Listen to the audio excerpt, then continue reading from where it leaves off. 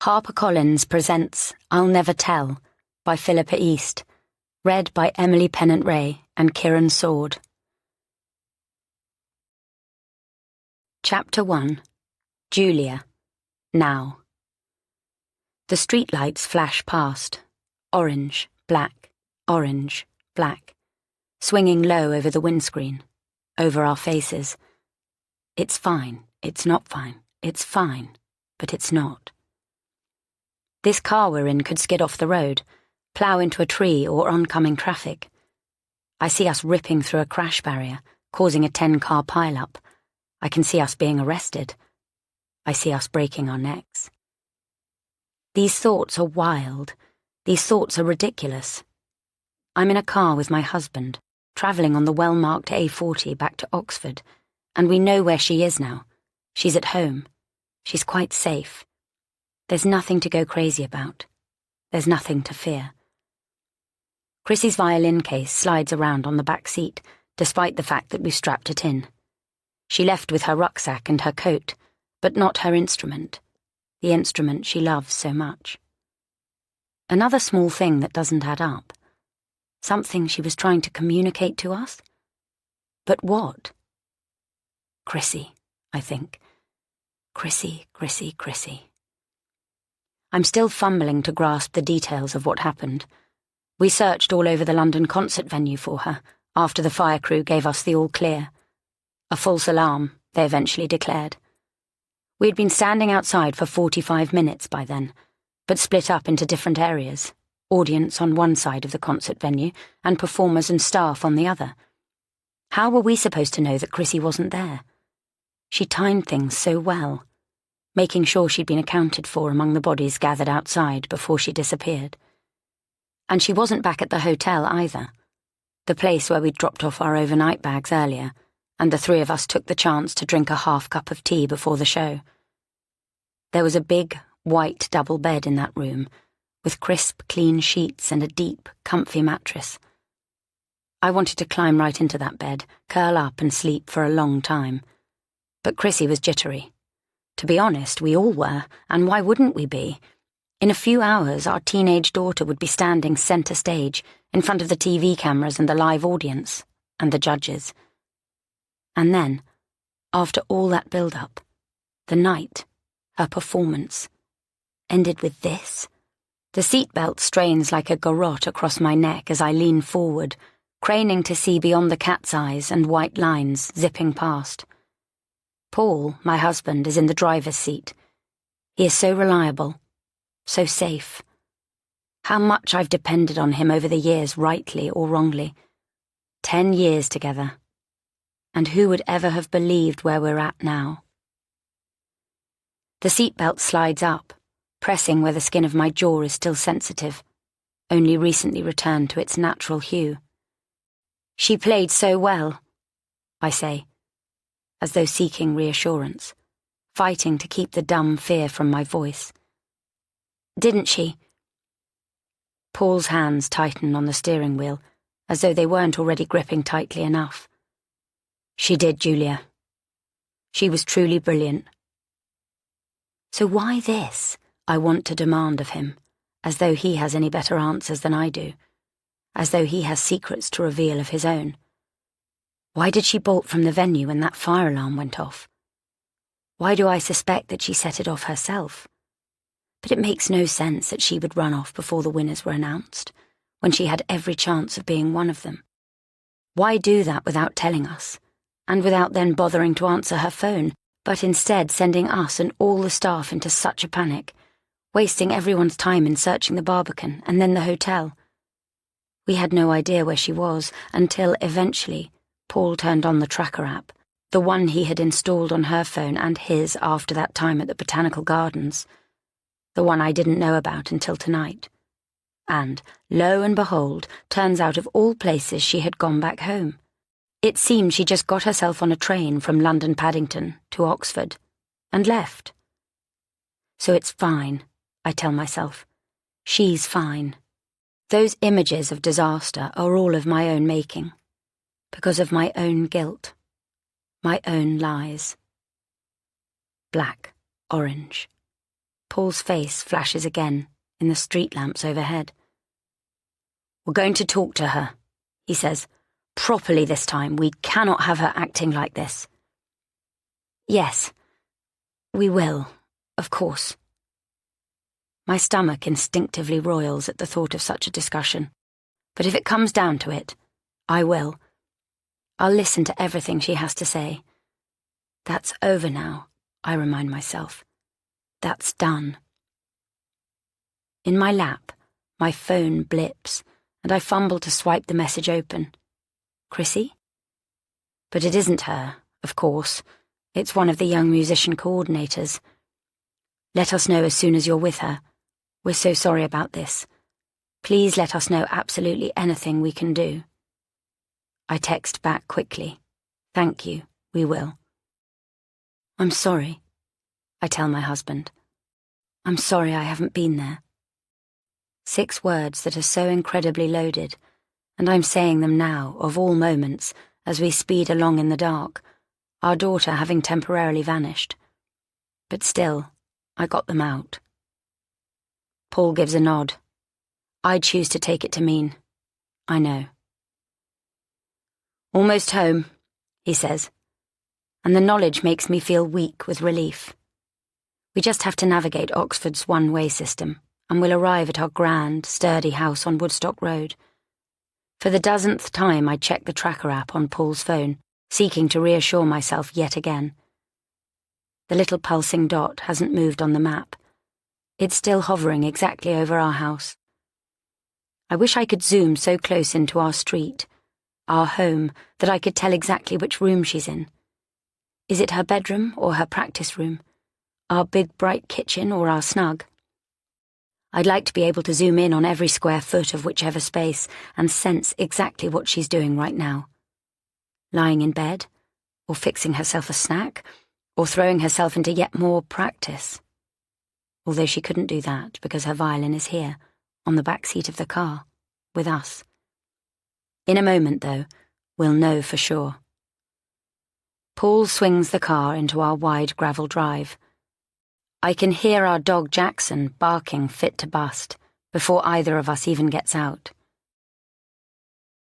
Thank God. Thank God there's a light on upstairs, in Chrissy's window, with her bedroom that stretches across one whole end of our house. Leaving the suitcase and her violin in the car for now, I find myself almost shaking with relief as I point up for Paul. Look, she's in there. She really is home. The adrenaline drains from my body, leaving my limbs weak. I wonder whether she walked back from Oxford train station or took a taxi. Either way, she's probably been back for close to 2 hours. Jackson's barks continue to ricochet from the indoor hallway. I grab Paul's arm as he puts his hand on the knob of our front door. Calmly, I say. We have to go in there calmly. No panic, no shouting at her. We'll just let her know how worried we've been, that's all. My head feels loose on my neck as I speak. Despite my anger and my lingering fear, I know we still have to get this right.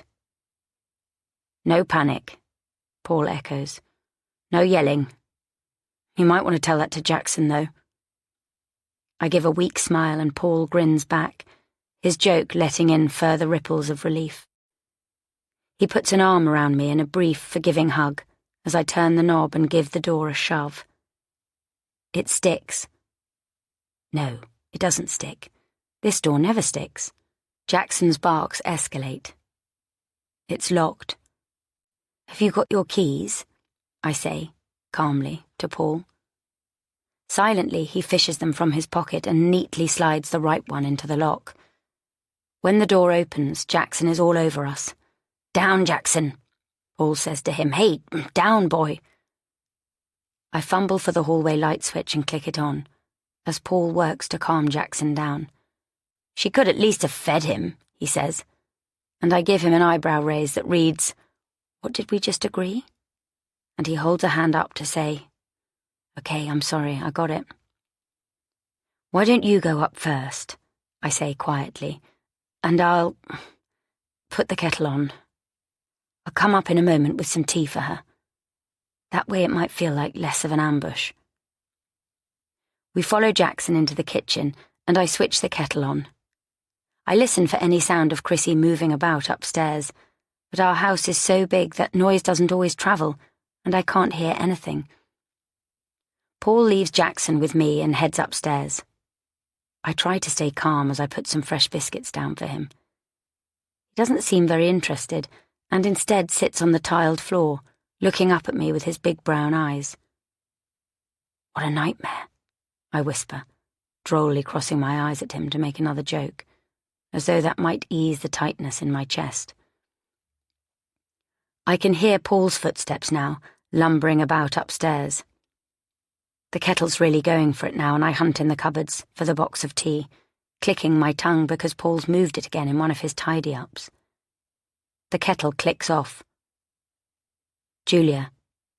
I jump, spinning round to find Paul standing there. I didn't hear him come back down over the rumble of the water. "What is it?"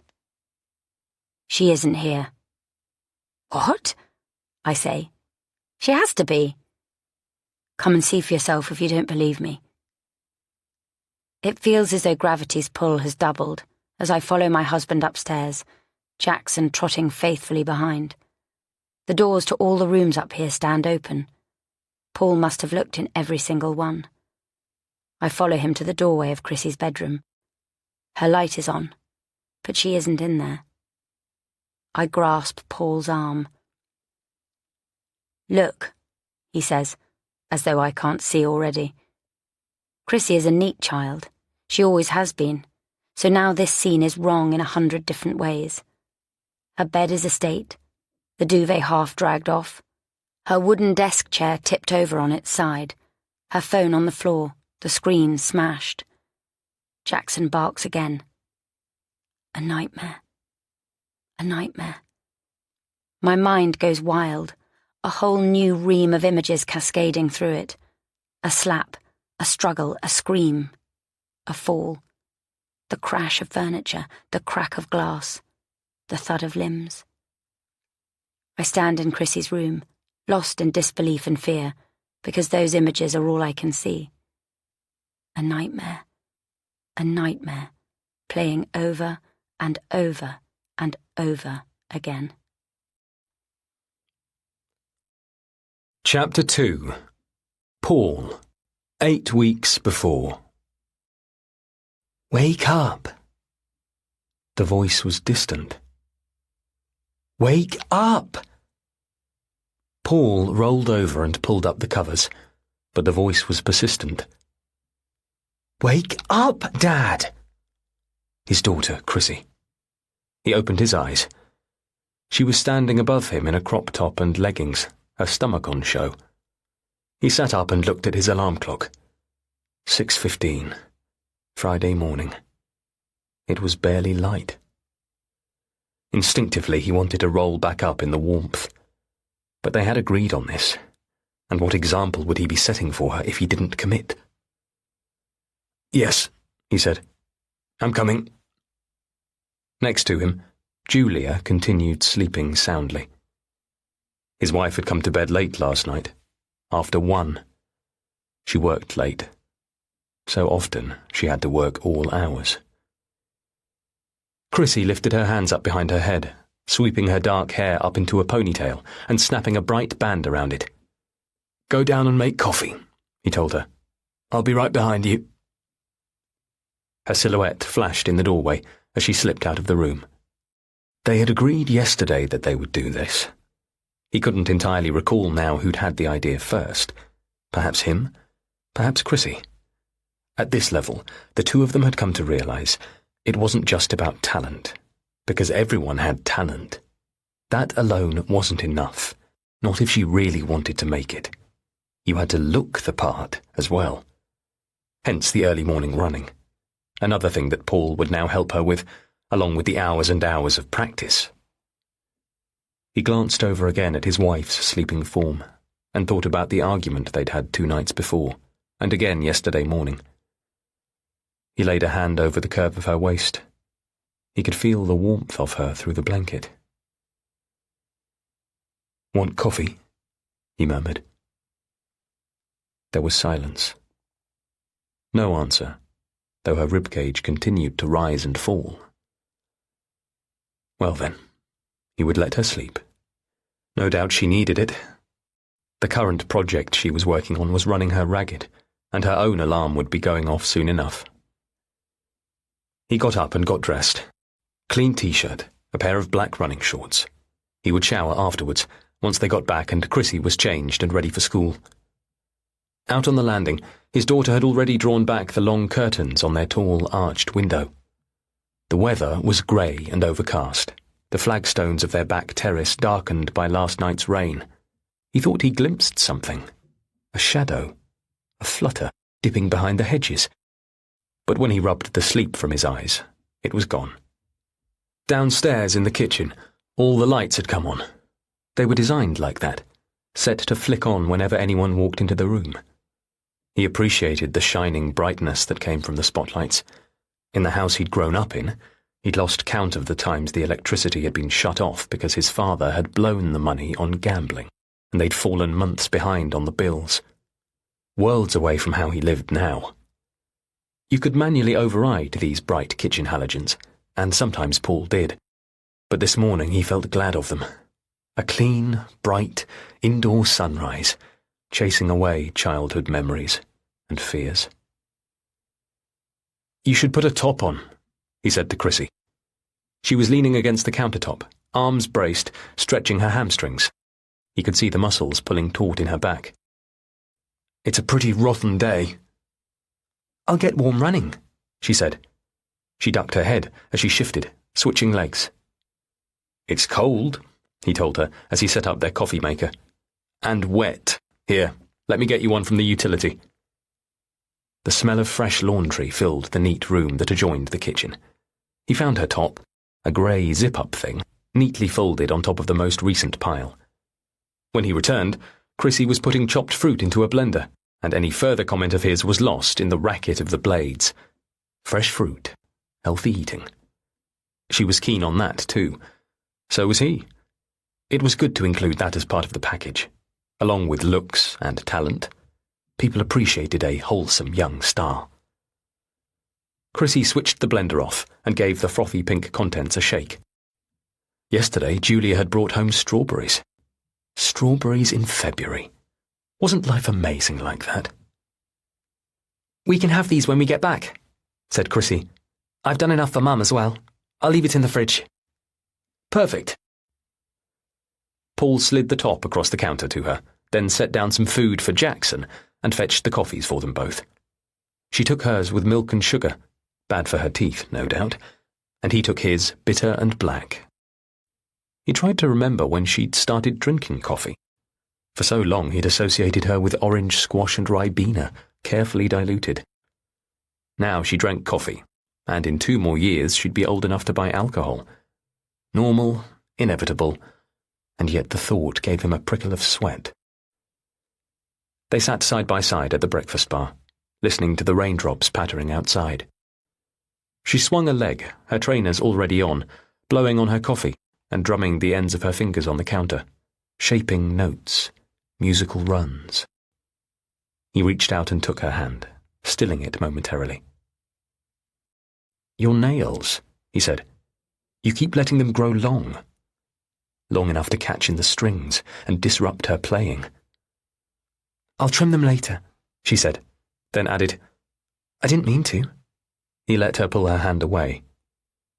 Under the nail tips, though, the calluses that she'd built up from years of pressing down on fine metal strings were as firm as ever. "So we'll practice the Alwyn Sonatina this evening, shall we?" It was a modern piece, practically a film score, but it was also demanding, parts of it sitting right at the limit of her range. Chrissy flexed her wrist. She had small, delicate wrists, but so strong. He knew that. "Can't we work on the bark? Something different? We've been doing nothing but the Alwyn for weeks." That wasn't true, and Chrissy knew it. They mucked around with other stuff in between. But she was right that their main focus right now was the Alwyn. She still hadn't nailed it. She knew that, too. Come on, don't cop out. You know you've almost got it. If you say so. She slid off her stool. He grinned at her. I do. He drained his coffee, then reached for her mug too. Have you finished with that? There was a mouthful left, but she let him scoop it up anyway. Yep.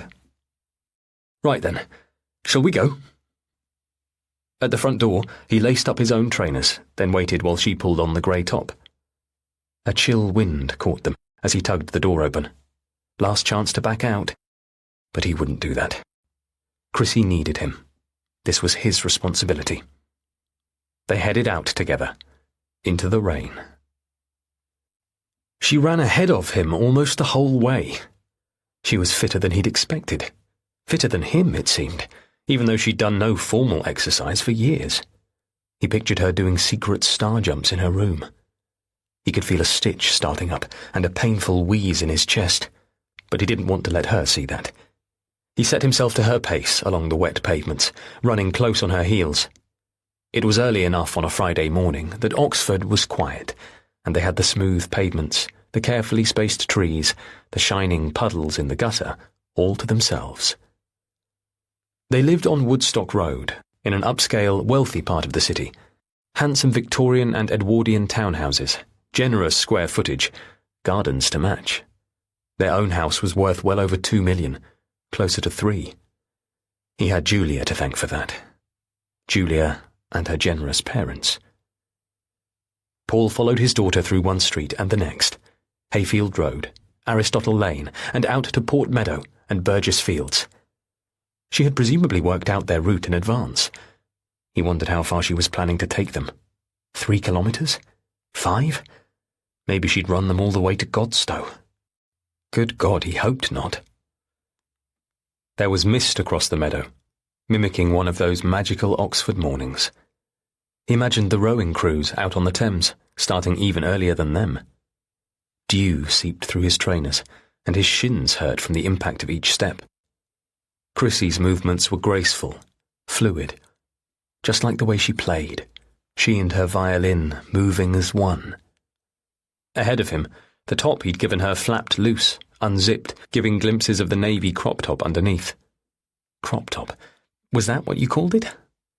The wind was against them, but she ran harder, faster. "Chrissy!" he called out to her.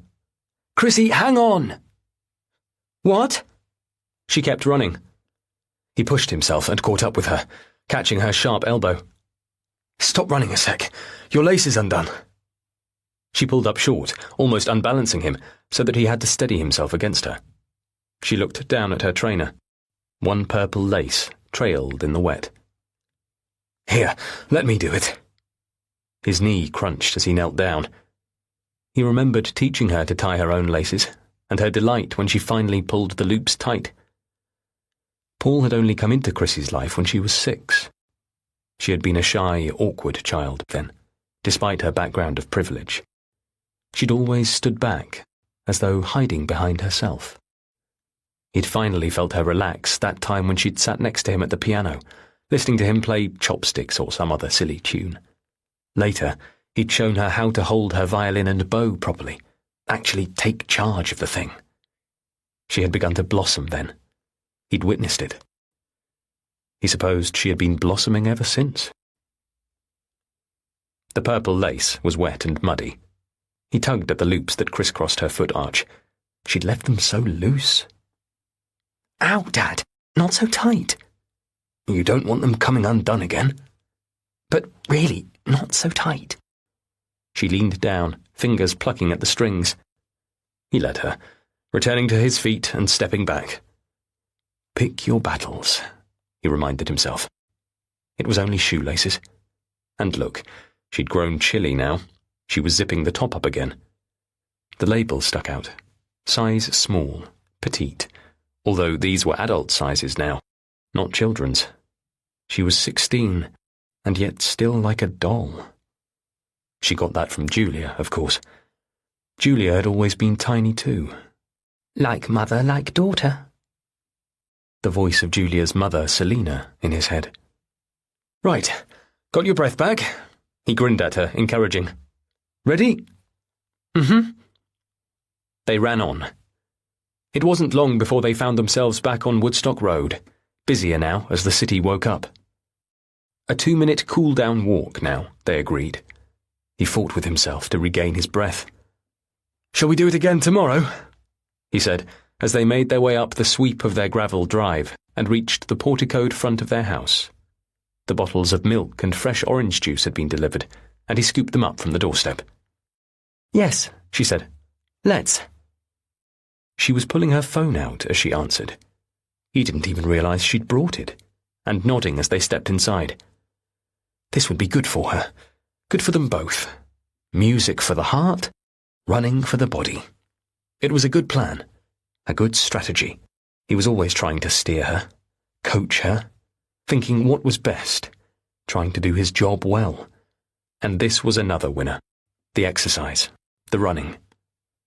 In the front hallway, Chrissy steadied herself on the wall to shuck off her trainers, blue-cased phone still clutched in her hand. Paul's heart rate was easing now, after their warm-down. It was slowing, returning to normal, until he saw the words that pinged across her screen. Chapter 3. Paul. 8 weeks before. The words disappeared again almost immediately, so fast he could convince himself they hadn't been there at all, or that he had misread them. Chrissy was holding her phone casually as she balanced herself against the wall. She didn't appear to have even seen the message. Perhaps it was nothing. In all of this, he had to be reasonable. It was the only way to ensure that Chrissy listened to him and stuck to the rules.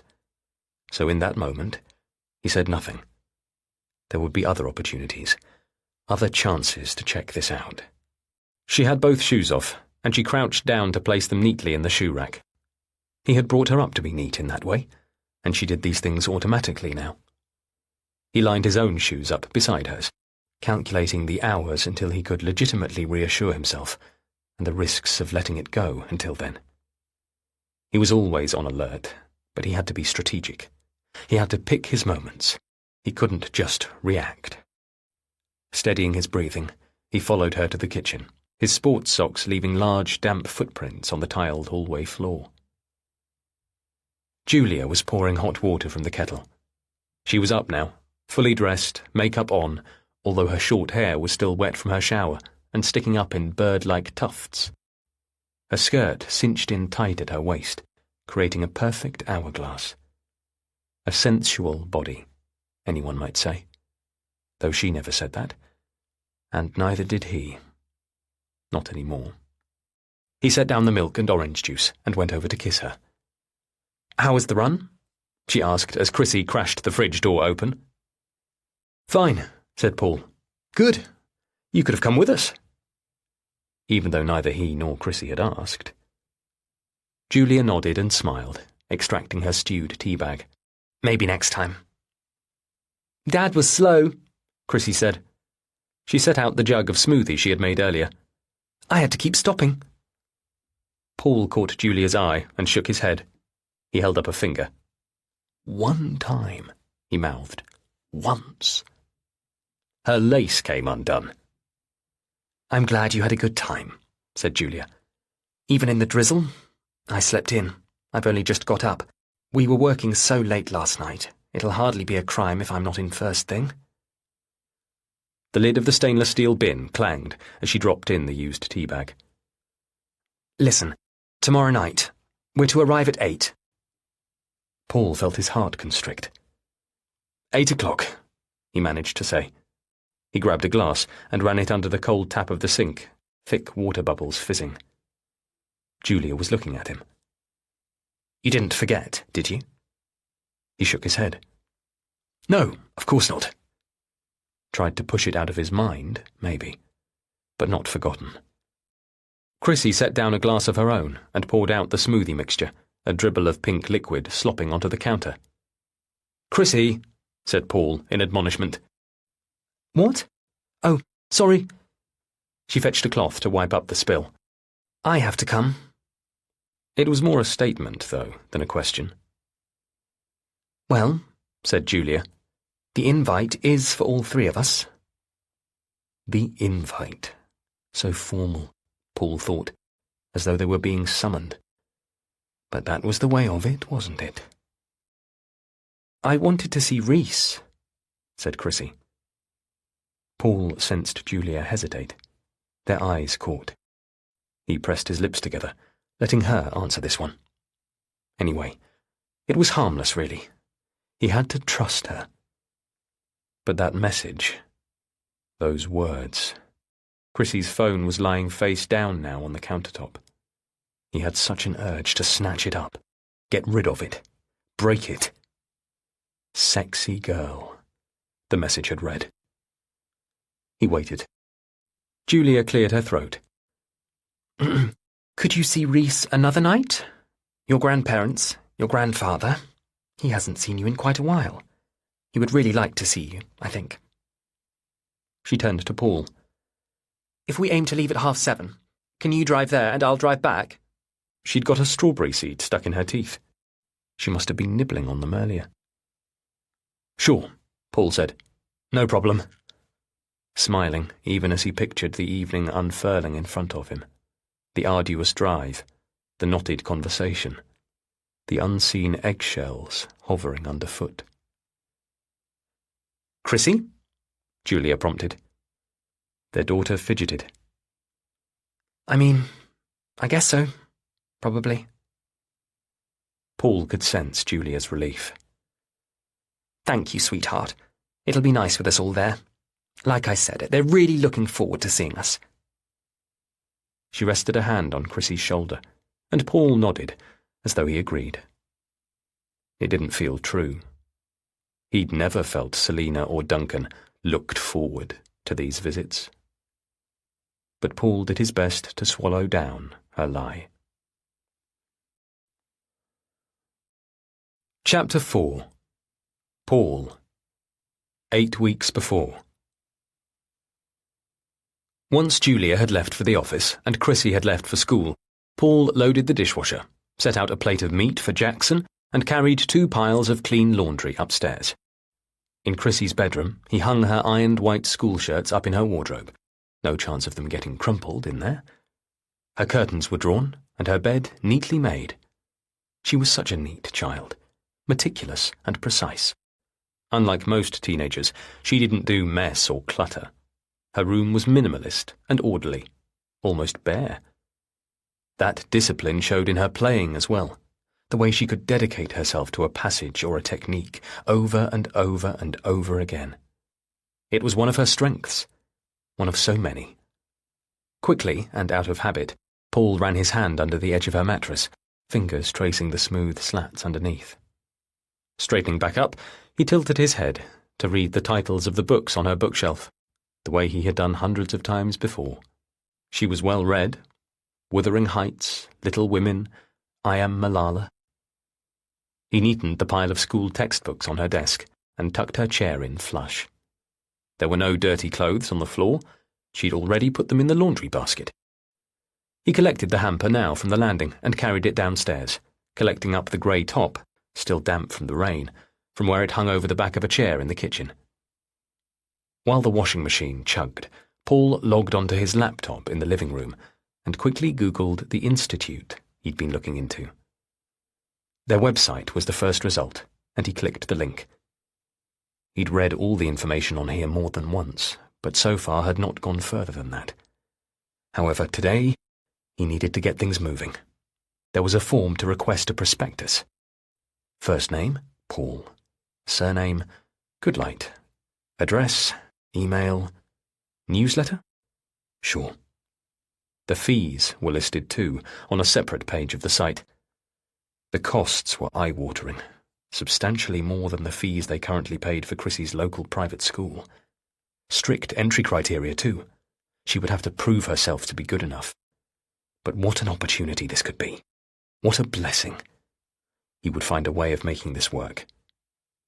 He completed the request form and clicked Submit, his hand shaking only slightly once it was done.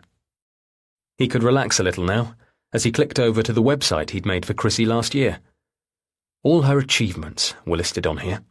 On the homepage there was her professional headshot, details, about me, and links to the awards and prizes she'd won.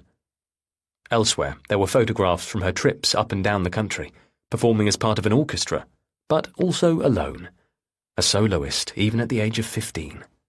The week before, he'd updated the blog with Chrissy's latest news, the few paragraphs she'd agreed for him to upload.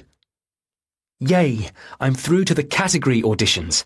Only 125 musicians perform in this round. Wish me luck. Only 5 musicians from each category go through." There were comments underneath with people's good wishes. He recognised the names of her tutors, like Mr. Donaldson, and school friends. A couple of comments from her friend Reese. Paul clicked the little purple icon on her contact page, the one that linked you straight to her Instagram. It was a carefully curated account, mainly pictures of her violin in carefully staged places, pages of the music she was rehearsing, a book she was reading, or shots of Jackson. He scrolled through her posts. He'd missed a few that she'd shared in the last few days.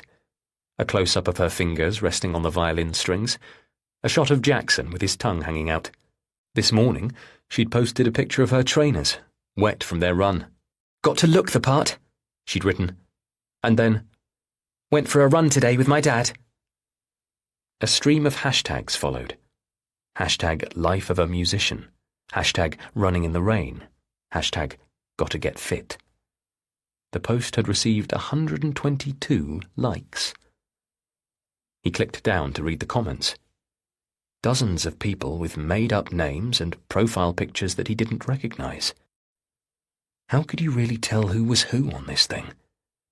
There were spam comments, promote this on @gigwear, nonsensical comments, Lolo45, hashtag sister, overfamiliar comments, please message me back. He signed into the account to delete those. Others were nicer, benign. "You go, girl. BTW. Cute Reeboks." "What, in the rain?"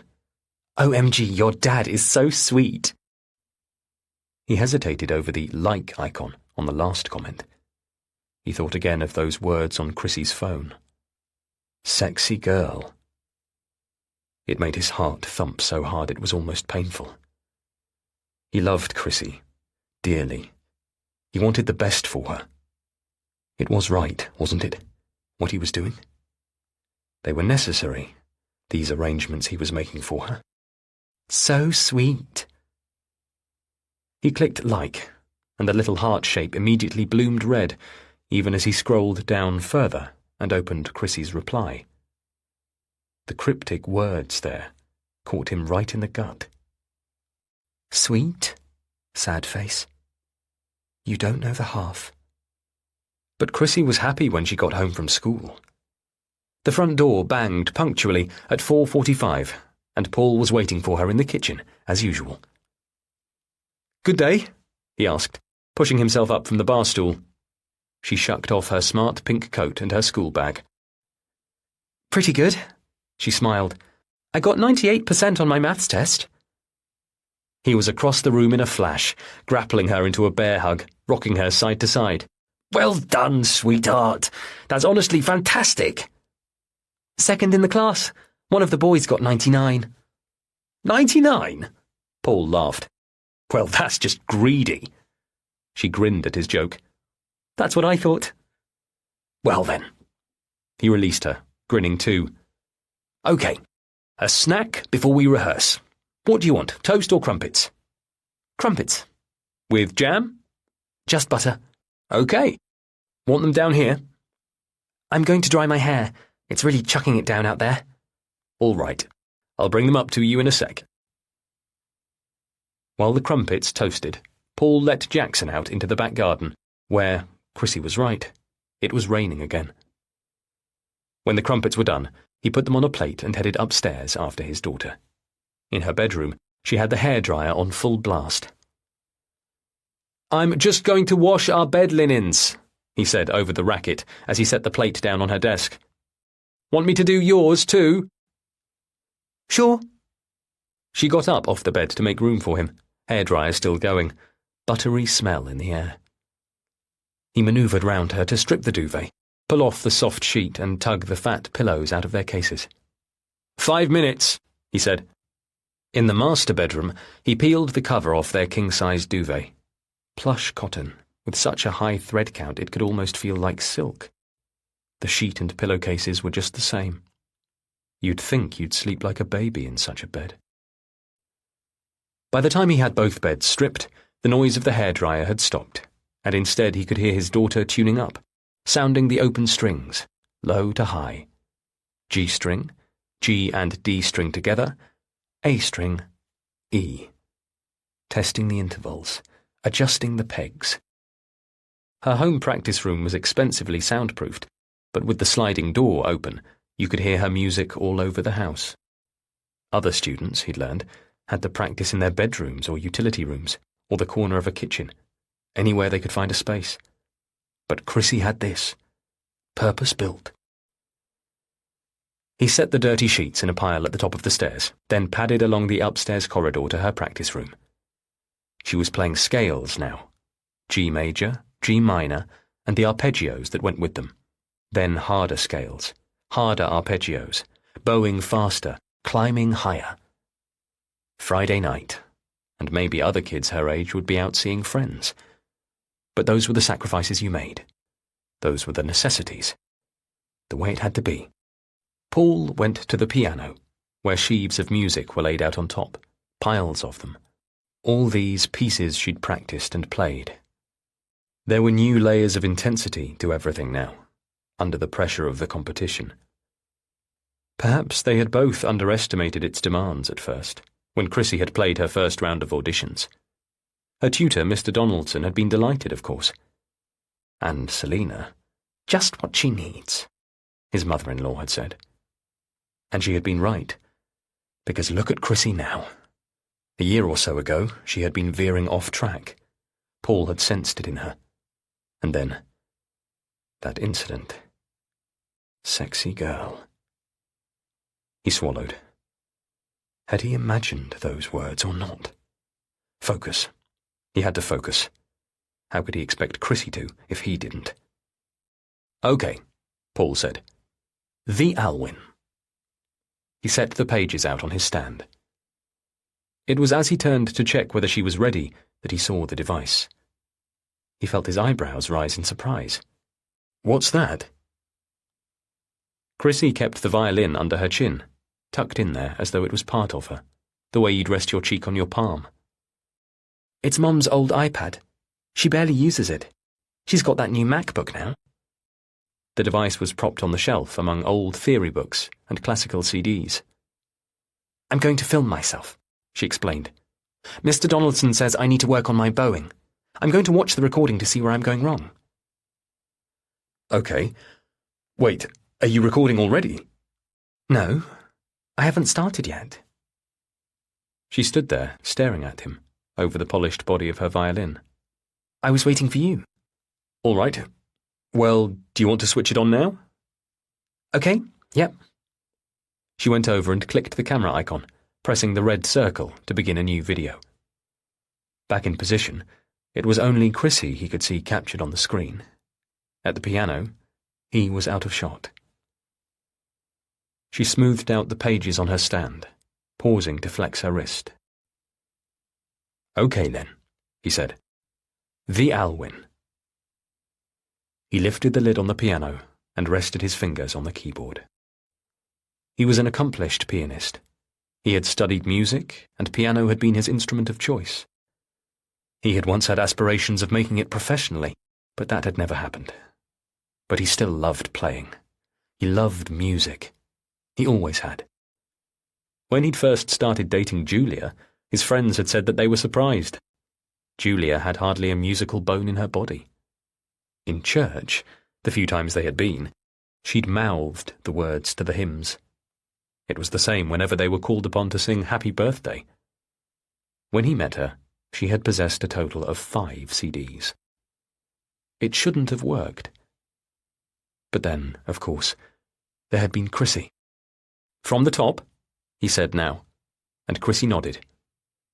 Sure. She had gone back to her surreptitious wrist flexing. Paul paused. You okay? What? He pointed. She hesitated. It just hurts a bit. It hurts? She shook her head. Only a bit. He let his fingers slide from the piano keys. That's not good. I mean, I don't think it's anything. Why then did it feel as though she was testing him? Be reasonable. Be reasonable. Your dad is so sweet. Paul cleared his throat. If you need to, we can skip a practice. Why were those words so hard to say? Because it was tangled up in there, wasn't it? Quickening those other motivations. There were reasons to push Chrissy, to focus her energies and attention into her playing and performances. Good reasons. Reasons that had been laid out for him time and again. Reasons he had come to trust. But even on those rare occasions when he longed to allow her a little give, this other motivation pushed him forwards like a secondary shockwave. The need to see realized, through Chrissy, all that he'd never achieved. But still, he'd asked her, he'd given her the option. Chrissy was quiet, smoothing out the already smooth pages. It's okay, she said at last. It doesn't hurt that much. I bumped it at school. That's really all it is. Not muscle strain, then? Or tendinitis? If you're sure. Yep. He didn't hesitate this time. All right. He placed his hands back over the keys. At tempo or slower? At tempo. Might as well. All right then. 2 bars in. As they played, he immediately felt the pull of the music. It had never left him, even when he had left his own ambitions behind. They were beginning the high passage now, where Chrissy needed to move her left hand up the neck, 3rd position, 5th, and with no frets to guide her the way there were on a guitar. It was breathtaking to him every time, the way she could produce that river of sound as though she was conjuring it straight from the air. She made it seem effortless, but of course it wasn't. She worked and worked to be able to play like that, because it was only when the technicalities were resolutely pinned down that you were free to add expression like that. The technicalities. Paul stopped, lifting his hands from the piano keys and lifting the foot pedal to stop the noise. Hang on, he said. You're flat. Chrissy let the violin fall from her chin, swinging precariously from her hand by the scroll. For a dread moment he pictured her letting that precious instrument drop. It had taken them years to find this violin, the one that fitted with her, that could keep up. She'd had others before this, but she had always been frustrated with them, and it wasn't until they had visited a specialist in Heuerhagen, Germany, that she had found this one. Paul had felt himself grow pale at the price, and the thought of going to Julia to discuss it. It would be Julia's money, after all. But in the end it was Chrissy who had convinced her mother, in a rare display of obstinacy that Paul had never witnessed before or since. And now she was treating it as recklessly as that. No, I'm not, Chrissy said. He took a breath. Chrissy, love, you are. This was the other thing. Paul was one of those rarities, someone who had perfect pitch, able to identify a note from nothing, and unable to ignore it when that note was out. You are. I can hear it. She turned away from him, rechecking her basic tuning. Open string, open string, open string. He interrupted her. It isn't that. Your tuning is perfect. It's your finger spacing, Chrissy. You know that. Play the scale, 3rd position and upwards. You need to hear where you're hitting it wrong. Silence. Then, fine. No piano now. Just Chrissy and her violin, the scale rising up, up, up, deliberately yet agonizingly slowly, until... There, hold it. He got up from the piano stool and came to stand by her, bringing his own hand parallel to hers. Close up, he could feel the heat coming off her hand. Her wrist? Perhaps it was hurting more than she'd let on. Here, 7th position, your 3rd finger. It's here you're going flat. He reached out to adjust Chrissy's slim finger by the tiniest amount, a fraction of an inch. Try it now. And to his relief, this time when she set her bow to the strings, immediately the note resolved itself, letting forth its sweetness and heady perfection. You hear it now? You hear that difference? She held herself still for a moment, as though inwardly fighting him, as though loath to accept that he had been right. He understood. He had to allow for this small resistance. It was so difficult, so demanding, the constant requirement to get everything right and give your all to it every single time. But it was his job to push her like this, nudging her towards perfection. She was more than capable, and he always made sure she knew that, clear in his praise for her. She cared about this, Paul reminded himself. She wasn't about to throw it all away, because it was worth it. It would always be worth it. The tension within her eased, her posture softening. Thanks, Dad. I can hear it, yes. Paul squeezed her shoulder. A relief, a reward. Breathe in, breathe out. He smiled at his daughter as he sat himself back down at the piano, hands steadier. All right then, chickadee. Let's go on. Afterwards, he made up her bed with fresh linens and collected the empty plate from her room. When he came to put fresh sheets on the master bed, his and Julia's, Chrissy's phone was lying face up on the bare, white mattress. Paul set the king-size sheets down on the bedroom chair and picked it up. He could hear Chrissy, downstairs this time, still practicing, but in the kitchen now where the acoustics were different, allowing her to hear herself afresh. Her tuning was perfect now. She had fixed that slipped intonation. He typed in her 4-digit password, bringing the screen to life the way he had done countless times before. He checked for new apps she might have downloaded. He checked her internet search history. He checked each one of her messaging accounts. As parents, they had been advised by her school to do this.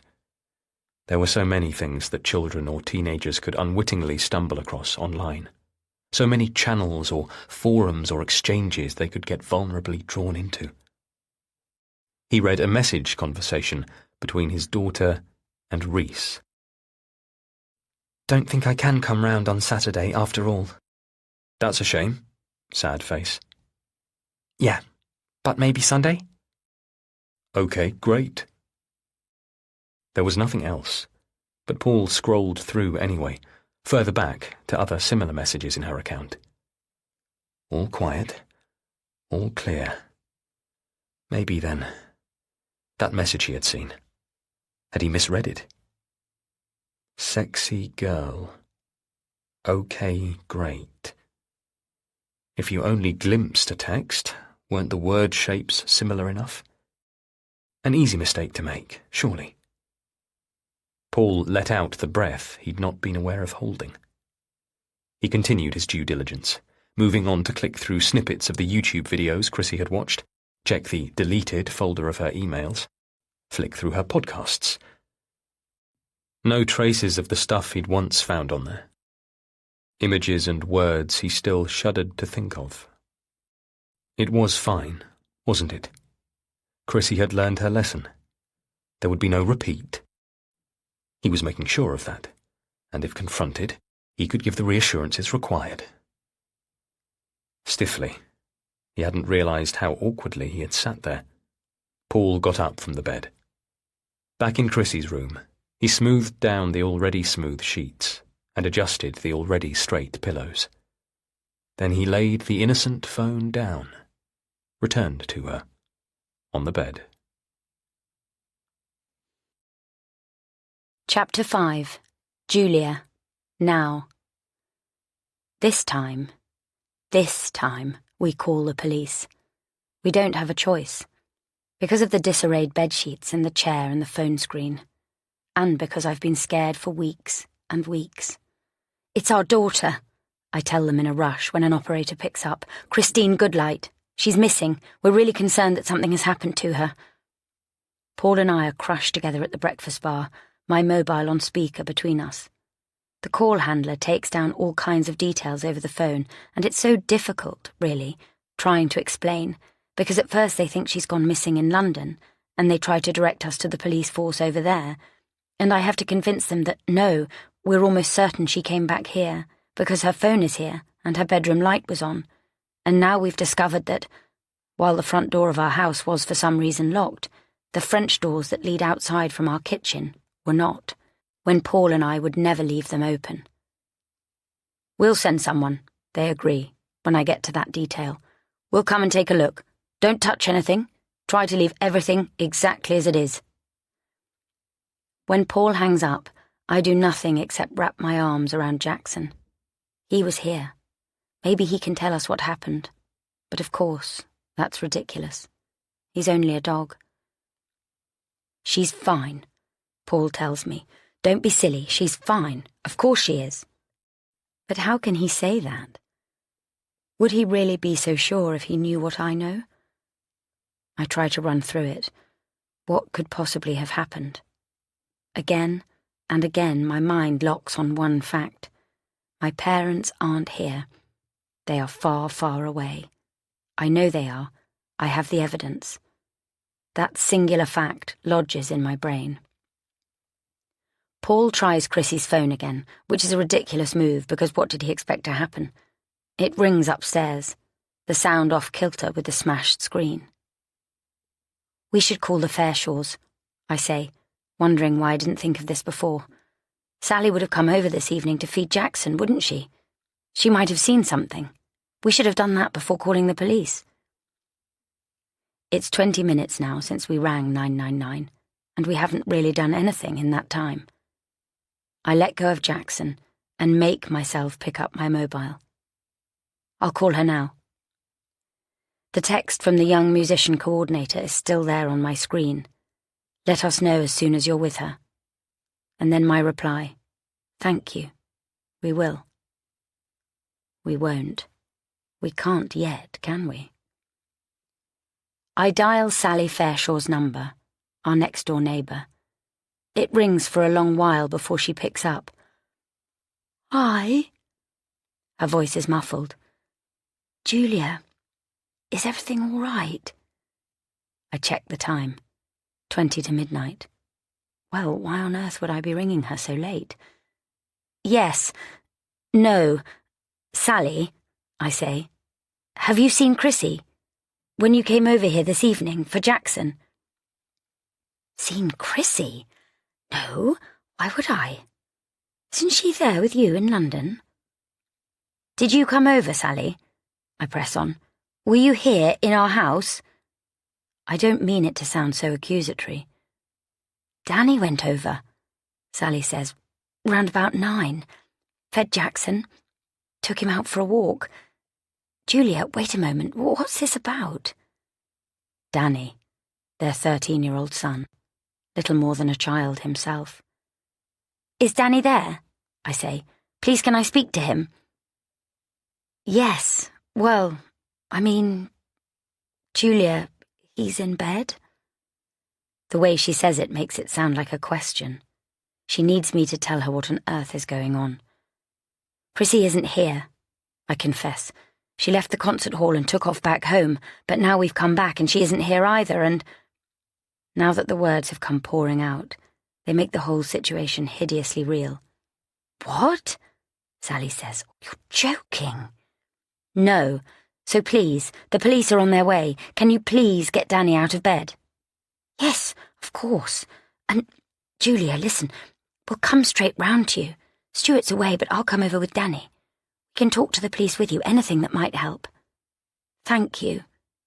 I almost feel like bursting into tears. Sally, thank you. I lean into Paul as I drop the phone and hang up. For the first time in months, perhaps years, I find myself craving the solid form of him. Paul, who helps me, cares for me, protects me, who is dependable, steady, who always keeps me right. He wraps his arms around me, and in that moment I want nothing but to have him hold me. I want so desperately to believe that giving myself over to him like this is all I need to do to bring our daughter back. They send us 2 police constables. Sally and Danny are with us by then. Sally's hair dishevelled from sleep, and Danny a mass of teenage awkwardness in jogging bottoms and a hoodie with his hair ungelled. As I let the officers into our house, one of them, the woman, says, "I'm going to switch on my body cam so we can record everything." She touches the side of a small black square attached to her body armour, and then I can see myself right there on the little monitor, just like watching a real-life drama on a tiny TV. I walk stiffly ahead of her, back into the kitchen, and then Paul and I show both police officers up to Chrissy's bedroom, leaving Sally and Danny downstairs to make tea. Tea, as though it's the solution to any crisis in the world. With the officers here, I shove every other thought from my head. It's like dragging an entire stage set to one side. But I do it. Nothing else matters. Nothing else is connected. I have to give my mind over to what is right in front of us. Right now. Chrissy is missing. That's all we know for sure. And everything else is just a distraction right now. "We didn't touch anything," Paul says, as we reach her bedroom doorway. "Well, we did. I mean, I did." I glance across at him, caught off guard. "I just picked up her phone," he goes on. "I couldn't help it. I was so shocked to see it lying there, but I put it right back down again where it was. I didn't open it, and neither of us have touched anything since."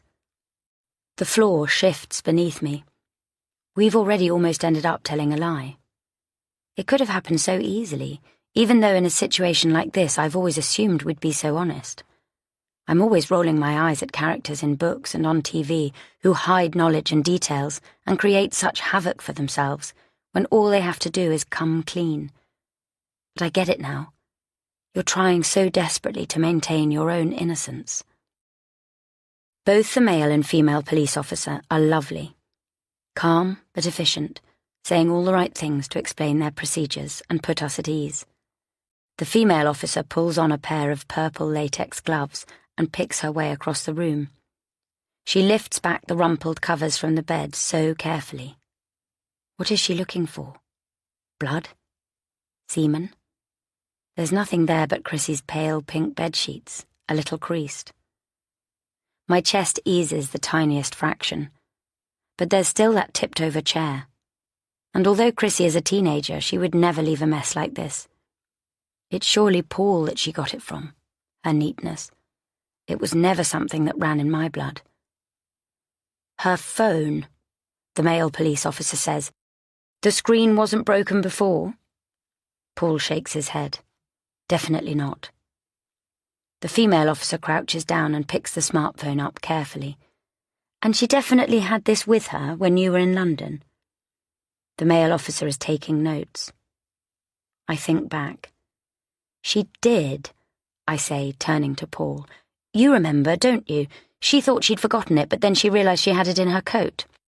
I remember her feeling for the rectangular lump in her pocket as the 3 of us prepared to set off in the car. "Never mind. Got it." Her words short and clipped.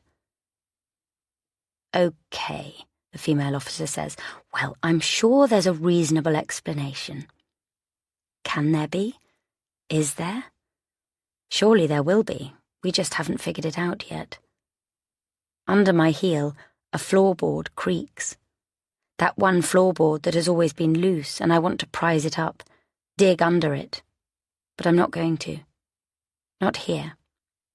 Not now. The male officer is going through Chrissy's wastepaper bin, tipping it onto its side. He has gloves on as well, and he's being so careful as he lifts something out. It's a shiny, square booklet with a typed white sheet of paper attached. "I recognise that," says Paul. "It's a Royal Institute prospectus.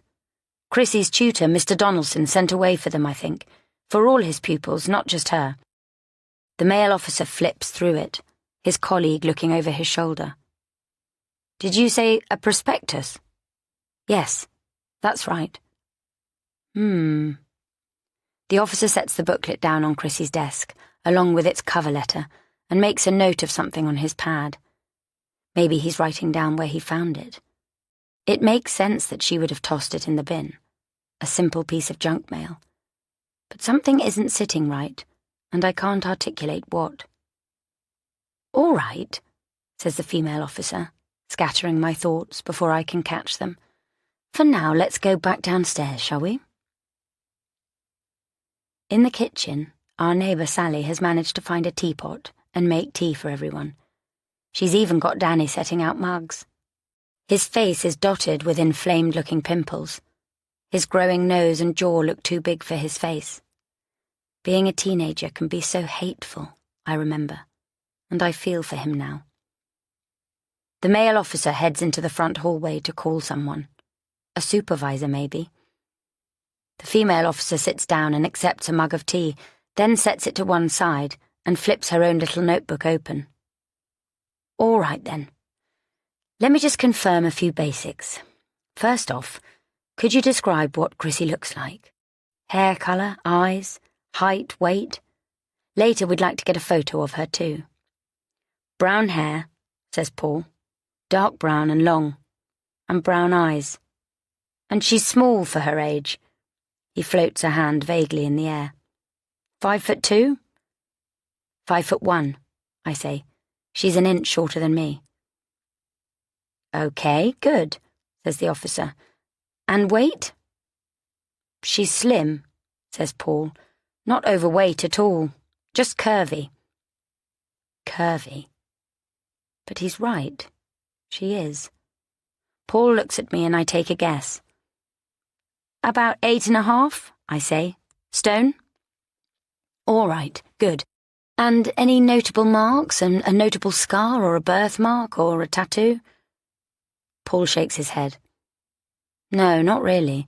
Just a chickenpox scar under her chin here." He points to his own jaw. "And a tiny scar on her right knee from when she fell off her bike." I rack my brains, but I can't think of anything else. Chrissy's features are regular, perfect and sweet. But that's not a distinguishing feature, is it?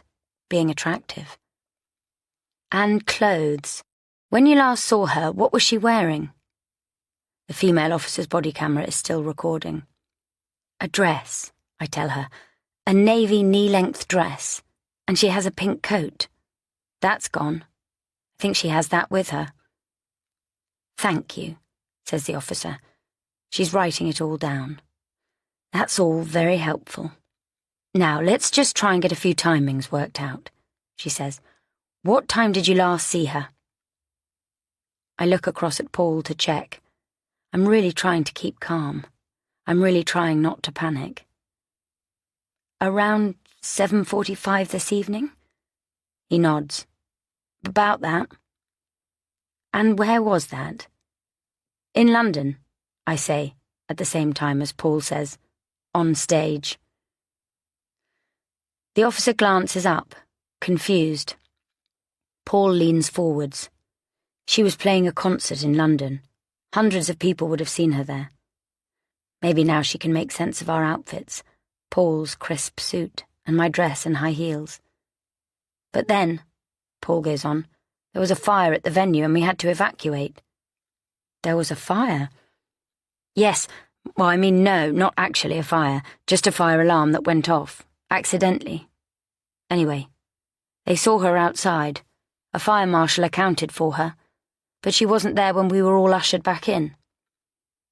The officer makes a note. "And no one saw her again after that?" "Someone must have," I say, "but we haven't. We didn't. We only realised she'd come back here when we used the tracker app on Paul's phone." Panic is rising up in me after all. "She came back." The officer makes another note. "All right, and how would she have done that?" "By train? She could have got a train straight from Paddington." "She must have done that," says Paul, "even though to get there we drove. She's done it before, though, that route, by train. Last year, she had orchestral rehearsals in London. I watched the officer's pencil move.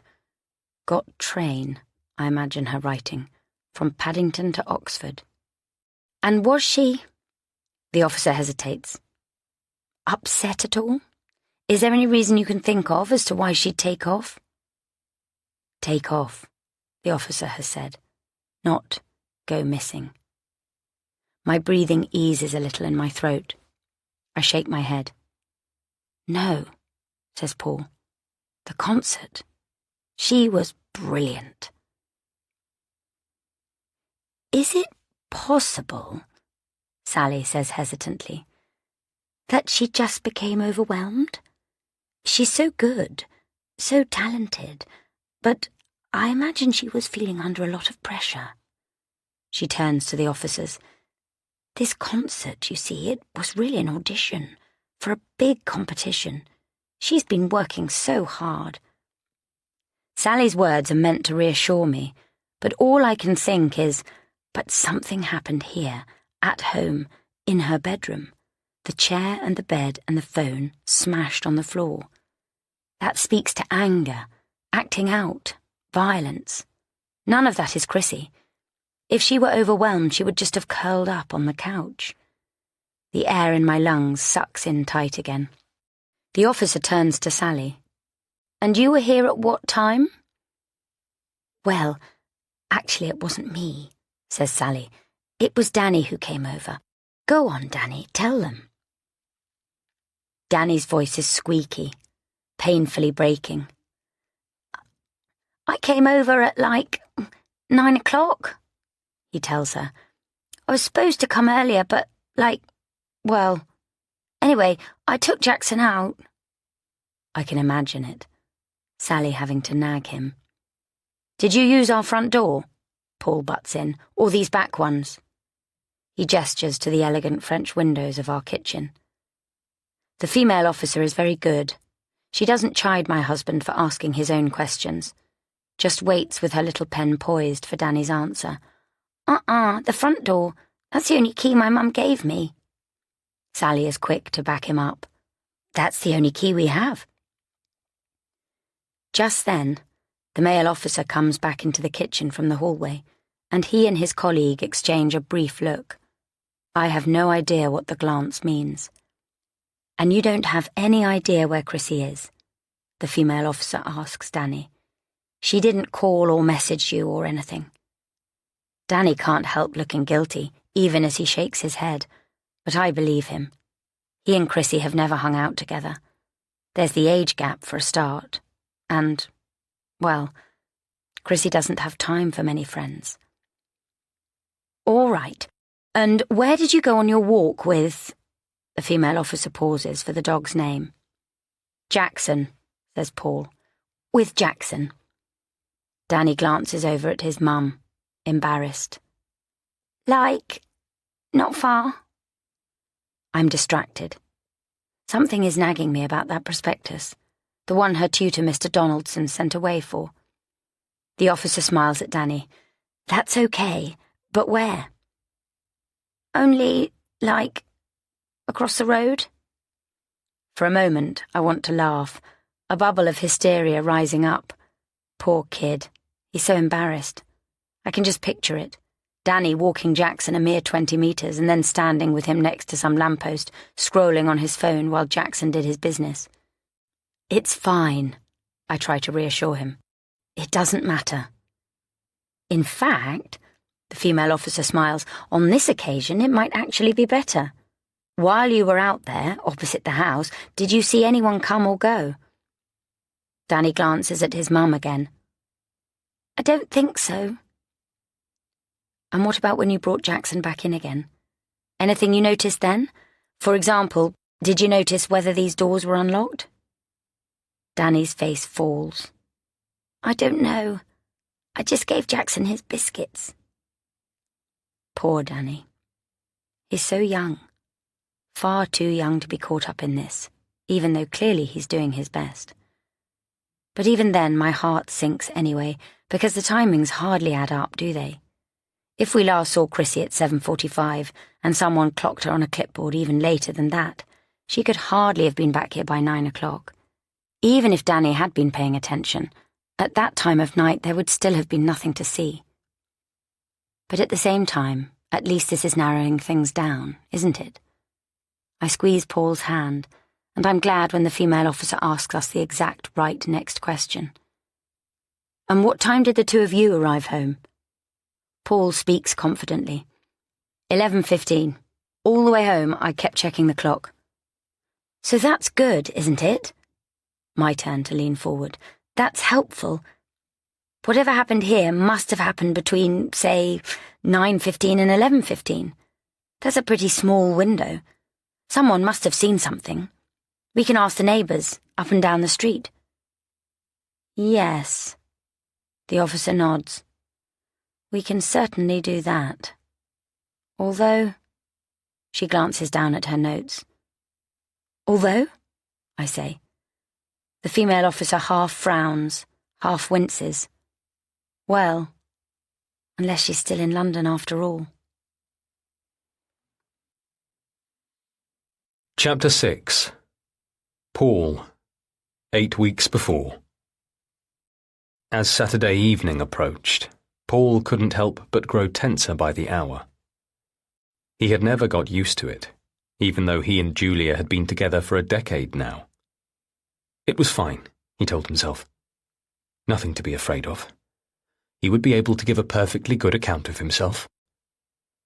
But he had grown up with acute senses, an uncanny awareness of dynamics, an acute attunement to the shifts that preceded his father's gambling binges, tracking his mother's fits of crying that had no rational explanation for their beginning or their end. In certain situations, that made it impossible to relax. His fingers slipped as he did up the buttons on his expensive, freshly ironed shirt, and his head swam as he pushed his feet into handmade leather shoes that pinched his Achilles tendon. As they drove to the outskirts of Guildford, he felt the heat and sweat on him. Chrissy was silent as a ghost in the back, small and pale against the dark seats, headphones in and attached to her phone, listening to music or a podcast. Looking out the window, though, not scrolling or texting. Quiet. And Julia? Well, at one point Julia looked over at him and, for a moment, took his hand.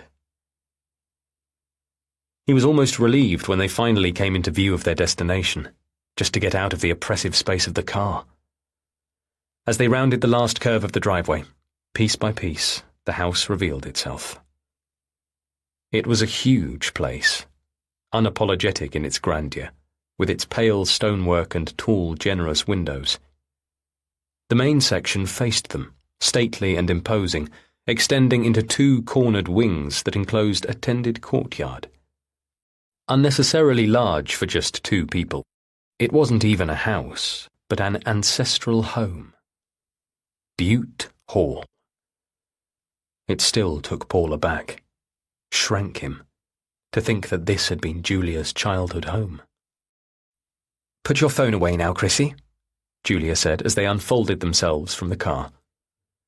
It was accepted as one of the rules here. No texting, no browsing, no screens. Along with no touching of the oil paintings in the hallways, no glasses set down on the mahogany wood surfaces, and no shouting, no shrieking, no running indoors. In the reflection of the car window, Paul checked his tie and jacket. Did he look the part? He always tried to, but in all likelihood he never would. Not properly. Because there was always more to it than the clothes you wore or the car you drove. There was a certain ineffable something ingrained in people who came from generations of money. He'd sensed it when he first met Julia. Something he knew he'd never had and could never fake. There were other reasons why he'd been granted admission. Julia stepped up to the huge front door and rang the bell. Paul could hear it clanging inside. Whenever they came here, he always half expected a maid to answer the door, or a housekeeper, some kind of Mrs. Danvers. But it was Selina herself who swung the door open to welcome them. lady of the house. She hugged Chrissy first, her granddaughter, and then her daughter. As she drew Julia into a stiff embrace, Paul was sure he saw Selina flinch. In pain? Yes, he remembered now. Julia had said she'd had a fall recently and badly bruised her shoulder. Julia's parents were elderly now, inevitably growing frailer with each passing year, and yet still Paul could never imagine them vulnerable. After the fall, Julia hadn't even considered taking her mother to hospital. Selina, she'd said, would have refused point blank. The Montroses were like that, seemingly impervious. Around them, it was always Paul who felt brittle, weak. "Come in," Selina was saying, and she led them through the dark-panelled hallways to the sitting room, where Julia's father was levering himself up from an armchair. The whole house smelled rich, leather and wood polish, silver and fine dust. "Paul," said Duncan. "and my girls." His skin was papery as he shook Paul's hand, and his eyes slid away the way they usually did, just as there was always a stiffness to the smiles he offered his son-in-law. 10 years, and Paul still felt he barely knew the man. "Duncan," he said, returning the handshake, trying to grasp some sense of affinity. Duncan. It still felt presumptuous calling him that. Even after his father-in-law's gracious insistence, it had taken several meetings before Paul could get past Judge Montrose. "And here's my Chrissy," said Duncan, releasing Paul and stepping forward to appraise his granddaughter. "Pretty as ever." Julia cleared her throat. "And Julia," said Duncan, "you look tired, my dear. Late nights?" Julia hugged him in turn, then sat herself down on the couch, brushing an invisible piece of lint from her knee. "Long hours." Duncan settled himself back in his armchair. "With work?" "Of course, with work." An edge to her tone. Now Duncan's eyes met Paul's, as though searching for corroboration, confirmation, and at once it was there. The undertow, the eggshells. Something hinted at and never said. Easy to think it was a simple criticism of him, the kind Julia used to rush to reassure him about. "They don't mean it like that. Of course they like you. Of course they respect the arrangement we have." But of course the eggshells in this family had layers. Paul knew there was more to it than that. "Drinks?" said Selina. "I'm driving later," said Julia, "but I'll have a G&T. "Just one," said Duncan. "Yes, Daddy, just the one." Duncan was already drinking what looked like sherry. He tipped the glass towards Paul, eyebrows raised. Paul held up a hand. "I'll wait until dinner, thanks." He knew he was going against the grain here, but he had learned through bitter experience the importance of keeping his wits about him during visits like this. There were so many ways to capsize the ship. Chrissy had perched herself cat-like on one of the wide, dark couches in the room, hands in her lap, legs in black tights, neatly aligned. "Chrissy," said Selina. "Something for you?" Chrissy glanced up. "An orange juice?" Selina nodded. "Of course." "So," said Duncan, easing back in his armchair. "What's new with you? How's life in Oxford?" Paul lowered himself gingerly beside Julia on the suede couch, conscious of not letting his trousers crease. Julia flexed a hand. "Good. We're all well." Paul cleared his throat. Did you know Chrissy's through to the category auditions of Young Musician?" Duncan fixed his eyes on Julia for a moment, then turned to Chrissy. "Indeed I did know. We're certainly proud of you. Are you proud, Chrissy?" Chrissy let out a half laugh. Of course. Well, that's good, isn't it? Duncan sipped his sherry. It's very good, Daddy, said Julia. She's been doing incredibly well. A movement in the doorway. Paul was careful to add, "She's been working very hard." Selina was back now, bringing in the other drinks, a gin and tonic for Julia and pulpy orange juice for Chrissy. She kissed the top of Duncan's head, cheek brushing against his thick white hair as she set down the empty tray. He caught her hand in return and tenderly kissed the back of it, a move of such chivalrous intimacy that Paul had to look away. "Sure you don't want something, Paul?" said Selina. "We won't be eating for a little while yet." He did want something, really.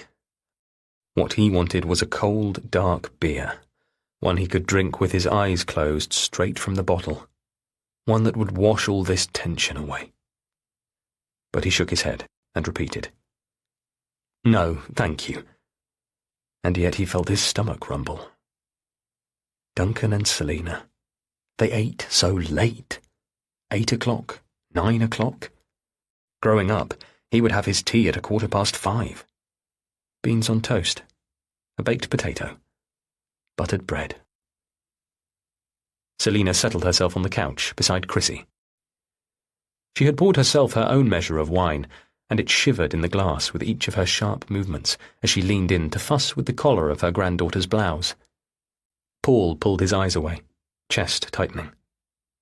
Duncan was talking now about one of his old cases, an artist who had been a pawn in some kind of vast fraud. Paul listened, nodding.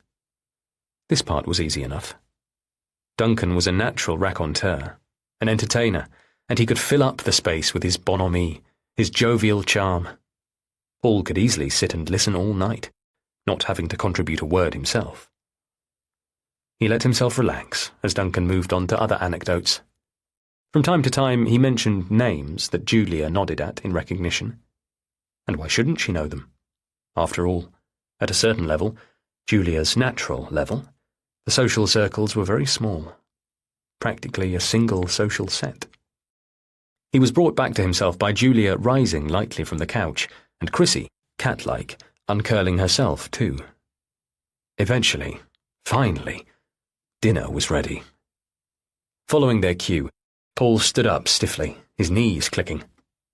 Selina led them through to the dining room, where they took their seats in the large, chilly space, a weighty chandelier hanging over their heads.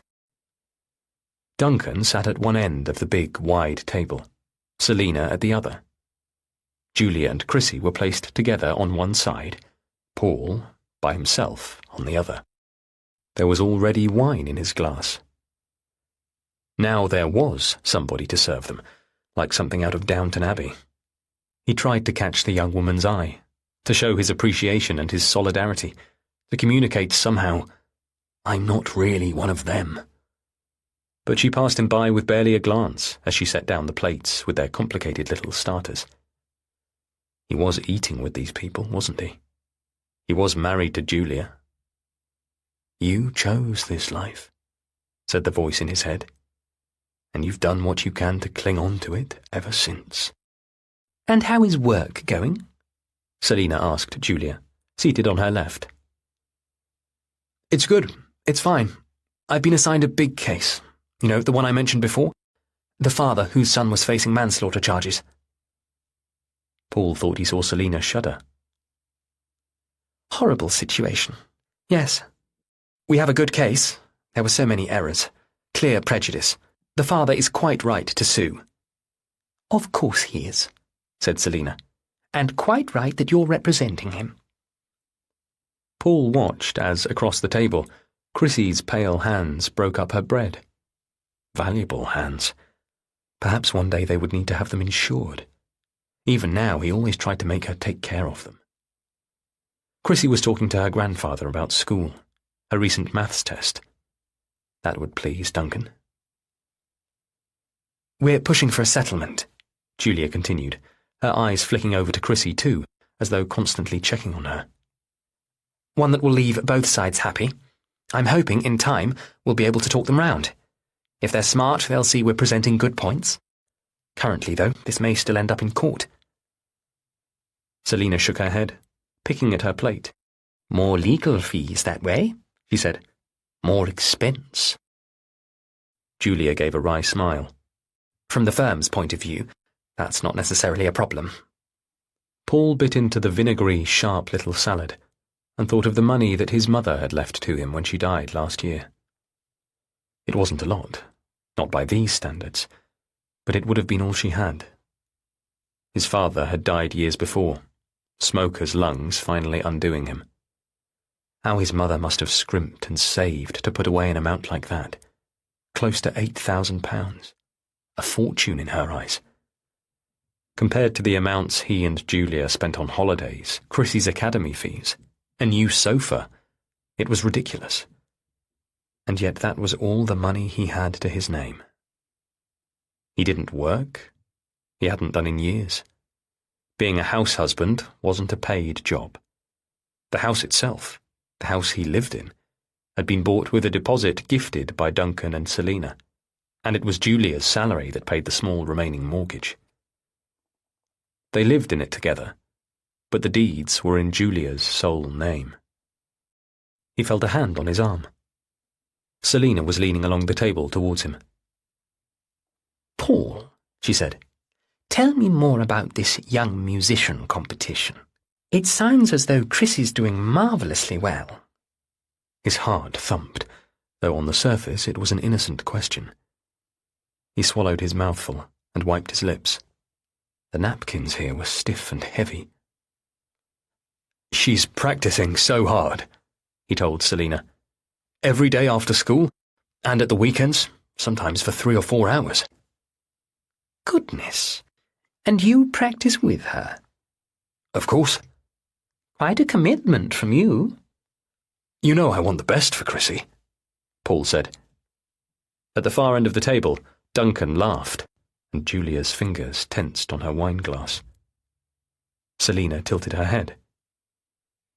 Yes, don't we all? Paul glanced across at Julia, but she was distracted, too busy listening in to the conversation between Duncan and Chrissy to be aware of her mother's subtle codes. Well, maybe if she wins, you should up her allowance. At the other end of the table, Chrissy's head turned. Selina had spoken loudly enough for her to hear. Paul smiled across at his daughter and replied softly to Selina. Maybe. Everything sounded so innocuous. Selina had expressed nothing but support of Chrissy's music. But Paul's heart was still racing. He couldn't seem to make it stop. In the gap between main course and dessert, he excused himself from the table. He needed the bathroom, and he needed a break, to gather himself for the last hour or so. Julia's eyes tracked him as he got up from the table, and he gave her what he trusted was a reassuring smile. He hoped that they were already through the hardest part now, and that no one would dig any deeper tonight. He could make it from here. Dessert, more wine, a liqueur if he had to, and then they could be in the car, safely on their way home. He climbed the main staircase, unexpectedly steep, and the steps awkwardly curved, the banister slippery smooth under his hand. He tried not to think of what he knew about this staircase. Julia had had a fall here during the final month of her pregnancy. It had been so bad that she'd ended up in hospital, and Chrissy had been born early, urgently, as a result. The fall had been the result of dizziness, lightheadedness due to the pregnancy. It was only later that another narrative had emerged via Selina. Dizziness was a far kinder story, she had implied, than the one suggested by Julia's later blood tests. Drugs in her system, Paul came to understand. But no one ever talked about that. Pieces of information like this were imparted to him quietly, gradually. It was a while before he came to understand the full extent of the difficulties Julia had had. What was being asked of him, what was required, only became apparent many months into the relationship. and given how he felt towards Julia by then, it had been far too late for Paul to disentangle himself. On the upstairs landing, he couldn't help himself. The door to Julia's old bedroom stood open. Even after 20 years of her absence, the space still smelled of her. He couldn't have described how, but it did. Her bedroom was kept the same as when she'd last lived here, in the holidays between her intensive terms at Oxford University. Her college scarf was still draped over her wardrobe, and if he opened the doors, he knew he'd find her sub-fusk gown. Her old law textbooks were stacked on her bedroom shelves. Naturally, she'd come out with a first. These things in here, they belonged to his wife. Symbols of who she was, parts of her that he couldn't ignore. It was a room that housed her contradictions. Almost unconsciously, he opened one of the small drawers in her vanity and found a few old hairbands and notebooks nestled inside. And a pack of photos. He had seen these before, though she'd never shown them to him herself. He knew he shouldn't look at them again, and yet he couldn't seem to help himself. After all, she was the one who had kept them. He lifted the flap and let the shiny prints slide out. These photos were from the days before smartphones, real photos that you got printed and didn't put up online. They were in black and white, a classy printing choice, and one that could make this other, younger Julia seem somewhat distant and unreal. He sat down on Julia's old bed to let himself look. Even within the hallowed halls of Oxford, there were still places only a few could access. Invite only to those with the right names and the correct pedigree and connections. Only the chosen, the bright young things. Everyone in these pictures was beautiful, and the clothes they wore were lavish in the extreme. Headdresses, tail feathers, animal fur, silk. Makeup that was exotic, extravagant, almost violent. A Midsummer Night's Dream meets Eyes Wide Shut. Paul stared at Julia, there in the centre. Dress slipping off one shoulder, one perfect breast exposed, and lying in the lap of a man he'd never met.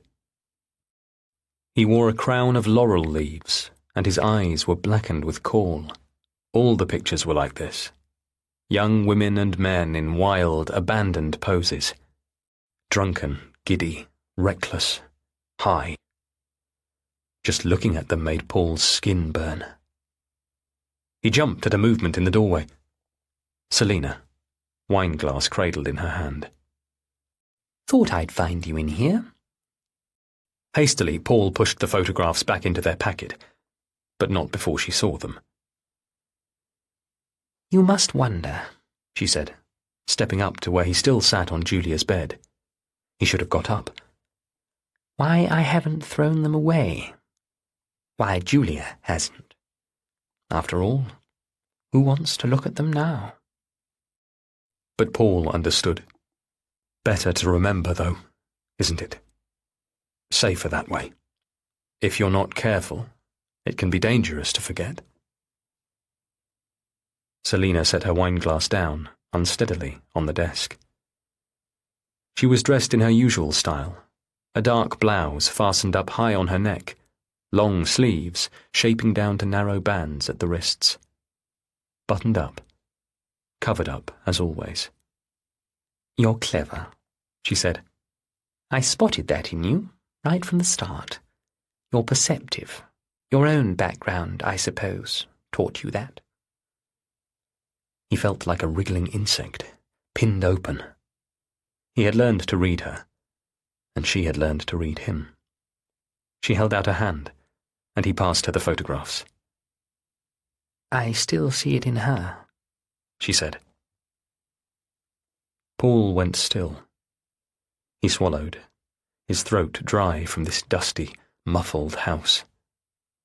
Selina set the photographs back in the drawer, but he knew the conversation wasn't over. These pictures, she said now. You're right, I remember. I can always remember. She swayed, smiling, and tapped one finger to her nose. And I know, she said. You haven't said anything, but I sat next to her tonight. Selina picked up her wineglass again, her hip bumping against the still open drawer. She was drunk, Paul realized. How had he never seen it in her before? Even after her G&Ts or so many glasses of wine, he had never perceived her as anything but poised and self-assured. Her upbringing, her breeding, could clearly conceal a lot. That fall, he thought now, when she had bruised her shoulder. Maybe it wasn't age-related after all. Like mother, like daughter. Selina's own mantra came unbidden to his mind.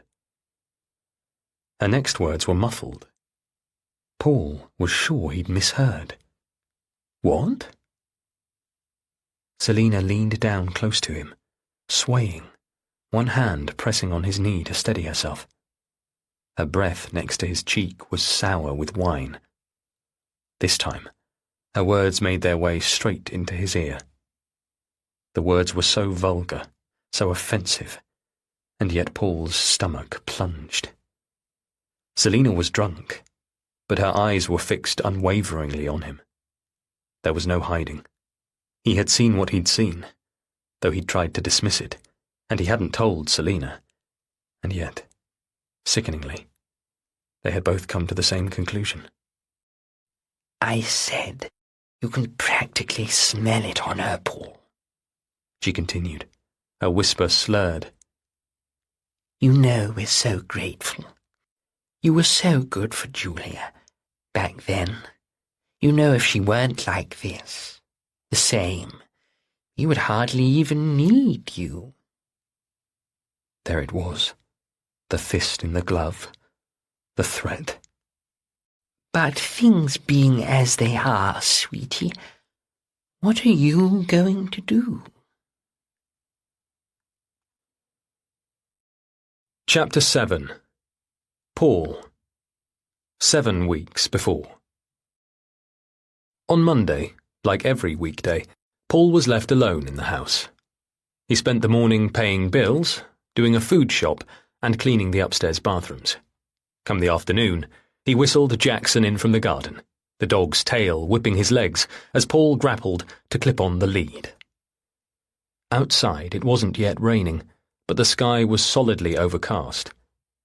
Paul tucked the collar of his anorak up to his chin and pushed his hands into his pockets, Jackson's lead hooked tightly round his wrist. He let the dog tug him along, unconcerned with what direction they were headed. Jackson was simply happy to be outside, pushing his nose into walls and bushes. After a while he stopped short, bringing Paul to a halt too. He watched as their pet shuffled his hind legs and squatted. Cars slashed by on Woodstock Road while Paul waited. Then he fished a plastic bag from his trouser pocket.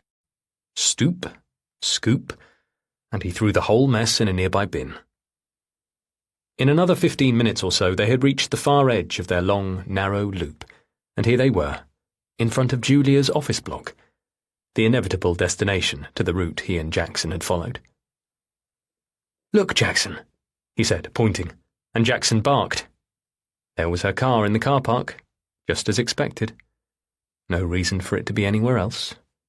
If he waved up at the building right now, perhaps she would glance out of a window and see him. "Hi, Paul," she might call down, delighted. "Hi, Julia," he'd reply with a wave. He imagined that. How cute. He knew that in reality it wouldn't happen. He'd been to her office only once before. It was in the centre of the building, and didn't have any windows to look out of.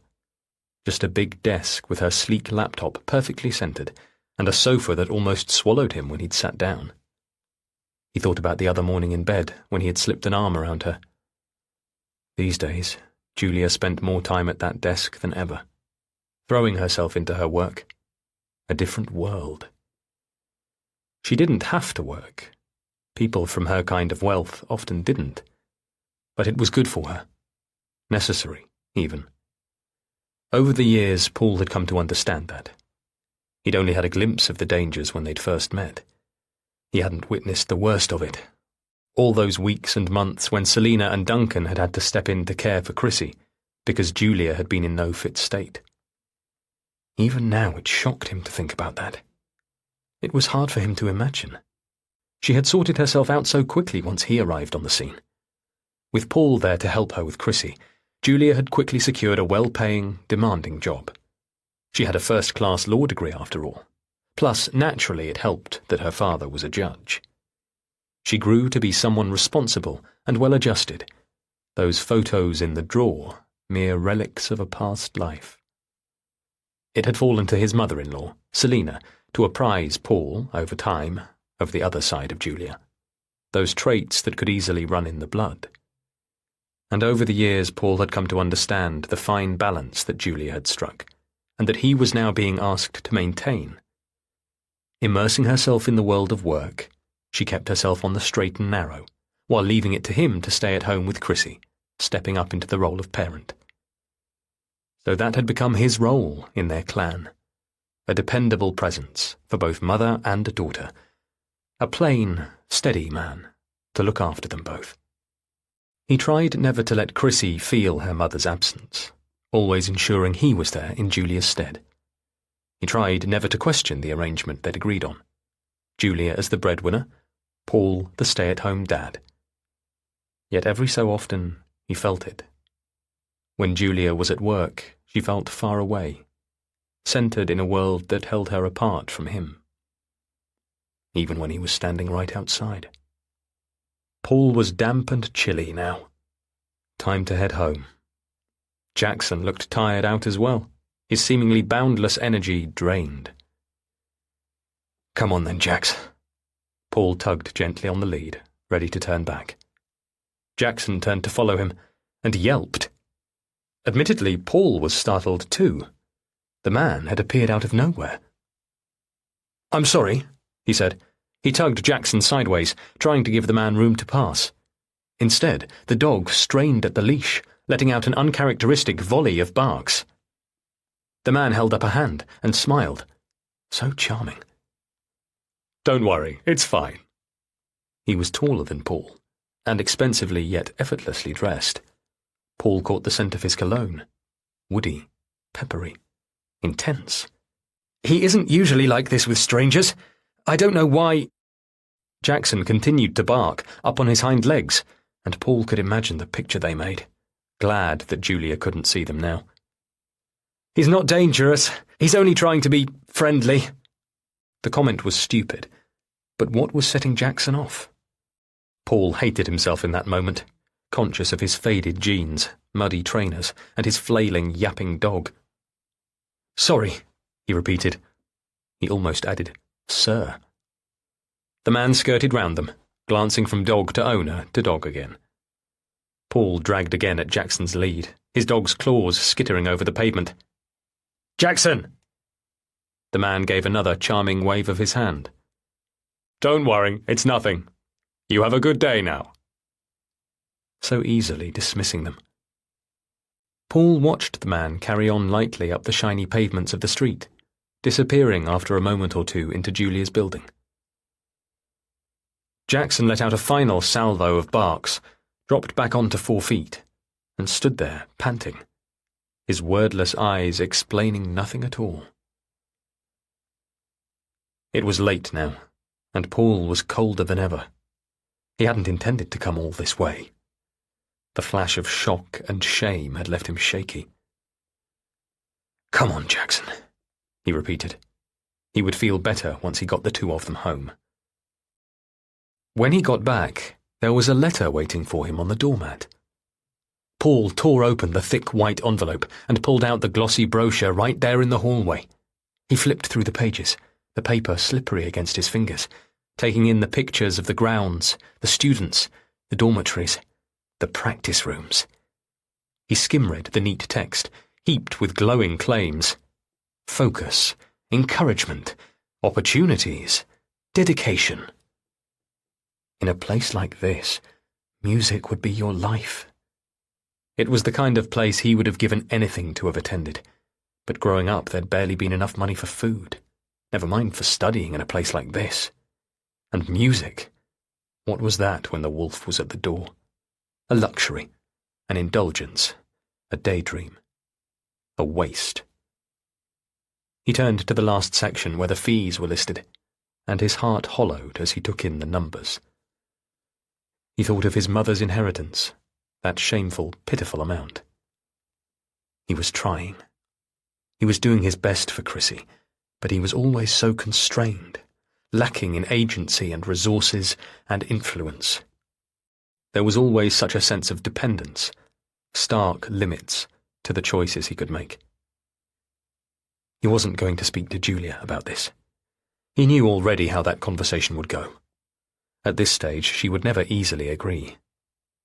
Upstairs, he set the prospectus in a drawer for safekeeping, resigned to the knowledge of what he needed to do. He needed to make the possibility a reality first, if he was ever going to persuade her it was a good idea. Same with Chrissy. A fait accompli would be so much better. It was up to him, then, to get it done. Chapter 8. Paul. 6 weeks before. The following week the email came through with final details of Chrissy's category audition. Place, time slot, and confirmation of the pieces she would play. Paul forwarded the details to Julia on the off chance, not expecting her to be free. Lately it had seemed almost impossible to pin her down. But she surprised him. "I'm due time off," she told him. "I can take the day. Come to Cardiff with the two of you." He wanted to embrace her then. He really did. And the next day, Chrissy shrugged and squirmed about it, but he could tell that she was delighted too. On the morning of the category auditions, Paul was up at the crack of dawn, checking the oil and coolant in the car, putting coffee on, waiting for Julia and Chrissy to get dressed and come down. The drive would take them close to 2 hours, and heaven forbid if they were late. They were going to be picking Reese up on the way as well. Chrissy had insisted that he come. For moral support, she had said, even though her mum was supposed to be coming to provide that. But all right. While he waited for his wife and daughter, his conversation with Selina replayed in his head. Now more than ever, he couldn't stop thinking about that comment he'd seen on Chrissy's phone. That message that he realised now had arrived on Chrissy's phone before that conversation with Julia in the kitchen, the conversation after their run, the one that would have led Chrissy to cancel her plans with Reese. Sexy girl. Not okay, great. When Chrissy had given him her phone to check, he'd found nothing. But still, every time he recalled those words, that same sharp panic arrived in his chest, along with a replay of Selina's weighted words. "Tell me, sweetie, what are you going to do?" Well, he would do something. He had a plan. Julia appeared now in the kitchen, grey shadows under her eyes. "Morning," he greeted her, getting up from the breakfast bar. "Coffee?" She nodded. "Lovely, thank you." She was dressed in jeans for a change, not her usual tailored trousers, and a jumper he remembered her buying last year. Green, with little fancy sequins dotted across the chest. "Here." He handed her the steaming mug. "Thanks." She sat down on one of the breakfast stools, swivelling round to look out into the garden. Paul topped up his own mug of coffee, and for a minute or two they just sat there. "The grass out there is getting long," Paul commented presently. "Probably all the rain we've had lately." "What?" said Julia. "Oh, yes. Maybe a little bit. It looks nice, though. The garden. You really do a good job with it." She smiled at him, and he smiled back. "I'm really glad you're coming with us today," he said. "And obviously Chrissy is delighted." "Well, me too." Julia rubbed at the corner of one eye. The skin there looked dry and red. "And like I said, I was due some time off." Was due? Thought Paul. or needed. These days she seemed worn out, worried, edgy and exhausted. Are you working too hard? Duncan had been right. Paul should talk to her about it. He would talk to her. In fact, he would do it right now. But already he could hear Chrissy's footsteps coming down the stairs, and then she appeared, outlined in the doorway of the kitchen. Julia's phone bleeped. Work. Always work. It was necessary, but lately it was just too much. If there was one thing he had learned with Chrissy, it was that you needed balance. You had to push hard, but never more than she could take. Leave it, Paul said quietly. But Julia was already swiping at the screen, her jaw tensing even before she opened the text. She pushed her stool back, and Paul saw it immediately, the way Chrissy's face fell. Julia. Julia slipped off the bar stool. 1 second, she said. I just need to reply to this. She gave their daughter's shoulder a squeeze as she slipped past her in the doorway. 1 second, she repeated over her shoulder, and then I'm all yours. Paul kept his smile in place as Julia disappeared back upstairs, the study door clunking shut behind her a moment later. Chrissy stood there by herself in their shiny, bright, expensive kitchen. Seeing her properly now, instinctively Paul got to his feet. Goodness, he said. Don't you look smart? She was dressed in tapered navy trousers that hugged her ankles and a fine cream blouse with silk panels on the sides, little low heels with a neat blue strap. The blouse sat high on her neck, low on her wrists, reminding him of Selina and the way she always dressed. No jewellery, though. No dangling earrings or necklaces. Chrissy couldn't hold her violin while wearing anything like that. Paul swallowed. You look lovely, he made himself say.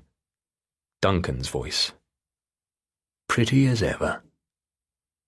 It was true, but it did little to ease the clench of anticipation in his chest. They set off for the audition venue, Paul driving.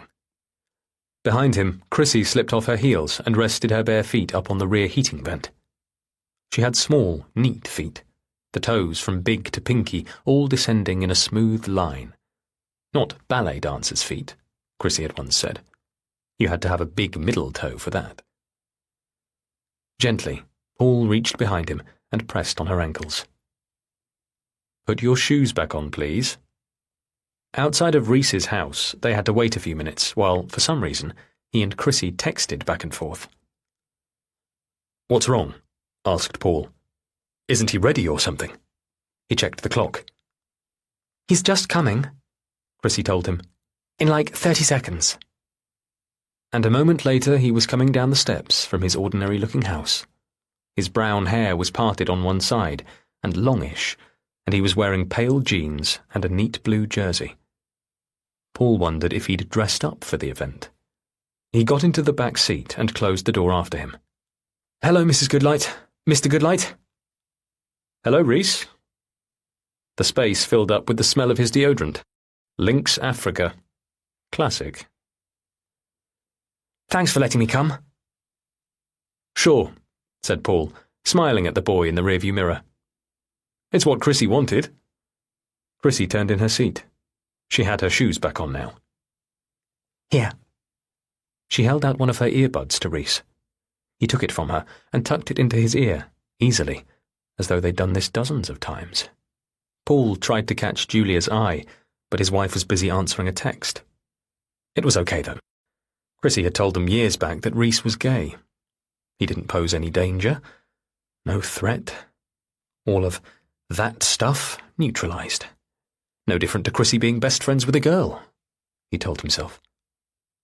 All right, he said, before putting the car in gear. All got your seatbelts on?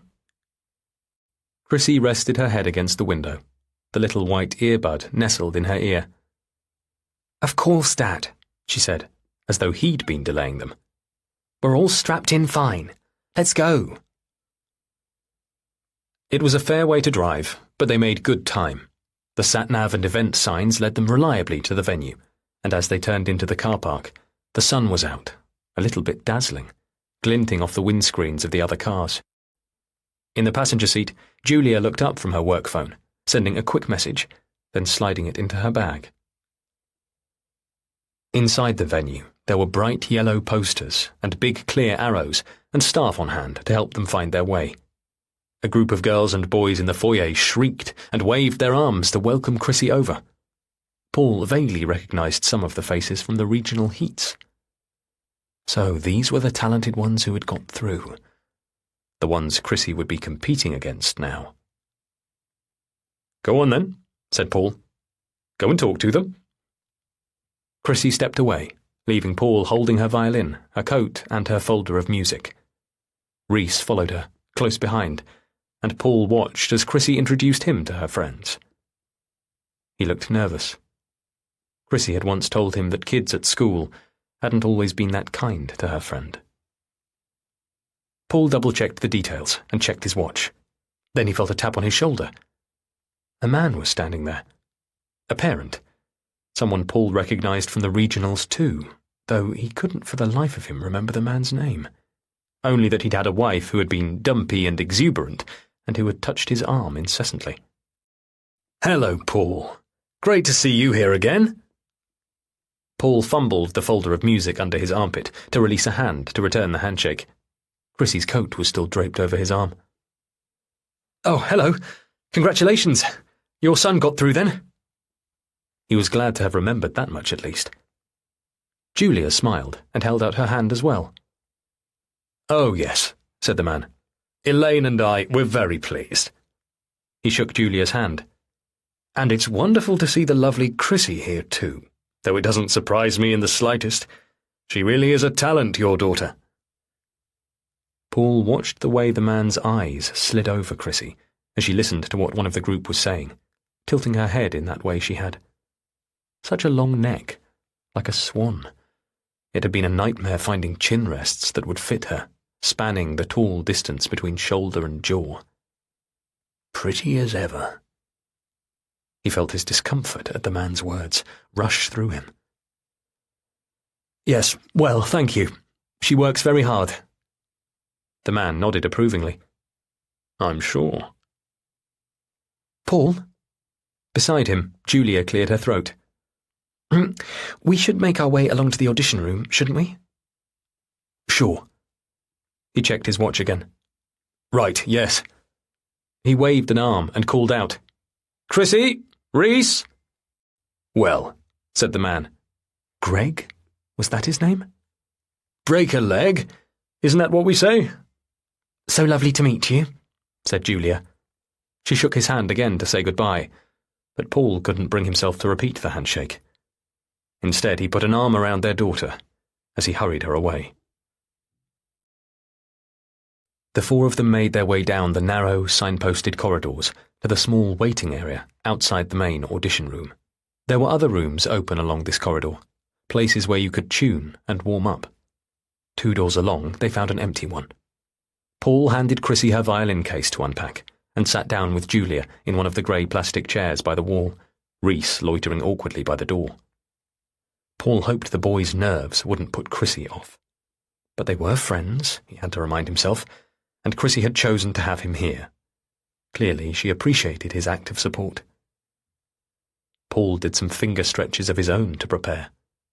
Only a few minutes of this. There would be other musicians waiting to warm up too. He checked again that he had the correct music.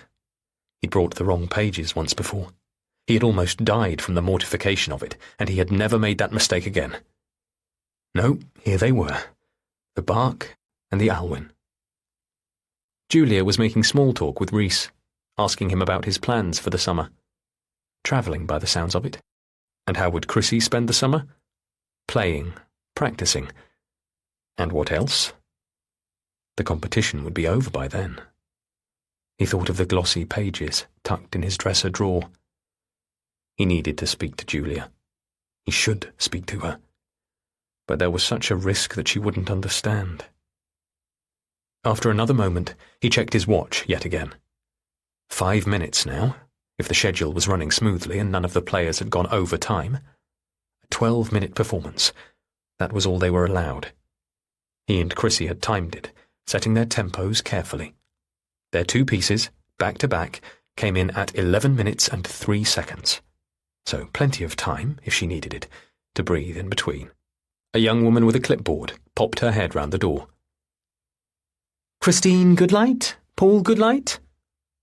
By now, Chrissy had her violin out and was tuned and ready, rubbing last-minute rosin on her bow. "Yep." The woman smiled. "You're next. Would the 2 of you like to come with me?" Paul felt a thin sheen of sweat build up, the way it always did in the moments just before he had to perform. "It's not about you or me, Dad. It's about the music." So often Chrissy would say that, and she was right. But it was about so much more than that, too. Paul knew his daughter could go the whole way in this competition. She was good enough, absolutely. But even if she got through to the finals and won it, the competition would still come to an end. And what then? She was still only 16. The next step, then. He needed to secure the next step. But his thoughts looped back round to the money. It was too much of a risk to come straight out and ask Julia. He had to work round that. He had to find a way. Right now, though, it was hugs and kisses from Julia, and good luck. Not break a leg, for heaven's sake. "See you on the other side," said Julia. "There's a little window. Reese and I can watch through the door." The 4 of them stepped back as the previous performer, a cellist, came out. He looked furious. His accompanist gave a thin smile as he exited too, a tiny shake of the head. A mistake? A memory slip? It hadn't gone well, that was clear enough. Paul shivered. It could happen to anyone. He glanced across at Chrissy to reassure her, but she wasn't even looking at him, busy snapping off a loose bow hair instead. He leaned back against the wall for a moment, closing his eyes and readying himself. "Dad!" "What?" He snapped his eyes open. She pointed. "Mind the fire alarm." He checked over his shoulder. Whoops! He'd been leaning against the little red box. The woman with the clipboard ducked inside the audition room, then reappeared a few seconds later. She held the door open for them. "All right, the judges are ready. Best of luck." "Good luck, Chrissy," Reese echoed as they passed through the door. Inside, the room was smarter than the space they'd had in the last round. This one had polished wood floorboards and thick purple drapes to cover the walls. 3 judges, ready and smiling, and the piano and the music stand that Chrissy wouldn't need. She had memorized her pieces. Paul glanced back over his shoulder, glimpsing Julia and Reese as the heavy door swung shut. Then he settled himself at the piano. A Steinway. Very nice. He set his music out carefully on the stand, then turned to look at Chrissy. Her dark brown eyes met his and held his gaze steady. "When you're ready," said a judge. "Ready?" Chrissy lifted her violin up under her chin in one assured, fluid movement. Paul turned to his music. Yes. Of course they were. Chapter 9. Paul. 5 weeks before. She played wonderfully. Paul was so proud of her. He had seen the admiration in the judges' faces and had no doubt that she would get through. For the next round he would have to push her further still, but she would do it, and he was lifted as well, ever closer to the prize. The following morning, on his way to the gym, kit bag slung over his shoulder, he pulled his mobile out of his pocket. The walk to the gym would give him time. The exercise at the end would burn off the adrenaline that was already building. He tried not to think of what it said about him, the sense of reaching out, cap in hand. This was necessary, securing the next step. It took him a beat, 2 beats, 3, before he could steel himself to do it. But eventually he made the call. He listened to the ringing of the familiar landline number. Then Selina answered. It was almost always Selina. Paul. Her voice was crystal clear now. No hint of the slurring from the other night. Selina, I wanted to say thank you again for the wonderful dinner the other weekend. It was a lovely evening. Well, I'm glad. Duncan and I enjoyed ourselves very much too. The food was delicious. That monkfish. Julia was saying we should ask you for the recipe. He made no reference to the whispered conversation they'd held in her old room. It wasn't done. It had been the same in his own family. There was the surface layer and the layer underneath, and that was how you learned to read between the lines. Suddenly a memory flashed across his mind. An evening last week when an exhausted Chrissy was watching television downstairs. He'd come upstairs slowly and quietly, not with his usual thumping steps, and spotted Julia through the crack in Chrissy's bedroom door. She was kneeling on the floor, fiddling with something. He shoved the door open wide. What are you doing? She got to her feet, brushing down her trousers. Nothing. There's a floorboard here that seemed a bit loose. She'd repeated herself again, with a smile. It's nothing, though. I fixed it. She'd poked it with her foot to show him. Why was Paul suddenly thinking of that now? Of course, said Selina. I can write it out for you. Paul had lost the thread. I'm sorry, what was that? The recipe. Oh, yes, that would be wonderful. Paul sidestepped a woman with a buggy on the pavement. Chrissy said she had a lovely time too. Oh, good. Paul was at the junction, waiting for the pedestrian lights. As the conversation foundered, he cleared his throat. There was never an easy way to do it. Open up the topic of money. You had to tread so carefully in that field. Speaking of Chrissy, she and we've been talking about boarding school. There's the Royal Institute where she could study. It would be invaluable in furthering her career. The green man flashed on, and the crossing beeped with a harsh, strident tone. Is that so? You know boarding school was good for Julia, Selina mused. And, well, like mother, like daughter, as I've always said. Yes, said Paul. Exactly. However, the pavement on the other side of the junction was cracked and uneven. Paul slowed, taking care with his footing. The fees are high, and Julia... He didn't need to finish the sentence. Selina understood him. Julia? Yes. He hadn't talked to her at all about the application. Julia had always been vehemently against sending Chrissy away, despite the fact she had boarded herself in her school years. But it wasn't good for me to be away from home like that, she'd told him. Away from my parents. But it's you who's always away from your daughter these days, he'd wanted to retort. So that's difficult. He was a little out of breath now, walking and talking and carrying a kit bag. Never ask outright, he'd learnt. Only hint. I hope you don't mind my mentioning it. It took a moment before Selina answered. Paul, you know, ordinarily we wouldn't hesitate to contribute, but lately... Duncan. Her voice grew faint, and Paul found himself straining to hear. The traffic was loud, the roar of a taxi and the racket of a cyclist ringing her bell. Yes? You said... Duncan? Paul stopped walking and pressed the phone to his jaw, blocking his other ear so he could hear. He missed a bit, caught the rest. Spending money we don't really have. His mind. Such a fine mind, but he doesn't always think straight. Selina's voice was brittle. He's become terribly impulsive these days. Paul's voice died in his throat. What was he supposed to say to that? The statement was the closest Selina would ever come to admitting anything was wrong. But was it even true, what Selina was telling him? Or was this just another way to hold him at arm's length, by refusing his rare request for a favour. But he wasn't asking for himself. He was asking for Chrissy, and they'd always said they'd do anything for their granddaughter.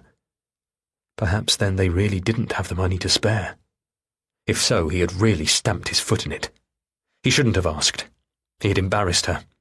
He had embarrassed them both, putting her in a position where she was forced to reveal that. Spending money doesn't always think straight. Paul cleared his throat, with a desperate urge to get off the phone. Of course. Not to worry. I'm sure when I look into things I'll find a suitable way. I'm sure you will. You're a clever man, Paul, and as I've often said, we are very grateful. Her voice was stronger now, picking up its familiar authority, and Paul could almost hear the unspoken message down the line. It's your responsibility now. I'm asking you to step up for this. You should know by now what's expected of you. Understood. Well, I won't keep you. Really, I just wanted to thank you. Of course. You're most welcome. As I've said, I've always known I can count on you. That evening, Paul readied a favourite meal for Julia. He needed to speak to her. He wanted to assure himself that she was okay. He told Chrissy she could go round to Reese's.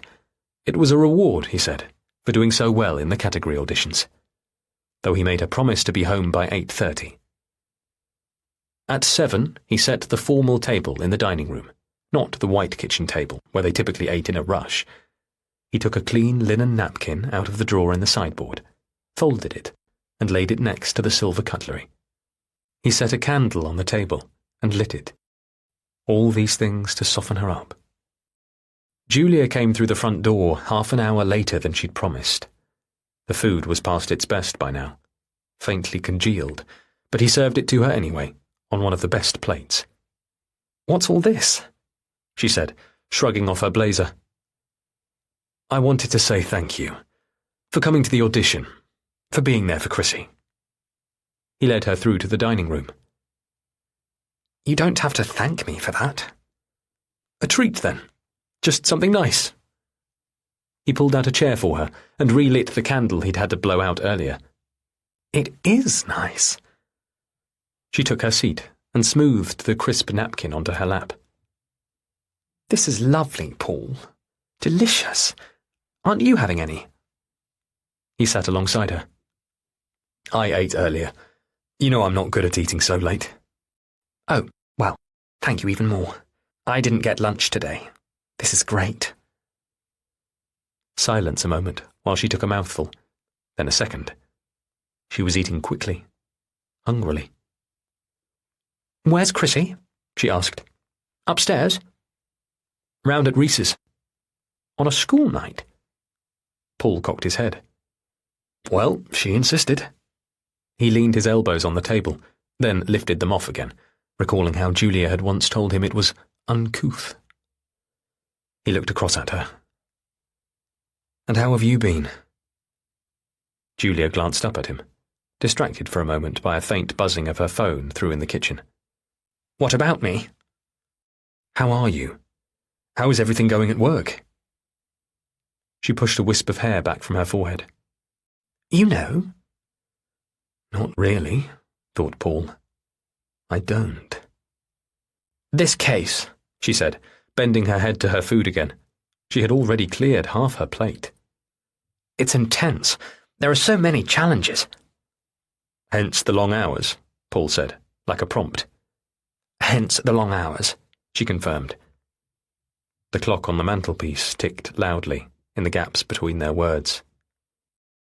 "If there's anything else," he said, "any other ways I can support you while work is so busy?" "Talk to me," he wanted to say to her.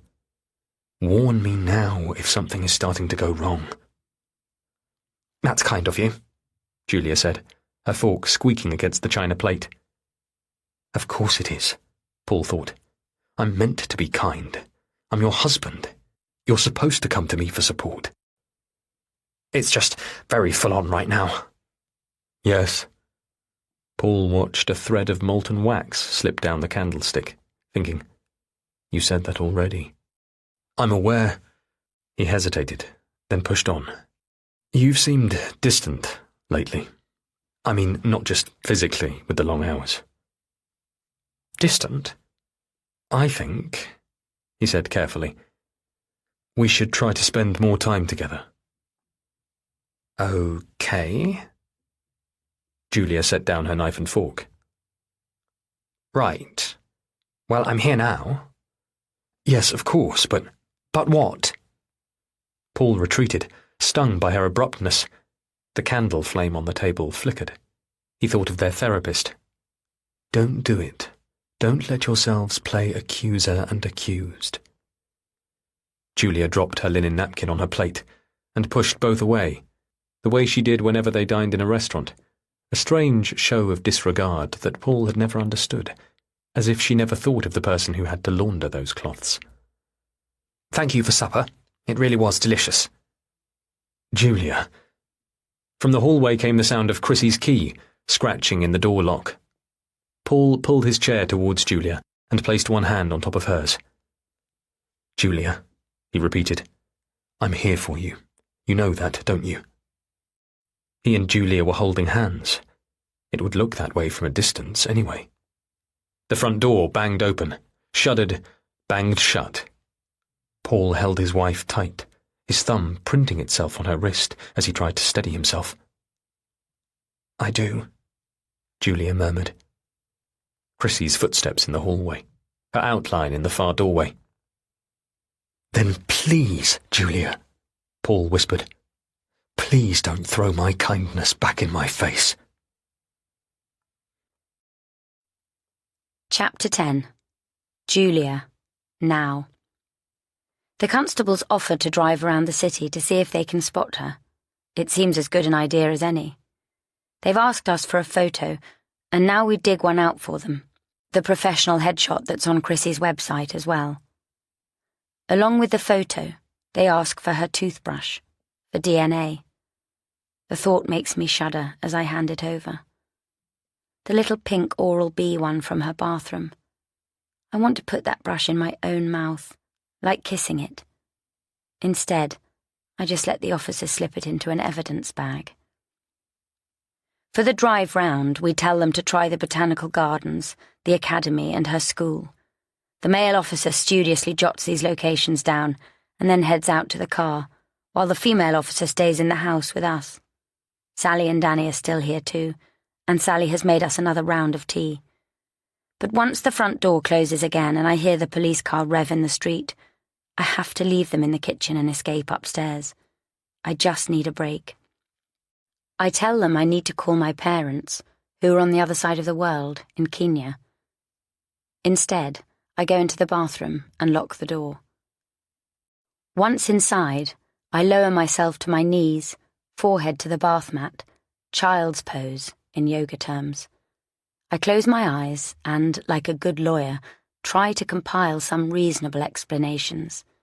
Maybe Chrissy's phone screen was smashed before, and she just didn't say anything because she didn't want her telling off, and that was why she only pretended to bring it to London. Maybe she did leave her bed in such a state this morning, and maybe it was Jackson who tipped over the chair. But why leave her phone just lying on the floor like that? And where has she gone if she didn't come back here? My phone bleeps yet again in my pocket, and I drag myself upright, forcing myself to sift through the texts that are already cluttering the screen. By now we've sent out messages to everyone we can think of, but no one seems to know anything. Just friends desperately trying to be good friends. I try to answer a few. Thank you. We'll let you know as soon as we hear anything. We'll keep you posted. We appreciate the support. Among the deluge, though, there are messages that are missing. Ones I've got so used to expecting, but which now, for some reason, aren't there. A moment later I hear Paul calling upstairs for me. Julia? And then Sally's voice in the hallway downstairs. It's okay. Let her be. I'm just on the end of the phone. Or tell Julia just to come round. It doesn't matter what time. Sally and Danny are leaving. As silently as I can, I get up and unlock the bathroom door, but I pause on the staircase, holding the banister tight. unable to face anyone yet. The front door slams shut. Paul returns to the kitchen. When I'm sure he isn't coming upstairs, I go into Chrissy's bedroom and crouch down. I lift up the loose floorboard, the place I know Chrissy keeps her diary, the place I easily discovered because it's so similar to where I used to keep mine when I was a child, under a loose floor panel in the corner of my room. I've read Chrissy's diary so many times. It's the way I feel close to her, and it's the way I can protect her too. And I'm always so careful to put it back in the same position, so she'll never have to know. I'm not sure exactly what I'm expecting to find when I lift the floorboard this time, but in the end it feels inevitable when I see that there's nothing there. She has got rid of it, and I find myself wondering now whether she knew all along that I had been reading it. I sit back on my heels. There is nothing here that can help us or explain where she's gone. We have to keep going, look elsewhere, carry on. I go back to the top of the staircase, finally ready to go back down. I pause and listen out. Now there's silence below me, and I'm about to head down when there's the sound of thick paper rustling, and the female officer speaks. "May I ask a little more about this?" "Oh, yes," says Paul. "The prospectus." "It's for a residential school. Did Chrissy talk to you about it?" I feel dizzy. My heart catches in my throat. "We had some conversations." "Mutual conversations? You saw eye to eye on this?" "Of course. Chrissy's always clear with me about what she wants." I still can't see them, only hear their voices, but I feel as though my heart is unravelling. That isn't what Paul said before, when the officer found the brochure, the prospectus, in Chrissy's room, in the bin. Then, Paul said that Mr. Donaldson ordered the prospectus for her, along with all his other students. Now Paul is saying that he and Chrissy talked about it. How can the police officer realise the significance of that? But I saw the cover letter, and the prospectus was clearly addressed to Mr. Goodlight, and not Mr. Donaldson, and my husband never said one word about it to me. I drag myself to my feet and descend to where they are, holding tight to the banister the whole time. "As we mentioned," the female officer is saying, "if my colleague has no luck, we'll contact CID, although they may not respond until later this morning. But your daughter may well have reappeared by then. Chrissy's a sensible girl, isn't she?" Paul replies, "Of course she is." "And, listen, would she have some ID on her? In case, she's been involved in an accident of some sort? Hurt herself somehow? Has she got a bus pass, maybe, or a citizen card?" An accident. My mind races off again. Hit by a car, tripped and hit her head, attacked by someone. "Not a bus pass," Paul says, and I'm almost at the kitchen now. "But yes, she'll have ID, her passport. She had to take it for the competition." He's so composed, so cooperative. "Excellent," the officer says, "so that's good. Listen, like your friend Sally said, sometimes teenagers just need to get away for a while, especially if they've been under a bit of stress lately, which I take it she has. As I say, almost always they just show up, especially if this sort of thing has happened before." The female officer glances up, catching sight of me in the doorway. Paul hasn't seen me yet. He still has his back to me. The officer directs a tight smile at me before glancing back over at Paul. "Has this happened before, did you say?" "We didn't say. As far as I know, no one has yet asked us that question." Well, now she is asking. And Paul says no, just as I say yes. Chapter 11. Paul. 4 weeks before. The following weekend, the Goodlights held a party. It was something they did every so often. Julia insisted on it. "We get invitations to all our friends' houses. We have to reciprocate," That's just the way it works. And with Julia's schedule and long evenings at work, the easiest way they'd found was to invite a whole group of people over all at once. More of a drinks party, not a sit-down meal. Alcohol, canapes, music, and, if their guests got drunk, sometimes a little dancing. But nothing outrageous. It was all very civilized. For years, Julia had never slipped up on that. It was usually Julia's friends and associates who attended. They had never invited Julia's parents to these gatherings. In fact, Selina and Duncan rarely came to their house at all. Selina on occasion, over the years, mothers and daughters, after all. But Duncan? He never visited. It was as though there was something about their lives, his and Julia's, that she instinctively shielded him from.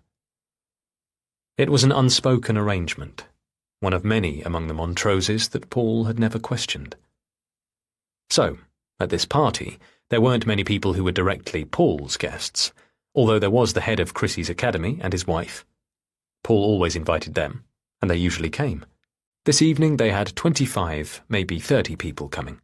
Most of them Paul knew, but there were a couple of Julia's work colleagues that he'd never met. He rarely enjoyed these evenings. He drank little. Usually he busied himself with playing host, ensuring their guests were fed and watered, while Julia mingled between groups. Chrissy usually stayed in her room. In the master bedroom, Julia was dressing for the evening in a long, dark gown. Paul loved this dress. She always looked stunning in it. He watched as she slid in her earrings in front of the mirror. "You look amazing," he told her. "New earrings?" "Yes." Julia hesitated. "I treated myself." Paul smiled. Saint Laurent. He recognized the brand. She'd trained him to know such names and carefully taught him how to pronounce them. Julia returned his smile in the mirror, her new earrings in place.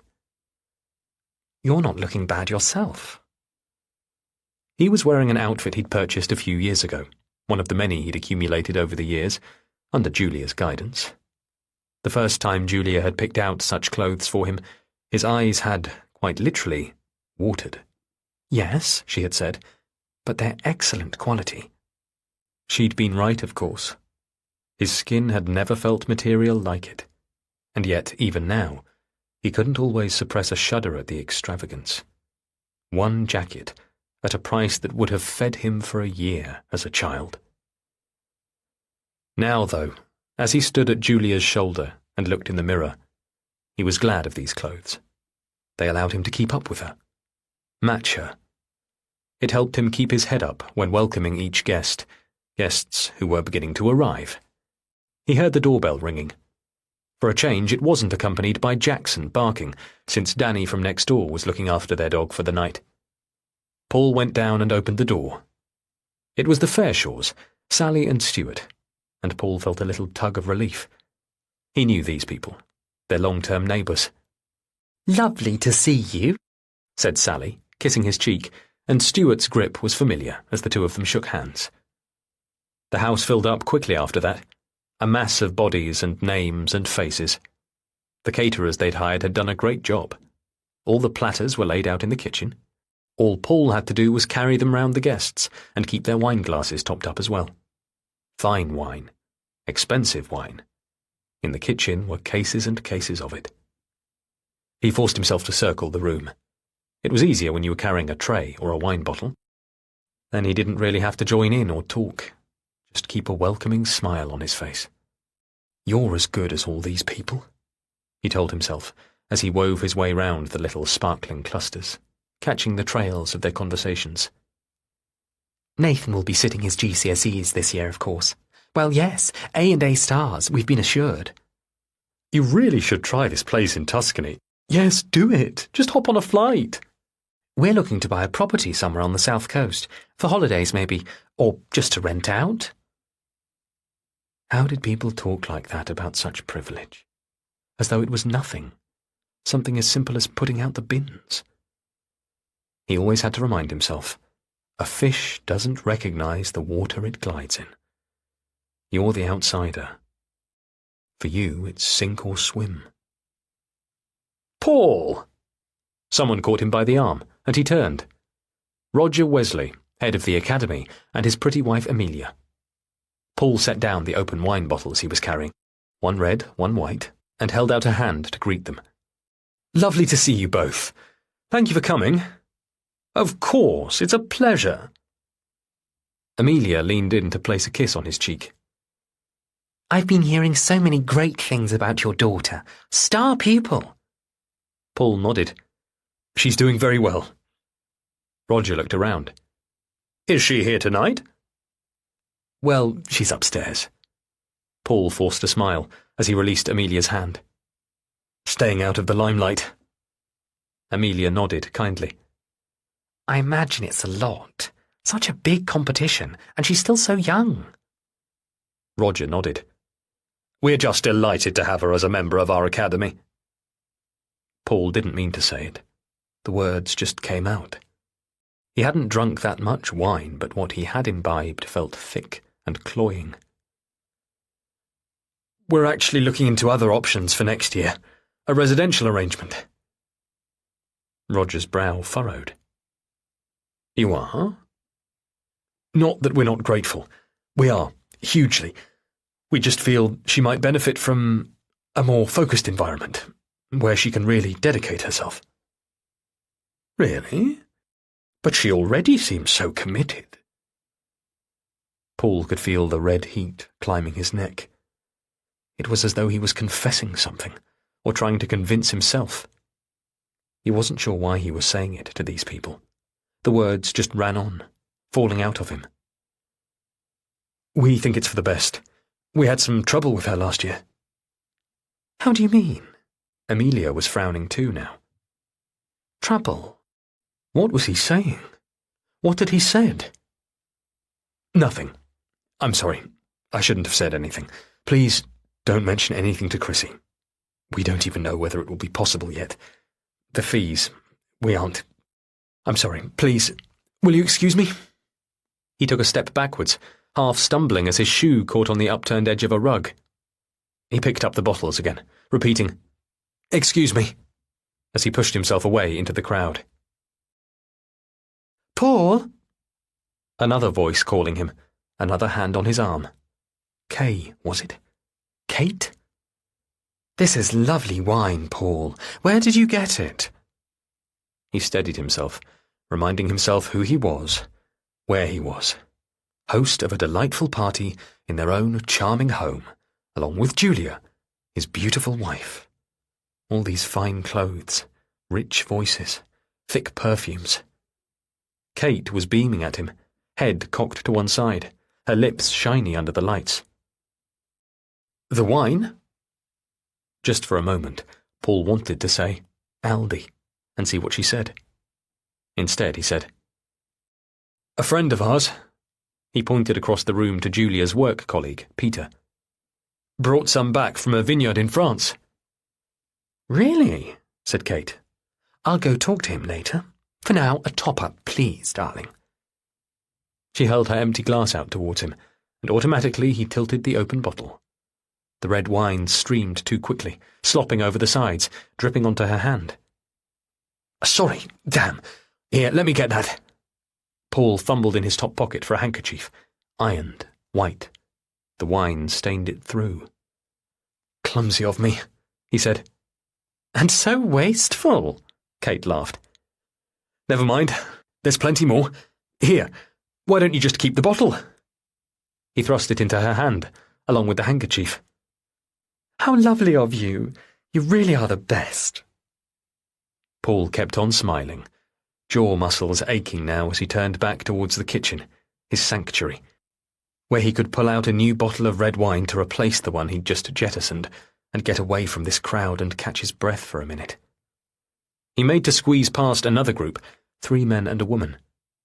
Julia's work associates, if he wasn't mistaken. They'd arrived late while he was sorting more wine in the kitchen, and he'd somehow missed proper introductions. The woman laughed and swayed sideways, blocking his path again, almost treading on his toes. God, the room was crammed. Excuse me, he said, though nowhere near loud enough to cut through the group's conversation. A tall man was talking, with his back to Paul. Grey-silver hair was swept back on his head. An uncle of mine, a gem of a business. You should see their figures. A niche company, but they're expanding into all the right places. Scotland, Norway, northeast US. More to the point, they've landed a significant government contract, something they've been pushing for since day one. Trust me, the whole thing is about to go. The man snapped his fingers to show what he meant. Paul stood still, the single white wine bottle clutched in his hand. The man continued, his voice low and confident. My advice would be to invest fast and deep in this. You must see that everything is going that way. Clean energy, renewables. It's the future. Slowly, carefully, Paul set the bottle down to listen in to what this silver-haired man was saying. In 6 months to a year, you want to double, triple that? Take it from me. This is your one. What about you? One of the men in the group asked. Will you be investing? The silver-haired man laughed, and this time Paul caught his face in profile. It was strangely familiar. Trust me, I've got a close eye on this one.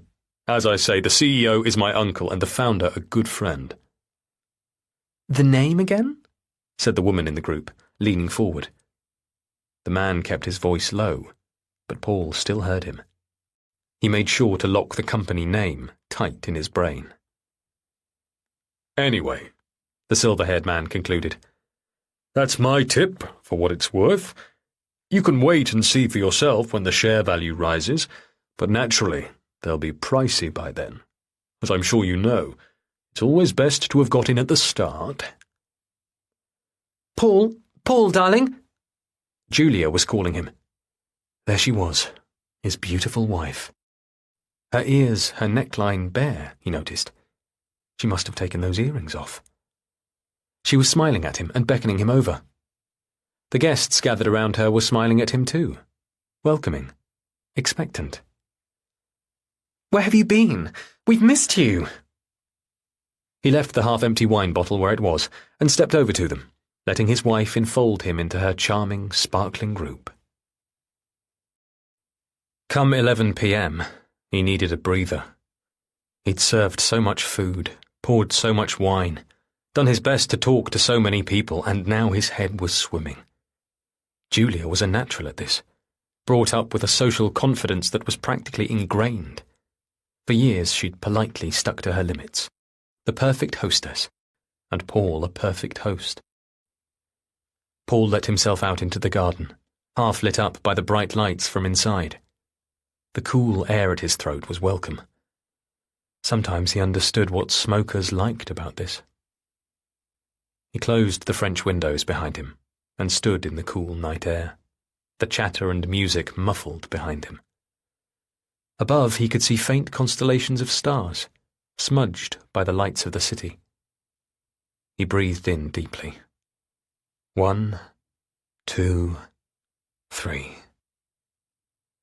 He found evenings like this so difficult.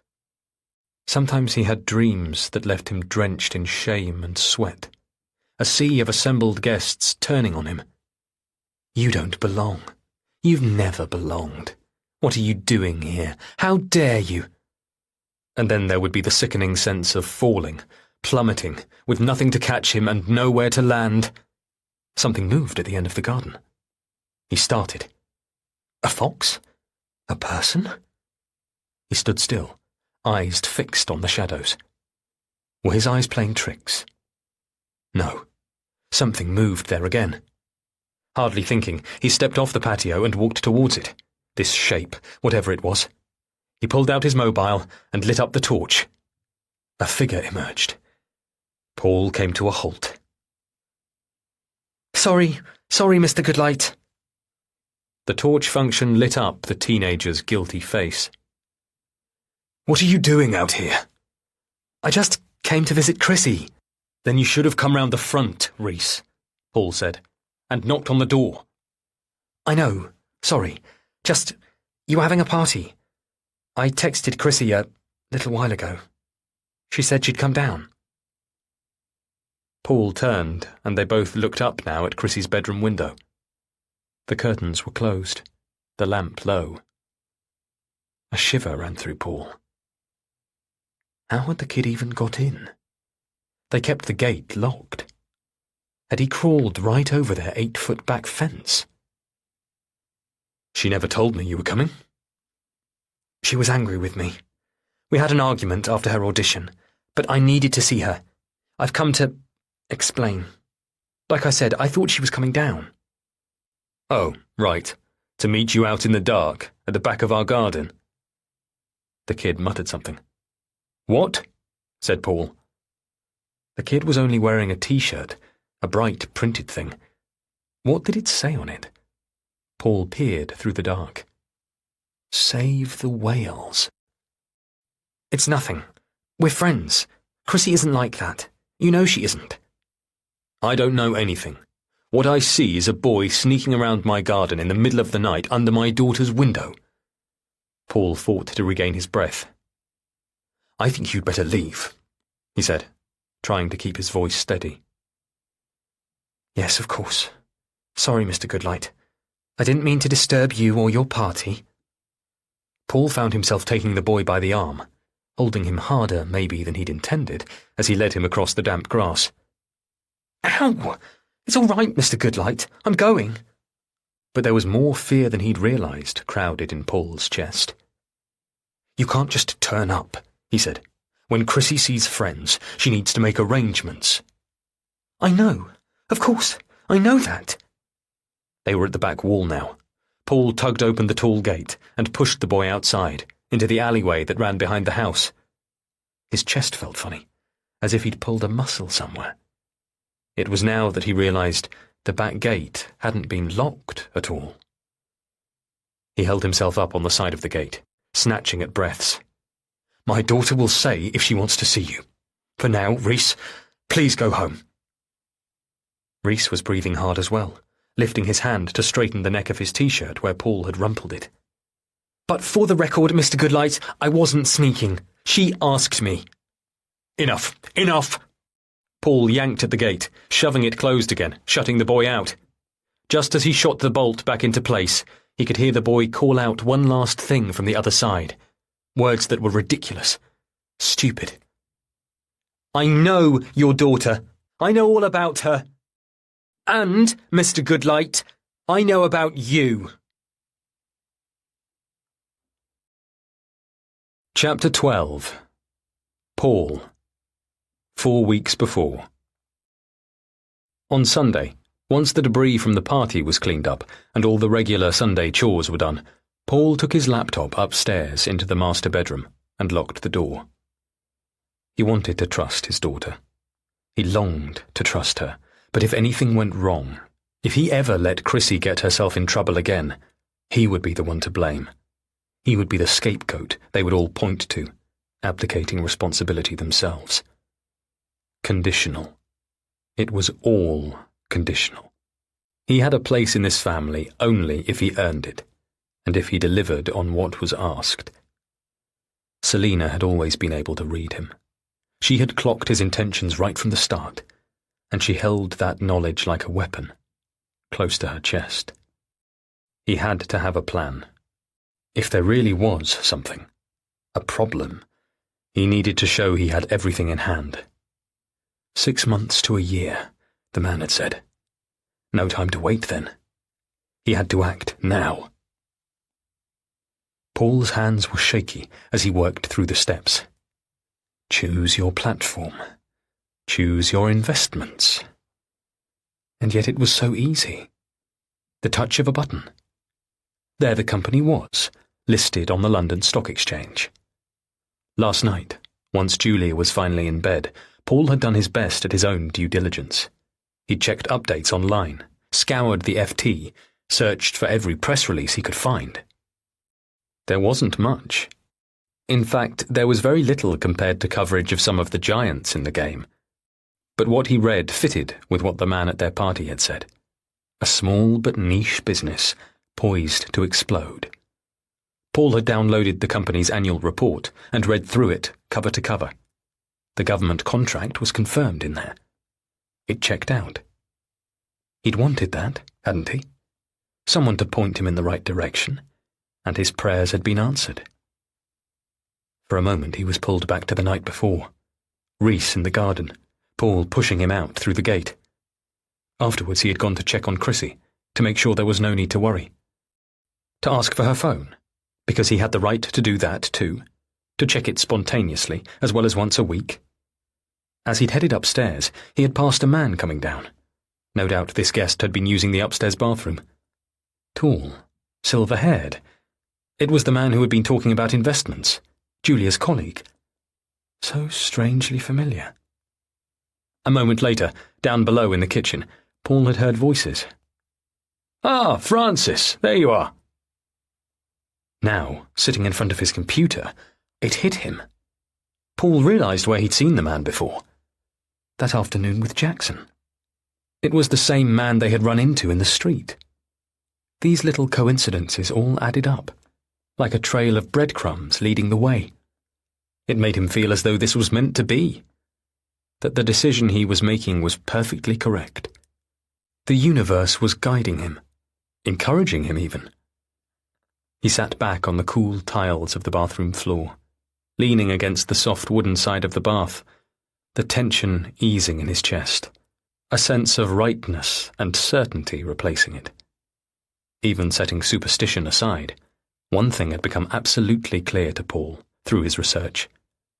Every week in the last 2 months, the company's share price had steadily gone up. He set his fingers once more to the keyboard. A moment later, he had done it. He'd exchanged his mother's money for company shares. All £8,000 of it. On Tuesday morning, Paul came downstairs at first light. Julia was already in the kitchen in her dressing gown. She was on a phone call, hunched over the breakfast bar, mobile pressed to her cheek, fingers pinching the bridge of her nose. She hadn't seen him. He was shadowed at the foot of the stairs. With no makeup on, Paul was shocked at how pale and thin she looked. Had she lost weight lately? Under the ceiling spotlights, she looked almost gaunt. "She doesn't mean to," Julia was saying. In the silence of the morning, Paul made out a word on the other end of the line. "Drinking." He slowly felt the hairs on his neck rise up. "Listen, I'll come over." "No, don't come here. Daddy, stay where you are. She doesn't mean it."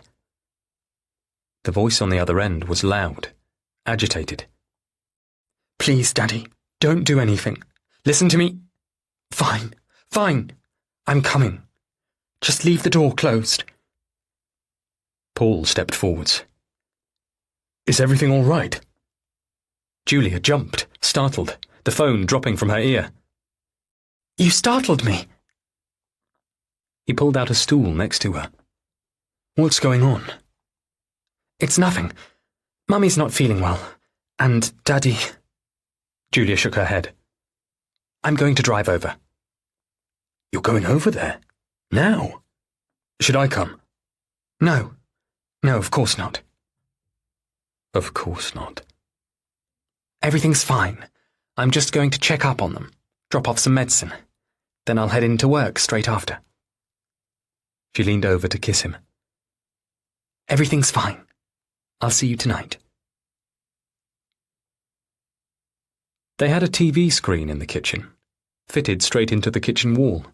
Touchscreen, iPhone compatible, all mod cons. Paul often left it on with the sound down low for some company while he was home alone.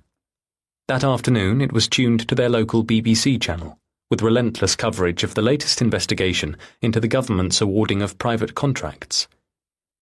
Paul was loading the dishwasher when he glanced at the ticker tape scrolling across the bottom of the screen. He immediately set down the dirty bowl he was holding and grabbed the remote control to rewind. The images flickered backwards. Then the words appeared again. Students from another school, not Chrissy's, had been lured into sharing compromising pictures of themselves online. On the breakfast bar, his mobile buzzed.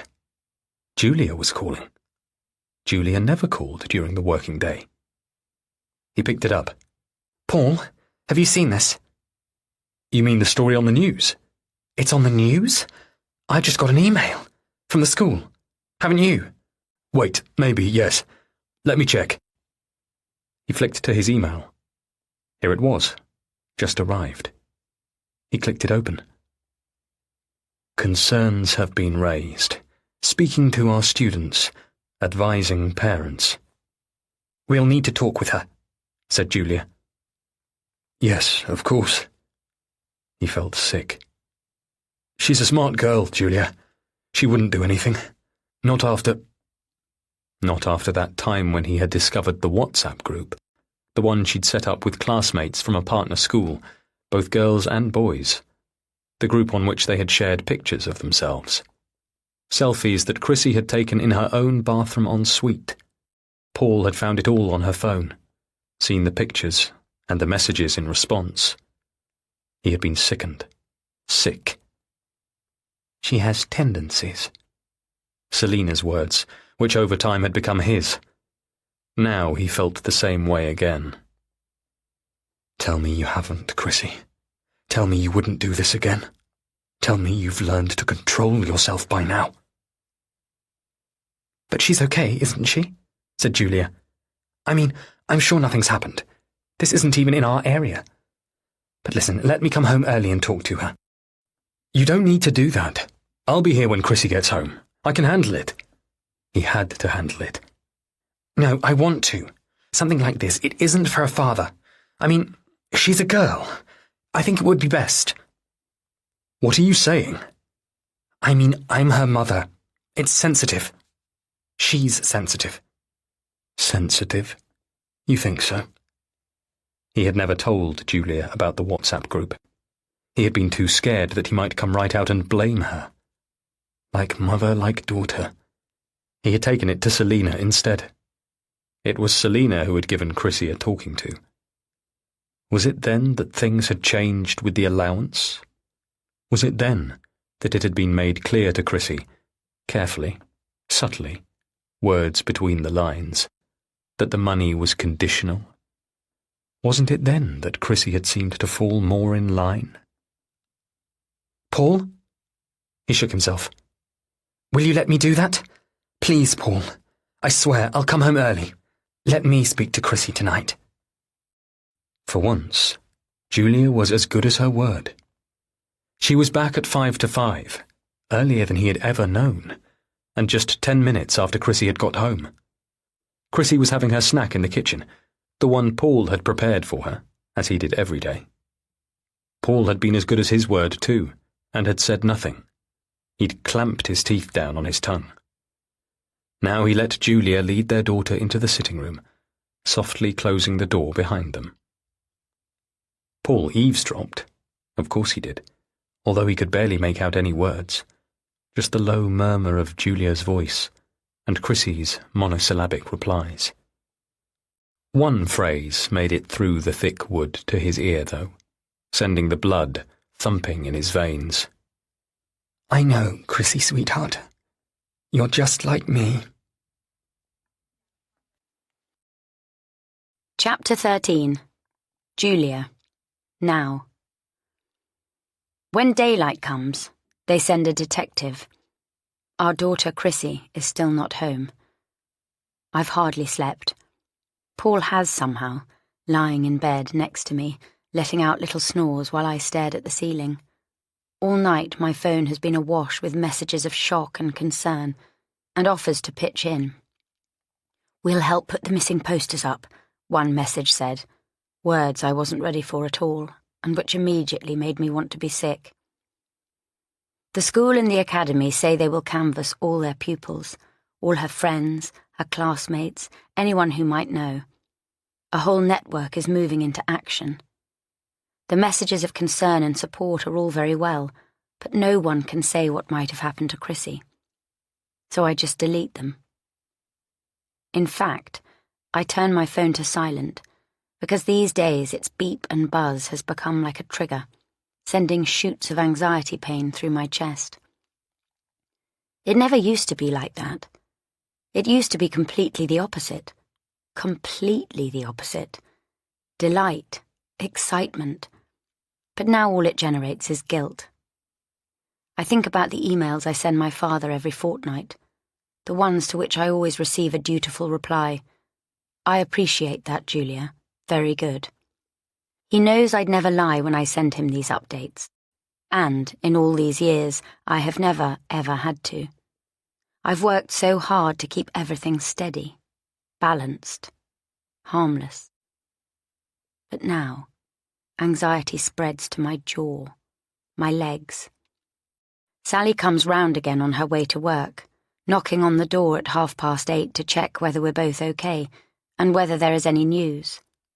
No to both, really. I tell her about the detective who will be coming, how the officers who first visited have contacted CID because there was no sign of her on their drive around the city. Sally says it's good that they're escalating. It's positive that they are taking it seriously. But I feel as though it's getting even harder to breathe, because they are going to keep searching. And in the end, who knows what they might find. At 9:30, the detective, D.S. Brayford, arrives. She is much older than I expected. D.S. is, I think, quite a low rank for detectives, so what's happened in her life or career that means she isn't higher up by now? Questions like that swim about in my head. Also, she's got a proper Oxfordshire accent. Not the tones of dreaming spires and colleges, but the original county accent with its dropped T's and stretched A's and common-sounding edge. Her hand, when I shake it, is dry and rough, in need of proper hand cream, and for a moment I think about offering her a tube and then kick away such a horrible, patronising thought. I married Paul, and yet I can still be such a snob, and that's the last impression I want the police to get of me. Like the female police officer did before her, D.S. Brayford picks her way across Chrissy's bedroom. Is it officially a crime scene now? It's not as though they've strung police tape across the door or anything. There are no people in white boiler suits setting down their little evidence triangles, nothing like that. It's just our house and Chrissy's bedroom, tilted and torn up. All of it feels like a puzzle that, as her mother, I should be more than capable of figuring out. But without her diary, or even with it, none of this is making any sense. And with that gap, that whole stage set of knowledge that I set aside earlier threatens to come slithering back in again. For a moment I have to sit down on the upstairs landing outside Chrissy's door, because it all feels too much. "Why don't you go downstairs?" D.S. Brayford says in that unintentionally abrasive accent, pulling on latex gloves over her chapped hands. "I'll just go through things up here again. Why don't you go down and have a cup of tea?" Oh my God, bloody tea. I ignore her. I don't go downstairs. I go into my study instead and try to check my work emails. But for once I can't focus. It's all just a blur. I've called in sick today, for the first time in 11 years, and I'm not even poorly. I had to tell my boss that my daughter was missing, unleashing yet another deluge of shock and concern. But I haven't told my parents yet, even though I should have told them right away. Word will be circulating by now. We've had to tell so many friends and acquaintances. It's only a matter of time before the news makes its way to them, even on the other side of the globe. I've been putting it off and off, but it will be so much worse if they hear it from someone else, I know that. This way, maybe I can effect a little damage control. Edit out the worst of it for them. They are in Kenya, I remind myself. In Kenya. They are meant to be there another week at least. I force myself to dig out the details of where exactly they are staying. I know they might not be using Dad's mobile, but I'm sure they'll call us from a hotel landline as soon as they've got my message, logging onto the internet from some air-conditioned room. Still, I know there will be so little they can do from a safari lodge halfway across Masai Mara National Reserve. I rifle through the files on my desk, looking for the post-it I'd scribbled the details on. Here it is, the hotel number. Do I send my parents an email, or do I call the lodge direct? In the end, I decide to do both, and I'm lifting a stack of paper to clear space around my laptop, when I freeze. What is that? What is that? It looks like a decapitated hand on my desk. It isn't, of course. It's just a grey leather glove. But I'm frozen, staring down at it. I know exactly who this belongs to, but what is it doing here? How did it get here? I drop the pile of papers I'm holding and they hit the edge of the desk and scatter across the office floor. Did Jackson get hold of it from somewhere and drag it in here? He likes to carry things about in his mouth. So maybe. But stuffed under a pile of papers like that? I rack my brains, trying to remember back to the night of our party, whether that could explain. But that night was mild, wasn't it? Our guests barely needed coats, never mind leather gloves. So was there another occasion then? Another time that I don't know about when this made its way into my house? I grab it by its grey leather finger, unnerved even to touch it. I just want to get rid of it, to hide it at least. Shakily, I pull open a drawer in the desk. If Paul saw this, if he asked me about it and I told him, I couldn't bear how he'd react. It was bad enough when he discovered the cocaine. I know the narrative he carries around in his head, the one I was never able to disabuse him of, that in my blood I'm irresponsible and reckless and wild, and that I do things decent people would be ashamed of. He doesn't know the half of what I really am, because I was never allowed to talk about it, because we would never expose ourselves like that as a family, especially not to an outsider like Paul. I couldn't even tell him, my own husband. And yet, without knowing the context of the history, how can he begin to understand why I am the way I am?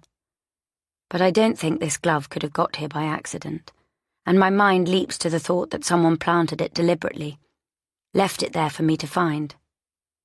It makes me feel as though there's someone looking in on our family, observing us and taunting me with what they know. The thought sends a shiver up the back of my neck, and suddenly I'm questioning whether all of this is planned, deliberate. Is there someone out there staging all this? The disarray of Chrissy's room that was neither one thing nor another. Nothing so overt as to worry us unduly, but enough to unnerve us sufficiently so that we would call the police, who would come and ask all kinds of questions, to uncover all kinds of secrets. I stuff the glove into the drawer, instinctively disgusted with myself as well, and I've only just managed to get the drawer shut again when Paul appears in the doorway. I don't say anything. It's as though I'm frozen again. The papers I dropped are still scattered all over the floor at my feet. I don't crouch down to scoop them up, but Paul doesn't seem to have noticed anyway. He takes a step towards me, then another. He isn't like that, I tell myself. He isn't. Empty-handed, I step back until I'm pressed up against my desk. Is this it? Is this the moment when everything spills out? All I can do is watch as he comes towards me. Normally I can read him so well, but suddenly I have no idea what my husband is about to do. Paul, I choke out. Julia. His voice breaks. Come here. He opens his arms and takes me into them, and I find myself collapsing against his chest. He holds me more tightly than I can ever remember. We cling to each other, helpless and horrified. I know, I can feel it. We're both desperately praying for this nightmare to end. But I have a terrible feeling this is only the start. Chapter 14. Paul. 3 weeks before. The email with the results of Chrissy's audition arrived a few days later, on Saturday afternoon. She came thundering down the stairs, so fast that Paul was afraid she would trip. He straightened up from unpacking the dishwasher to see her pull up short in the kitchen doorway, as though all her excitement had suddenly been sucked dry. "What is it?" he asked. She held her phone out to show him. He only glimpsed the first line of the email, but it was enough. "You're through!" he exclaimed. He shouted to Julia outside in the garden. "Julia, come in here!" "Chrissy!" Julia said when Chrissy again shared the news. "That's wonderful! Through to the category finals!" She hugged her. "When is it?" Paul asked, pulling out his own phone. They would have sent a copy of the confirmation to him too. As usual, his screen was open on the app where he checked his shares, day by day, even hour by hour. In the last couple of days, they had plateaued a little, jumped up, plateaued again. But even if he sold now, after a mere matter of days, his investment would already have gone up by almost a fifth. A fifth?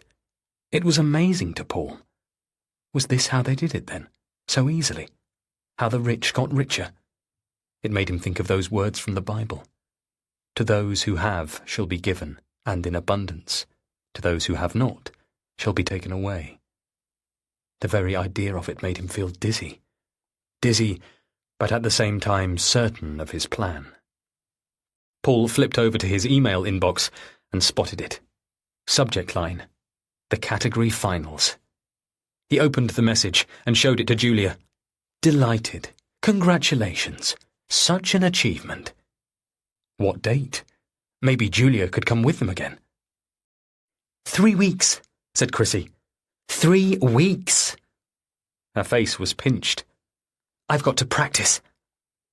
This was the Chrissy he knew. This was the Chrissy he strove to encourage. Focused, dedicated, unwavering, determined. "Give me 5 minutes and I'll come and join you," said Paul. "I just need to finish clearing up." He checked his watch as Julia looked at him over her coffee mug. He didn't catch Chrissy's reply. She was already running away back upstairs. He looked down at the email again. "It's great, isn't it?" he said to Julia. "Yes, of course it is." "Well, shall we have a fresh cup of coffee before we both have to go? You don't have to rush off right away, do you?" She was headed into the office, but maybe they could sit in the garden for a while first. Julia's turn now to check her slim gold wristwatch. She tucked a tiny strand of hair behind her ear, too short really to stay put. "Why don't we sit in the sun for 5 minutes?" He pressed her. "I'm sure Chrissy can wait." He could picture her, setting up Julia's iPad to record. His wife looked at him, but didn't reply. Such a simple question, and yet she had suddenly become so indecisive, as though his question had put her into shock. He suddenly felt something cold shudder right through him. "Won't you sit for 5 minutes in the sun with your husband? Don't you want to do that? Why are you so thin and tired and distracted? For God's sake, Julia, what's wrong?" "Julia?" was all that he managed. His question hung in the air between them. For a moment, he really thought she was going to say yes. It looked as if she was willing to humour him at least. But instead, Julia stood up, smiling at him apologetically. Charmingly. "I won't stay long. Probably only an hour or so, and I could pick up some takeout for us all on the way home." Her breeziness was disconcerting, throwing him off balance. "Sure," he told her. "That would be lovely." But he felt the dread the moment she was gone. The practice session with Chrissy that morning was one of the best they'd ever had. Now she was through to the next round. She seemed more focused than ever. Something had taken her over, driving her harder than she could drive herself alone. This competition, it drew you in. That was what contestants from years past had said, in their TV and radio and newspaper interviews. The best training for a future music career. Well, Chrissy was showing that now already. She played perfectly. She played brilliantly. He knew every run, every rhythm, every note, and he barely had to correct her. Instead, he allowed her playing to sweep everything else from his head. What could go wrong when she played this well? What could be impossible when she was this good? He was on the right track. They would make it. This was their path. No more risk of veering off it.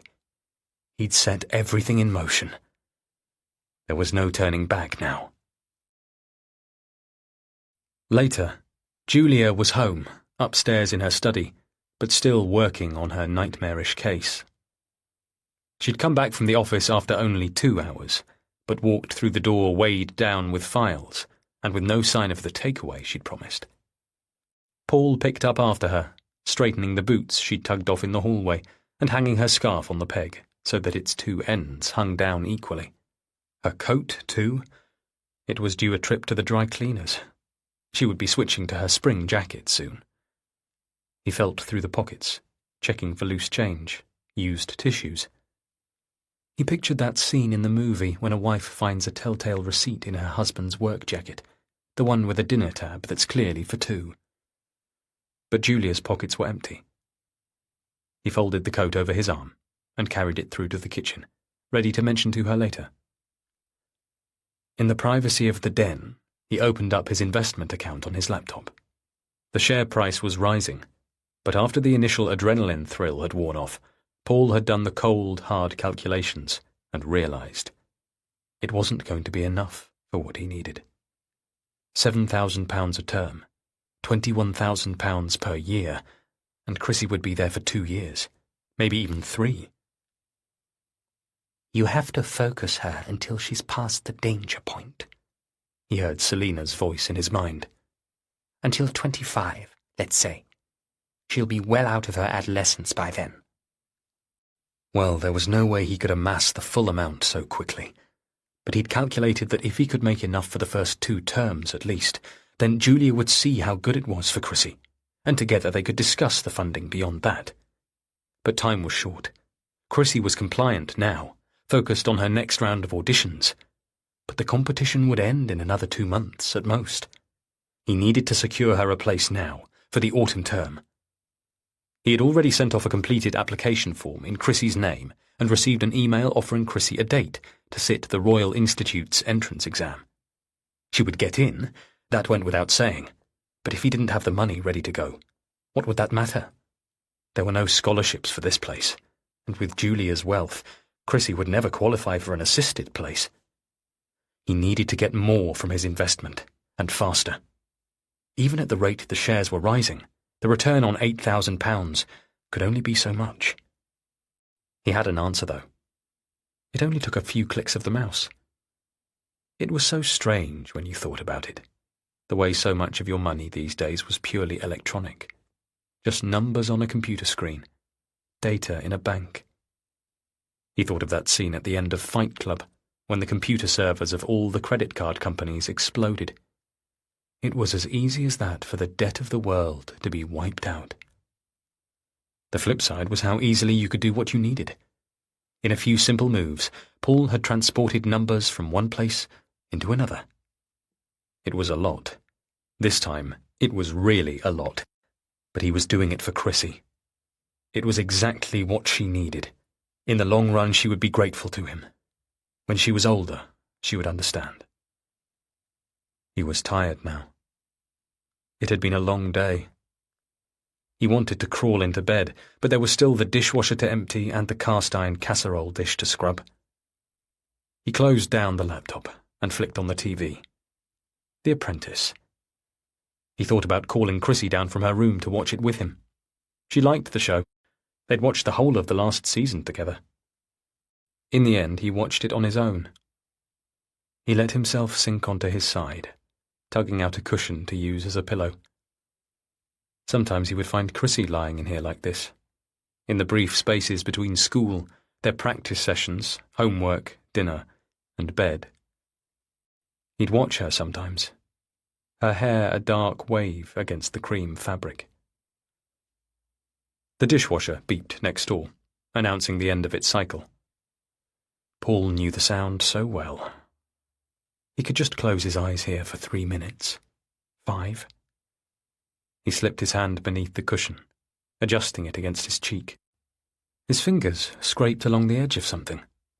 Small, soft, though it crinkled under his touch. He sat up and pulled it out. He stared at it. It was a little white plastic packet. No, not that. It was a little plastic packet of something white. It was just lying there. It must have slipped out of someone's pocket then. An accident. An oversight. He swallowed, his gums watery. Oh, there was such an obvious explanation. After all, there was his teenage daughter upstairs. Teenagers did drugs. Of course they did. Why should his family be any different? Why should he and Julia be spared that? If he confronted her, it was possible she would explain that she was only keeping it for a friend. He could just imagine her blaming young Danny from next door, or Reese, or any one of her fellow musicians or school friends. Then he would just have to convince himself she really was telling the truth. But Paul didn't need to call Chrissy down. He already knew she didn't use drugs. He already knew that neither she nor her friends had anything to do with this. But it didn't help a bit, because the real explanation was much worse. He felt as though the flooring was shifting out from under him. He'd been so focused on watching Chrissy, doing everything he could to keep her on track. He'd never imagined that this was the direction the slip-up would come from. The wrecking ball crashing through their elegantly papered wall. He dropped his head to his knees. I've had enough with Chrissy to deal with, and now you were doing this to me. But Selina had always warned him. She'd told him from the start about the other side. It had been years since there'd been any hint of it, though, so he'd thought it was over. Instead, the shadow had been hovering, waiting. Now here it was, stealing into their lives again with this tiny plastic packet of cocaine. Paul thought of his wife's thinness, her exhaustion, her distraction. He pressed a fist to his mouth to keep the sounds in. "Oh, Julia," he silently begged her. "What are you doing? What have you done?" Chapter 15. Paul. 3 weeks before. He was brave, though. He went upstairs and knocked on the door of her study. A second later she replied. "Come in." He opened the door. "Julia?" "Yes?" It was always so hard to get her attention. "I wondered if you'd like to have dinner. I thought maybe the two of us could go out." He had to talk to her. He had to steady the ship. And if they were in public, she couldn't easily walk off, or shout at him or make a scene. Neither of them could. "I have to finish this." Julia craned forward to peer at her screen. He took in the back of her neck, the closely trimmed hair. The cut was stylish, but almost boyish. She had styled her hair shorter and shorter over the years, from mid-length to shoulder-length to a pretty layered bob. But he hadn't seen the next step coming. It had been disturbing and dislocating when she had cut it all off. "Well," he said, "how long might that take?" "I don't know, Paul. About another hour?" "Okay. Well, let's go after that." He smiled at her from the doorway, ignoring the banging of his heart in his chest. "And leave Chrissy on her own?" "She's 16. Plenty old enough to stay home alone." Julia swiveled her black office chair round to face him. Those dark circles under her eyes. They were a permanent feature now. How on earth had he missed all these signs? "Listen," he said. "Why don't I book us a taxi and reserve us a table? All you'll need to do is pick out some clothes. It will be nice, don't you think? I reckon Lynn would approve." He wished right away he could take back the last part. It was unfair of him, throwing down a challenge like that and using their therapist to hold her to account. But to his relief, Julia pushed the loose strands of hair back from her face and leaned back in her chair. "All right. Give me half an hour. Book the taxi and the restaurant. You choose." The place he initially tried to book was fully reserved, so he had to go for his second option, a classic French restaurant where the portions always seemed too small. He got changed, then waited for Julia in the kitchen. When she finally came down, she was wearing a halter-neck dress, all long ombre shading, and a bright red lipstick shade he'd never seen on her before. "Well," he said, the words slipping out of him. "Aren't you dolled up?" Then he shook his head and said, "Ignore me. Just kidding." He held his arm out for her. "Julia, you look lovely." But when they climbed out of the gloom of the taxi at the restaurant, Paul noticed that she'd wiped the lipstick off. Inside, though, things felt better. He'd forgotten how much Julia liked this place, how she'd told him that, for her, the portions were just right. He ordered drinks for both of them at the bar, a lager for him and a vodka martini for her. It was the drink she'd been holding, spilling, the first time he'd talked to her, and the drink she'd ordered the first time he'd taken her out. "2 olives," he told the bartender now, "and make it a double." He really wanted Julia to relax. He pulled out his wallet to pay for the drinks. "Here," he said, handing over his debit card. "Wait, sorry, not that one. Here, use this." He switched the debit card for a credit. "We've a table booked as well," he said to the bartender. "Is it ready?" "1 second. Yes. Are you all right with those drinks?" "Of course, I can carry them." "No problem, sir. Do follow me." Paul spilled a little of Julia's drink, carrying them to the table, slopping it over the side of the wide, shallow glass. And just like that, the memories came spooling, all the way back to when they'd first met. She and her friends had come bursting into the bar where he was playing piano, drunk, even high, a gang of beautiful people. They'd ordered champagne and cocktails, disappeared to the toilets sometimes, emerged with reddened nostrils, and he could tell at once the class they were. These people came from wealth, the kind where money was no object, the kind of wealth that came close to obscene. He'd watched them from the corner of his eye while he played. He'd presumably looked smart, cute, in the rented tails he was wearing for the gig, red carnation in his buttonhole, as though he'd just finished a set of university exams, even though he'd never set foot inside those hallowed halls. Towards the end of the night, he'd been playing a jazz piece, a complicated number that he didn't usually include in his set. She had come up to him, shining dark hair, bright white smile, and slopped her martini over the bar's piano. Julia Montrose. She had been 27 then, and he'd been 29. They'd stayed late at the bar together after his set was finished, and her other friends had left for some club. He'd been exhausted by that point, desperate for his bed, but he had forced himself to stay up talking with her, letting her talk to him. She had a first-class law degree, she said, but now she was a single mum. She had a daughter, Chrissy, 6 years old. And no, Chrissy's father wasn't in the picture. There had been a car crash. He had died. Paul spent what tiny amount of money he had on buying her drinks. She claimed to find him charming. They'd left the bar at 2 a.m., and, standing out on the frosty street, she had kissed him. They'd ended up going home together that night. Chrissy had still been with her grandparents then. Now he reached his hand across the table and took hers. "Julia Goodlight," he said. "It's really good to see you." It seemed like the strangest thing for him to say. After all, they saw each other all the time. They shared a bed, for heaven's sake. But she looked up at him and said, "You too. How are your parents? Is your mother better?" Natural, innocent questions, carefully leading up to what he really needed to ask. "They're fine. It was all a misunderstanding. Cleared up now." She let out a breath. "You know they're going to Kenya shortly?"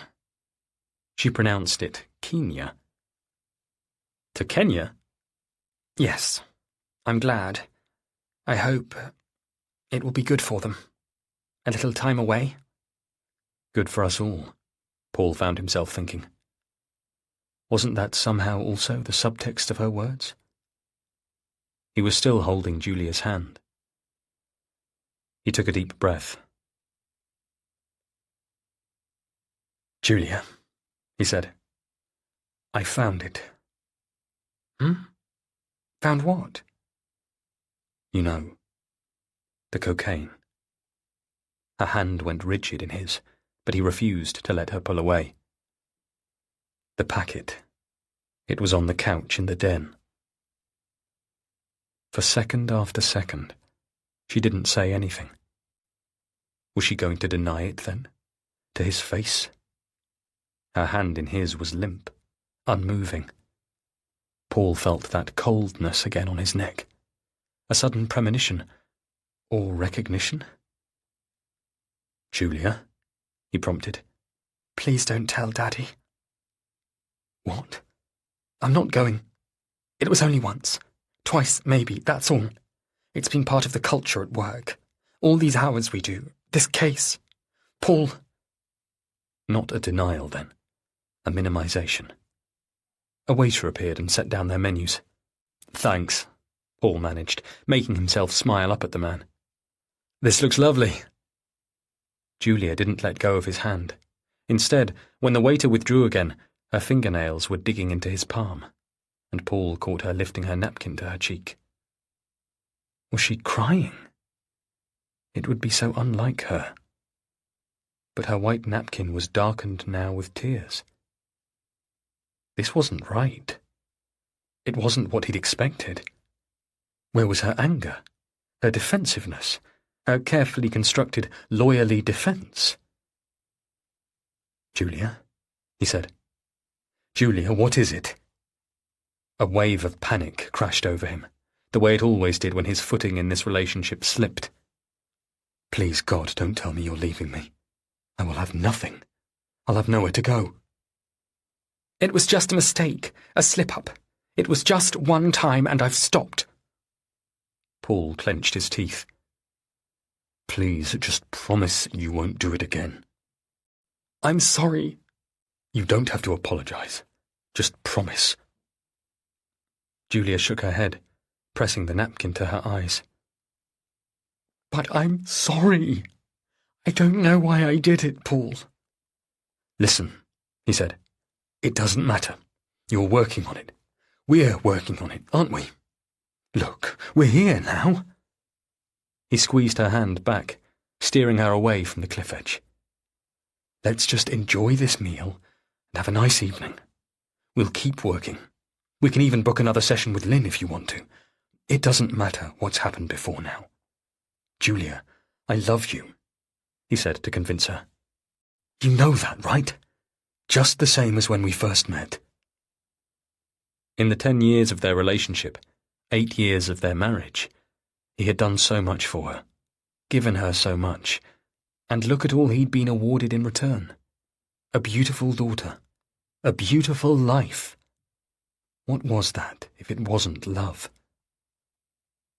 "And I know you love us, me and Chrissy. I know you're trying your best, and I appreciate everything." For a moment, Julia only pressed her napkin harder to her eyes, the muscles in her jawline so tightly clenched. "I do. Of course I do." "Then stop crying." He gave her hand a shake. "Come on now, Miss Montrose. Buck up." It was what her old housemistress used to say, and it worked. In the taxi home they held hands. They did more than that. Something had been rekindled and was breaking over the two of them. At home, Chrissy's light was on upstairs. She was safely in her room. They had hardly stepped inside the front door before Julia was kissing him. Paul kicked off his shoes in the kitchen, lifting his hands to the... Your well-being matters.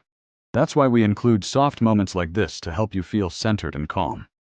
Thank you for joining us today.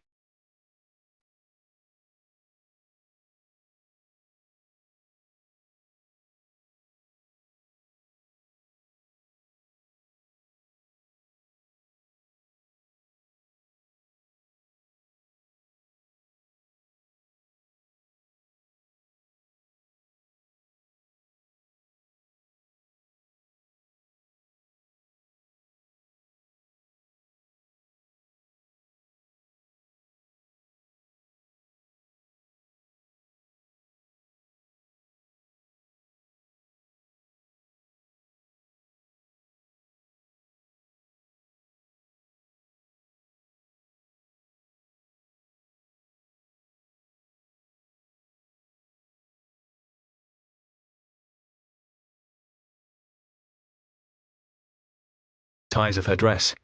They couldn't go upstairs, not with Chrissy there, but they couldn't wait either. "In here," Julia whispered. "In here." The utility room, amidst the smell of fabric softener. He lifted her onto the countertop, almost blind with desire. She murmured, clutching at him. It was over quickly, the intensity of it leaving him breathless. Afterwards, he leaned against her, forehead to her chest. He wanted to stay with her like this forever, in the afterglow, in this tiny, secret domestic space. He and Julia. How long was it since they'd connected like this? "Thank you. Thank you." She was shivering now, her muscles trembling. She gave a low laugh. "I need to take a shower." He let her slip away upstairs, leaving him alone in the cool of the kitchen. He ran himself a glass of water from the tap, trying to calm the swimming in his head and the pounding in his chest. He tidied the kitchen, the snug and the sitting room, settling back into himself all the time. Then he set his used glass in the dishwasher and made his way upstairs to Chrissy's room. He knocked on her door. "Yes?" "Can I come in?" A hesitation. "Yes." He opened her door wide. Chrissy was sitting at her desk, even though there was nothing in front of her. "What are you doing?" he asked. Her bare feet were bluish. She looked as though she had been sitting there for hours. "Nothing. I'm getting ready for bed. Did you and Mum have a nice time?" "We really did." "That's good." "Chrissy?" "What?" Her voice was flat. He thought of Reese, skulking in the garden, and all sorts of arrangements Chrissy might have made behind his back. "Has anyone been here?" "What are you on about?" "Well, have they?" Chrissy pushed her chair back from the desk. She was wearing thick pink tartan pyjamas, and her skin looked red, freshly scrubbed. "No, Dad. I didn't invite anyone round. I know the rules. I wouldn't do that." She stood there for a moment, waiting for him to say something else. But there wasn't anything. "All right, then. Good night." "Night." She was already turning away from him, towards bed. "I love you," he said. "You know that, don't you?" "Yes, Dad. I love you too." Later, once he was sure Julia was asleep, he got up in the darkness and went to the deep bottom drawer of his dresser where he kept old jumpers and shoes. He lifted the clothes and felt in the space for where he'd put it, keen to touch those pale gold, glossy pages again. But his fingers only scrabbled at the rough wooden base of the drawer. There was nothing there. The prospectus he had taken such care to hide was gone. Chapter 16. Paul. 2 weeks before. On Monday, Chrissy was late coming home. 5 o'clock came and went. Then 5:30. Then 6:30. Paul called Julia but got no reply, just her voicemail. He texted, but how many times had she ignored his messages at work? He called Chrissy's phone again and again. No answer. His texts to her went unanswered too. He paced the kitchen in an attempt to tamp down his rising panic. She was 16, sensible. She wasn't a kid. He called her school and then the academy, but the administrators had clearly all gone home by then. He left messages on the answer phones anyway. He sent another text to Julia. She'd be winding up for the day now, surely. He sat with Jackson in the kitchen, feeling sick, giving it 10 more minutes. Then another 10. Finally, at 7:30, the front door banged. Chrissy. Paul jumped up from his seat, hushing Jackson, who had started barking. He caught his shin on the leg of the table, a brutal crack, but he steadied himself, ignoring the pain. He heard the click of heels in the hallway. Julia. Not Chrissy. She came into the kitchen. I got your text, so I got a taxi. Where is she, Paul? Is she still not home? Wordlessly, Paul shook his head. It was a punch in the stomach that it was Julia and not Chrissy who had walked through that door. Let me try calling her myself. Julia pulled out her own phone and clicked the number. She hadn't even taken off her shoes and coat and still had a thin scarf wrapped around her neck. They stared at each other, both listening as, yet again, Chrissy's phone went straight to voicemail. Julia hung up without even bothering with a message. I thought maybe I saw her, she said now, breathless. Earlier on today, at work. At work? At your office? Yes. Well, walking past. You know her pink coat? I wondered if it was her. What would she be doing there? I don't know. I couldn't leave the meeting. I couldn't just say, "Oh, I think that's my daughter," and rush out. I would have, thought Paul. I honestly wasn't even sure if it was her. And anyway, when I finally did get out of there, she was gone. What time was this? Just after 4. Hours ago. How did that help them now? Jesus, said Julia, dialing Chrissy's number again. Where is she? Who else can we try? Said Paul. I've already contacted the school and the academy. Julia hung up and looked at him.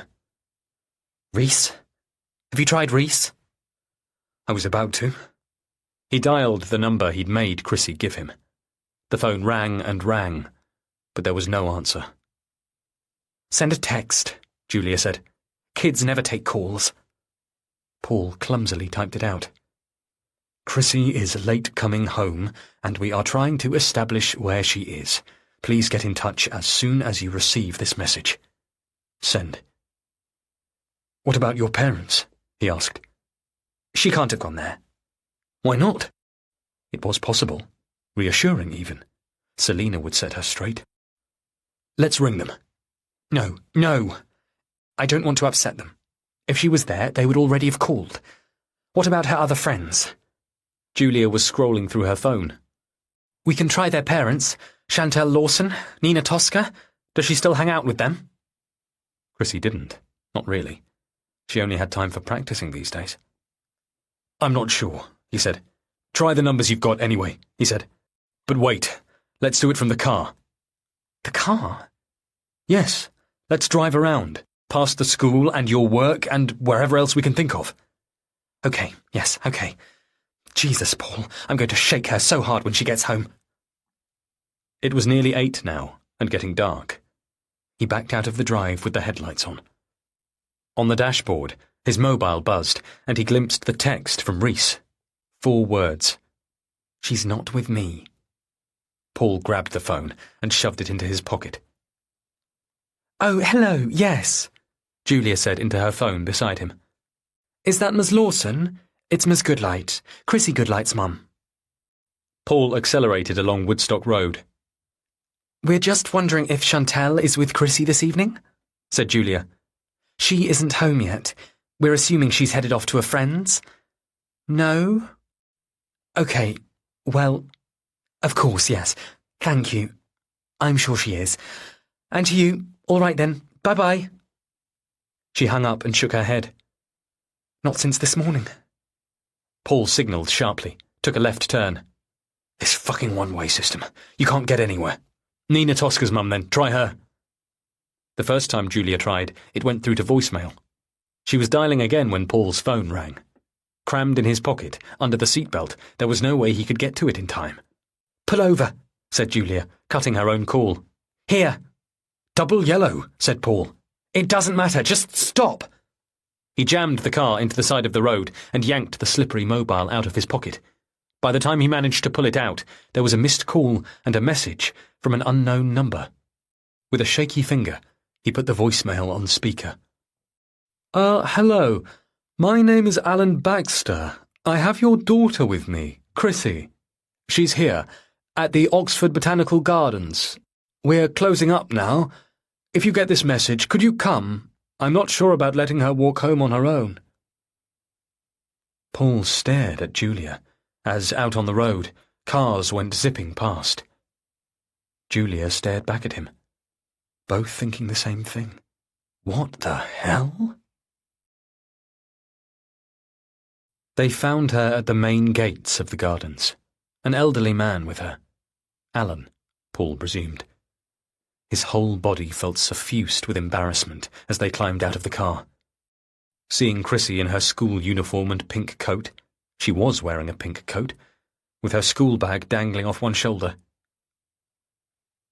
"I found her," explained Alan, "in one of the glass houses.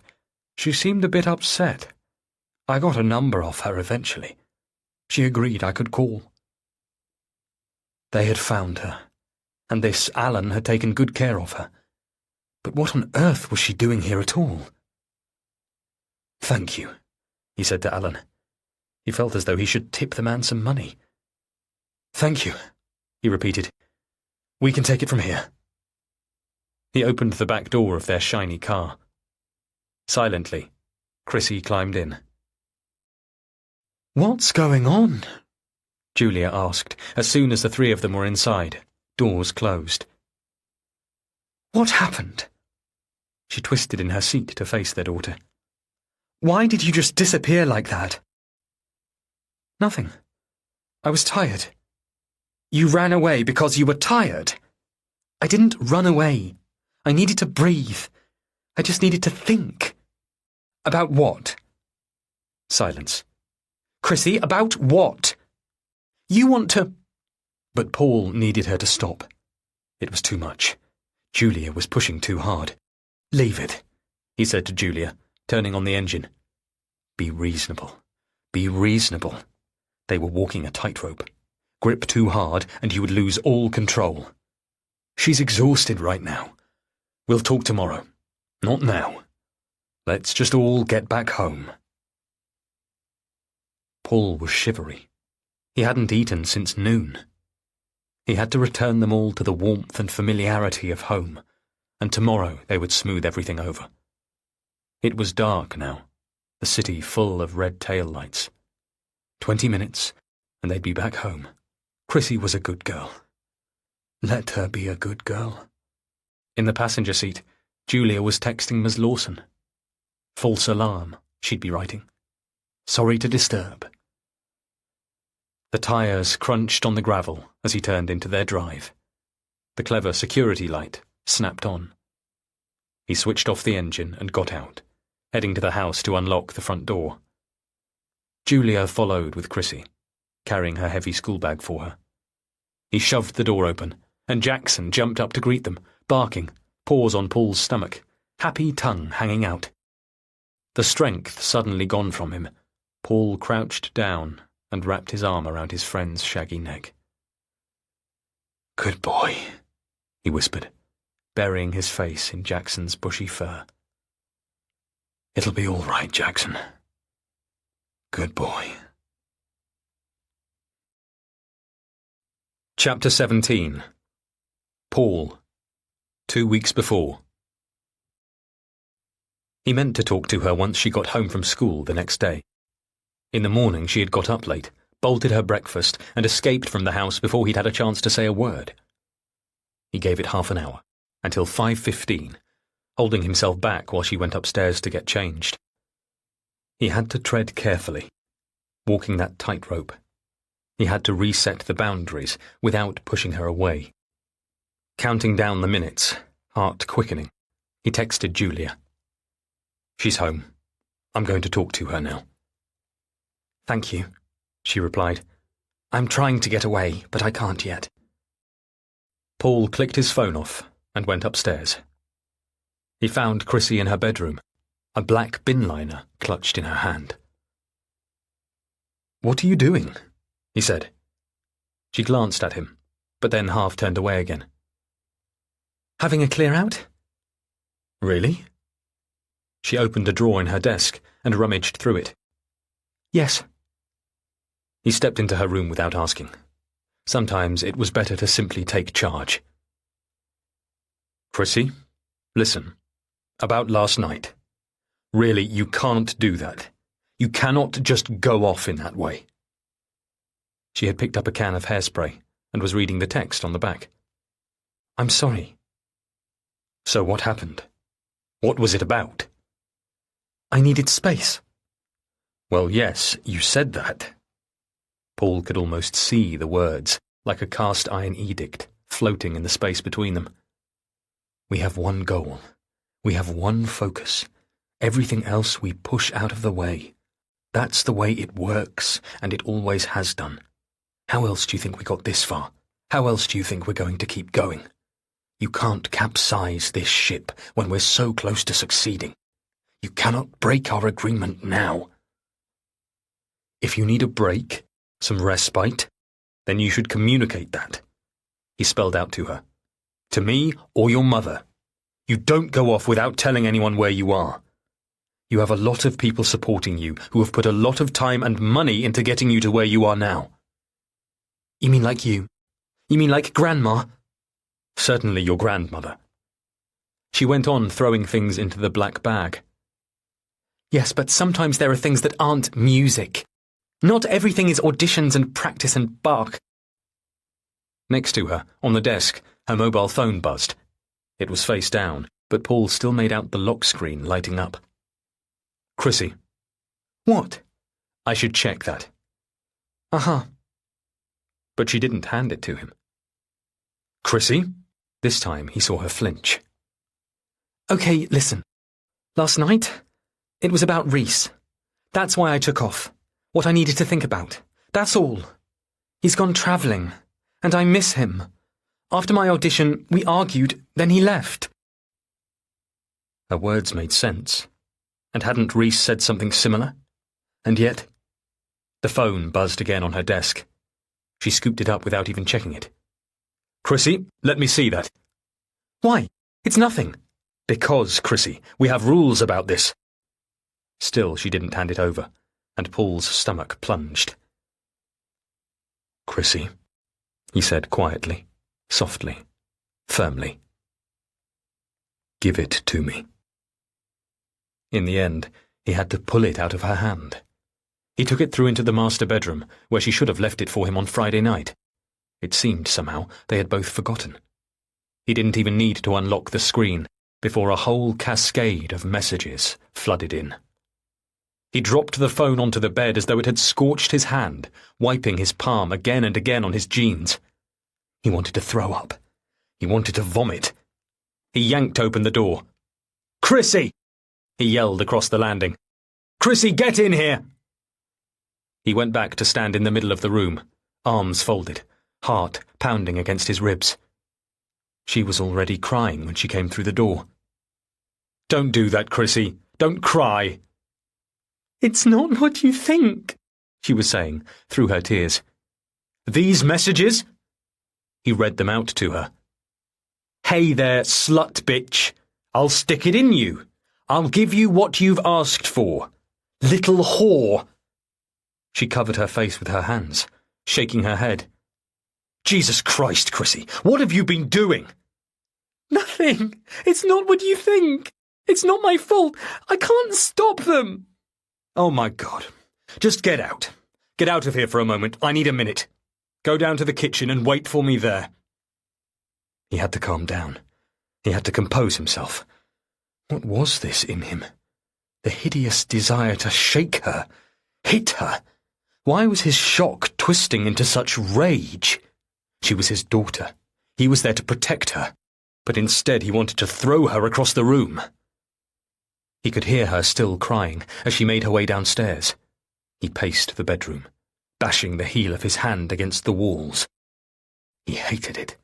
He hated having to stand up to her, for her, like this, shortening the reins on her time and again. Why couldn't he let go of everything and throw the doors wide open, leave her free to do whatever she might want? But you couldn't, could you? Look at the mess his father had made when given free rein, draining the bank accounts because he just couldn't help himself. Paul had learned firsthand. Some people can't control themselves. Some people need someone else to step in. Look how Julia had been. Now look at Chrissy, involving herself again in something so disgraceful, despite all his efforts to keep her on track. Why was she like this? Why couldn't he stop her? Why did she keep putting herself in situations like this and making such hideous, horrible mistakes? Eventually, he picked up the phone again and unlocked the screen. This time, he made himself sit down on the bed the way he normally did, and go through the messages properly, one by one. This time, as he read, it started to make sense, and the anger in his chest changed to something else. Pity? He shook his head, his muscles growing weak. How could he have missed this, after all the care he took to supervise everything she did? Why had she not told him? What kind of father was he to have no idea this was going on? He managed to take himself downstairs, where Chrissy was sitting at the kitchen table, her arms clasped around Jackson's neck. The dog panted happily up at Paul as he set the phone down on the table. Slowly, she looked up at him. "Why are they doing this?" he said. Chrissy wiped the tears from her eyes. "Because I tried to stick up for him." For Reese? Yes. These boys were bullying him? Yes. I tried to get them to stop. And now this. The messages were disgusting. They were designed to disgust, and silence, and shame. Yes. He picked up the phone again. "We can report this, you know, to your teachers, probably even the police." "I don't want to do that. It'll only make things worse." Paul was silent for a moment, taking it all in. "Is that why Reese left, even before the summer? Because of the bullying?" "I think so. Partly." "And you miss him? Plus all of this?" He was an idiot for getting it so wrong. Chrissy hesitated, then shrugged, burying her face back in the fur of Jackson's neck. He stared at her, trying to see past his fear and instincts. He tried to see her as just Chrissy, his daughter. Just a girl, and, right now, a target for bullies. Talk to her like that. Listen to her. He drew a breath. She was so tiny, his daughter. "Listen, Chrissy. I'm sorry I shouted. I'm sorry I got completely the wrong end of the stick." "It's all right. I forgive you." Well, wasn't that right? That he needed forgiving? Yet her words landed strangely. The casual magnanimity seemed to disguise a sharp edge. She went on hugging Jackson, but she was no longer meeting Paul's eye. "You know that we can block these numbers," he continued, "and if you want me to come into school about this, then I will." Silence, except for Jackson's happy breathing. "Like I said, it's okay. I guess if you just block them." She seemed calm now, all her tearful protestations gone.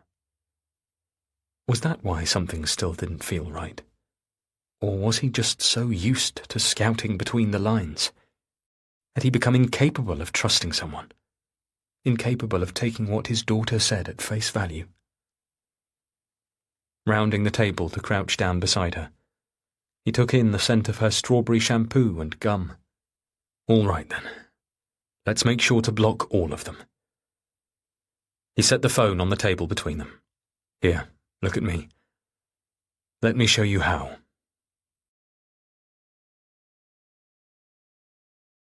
That evening, when Julia got in, it was a kinder story Paul chose to tell her. Their daughter was upset about missing her best friend. "Oh, gosh, I remember," his wife said as she tugged off her tight shoes. "Reese was talking about it at the category auditions, wasn't he? I didn't think. Poor Chrissy. I didn't know how she was feeling." "It's not your fault. I didn't know either. She should have told us instead of running off." Well, thank you for talking with her. I'll go up and see her, shall I? No, not now. He didn't want to worry her. She's finally doing her homework, I think. Are you sure? Yes, she's fine. We had a good talk, and then a good rehearsal. She knows she shouldn't have worried us like that. I'll just put my head round the door. Honestly, Julia, please just leave it. I really think it's best right now if you don't disturb her. Okay. She was too tired to fight him. I feel so bad, Paul. I try.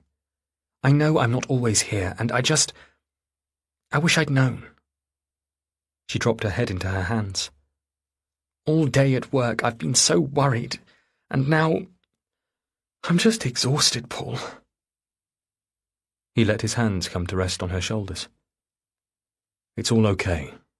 Honestly, she's fine, don't worry. Look, stay there and I'll draw you a bath. As he ran the taps in their clean, elegant bathroom, the swirl of the water and the lavender bubbles calmed him. It was fine. No harm had come from this incident. He had got to the bottom of things, finally dragged the nasty facts into the light.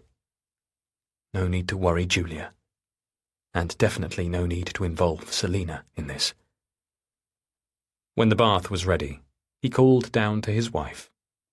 Chrissy's door was still closed. When he pressed his ear to the wood, he could make out the sound of her laptop keys tapping. Homework. She would leave her assignment on the bed for him to check later. He brought his wife's towel and bathrobe through from the bedroom and let her check that the temperature of the water was right. Enjoy, he said, as she stepped out of her work clothes. Take your time. Thank you, Paul. You're welcome. Everything was fine now. He blew a kiss as he closed the door behind him, hearing the little click as Julia slid the tiny gold bolt into place. Chapter 18. Paul. 2 weeks before. In the confusion of it all, Paul had forgotten about the planned visit from the competition film crew. A recorded interview had been mentioned in the email that Chrissy had received after her audition, but all the other things had knocked it clean from his mind. It was a complete fluke that all three of them were home that Saturday when the cheery producer called and said they'd be arriving within just half an hour. The producer's name was Upasana, and she had one of those bright, friendly faces that Paul had come to associate with all the people connected with Young Musician of the Year. Encouraging, enthusiastic, pastoral. It was a breezy but clear, sunny day, making it perfect for filming outside. However, first they wanted shots of Chrissy in her practice room. After all, it was an impressive space, Upasana declared once they made it upstairs. They crowded in with their cameras and mics and cables and stands. They seemed to have so much equipment, all of it being dragged through their house, leaving score lines in the carpets and scuffs on the tiles. Such an intrusion, an invasion of sorts. "Do you want to play us something?" said Upasana to Chrissy once everything was finally set up. "You don't have to, of course. Only if you want." Chrissy nodded. "Yes, of course. No problem." Despite the last-minute rush, she was dressed smartly, stylishly, in a long skirt this time, but with the same cream blouse she'd worn for her last audition. Her hair was caught up in a high, neat bun, with not a single strand out of place. "Lovely," said Upasana. "Whenever you're ready." To Paul's surprise, she picked one of her hardest pieces, a score they'd considered for the competition, but then set aside. The music curled as she propped it on the stand, needing clipping into place, and he wanted to tell her to choose something easier, something she could enjoy and play just for fun. Under the scrutiny of the film crew, she was supposed to display how much she loved all this, how it was her passion, her life's dream. Instead, she was preparing to play a passage she'd only recently, barely mastered, as though she was trying to prove something to herself. Or to him? "See? Look, Dad, I can do this. Honestly, I'm good enough." As she set her bow to the strings, Paul clenched his jaw, expecting and dreading the mistakes. But in the end there were none. Just a sheen of sweat on her forehead and a stiffness to her movements as she lowered her violin, muscles contracted from concentrating so hard. Upasana clapped her hands. "Lovely! All right then!" She hadn't noticed, or was ignoring, the strain on Chrissy's face. "Some shots of you now, Paul, at the piano. It's such a nice touch. The father-daughter team." Paul did as she directed, pulling out the accompaniment for an old piece in Chrissy's repertoire.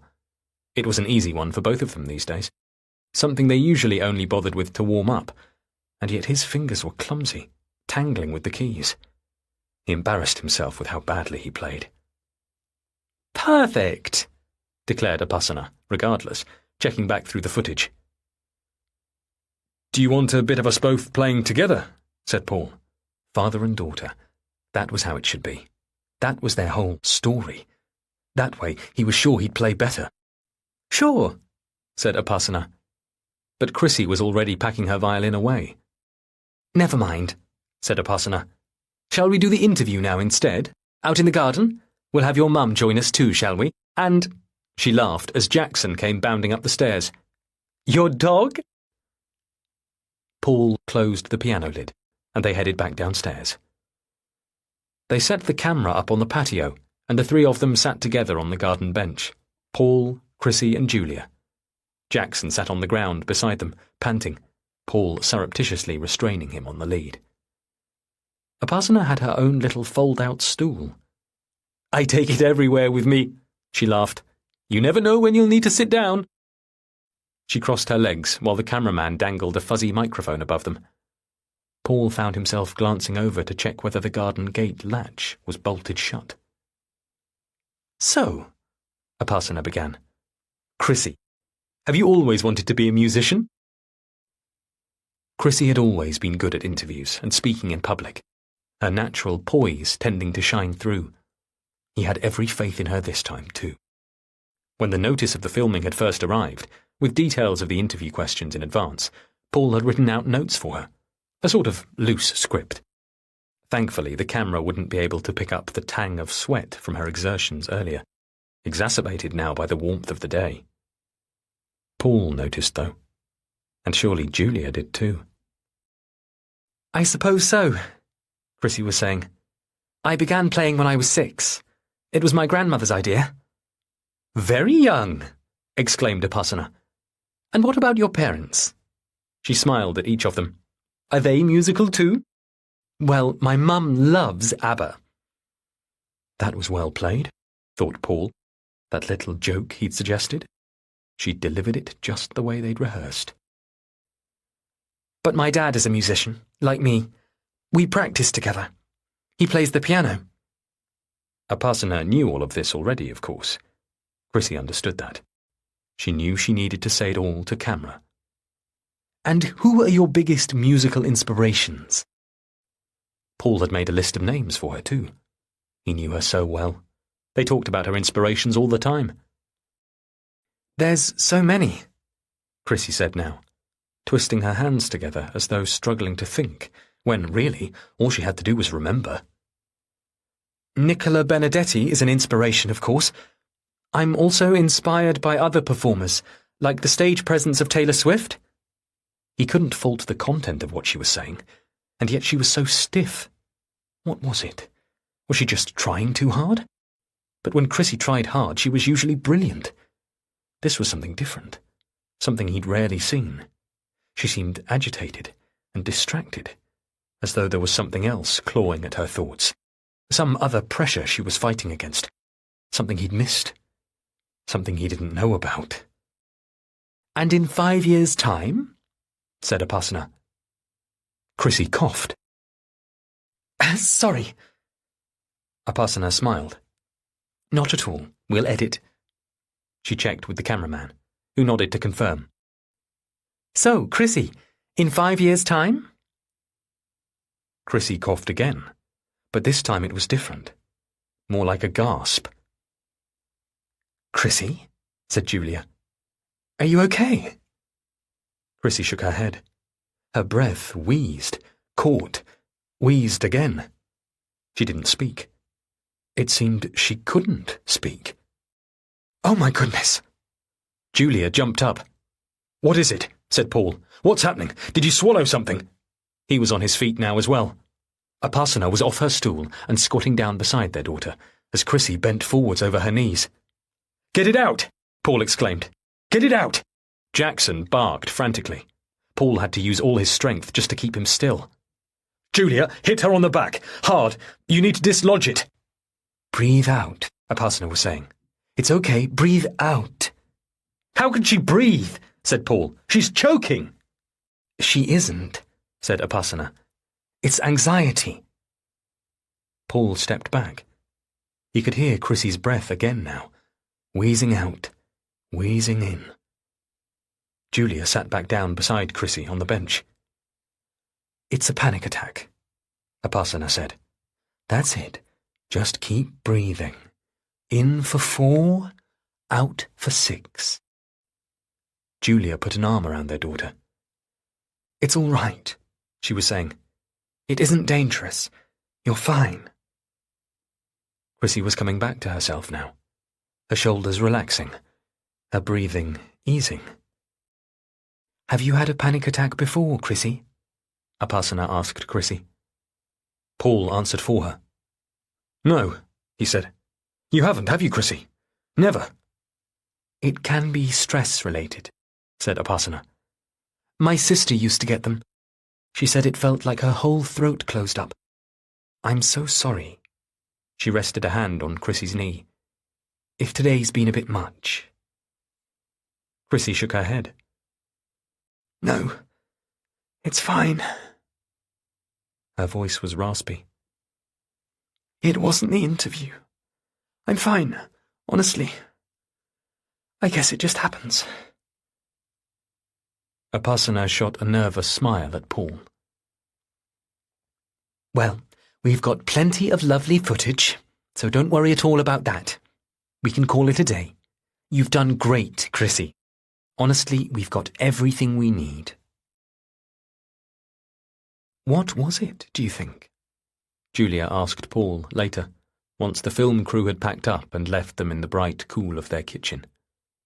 Chrissy was upstairs having a lie down. "Do you think we should take her to see the GP?" "I don't know. I mean, maybe, if it happens again. It will probably just be a one-off, though. Like Upasana said, just anxiety with the TV crew and all that attention. It probably surprised Chrissy to feel like that because she's never nervous on stage." He was trying to reassure her and reassure himself. Unexpected anxiety. A brief moment of panic. Surely that was all it was. But still his heart pounded. Something else kept flickering through his mind too. Something he couldn't make sense of or place. The other day, he'd returned home from his early evening walk with Jackson to find a scent in the air of the kitchen. Woody, intense, familiar. But he couldn't give it a name. He'd just had the sense that someone had been here. Across the tiles, he'd spotted tiny flecks of dried mud. The smell was gone now.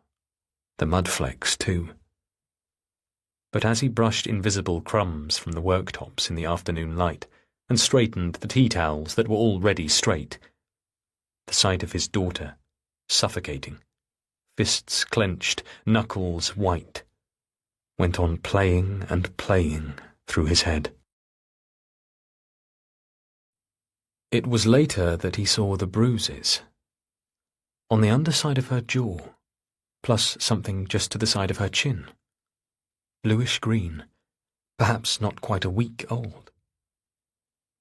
She was in the bathroom, removing her makeup with sweeps of a cotton pad. "What's that?" he said, stepping up close. "What's what?" Julia said. He turned her sideways so she could see for herself. "There," he pointed. "Right there on your jaw." She was surely able to see them now in the mirror, under the unforgiving lights of their ensuite. A cluster of bluish-green blotches.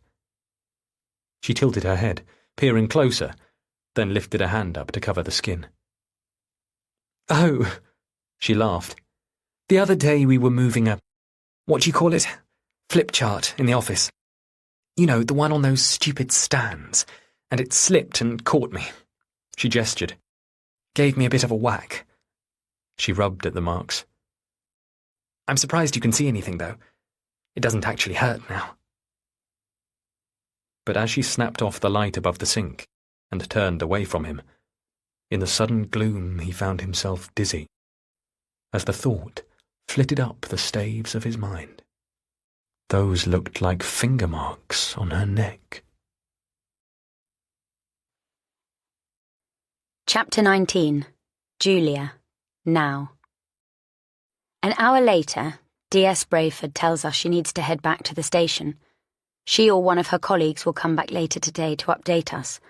But for now she needs to see how the officers have got on with contacting the transport police and to chase up the CCTV from the concert venue that they've requested too. They've got Chrissy's phone and laptop to review as well. Paul and I are back downstairs in the kitchen now, trying to do the right thing, making ourselves available while keeping out of the way. I try to slow my breathing. I had forgotten about that. Chrissy's phone. There will be so much on there. Phone records, text messages. Teenagers do so much on their phones these days. Her phone could reveal all kinds of information, but I'm no longer sure I want the police to go digging. I don't think I want them involved anymore. I wish now that we had ignored official instructions and just looked at her phone by ourselves, never mind the smashed screen. We might have found her already. There could be a text on there, literally from last night, that would tell us everything we need to know. But it's too late. DS Brayford has them packed up. All of this is out of my hands.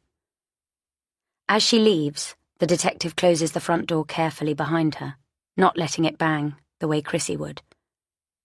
Now Paul and I are left alone with each other. As though on autopilot, Paul starts getting on with the usual tasks of the home, the things I'm never normally around to see him do. Sometimes I forget how much it involves to keep this house running as smoothly as it does, and it's a stark reminder for me to see him do it now. He puts a load of laundry on.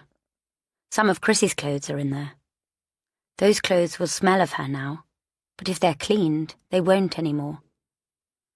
I almost want to tell Paul not to wash them, because what if Chrissy doesn't come back?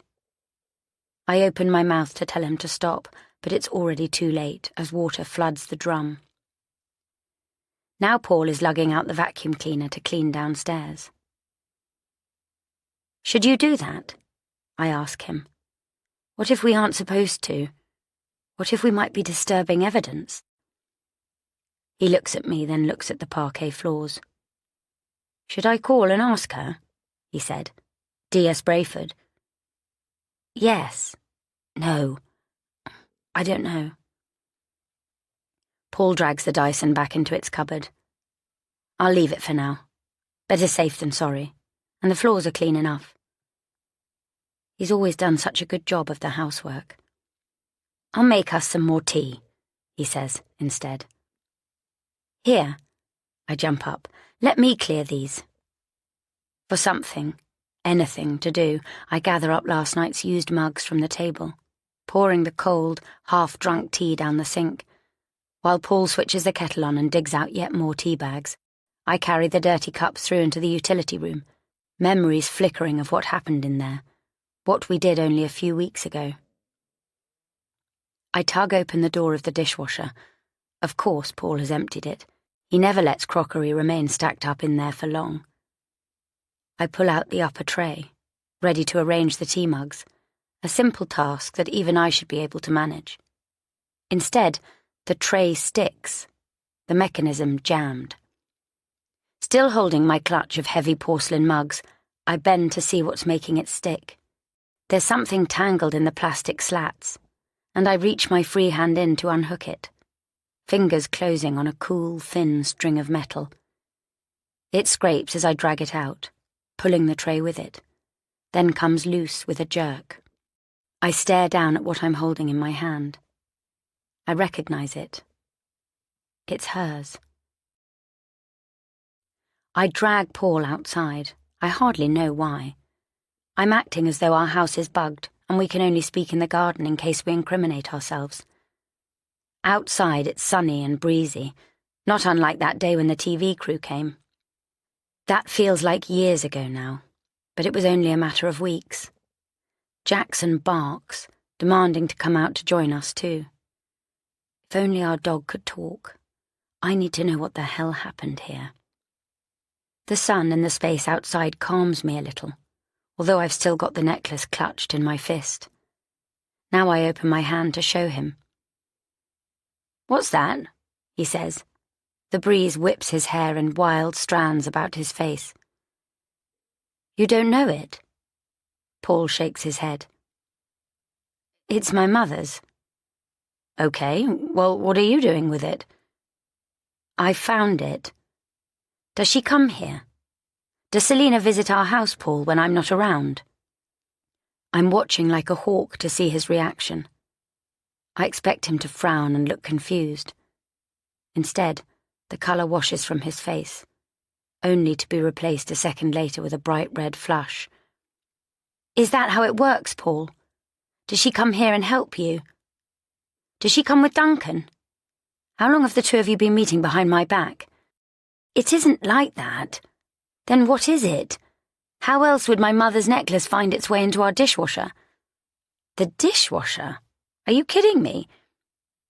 "That's where I found it." "Jesus, Julia, you know your mother. I'm not sure she's ever stacked a dishwasher in her life." I flinch at his words, the sharp reverse snobbery, digging a blade into one of our painful fault lines. "Really, Paul?" "Well, you're standing here accusing me of what?" It feels as though I'm accusing him of everything, except I am slowly joining the dots. The necklace didn't fall in there by accident, did it?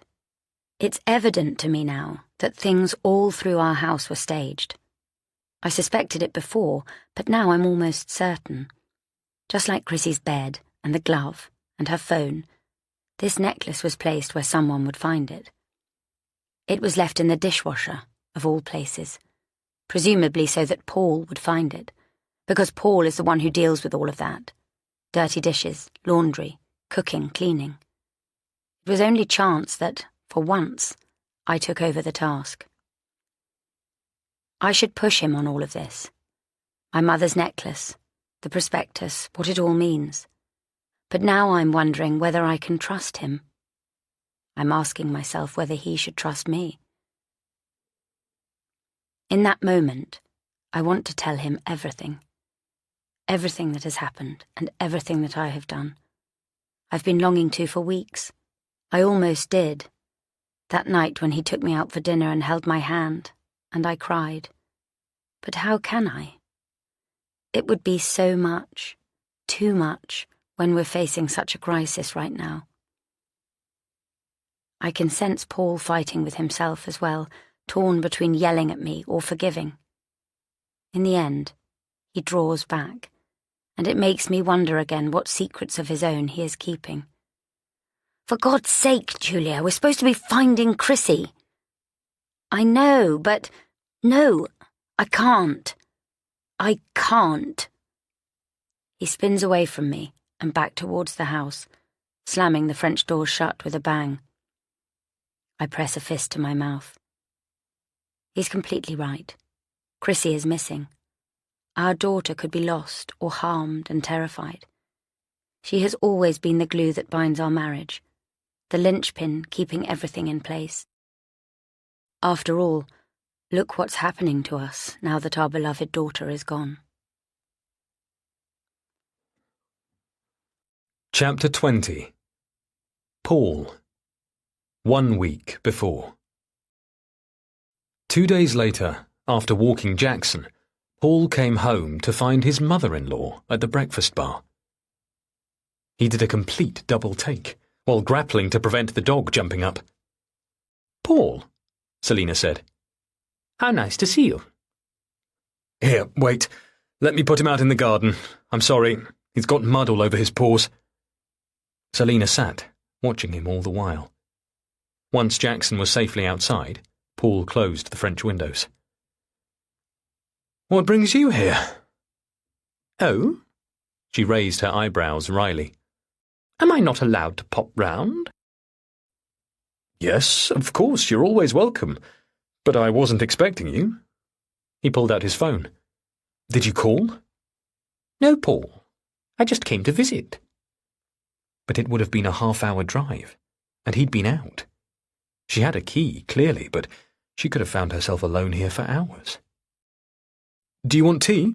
Fruit juice? A snack of some sort?" "No, thank you. I made myself a coffee earlier." She showed him her empty mug. "You have a rather niche taste in beans." He let it slide. What was the point, anyway? "Do you mind if I get myself a glass of water?" Selina waved her hand, ironically. "Be my guest." He drank it quickly, feeling her eyes on him. He was flushed, dishevelled, hungry, off guard. He set the glass down. "Well, it's good to see you too. Was there something particular you came for?" "Not really." Her eyes slid away strangely. "I just decided to get out of the house. I suppose I wanted to check up on things. After all," and there was the sting in it, "it isn't all that often you call." She was fiddling with the gold chain of her necklace, sliding the little attached pendant back and forth. If she weren't careful, she would end up breaking the clasp. Paul allowed himself now to pull out his own stool and sit down at the breakfast bar too. "Things are fine," he said. "We're all doing fine. Julia's working, of course, and Chrissy's at school." Never mind that there were all kinds of things he wasn't telling her. Chrissy going AWOL, the drugs, the bullying, the panic attack. He really didn't need Selina knowing all that. He could really do without her censure and inevitable wrath. There'd been so many messes he'd found himself dealing with lately, but he'd been managing it, hadn't he? A good captain, in control of his ship. He tried to push the fear out of the way. He had something useful and good to share with her. She would be pleased and reassured. No need to trouble her with anything else that had been going on. For a moment, he felt like a child or a dog, presenting a gift for approval and praise. "In fact, Selina, it's good that you're here. Honestly, I was about to call you." "I've managed to arrange something. For Chrissy, like we said." Selina went on toying with her necklace. "Oh, yes?" Sometimes he felt so entangled with his in-laws, with Selina especially, and yet at the same time he always felt one step behind, blind to her play and the moves she might make. He thought of the message he'd once sent to a friend, a throwaway comment he'd written on Facebook the very morning after he'd met Julia, a message his mother-in-law had found years later. Just the thought of it now brought him out in a cold sweat. "It's a residential music school. If you want, I can show you the prospectus. Chrissy could be there for 2 years or more." "So you found a way, then?" "To cover the fees, yes. An associate of Julia's helped me out." What he wouldn't give to take that old message back, or prevent Selina from ever finding it. He'd only been joking around. Lads talk, he would swear it. But Selina had sensed a tiny kernel of truth, even though he'd come to feel so differently later. "I met this girl, fucking gorgeous, and guess what? She likes me. Best of all though, mate, she's filthy rich." Selina still had a screenshot of that message. How far back through his timeline must she have trawled, digging back through every nook and cranny of his life until she found a shard of something to incriminate him, one she'd been silently dangling over him ever since. Paul wasn't naive. He knew the influence Selina had over his wife. It was Selina who had persuaded her to study law at Oxford instead of languages. And at Oxford, not Cambridge, that went without saying. It was Selina who'd talked her out of ever studying abroad, and Julia had given up plenty of boyfriends too, on Selina's say-so. So now, even 8 years into their marriage, should Selina ever choose to unleash the ammunition that was his old message, it wouldn't be hard for her to convince Julia to drop Paul. An associate of Julia's? Selina queried. No, well, I mean, only indirectly. Anyway, what I wanted to tell you is this place. It's near you in Duncan. When Chrissy goes there, you'll be able to see each other all the time. Me and Duncan? Paul wasn't expecting that reaction at all. He'd thought she'd be glad, pleased with the elegant serendipity of the arrangement. Instead, Selina's face turned white as a sheet. Paul jumped up from his stool. Are you all right? What happened? She shook her head. She leaned forwards, necklace dangling loose from her neck. Just a bit dizzy. It's nothing. Here, let me get you some water. He filled a fresh glass from the filter. It's fine, really. I'll be fine in a minute. Was it just coffee she'd had? Paul wondered. Or had she drunk something else? He steadied her, holding lightly onto her elbow as he handed her the glass, trying to remember which was her bad side, the one she had hurt in her fall. She took a tiny sip, then set the glass down again. Thank you, she said. I feel better now. Are you sure? We can step outside, get some fresh air. No, that won't be necessary. She tugged at the sleeves of her blouse, the ones that were already pulled down low on her wrists. What were we talking about? Yes, this place. So you've got her a place, have you? It's all guaranteed? Well, no, it isn't. She'd have to sit an exam, but you've heard her play. You know how capable she is. Yes, right. And I'm assuming that you've done your research on this place, this institute? Looked into its reputation, its results? You really sure this place is suitable? Yes, absolutely. I mean, I thought... He trailed off. I thought this would be what you wanted. He saw suddenly how small and frail she really was. He'd never imagined he would ever see that.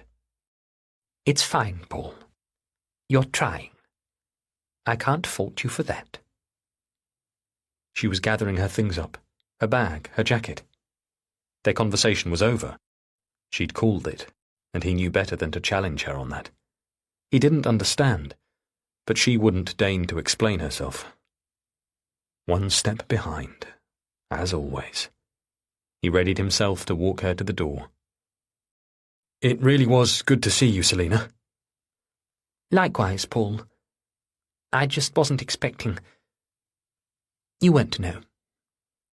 Anyway, keep me posted this time, won't you?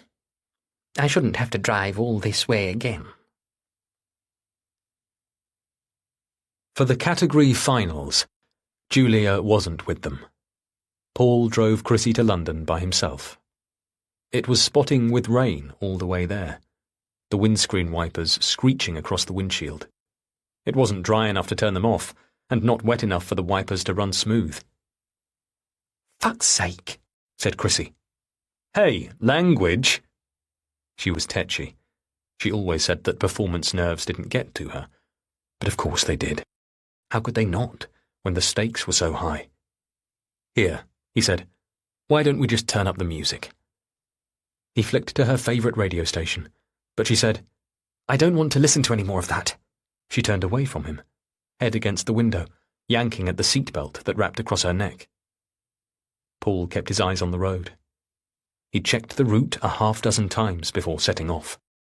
No way would he let them get lost, or, heaven forbid, be late. As they waited in yet another line of London traffic, he resisted the urge to flick open his phone and check the share prices yet another time. Last week, the share price rose another 15%. A snowball effect. The better the shares did, the more people wanted to invest. They've passed the flurry of early investment now. Yesterday, at 2:05 p.m., for the first time, the weekly graph on his screen had shown a dip. Earlier today, the line on the graph had stuttered. Dip, Plateau. Rise. Dip. But Paul had read that could happen, and he had more than enough now to replace what he owed. It was almost better this way, alleviating the sense of too good to be true. The traffic lurched forwards again, and Paul released the clutch with a jolt. As he accelerated again, he glanced across at his daughter, still turned away from him.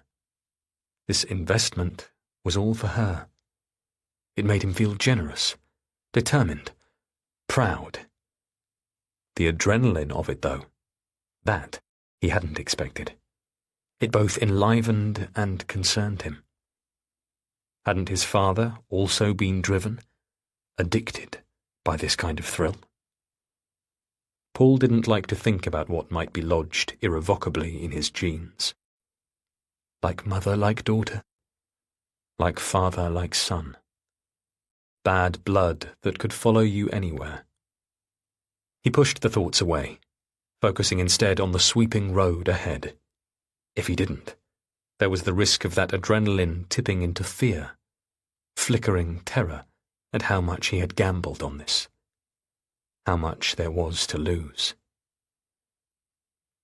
In the auditorium, Paul felt better, back in a world that he felt at home in. He sat in the audience this time. At this point in the competition, an assigned person accompanied each of the contestants, so that none of them would have an advantage over anyone else. This might be their trajectory from now on, Paul offering his support from further and further away. It would be like that if, when, Chrissy went to the Institute. He would have to accept that, but in that place he could be sure she would be in the safest of hands. It was another violinist who took to the stage first, a boy. He looked young, about 15, with hair that flopped down over his forehead. Paul did his best to concentrate, be present, connect himself to the here and now. He tried only to focus on the music. The pieces the boy played sounded impressive, and he played them with a certain vigour, but Paul knew, and the judges would know too, that it was style over substance. Safe pieces, made more for showing off, really. He had a certain talent, though. Paul could admit that. Maybe next year, he thought. Or the year after that. A viola player next. A tall girl in a blue dress. Even from here, he could see the cameras placed around the hall, at the sides, and in the small gallery that floated at the back.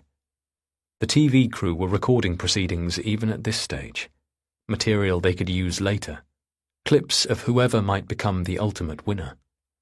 Soon, Chrissy would be lodged on that tape. He oughtn't to do it, but he couldn't help himself. It really was like an addiction, though Paul couldn't recall being addicted to anything ever before. He pulled out his phone and checked the share price again, ready to ride any tiny fluctuation. The last dip had corrected itself, and all last week the shares had risen up again, as though happy to prove Paul's superstitious mind right.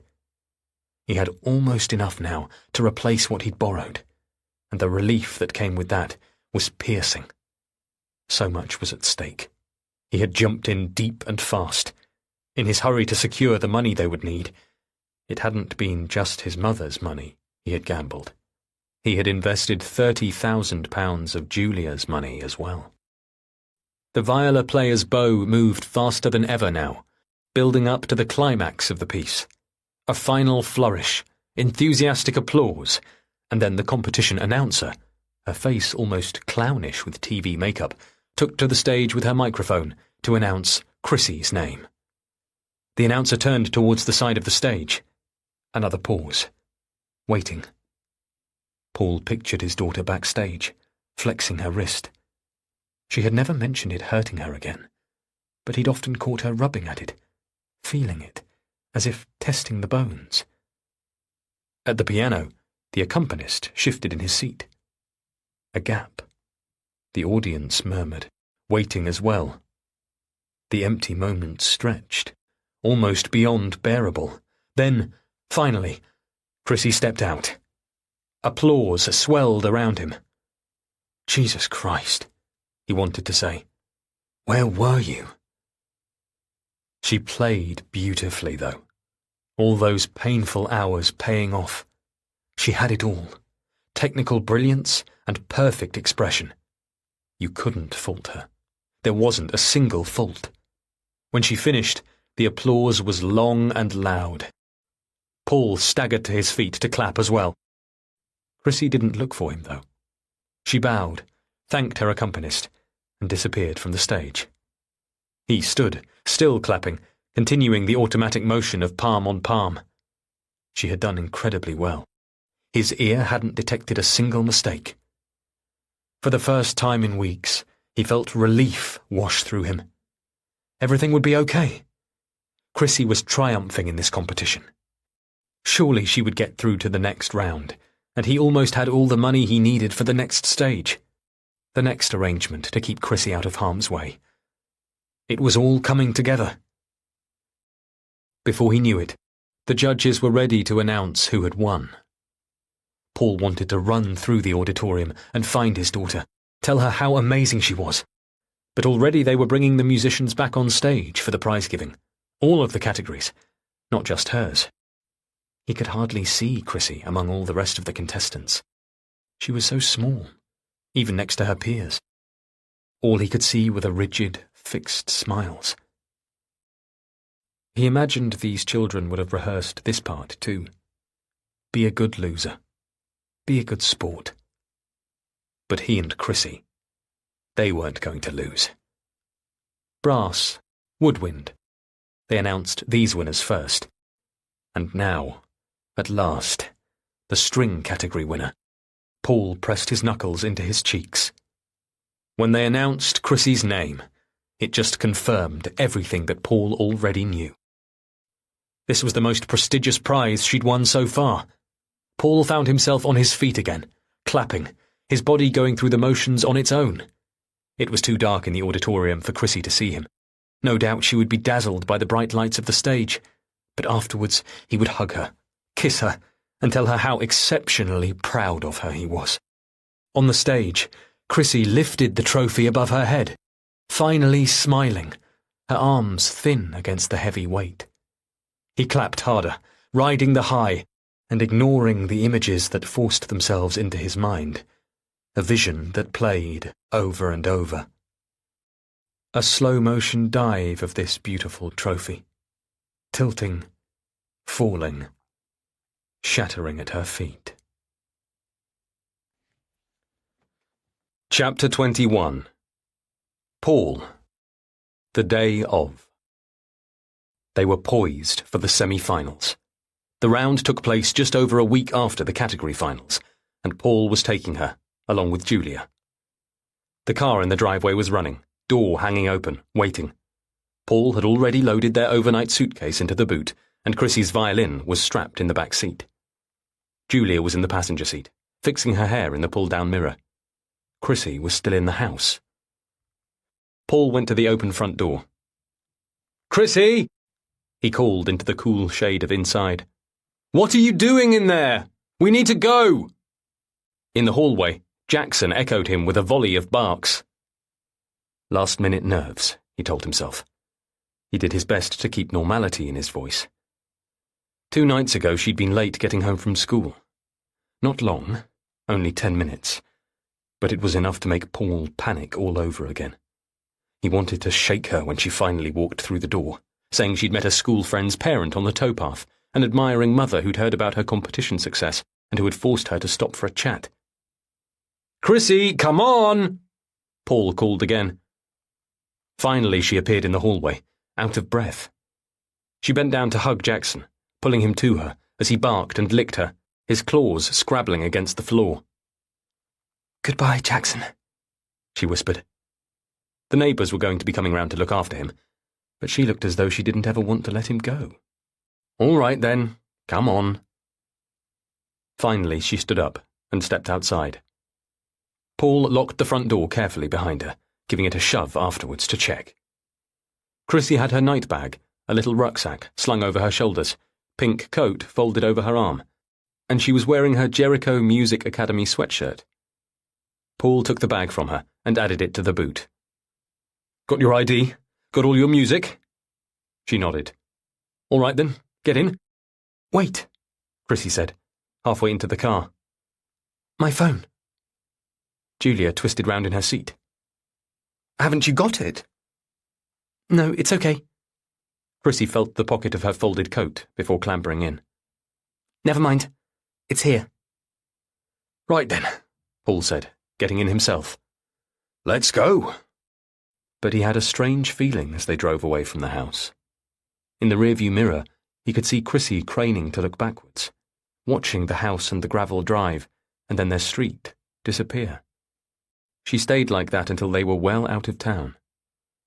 In the passenger seat beside him, Julia leaned her head against the window. The bruises on her jaw had faded, but he couldn't recall ever seeing her look so worn out. She hadn't got home until after midnight the other night, and when she did, she'd been physically trembling with exhaustion when she'd crawled into bed. She had gone on trembling, even as he held her. You can't keep doing this, he'd whispered to her in the dark. I can go back to work, take up tutoring jobs, anything. Anything that means you don't have to keep doing this to yourself. Perhaps for the first time in their marriage, he meant it. Her short hair scratched against the pillow as she shook her head. It's fine. This thing. The case you've been working on? Yes. We settled. It's finally over. Sunlight flickered through the trees that lined the road, patterning like a strobe light on Julia's forehead and cheek. He reached over and took her hand. I'm really glad you could make this, he told her. A new vision flashed across his eyes, of himself, running in the dark. Running, running, running. Fight or flight, fight or flight. These two women in his life. How well did he really know them? How far could he really trust them? Julia squeezed his hand, and he let her do it. Here they were. Mother, husband, their precious daughter in the back. Driving to their destination. Driving to what felt like destiny, for sure. Chapter 22. Paul. 3 hours before. He drove them to the hotel first, to check into their rooms and drop off their luggage. They were early, and they could walk straight to the Barbican from here. In Paul and Julia's double room, Chrissy threw herself into a chair. She had her headphones on, big chunky things, clapped over her ears. Paul couldn't tell what she was listening to. They let nothing in and let nothing out. There was a TV, armchairs, a sparkling ensuite, and refreshments. He filled the kettle and cleared his throat. Tea? Julia nodded. She had prized her heels off and was sitting on the edge of the bed, running her hands over the crisp white sheets. Yes, thank you. He switched on the kettle and yet again checked his watch, out of habit and nervousness. 5:15. They still had plenty of time. Do you want to get food before, he asked them, or after? Chrissy turned her eyes to look at him with a strangely vacant expression on her face. She reached up to pause whatever track she was listening to, her gaze resting on him, although it seemed half-seeing. Do you want to eat before or after? He repeated. Don't mind, she said. Her voice was so slow it was almost slurred, as though she'd put herself in some kind of trance. Either. Whatever. Paul glanced across at Julia. She didn't seem to have noticed. She had tipped to one side, letting herself lean against the soft pillows. Well, he said, making the decision for all three of them. Let's eat after then. It'll still be early enough. Here, Chrissy, have some of these to see you through. From the tea tray, he threw across a packet of fancy shortbread. Chrissy didn't flinch. She hardly even reacted. It seemed the only real movement in the room was the pounding in his chest. The biscuits landed with a thud in her lap. She let them slide to the side and left them there. Then, silently, she clicked her music back on.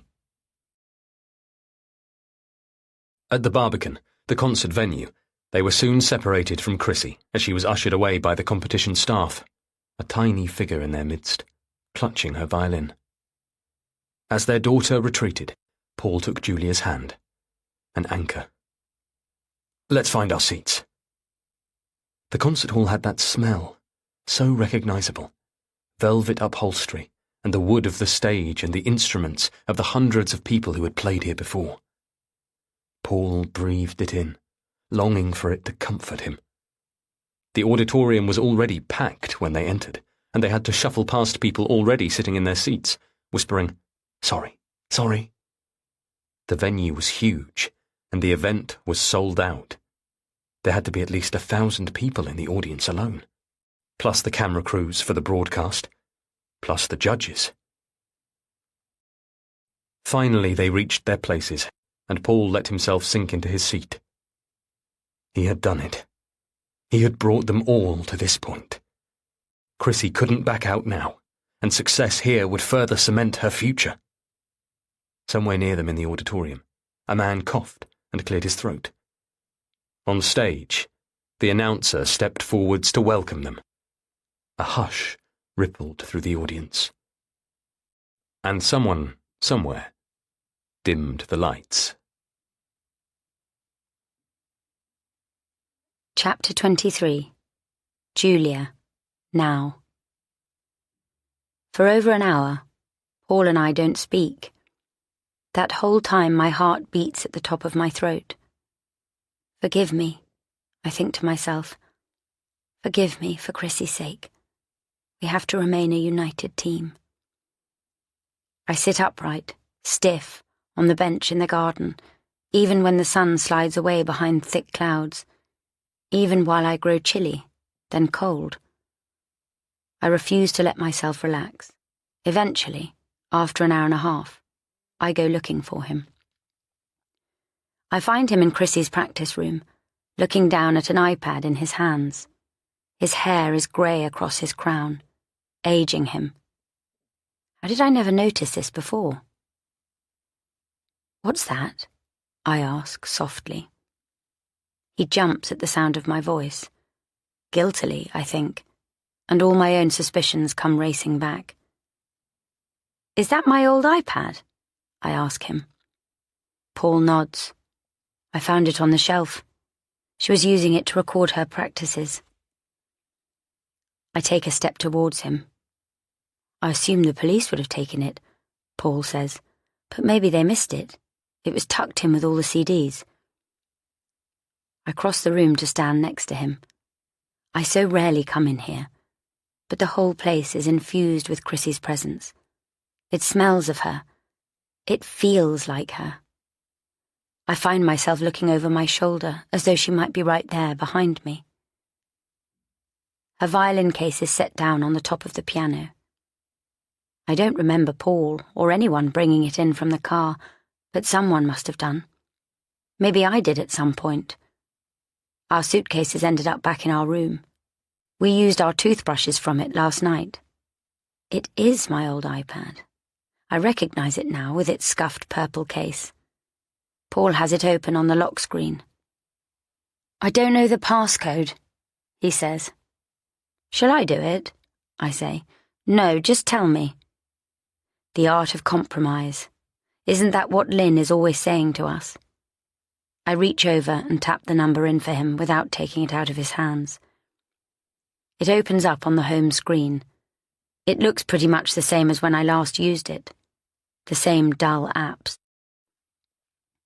Paul moves away to the big bay window.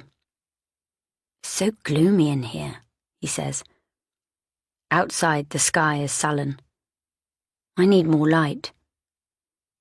I let him go. After a beat, I say, "What are you looking for?" "Something. Anything." I approach him at the window. I feel as if I'm following him around the room. Anything that might tell us, but I can't. He sits down on the window seat and presses a hand to his eyes. I sit down next to him and take the iPad off him. I scroll through notes, photos, the email app, Messenger. But he's right. There's nothing there. Any videos she made of herself, she's deleted. This iPad would probably tell you more about me than about her. I let the tablet rest on my lap and dig into my pocket instead. Paul, I say softly, I'm sorry about before, the way I reacted. But I've been thinking, trying to make sense of all this. She was always a smart girl, Chrissy. Quiet, but observant, with that shrewd mind whirring away. We should never have called the police, I know that now. We should have dealt with this privately. Paul lifts his head to look at me and I draw a breath, trying to speak gently this time and not accuse him of anything. It's my mother's necklace. But it wasn't her who left it there, was it? I mean, I believe you. And Paul, I think it was Chrissy who put it there instead. Paul draws a hand down his cheeks, confused and weary. What do you mean? You're saying Chrissy stole it? I don't know, maybe. The point is, I think she left it behind deliberately. Deliberately how? I think she planted it. She's leaving clues, Paul. Our own daughter. Clues? That's ridiculous. Chrissy is missing. No, I know, but I think she meant you to find this. She put it in the dishwasher for you. It's just that I happened to find it instead. Paul laughs, and I don't blame him. I get it, I say. I know how it sounds. He takes the necklace from me, letting the fine gold chain run through his hands. That pendant. Chrissy has a necklace just like it, only hers is silver. But I've not seen her wear it once since my father gave it to her. Then we'd better get straight back on the phone to the police, Paul says. Paul, no, listen, she's trying to communicate with us. We should never have involved the police in the first place. Julia, no, think about it. The state of her room, the chair. I can't tell him about that other clue, I suspect, the glove, so I present him with these scraps of evidence instead. The way it was lying half under the desk. I've been thinking about it. There's no way it would have fallen like that. Whatever this is, whatever kind of game Chrissy is playing, it fills me with a jarring mix of relief and terror. If this is all a series of clues, the upended room, the glove, the necklace, then it means that at any moment she could come banging through the front door. Any moment now she could walk in through our back gate, confronting us with ridiculous teenage demands and accusations. At the same time, it feels like I'm being crushed in a vice. Paul has lied to me. I've discovered that. And I'm being forced to open my eyes. Maybe he's being forced to open his too. But can Chrissy really have understood the consequences? To her, maybe this is all just some game. But to me, it's everything. It's my marriage. It's my life. All right, says Paul. He leans against the frame of the bay window, leaning away from me. You tell me then. What don't we know? What aren't we seeing? But he sounds defeated, defensive. And what was I expecting? That he would come clean with me when I'm keeping all these secrets from him? The words I've been holding jam in my throat, and instead of answering, I look down again at the iPad which rests in my lap. The thought comes to me. Check the search history. Numbly, I open up the internet app and click the little icon that looks like a book. A vertical tab opens at the left of the screen. She hasn't cleared it. She hasn't cleared it. The list that appears shows only 3 web addresses, all different pages of the same main site. A website I've never been to. A place we've never heard of. Camp Dion. Camp Dion? I click the first link. A home page loads, a garish, bright yellow thing. It looks amateur, clumsy. Headers shouting in capital letters and clusters of phrases highlighted in bold. The highlighted words and slogans jump out at me. Community, activism, energy crisis, renewables. Our name means protect because climate change kills. The words raise a rash of goosebumps on my arms and my neck and let loose a cascade of emotions: confusion, relief, disbelief, hope. I have no idea if Chrissy meant for us to see this. I have no idea whether this is one of her planted clues. This website seems so random. How did she even come across it? It doesn't seem the sort of thing she'd be interested in at all. So maybe this is nothing to do with any of it. And yet, what else is there in her search history but this? I click through to the website's other pages, taking in the jumbled mission statement, the poorly cropped Our Daily Log photos, and, above all, the location details. Look at this, I say to Paul now. Look at it. He sits up, and I lean against him with the iPad, letting him see while I try to process what I've read. This so-called camp is in the far north of Scotland, but it's within reach, a place we can get to. The whole setup looks completely out of character for my daughter, but then her disappearance is as out of character as it gets. I shouldn't get my hopes up, because this might turn out to be nothing. But if it isn't nothing, if it really is something, then is it possible that we finally know where she is?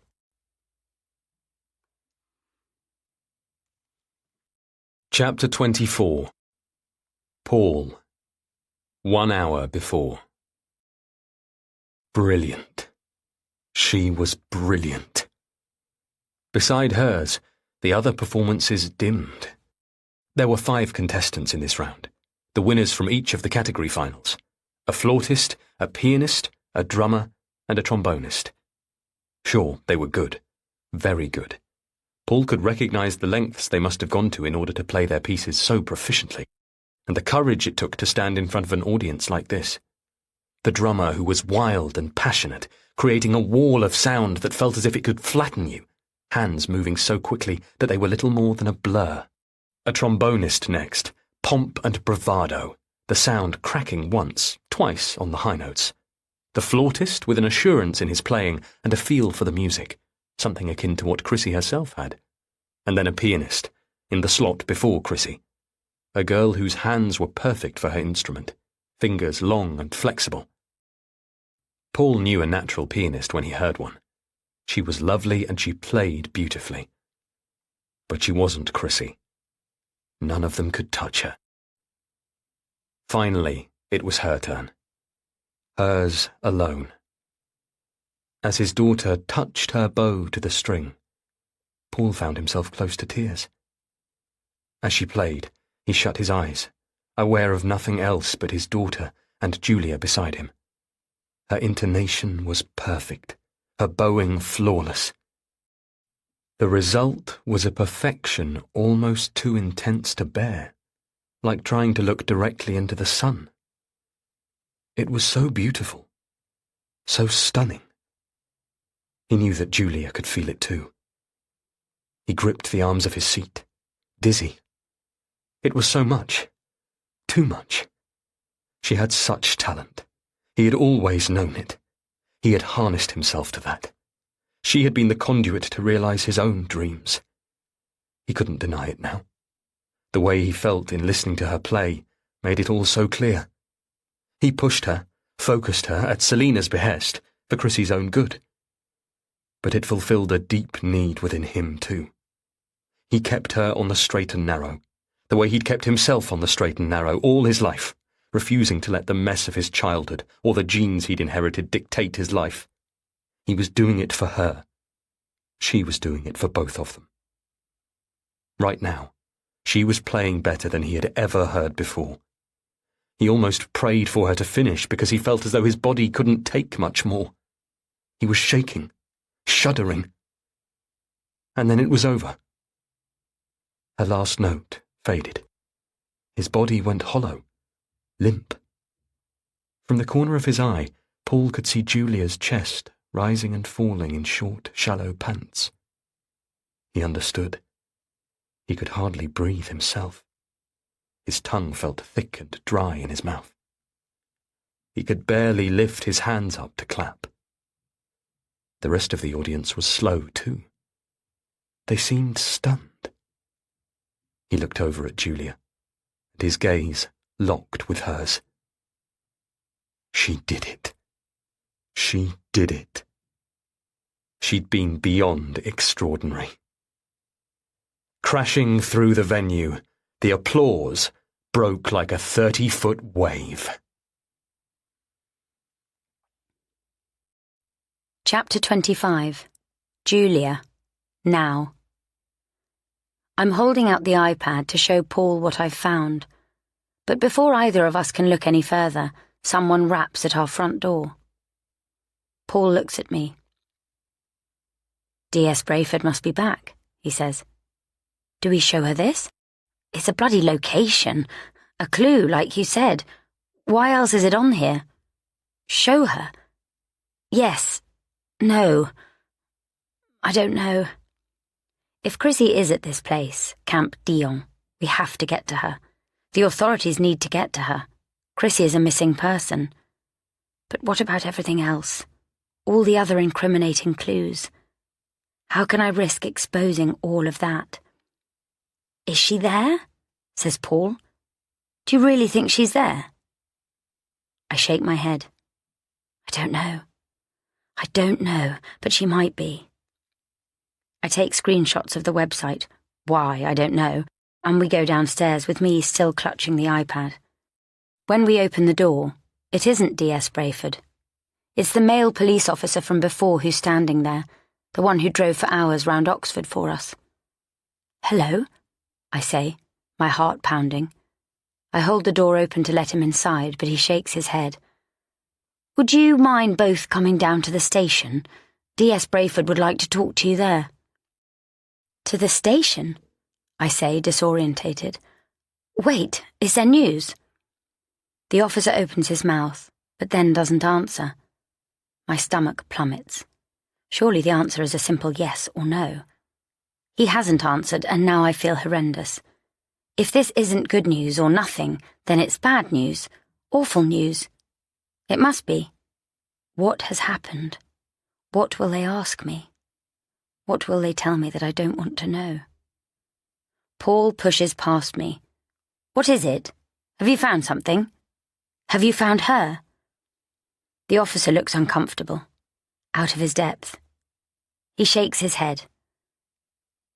Just something that's better discussed down at the station. Can you come now?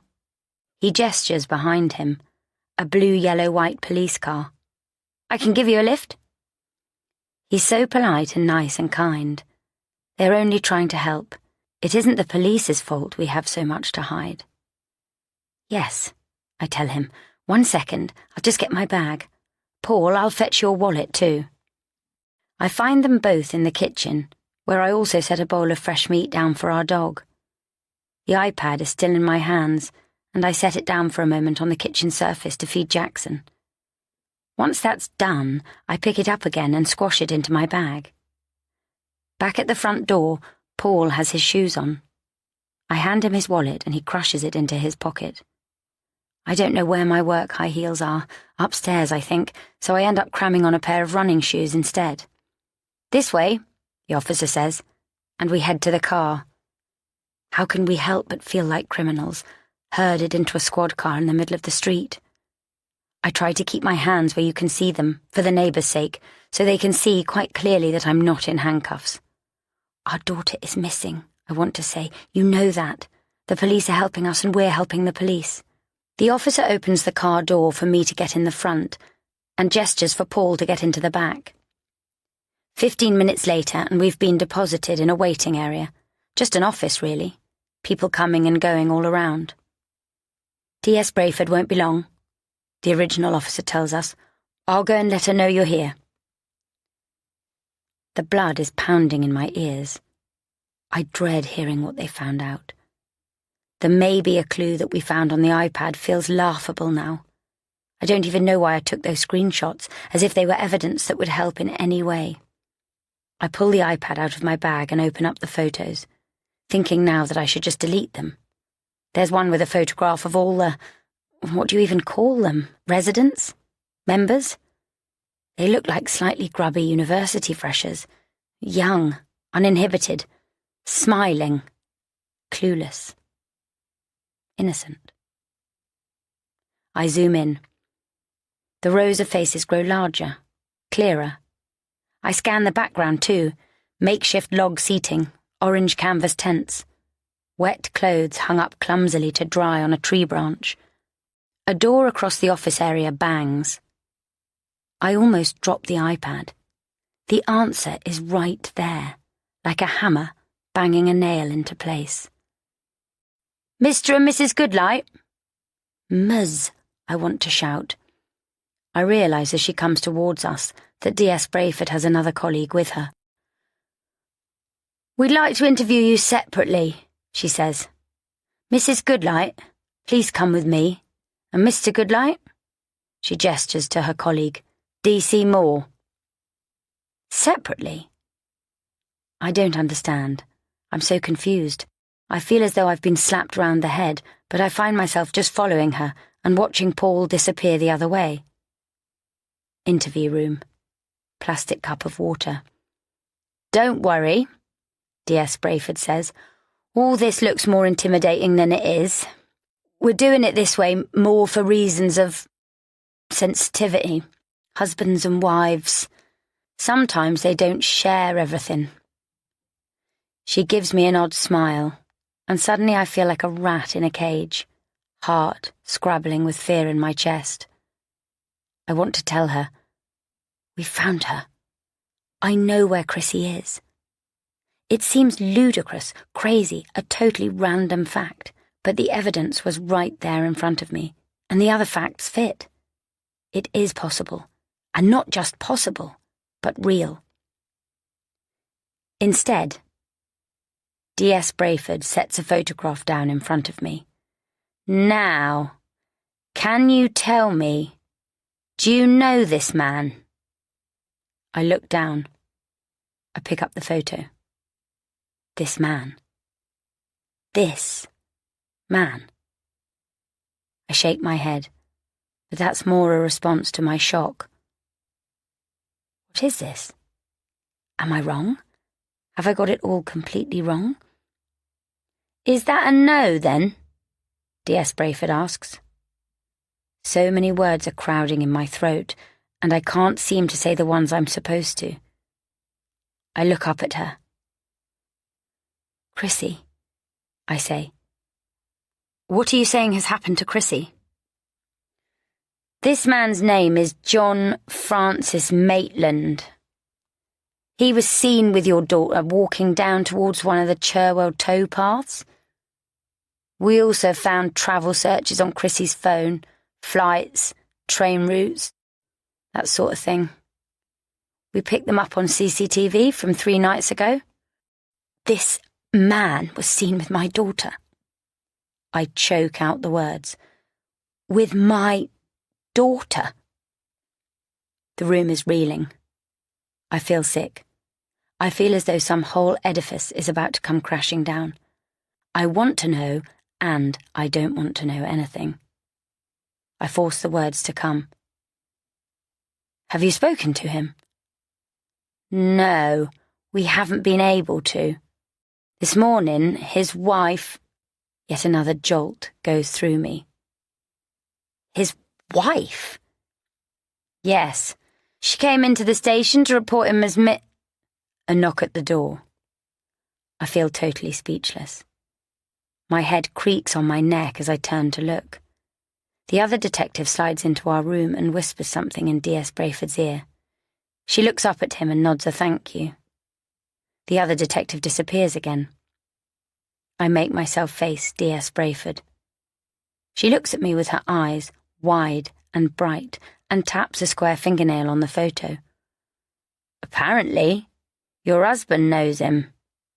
Sorry, I say. What?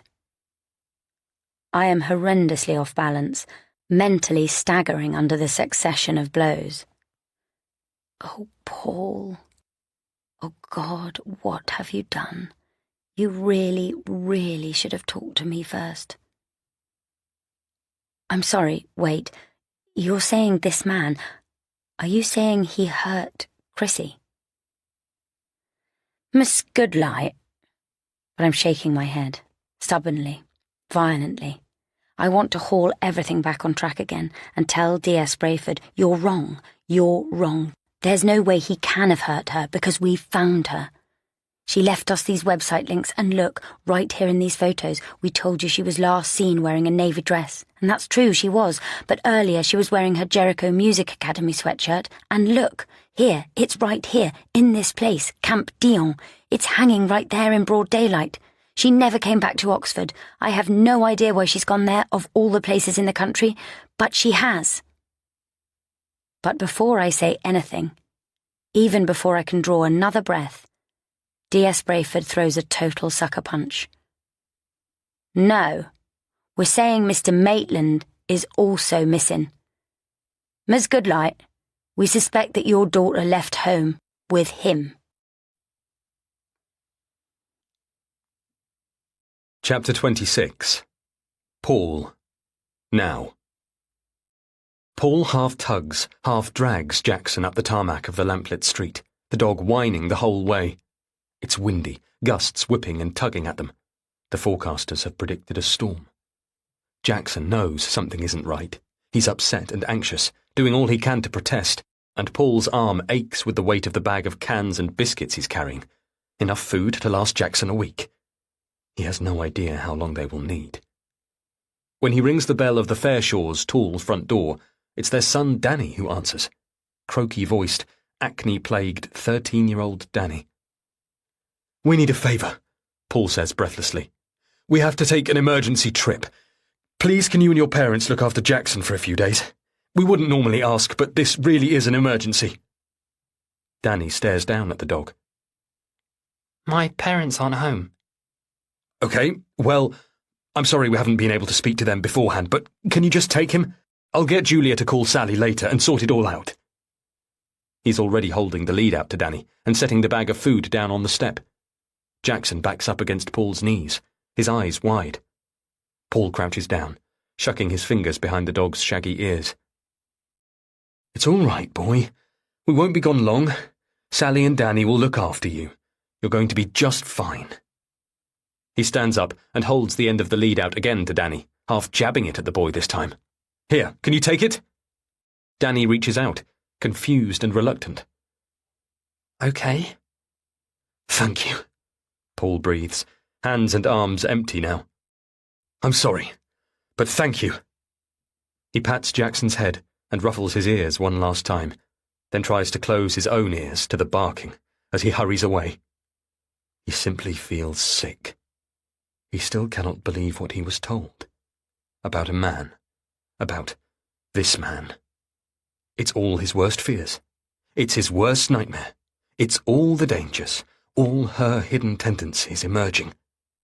His daughter, his oh-so-innocent daughter, has run off with a man 3 times her age. God knows how they even met.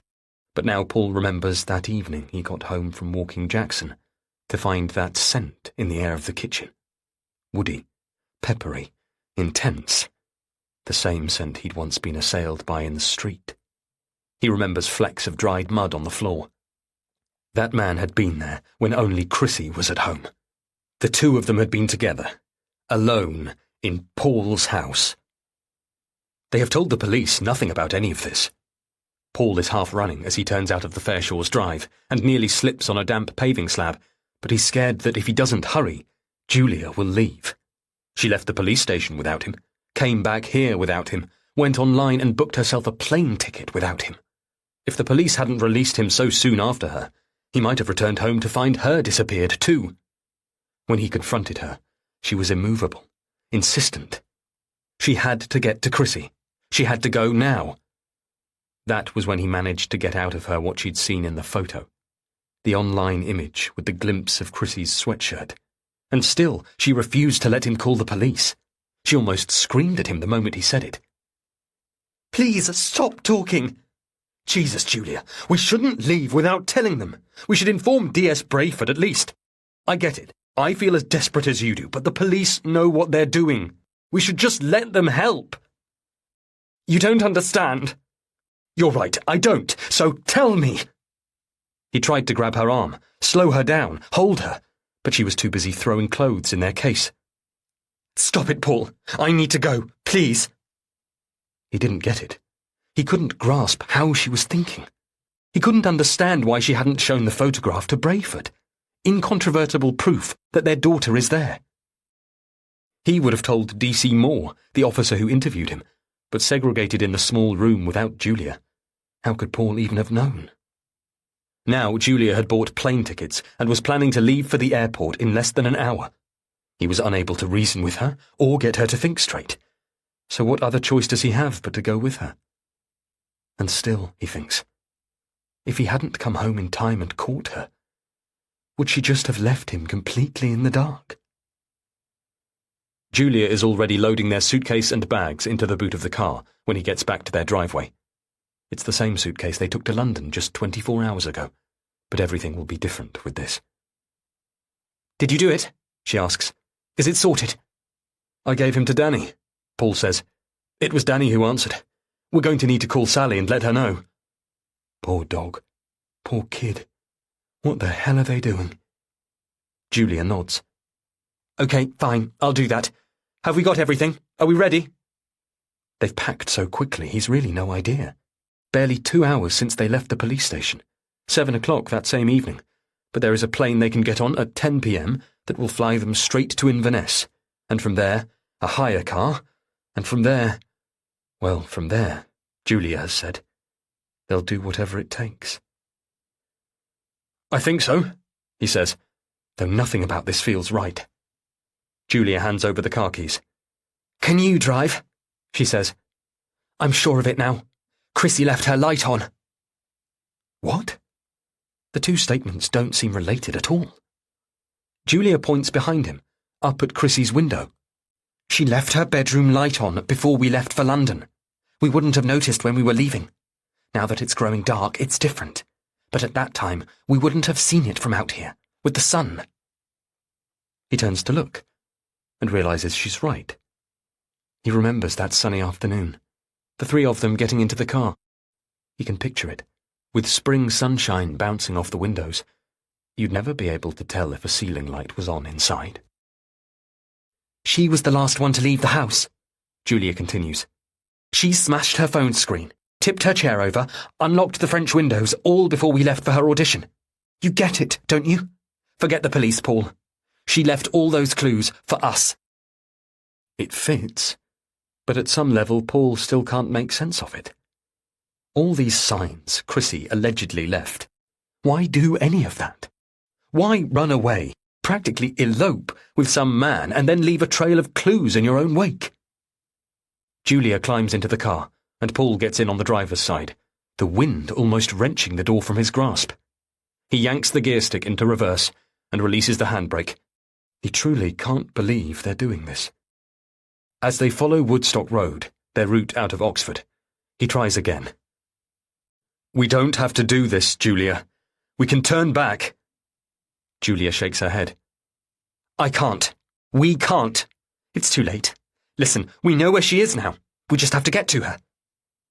They're on the slip road now, heading east, towards Heathrow. Julia leans forwards, forehead on her knees. Breathe out. Slow down. He's scared to challenge her, he realizes, in case he completely capsizes their boat. Paul thinks of his own fat secrets squatting inside him. The boarding school. The investment. Okay. All right, then. He concentrates on the motorway lanes in front of him, gripping the steering wheel as the wind buffets the car. There has to be a way to make this come right again. He'll just explain to Julia how he was trying to help Chrissy. He can explain to their daughter why he thought it would be best. If they can just get to Chrissy and bring her home again, all agreeing to put everything behind them, then maybe they can re-establish their family without everything blowing apart. Julia sits back up, hands clasping her knees now. I'm going to call Sally. No, I'm going to text her. She fumbles for her phone. We'll call the police as soon as we've got her and we know for sure. But why not now, Julia? If she would just explain, maybe he'd get through to her. He can talk her down, the way he's done before. "Because you told them you knew him," says Julia. "Francis." "What? Of course I did. He was a guest in our house." "I know. I told D.S. Brayford that as well. I had to. I knew you'd have said he was at our party." Julia places both her hands on the dashboard, leaning her head down between her thin arms. But what?" He needs to keep his hands on the wheel, his eyes on the road. "I didn't want them to think..." She exhales violently. "I didn't want them to assume we were part of it." "For God's sake, Julia, part of what?" "Part of whatever has happened to Chrissy. I said he must have been a friend of a friend." "Julia?" "I panicked. I said I didn't know him, Paul. I lied." Chapter 27. Julia, 8 weeks before. When Chrissy came into our bedroom that morning, shaking Paul awake for their run, I was already awake. Of course I was. I had barely skimmed the surface of sleep all night, my body shivering, my skin half burning. It had happened. It had truly happened, and whatever I had wanted, there was no going back now. I lay completely still as I listened to their whispered conversation, and I remained equally still as I felt the slide of Paul's arm across my waist. It amazed me that he couldn't feel the ripples of feverish energy coming off me. Could he really not sense anything at all? I stayed there through the roll and bounce of him getting up, and on through the whine of the smoothie maker downstairs. I pictured Chrissy, bright and shining, moving about below me in our kitchen. I had been in such a state when she arrived into this world, broken, stunned, frightened. But it had never stopped me loving her, despite all the ways in which I had failed. Still, in my own way, I kept trying to protect her, trying to stop the things in my life from spilling into hers. I went on lying there, picturing the two of them, my lovely daughter, my faithful husband, until I heard the slam of the front door. I only got up once I knew they had both gone. Jackson came scratching at the bedroom door as I pushed back the covers, and he pushed himself against my knees as I made my way to the bathroom, as happy and enthusiastic as ever. I had showered last night at 1:30 a.m., but could he still pick it up on me now? I crouched down and took his shaggy head in my hands, looking into those big, trusting brown eyes. "You love me, don't you?" I whispered to him. "You don't hate me." He panted back at me, wide mouth smiling. In the bathroom, standing at the sink, I tried to get a grip on the myriad sensations and parse them out into separate details. The fizzing and burning of my skin was psychosomatic, for want of a better word, a physical manifestation of an emotional state. I'd had it before, only once, maybe twice in my life, but I recognized it again now. A sort of terrified, euphoric shock. Only a matter of time before that wore off. The fizzing in my nostrils was real. The skin around my nose was pinked, and the back of my throat burned too. No prizes for guessing the reasons for that. I had a splitting headache as well, but 2 paracetamol could sort that out easily enough. I searched through the bathroom cabinet to find them and swallowed them with a mouthful of stale tap water, then stood and looked at myself in the mirror. The fizzing feeling showed in my eyes, which seemed unusually bright, and my lips looked swollen. I hardly recognized myself. I looked like a person suffering some kind of shell shock, and also like someone who'd been taken by the shoulders and shaken, hard, the way you might to wake someone from a deep sleep. In the shower, I doused myself again with shampoo and soap, shivering in the heat as I washed it all away. I'd done it, and now I was trying to get rid of it. I had needed it, but now I wanted it gone. By the time I got out of the shower, there was a text waiting for me on my phone. I read it, slowly, each word marked by the pounding in my head. I towel-dried my hair and smeared Vaseline onto the raw skin around my nostrils. I knew I would need to get to the office early, and go in tomorrow probably too. Slowly I got dressed, my hips aching as I pulled on my tights. The muscles of my inner thighs ached too, as I reached around to do up the zip on my skirt. As I buttoned up my blouse, my phone yelled at me again from my bedside table. This time I answered the message with a quick reply. Yes, I'm coming. Then I read the previous message, the one that had arrived while I was still in the shower, for a second time. Despite my best efforts, despite everything, as I read it, I couldn't still the thumping in my chest. Downstairs, in the kitchen, there were strawberries in the fridge, staring out at me when I opened the door, their smell intense despite the cold. Strawberries in February. Somehow they summed things up perfectly. Perfectly wrong, and yet beautifully right. I hadn't bought them. They had been given to me as a gift. You know you can buy strawberries in the middle of the night. I ate two. I should probably have been ravenous, but I wasn't. I remembered that side effect now, so welcome to me when I was at university, and for a few years beyond. Back then we had all been young and skinny and beautiful and stupid. And now I thought, well, and which one of those descriptions is still the case? I made myself a cup of tea and drank it while I waited for Paul and Chrissy to come back from their run. How far would they go? How long would they be gone?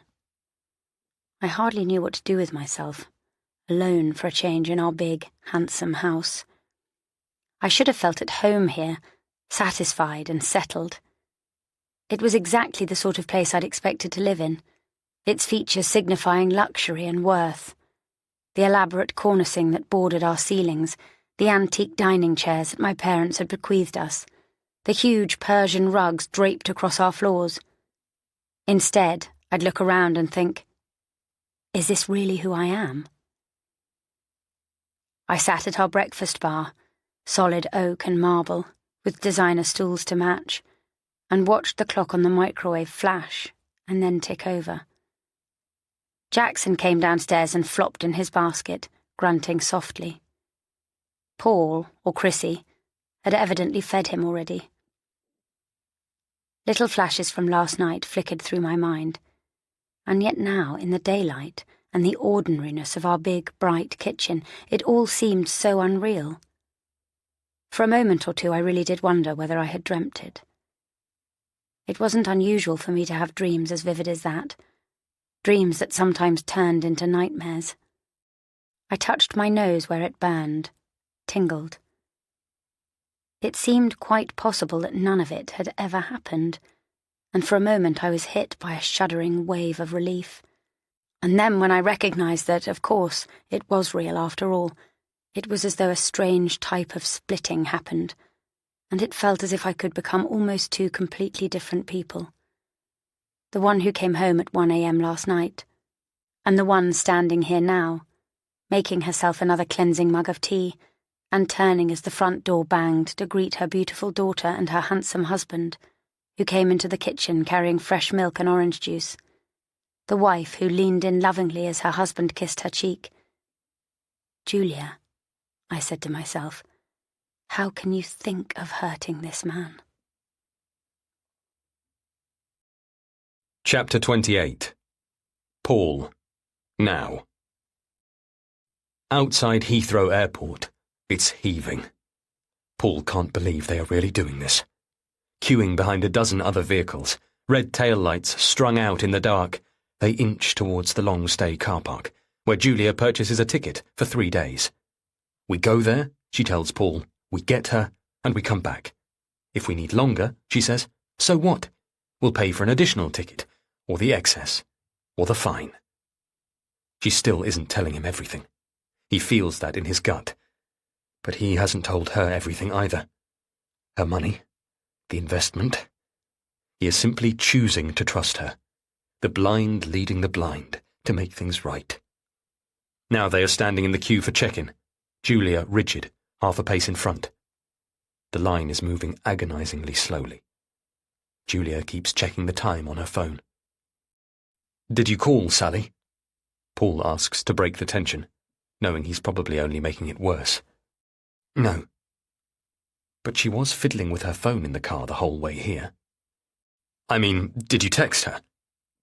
Julia shakes her head again. "No." Paul's stomach clenches as he grasps Julia's shrewd reasoning. Better to leave poor, confused teenager Danny to explain it, because he will give some muddled, stuttering story, and it will be better for that to be all Sally knows.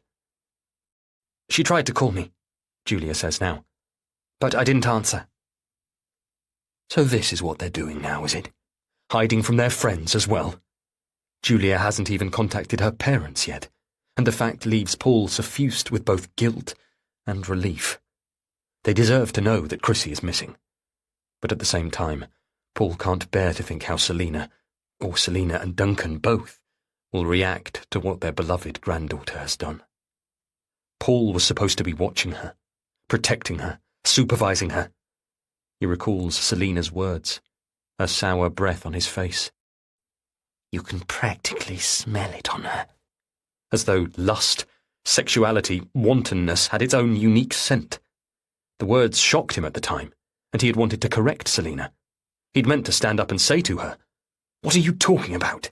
Your granddaughter isn't like that." But he didn't, did he? Because he recognized something in what his mother-in-law was saying, as he set her words against those WhatsApp pictures Chrissy had posted, and all those crude messages that cluttered up her phone. "It's not like that," Chrissy had told him, and he had tried to downplay it, making his clever plans for her schooling, thinking he was doing such a good job. But what did he know about teenage girls, and how they felt, and what they were capable of? Selina had known. Selina had warned him, but what good had it done? He thought he had ferreted out all Chrissy's little secrets, and instead she has completely, disgracefully deceived him. When they finally get to the check-in desk, the woman on hand is pristinely dressed and full of smiles. They hand over their passports and tickets, and Paul lifts their modest suitcase onto the conveyor belt scales. "You're in first class," the attendant says, and Julia nods. Paul wonders why he's surprised. Julia has always flown first class, whether for business or pleasure. She was shocked when Paul told her that he'd only ever flown economy. She wouldn't have thought of doing it differently now. And for the first time, Paul wonders how Chrissy got to Scotland herself. Did she fly there, or go by train, or coach even? The police, he thinks again. They could easily discover that. Why are we doing this on our own? But Julia has made it practically impossible to do otherwise, lying to the police, claiming she didn't know this Francis, even though he was in their home. The woman on the desk hands their printed reservations back. The boarding pass is now tucked neatly inside. "Boarding starts in 45 minutes, gate 20. And that's all it takes. "Should we do it now?" says Julia. "Go straight through security." He understands her thought process perfectly. Surely, if anywhere, that's where they'll be stopped. "Yes, let's do it." They head through the airport to join yet another queue. This one is shorter and moving faster. They are almost at the scanners when Julia's phone rings, making Paul's heart leap in his chest. "Sally again?" Julia is checking the phone screen. She shakes her head. "Who then?" She answers the call without telling him. A security guard is waving the next passengers forward. "Hello? Hello, yes, this is Julia." Under the harsh lights, Paul checks his pockets for loose change, or shrapnel, or stolen jewellery, or bullets. It feels as though he could have anything in there, as though criminal is written right across his forehead. No, says Julia. "We aren't at home at the minute." So where are they meant to be, then? It's almost 10 p.m. Paul's feet in their socks are sticky against the airport floor. Sweaty. "No, we're visiting my parents for the night." Paul is amazed at how easily the lie comes to her, in the same moment that he realises that she is talking to D.S. Brayford, and the detective is calling them late at night. "Tomorrow? Yes, that shouldn't be a problem." The security guard is calling them forward now. Paul dumps his phone, his money, his belt and shoes in the tray. Yes, says Julia. That's fine, thank you. We still haven't touched her room. Madam, says the guard, you'll need to hang up now. Paul can imagine what he must be thinking. Rich woman, entitled, glued to her phone. No, says Julia. She's placing her own items in a plastic tray. We haven't heard from her. We keep checking our messages, but there isn't any more news. Lies, lies, lies. They just keep tumbling out of her. She lied back at the police station, and she's lying again now. How, Paul thinks, can this do anything but make things worse? Mom? The security guard is impatient now. He's waving at her. She needs to hang up, put the phone down, move through. Paul reaches out for her. Step up, the guard says. Yes, you, sir. Step up. I have to go now, D.S. Brayford, Julia is saying. Yes, of course. Please let us know everything. The guard is waving Paul through the scanner. He fully expects the alarms to go off. Guilty, he hears them say. Guilty, guilty, guilty. And the security guards would demand of him, guilty of what? But a moment later, and they are both on the other side, cleared and swept onwards into the glossy maze of duty-free, bottles of whiskey and perfumes and cigarettes. Just the sight of them makes Paul feel sick. Let's find the gate, he says. I just want to sit down. There are hard chairs and a vending machine by gate 20. Paul sits, his knees weak, trying to stop the name, John Francis Maitland, from pounding in his head.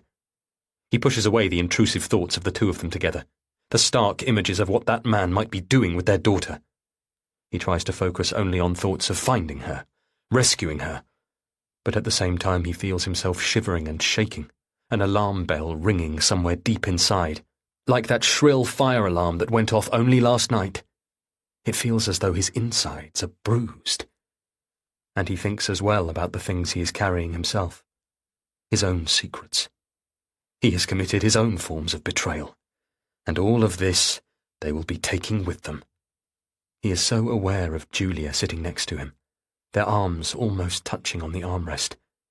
As he tries to tamp it down, stamp it out, it hits him fully, for the first time. This flight, this journey, this mission to find her. Julia and he will be together, non-stop. They are leaving, running to find Chrissy, wherever she's escaped to. But from each other, there won't be any escape at all. Chapter 29. Julia, 8 weeks before. At 8:15 on Saturday morning, the office was almost deathly quiet. Peter was there, though, waiting for me and looking much better rested than I was. He had already switched my computer on so it could churn through its updates, and he had made coffee for both of us. Caffeine, caffeine, and more caffeine. "Here you go," he said, handing me the mug. "You look tired. Are you feeling it?" "I'm fine. It's always like this with these kinds of cases, isn't it? I'll survive." Far better to let him assume that work was the reason for my appearance. An easy assumption for him to make. Peter had studied law at LSE, graduated first in his class. He worked harder than almost anyone. This career his priority, the way it so often was mine. It was like speaking the same language, sharing a mother tongue. There were certain things you didn't have to explain. "Thanks for the coffee. Are we working in here today?" I tried to relax as I sank into my desk chair. My office was a fraction bigger than Peter's, a mixture of classic and modern, sleek lines, nothing cheaply ostentatious or glib. No windows, but the lighting made up for that. Bright, yet subtle. Clients loved it. You saw it as soon as they entered the space, reassured by the solid yet discreet display of wealth. "If you don't mind," said Peter, "I already brought the boxes through." I spotted them stacked by my desk. The case we were working on was a vicious dispute over a mendacious manslaughter charge and one of the biggest the firm had landed. I knew that Peter was gunning for partner. He knew I'd be in line for the same thing next year. It was a reciprocal arrangement. If we pulled this case off well, we'd both benefit. That was implicit. I leaned over and prized the lid off the top box. They're playing hardball, aren't they? My arms felt shaky as I lifted out a first stack of files. We had received this new release of materials just yesterday. Thousands of pages we'd need to painstakingly review in order to submit a summary on Monday. Of course, the files had been sent to us late. You could say that. Gimme. I looked earlier. Those ones are the worst. He lifted the heavy pile from my arms. Generous. Chivalrous. There was a strange intimacy to being here on a weekend. I wondered sometimes whether Peter felt it too. With clients, I often felt it. In the way we worked, there was an accepted blurring of the professional boundaries. We went with clients for lunches, for dinners, for drinks. I took a mouthful of my coffee. Bitter. Black. It needed sugar, but I'd do without. Right now the harshness felt right. Okay, let's get to this. Peter uncapped a highlighter. See you on the other side. For the next 2 hours we worked almost in silence. I was used to this. I was good at my job. I knew how to pull together whole swathes of information, immerse myself in the detail, and then pull out exactly the targeted arguments required. There was a point at which you were dealing with evidence so voluminous and diffuse that it would be easy to get lost in the weeds. I never let that happen, though. I was careful never to lose focus. Not in this area of my life. There was a flow that came to the work sometimes, when I would find myself almost hypnotically absorbed in my task. Hours could simply disappear, and there were many times I'd come home late because of it, letting Chrissy down. And Paul. The number of times I'd come in apologising, too late for dinner, or to help Chrissy with her homework, or see the TV show Paul had wanted to watch. I would try to make it up to them, leaving the office early the next day to meet Chrissy on her walk home from the academy, offering to carry her bulky violin case along the banks of the Cherwell. But the secret, hidden truth was that it suited me. It was safe, familiar. I'd never learned how to be Chrissy's mother. I'd never fully felt I had a right. From the beginning, during all those weeks when I was recovering, marred by bruises and fractures and contusions, my honourable parents were the ones who stepped in. They were the ones who looked after Chrissy, changed her, dressed her, rocked her to sleep. It went on like that for months, even years afterwards. They took her in, and I stayed apart. Come 12:30, Peter began to stack the ring binders back into their boxes, clearing my desk of the work we had done. I gathered up the handwritten notes we'd made. All the points our opponents would have been hoping we'd overlook. We still needed to summarise our findings. Another half an hour's work at least, but my muscles were twitchy, the headache starting up again behind my eyes, and the thought crossed my mind. Go to the bathroom. Take another dose. Crazy, reckless, stupid thinking. I rubbed my eyes. Here. Peter was holding out a hand. Give them to me. I'll type the summary at home tomorrow. Have it ready for you Monday, first thing. No, I told him. Honestly, it's fine. You've got the Dufresne case to deal with. This will only take me 20 minutes, and it's easier to present when I've written it myself. You sure? Peter looked grateful. Absolutely. I closed the last ring binder and logged into my computer, ready to translate our notes into type.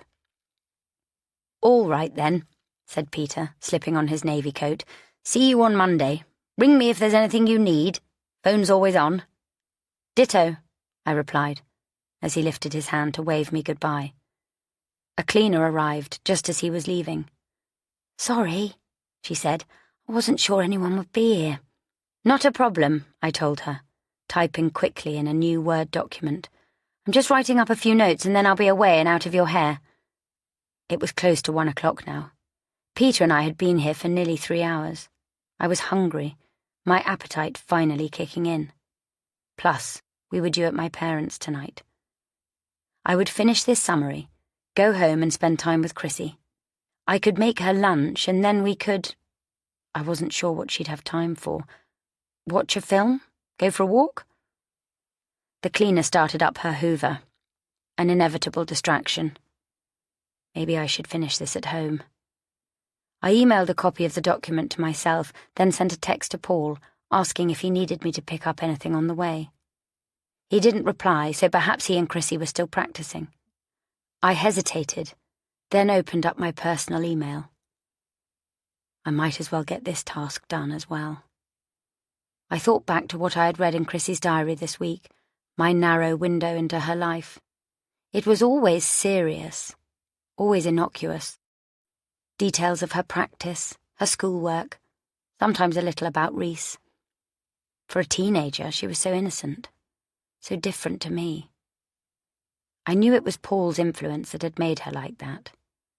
Once a week I would comb her pages in secret while Chrissy was watching TV or practicing or taking a bath. I was always careful to replace it, and the floorboard, exactly so. Then I summarised her entries in emails to my father, sending him updates every 2 weeks. This had started years ago, when I began taking care of Chrissy properly again, once Paul was there to help me, and I had my life back on track. To begin with, it was just part of the handover, but it had kept going, and over time it had become something different.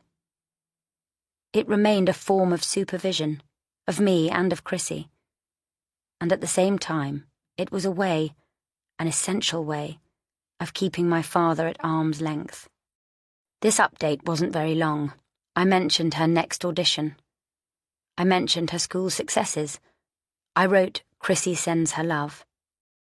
Once it was done, I switched off my computer, got up stiffly and pulled on my coat. Thank you, I said to the cleaner. Have a good weekend. She nodded at me and went on hoovering. And then she shouted over the racket, "Oh, there's someone waiting for you downstairs. A man." Chapter 30. Julia, 8 weeks before. He was sitting in the lobby of our office block. When he saw me, he got to his feet. "What are you doing here?" I asked in shock. "What do you think?" I hitched my bag. I felt like I was naked. "Who let you in? The cleaner?" She was so sweet. I told her I had an appointment with you and she agreed to let me sit here. "But how did you even know where I was?" "You said you were here most of the time, didn't you? Lucky guess, I suppose." I shook my head. "You can't be in here." "All right then," he said reasonably. "Let's go outside." I pushed through the heavy glass doors of the entrance and he followed me out, across the car park to my car. "You know, you still haven't said what you're doing here." "I've come to see you. Let's go for a walk." I blipped the car open. It wasn't raining anymore, but it was still cold. "That's silly, I can't. I'm on my way home." "Really?" "Yes. They'll be expecting me." I was careful not to use their names. "Listen, I'm sorry. I never intended..." He spread his arms out. "But Julia, I've come all this way." My heart was doing it again. Thump, thump, thump. I could feel that burning again on my skin. "You shouldn't have come here, really." I wanted and I didn't want it. I needed it, yet it was so ugly, so wrong. I opened my car door, telling myself action spoke louder than words. And yet my breath was hitching in my throat. Peter was long gone by now. He was hardly going to step in and rescue me, and the windows of the offices were all blank, no sign of the cleaner. There were people passing us by in the street, going about their everyday business, not even noticing us, and I felt that split inside me again. Julia 1 and Julia 2. I could hear my mother's voice looping in my head. "What's wrong with you, Julia? What on God's earth has made you like this?" "I don't know." "Nothing," I found myself answering. "Or you? Is that where it comes from? Do I have your own errant traits in my blood?" He was still standing there. Just his physical presence was almost like a pain. I looked up at him, following the line of his shoulders, his neck. His arm was resting along the top of my car door. "I brought this for you." He reached into the inner pocket of his jacket and palmed out a tiny see-through bag. "In case you fancied it." "I can't," I told him again. "I really need to head back." It was pointless, though, and I knew it even as the words were leaving my mouth. He already had me. I had fallen so fast. I was like a puppet, dancing, light-headed, feet lifting off the ground, willing to throw myself off the cliff. I said it again, anyway, as though for the record. "I can't." "Julia," he said. "Julia." It was almost like a lullaby, the soft way he repeated it. "Julia, you can do anything and everything you want." Chapter 31. Julia, 8 weeks before. That evening did a lot to harden my resolve. I knew on the way there how it would affect me, dinner with my parents, in my old childhood home. As soon as I walked in the door, it was like stepping backwards, like finally seeing the danger signs up ahead. "What are you doing, Julia? What are you doing?" "Use it," I told myself. "Grasp these feelings, like grasping a nettle bush to stop yourself falling off a cliff." It went all right, too, through drinks, starters, main course. There was good news to report. The conversation stayed light. I could forget all about the other night. Then, between the main course and pudding, Paul excused himself, and my mother disappeared to oversee the desserts. In the space that remained, it was just the three of us, Chrissy, and my father and me. We sat with the tinkle of classical music in the background, an old choral record he liked to have on. In the lull, replete from our food, I took the opportunity to quietly size up my father.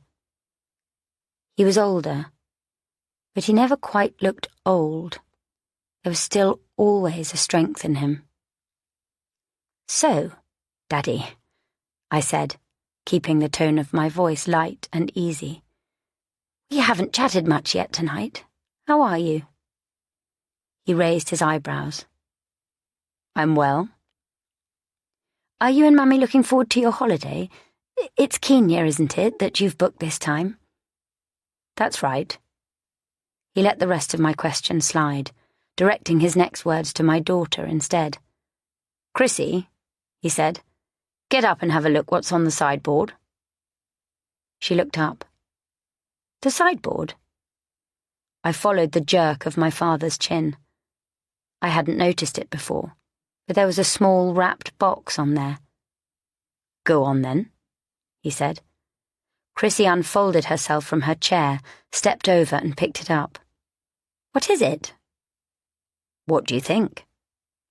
My father rotated his glass, slowly swilling the dark wine inside. She smiled shyly. "A present?" "Exactly." He smiled in return. Chrissy brought the gift back to the table and set it down in front of her. "You can open it, you know." She glanced at me as though seeking permission, and I gave her a tiny nod, but my stomach was so tight. Where had my mother and Paul got to? "Daddy," I said, "you didn't have to." My father held up a hand, his simple gesture for silence, while Chrissy tugged at the slim ribbon, unravelling the bow. The thick paper fell away easily and revealed a dark blue box. Jewellery. I couldn't help saying it again. "Daddy, you shouldn't have." I can't reward my granddaughter? Chrissy cracked open the box. Wow, she said. It's lovely. A silver chain glinted in the light from the chandelier. The thing was expensive, no doubt about that. And familiar. My father leaned back in his chair. You like it? Of course. She touched a finger to its pendant. It's for doing well in your competition. I told you. I'm proud of you. Here, come over here. I had been watching him all evening, and he had drunk very little, yet his focus seemed to waver. Chrissy stood next to his chair at the head of the table, with her back to him, hair lifted, neck exposed. Keep still. The chain looked more delicate in his large hands, and I felt a shudder run through me as he fastened it around her neck. I couldn't recall him ever touching me like that. Stop it, I told myself. It's lovely. It's a beautiful gift. But I couldn't stop my eyes returning again and again to the doorway. Why on earth was Paul taking so long? There. He pressed his hands to Chrissy's shoulders. I was surprised he'd been able to do up the clasp so quickly. Chrissy was smiling. Her cheeks flushed. She held the pendant between thumb and finger, examining it. It's so pretty. Like you. He released her, directing her back to her chair. Your grandmother has one just like it, you know? You've probably seen it. It's exactly the same as yours, only your grandmother's necklace is gold. Otherwise, you're perfectly matching. My wife and my granddaughter. Chrissy looked at me as she returned to her seat. Does Mum have one too, then? She asked my father. He didn't answer. Chrissy looked across at me. Do you? She didn't get it. She had no idea. Stiffly, I shook my head. No, I don't. Not one like that. The pendant, my father went on. You know what it means? Chrissy shook her head. Her voice was quieter this time. No. Look at the engraving. It's a symbol. Oh. Okay. Of what? My father closed his eyes, as though sleepy, then opened them again. What do you suppose, Cece? Cece? Selina? I jerked. Daddy, this is Chrissy. He turned his gaze to me. What? I shook my head. Nothing, Daddy, it's fine. Surely it was fine. A simple mistake, a slip of the tongue. Well? My father turned back to Chrissy, still waiting for his answer. Silence. I just... Chrissy said. I don't know. I couldn't tolerate the quiet any longer. I felt as though my father could see right inside my skull. It's a coincidence, I told myself. A total coincidence. Chastity, I said to Chrissy. It symbolizes chastity. Oh. She let the pendant drop against the ridges of her collarbone. Well, thank you. It really is lovely. And special, too, because of Grandma. Then you'll look after it, won't you? An instruction as opposed to a question. Of course. Thank you, Grandpa. I pushed myself to my feet. Here, we should clear all this up. I tried to gather the dirty plates, the heavy cutlery, empty glasses. I didn't know where the young woman who had served us earlier was, and anyway, I was just desperate to disrupt the conversation. I knocked against the table and a knife slipped off one of the white saucers and went bouncing onto the carpet at our feet. What are you doing? My father said. Julia, leave that. I bent to collect the knife, which was lying with its blade right under his chair. It's all right, I've got it. For heaven's sake, Julia, leave it and sit down. I abandoned the knife. My jaw was rigid. My mouth dry. I hadn't heard that tone of voice or seen that expression on my father for a very long time. Not for years. Not since... "Sorry," I said. "I'm sorry. Chrissy, sit properly." My daughter was angled sideways in her chair. My father didn't look right. He was flushed, his eyes darting. What was wrong with him? He was irritated with me, I understood that. But there was something else, too. Was he drunk?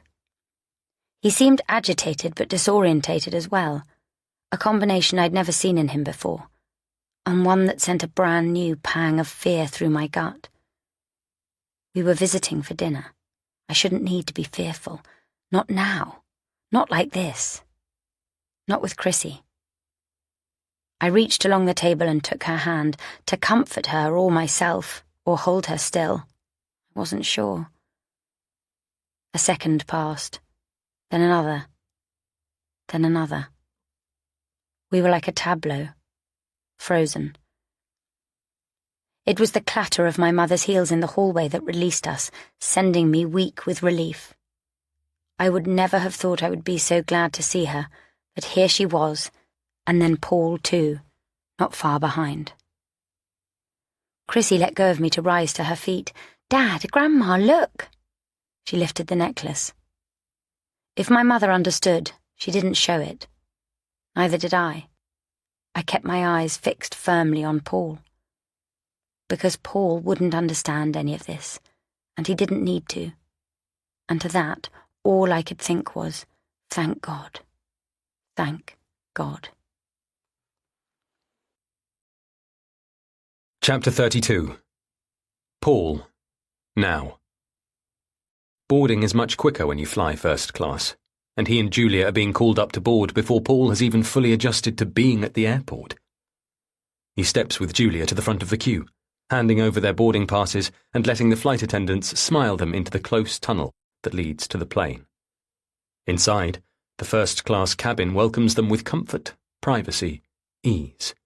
An attendant lifts their hand luggage, Julia's handbag, a small rucksack of his, into the rack, and Paul drops into the deep, wide seat. He sits next to the window, Julia by the aisle. Trains, planes, it doesn't matter. They have always travelled that way. They don't speak. What is there to say right now? They are on the plane, poised on the runway, suspended between all they've left behind in Oxford and everything that awaits them up north. It takes 20 minutes for all the passengers to embark. While they wait, Paul creases the pages of the glossy magazines in front of him, scoring through the promises of entitled, privileged lives. Julia has dark sunglasses pulled down over her eyes, even though there's no sunlight showing through the porthole. Just black sky and the grey pall that foretells the growing storm. They sit and wait, and the plane doesn't move. When the announcement of a delay finally comes, it's almost a relief. It was so inevitable. Paul fumbles to undo his seatbelt. After all, the warning signs are now turned off. He's so stiff it's as though he's already been sitting on the plane for hours. He accepts the attendant's offer of free water and orange juice, and a cereal bar and fruit. "There'll be further announcements," she tells them. "We'll keep you updated on everything we know, and if you have any questions, then please do just ask. We're truly sorry for all the inconvenience, but we're assured the storm will be moving north very soon."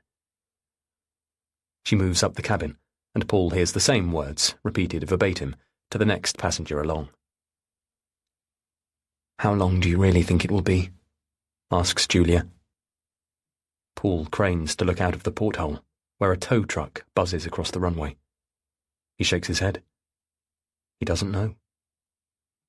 Julia pulls out her phone to check the weather, as though the Sky News app will have more information than the airport itself. "It says the same here. The storm's moving quickly, so I'm sure it won't be long. 45 minutes, maybe? An hour?" Paul hopes so. Being stuck here like this, when he feels so wrong about the trip anyway, feels like a sign. They shouldn't be going. He imagines saying as much to Julia. Change of plan. Let's call DS Brayford. The Oxford force can contact the police in Scotland, and they can go straight out to this place and find Chrissy. Maybe arrest Francis. Instead, he bites his tongue. Sitting in a grounded plane at Heathrow Airport, they are no good to anyone, least of all themselves. But he knows Julia won't turn back now. The man in front of him has his in-seat TV tuned to a news channel, headphones on. Reports flicker across the screen, the silent images mesmerizing. And Paul can't look away. He almost expects to see coverage of Chrissy on there. Maybe of Francis Maitland's disappearance, too. But the police said it wasn't time for that quite yet. They were planning to give it at least one more day. If he closes his eyes, the cabin feels as if it's spinning, as though someone should be shouting at him, "Brace, brace, brace." He has to keep his seat back upright to avoid the nausea, even though he longs to lie back. Julia has reclined her seat as far back as you can without making a bed. He longs to claw back some sleep on this plane, but for the life of him, he can't seem to switch off. If only they would get going. He pulls out his phone and checks the share price, despite how irrelevant it feels now. But it isn't irrelevant. Why should it be? In fact, maybe it's even more important than ever. They'll find Chrissy, yell at her, ground her maybe for the rest of her life, but after this whole mess she's made, this scandal, there's more than enough reason to send her to the Royal Institute, not as a punishment, but for her own good. Her behaviour has escalated in a way Paul never imagined, despite everything Selina always said. This thing with Francis, whatever it is hideous, a total deal-breaker, and a shocking justification for what, until now, a tiny, naive part of him has resisted. He looks up again. An attendant is leaning over the passenger in front, temporarily blocking Paul's view of his TV screen. Beside him, Julia shifts in her seat. When the attendant straightens up, Paul feels his blood run cold. The images are showing a footballer. The ticker tape mentions post-Brexit tensions in Ireland. And then this. Leaked documents show extent of governmental corruption. In the perfectly regulated air of the cabin, Paul's breath freezes in his throat.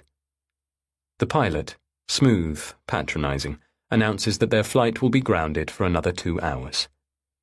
Paul's forehead, his armpits, grow slick with sweat. An attendant smiles at him, unaware of his horror. He swipes open his phone, tipping his screen away from Julia. Behind those dark glasses, he can't tell what she can see, and finds the full coverage on the news app. He cannot bring himself yet to look directly at his investment. He cannot take in the full facts of that yet. The news app confirms it, though. The name of his company is explicitly listed. Fraud over illegal awarding of governmental contracts. Paul swallows, choking down the taste of disaster. He glances again at Julia, who has removed her sunglasses now, lying back with her eyes closed. He already knows in his bones there's no recovery from this. Not in the share price, and in his marriage, God knows. Now, finally, he opens the investment app, but only to confirm what he already knows. It's right there. An almost vertical aircraft nosedive. His shares are in free fall. The money is gone. Chapter 33. Julia, 6 weeks before. When the details of Chrissy's next audition round came through, I took the day off work. I couldn't remember the last time I had done that, but I decided on it right away this time. Chrissy seemed fine. She didn't particularly seem to need me. Maybe, instead, it was the other way round. Since that first crossing of the threshold, I had fallen more than once, skin burning. Sometimes it seemed like exactly what I wanted, but increasingly it felt like dangerous quicksand. On the other side rested my ordinary life, still there, still waiting for me. I felt the need to claw my way back to it. I pictured hitching myself to my husband and daughter the way a rock climber judiciously secures their harness and rope. Get back to them. I repeated that to myself as I sat with Paul in the kitchen on the morning of her audition, waiting for Chrissy to get herself ready and come down.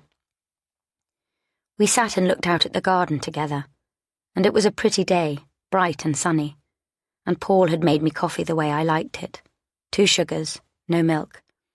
I pictured kissing him, and tried to remember the way we had kissed when we'd first met, when we were so much younger and in love, because it felt like he was rescuing me, and he said I'd rescued him.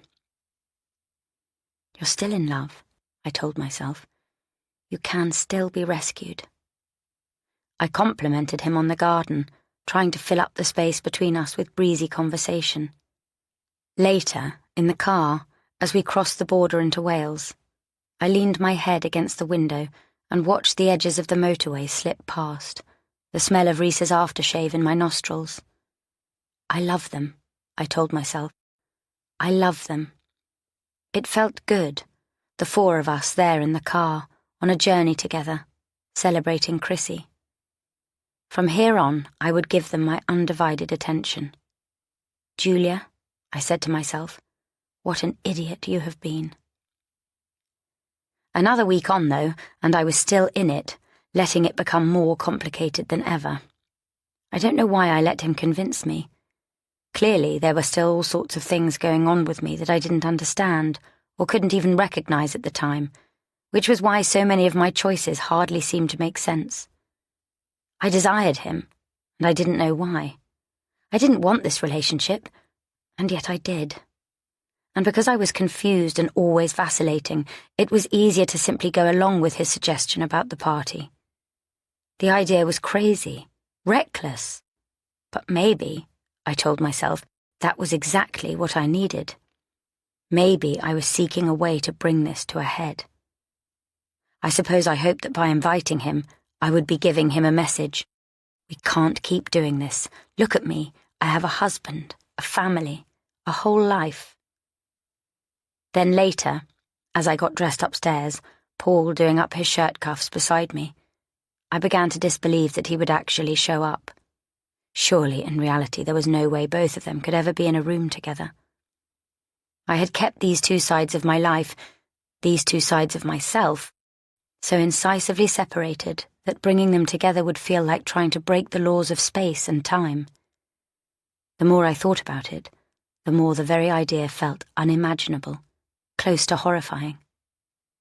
He wouldn't come, I convinced myself. In fact, as I pushed the Saint Laurent earrings through the flesh of my ears, I began to pray that he would not. Surely he could see how inappropriate it would be, how potentially humiliating for us both. In the end, he would sensibly stay away, and my invitation would simply have had the effect of forcing his hand, paving the way for the conversation I knew we had to have. You see, I would say to him later, it doesn't work, does it? I'm sorry, but I don't think there can be a future in this. I just don't think I can keep you as part of my life. I really thought I would be able to say that, and I honestly never expected him to show up. By the time the first guests arrived, Sally and Stuart, I was feeling calmer. While Paul went down to open the door for them, I blotted and reapplied my lipstick and looked at myself for a final time in the mirror. I looked good. I looked just the part. But at the last minute, I took the earrings out. Then I smoothed my skirt and went to check on Chrissy. She was hunkered up in her bedroom. The guests have started arriving, I told her. If you want anything from the kitchen, now's probably the time. I'm fine, Mum, she told me. Have a good night. Downstairs, the place looked lovely. Paul had done a great job of setting up. Stuart kissed my cheek. Sally hugged me, gushing compliments about my dress. The other guests began arriving quickly after that. Before long, I had a drink in my hand, then another. Wine, music, friends, laughter. I realized I'd needed this for a long, long while. An hour later, the atmosphere was expansive, tipsy, relaxed. The room was stuffed to the gills with guests, the volume of conversation rising all the time. I liked the noise, the chatter, the tinkle of glasses, the laughter, blocking out the chatter in my head. I weaved through the knots of people to turn up the volume on the stereo. The wine had loosened me. I'd almost forgotten the dangerous possibility of Francis showing up until I turned around and saw him standing there, in the centre of the room. It was 9:30. Had he only just arrived? Who had let him in? He was in a group with 3 other guests, associates of mine from the firm, plus a visiting lawyer from the States. When he saw me, he held my eye and raised his glass.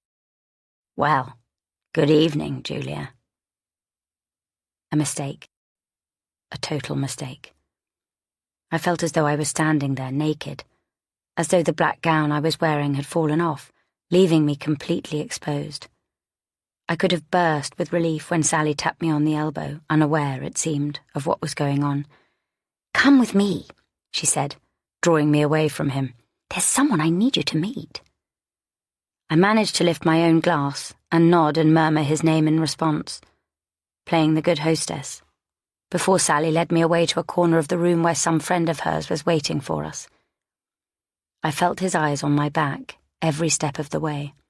I have no idea what he told the people he was talking to that night. How had he explained who he was? How he knew me? He must have told them something they easily swallowed, or perhaps he'd told them nothing at all. He had such a charm. I didn't know what else to call it.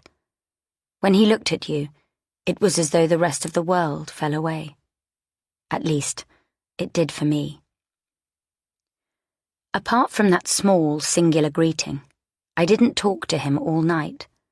I spoke to everyone else instead, brightly, loudly, though it nearly killed me not to let my panic show. I circled the room, talking to anyone and everyone, but always making absolutely sure to avoid him. I felt manic. How could I have risked this? I was operating on an arcing wave of dread.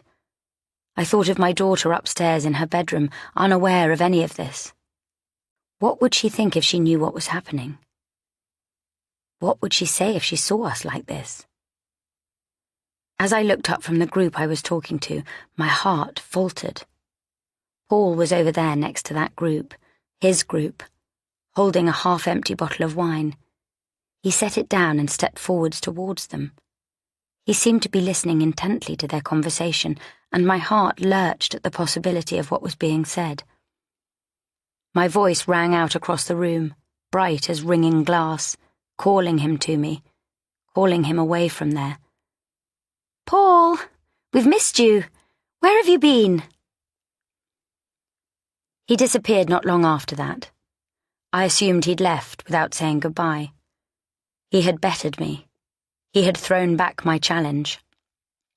"See," he'd seemed to say, "I can fit into your life just fine. These people love me. They feel as if they already know me. And your husband? My God, Julia, does he really not know?" I should have been angry with him, humiliated, furious. And I was. But I couldn't help how else he made me feel, too. It was later, maybe 10 minutes, that I spotted him leaving. I desperately needed water and was crossing to the kitchen to get some when I spotted him in the front hall pulling on his jacket. Where had he been? Outside? In the kitchen? Or, my heart swallowed, upstairs? I imagined him peering into my bedroom, the master suite that I shared with Paul. What would he think of our bed? Our decor? All our precious personal things? The domestic life I was in danger of shattering because of him. It's only now that I think of Chrissy being up there too. "Julia," he said, in a tone that said, "There you are." "You're leaving?" The words fell from my mouth before I could stop them. "I am. I couldn't wait around for you all night. Still, it's been a great party." I shook my head. "Listen, I'm sorry, I shouldn't have asked you." "Why not? I've had a great time." He grinned, and I had the sense he was taunting me. Well, I deserved that, didn't I, for trying to taunt him? I became aware of someone. Sally? In the hallway behind us. Frances stepped forwards and pressed a kiss to my cheek. Really, Julia, I've had a wonderful evening. I didn't have a choice, did I? Not with Sally standing there watching, curious as ever about other people's lives. I had to play along. Thank you for coming, I said brightly. This time his grin looked almost wolfish. It was as though he saw all this as nothing but a game, and he knew that he'd come out the victor tonight. The pleasure was entirely mine, Julia. Good night. Just a couple of days later, Paul and I had our final appointment with our therapist.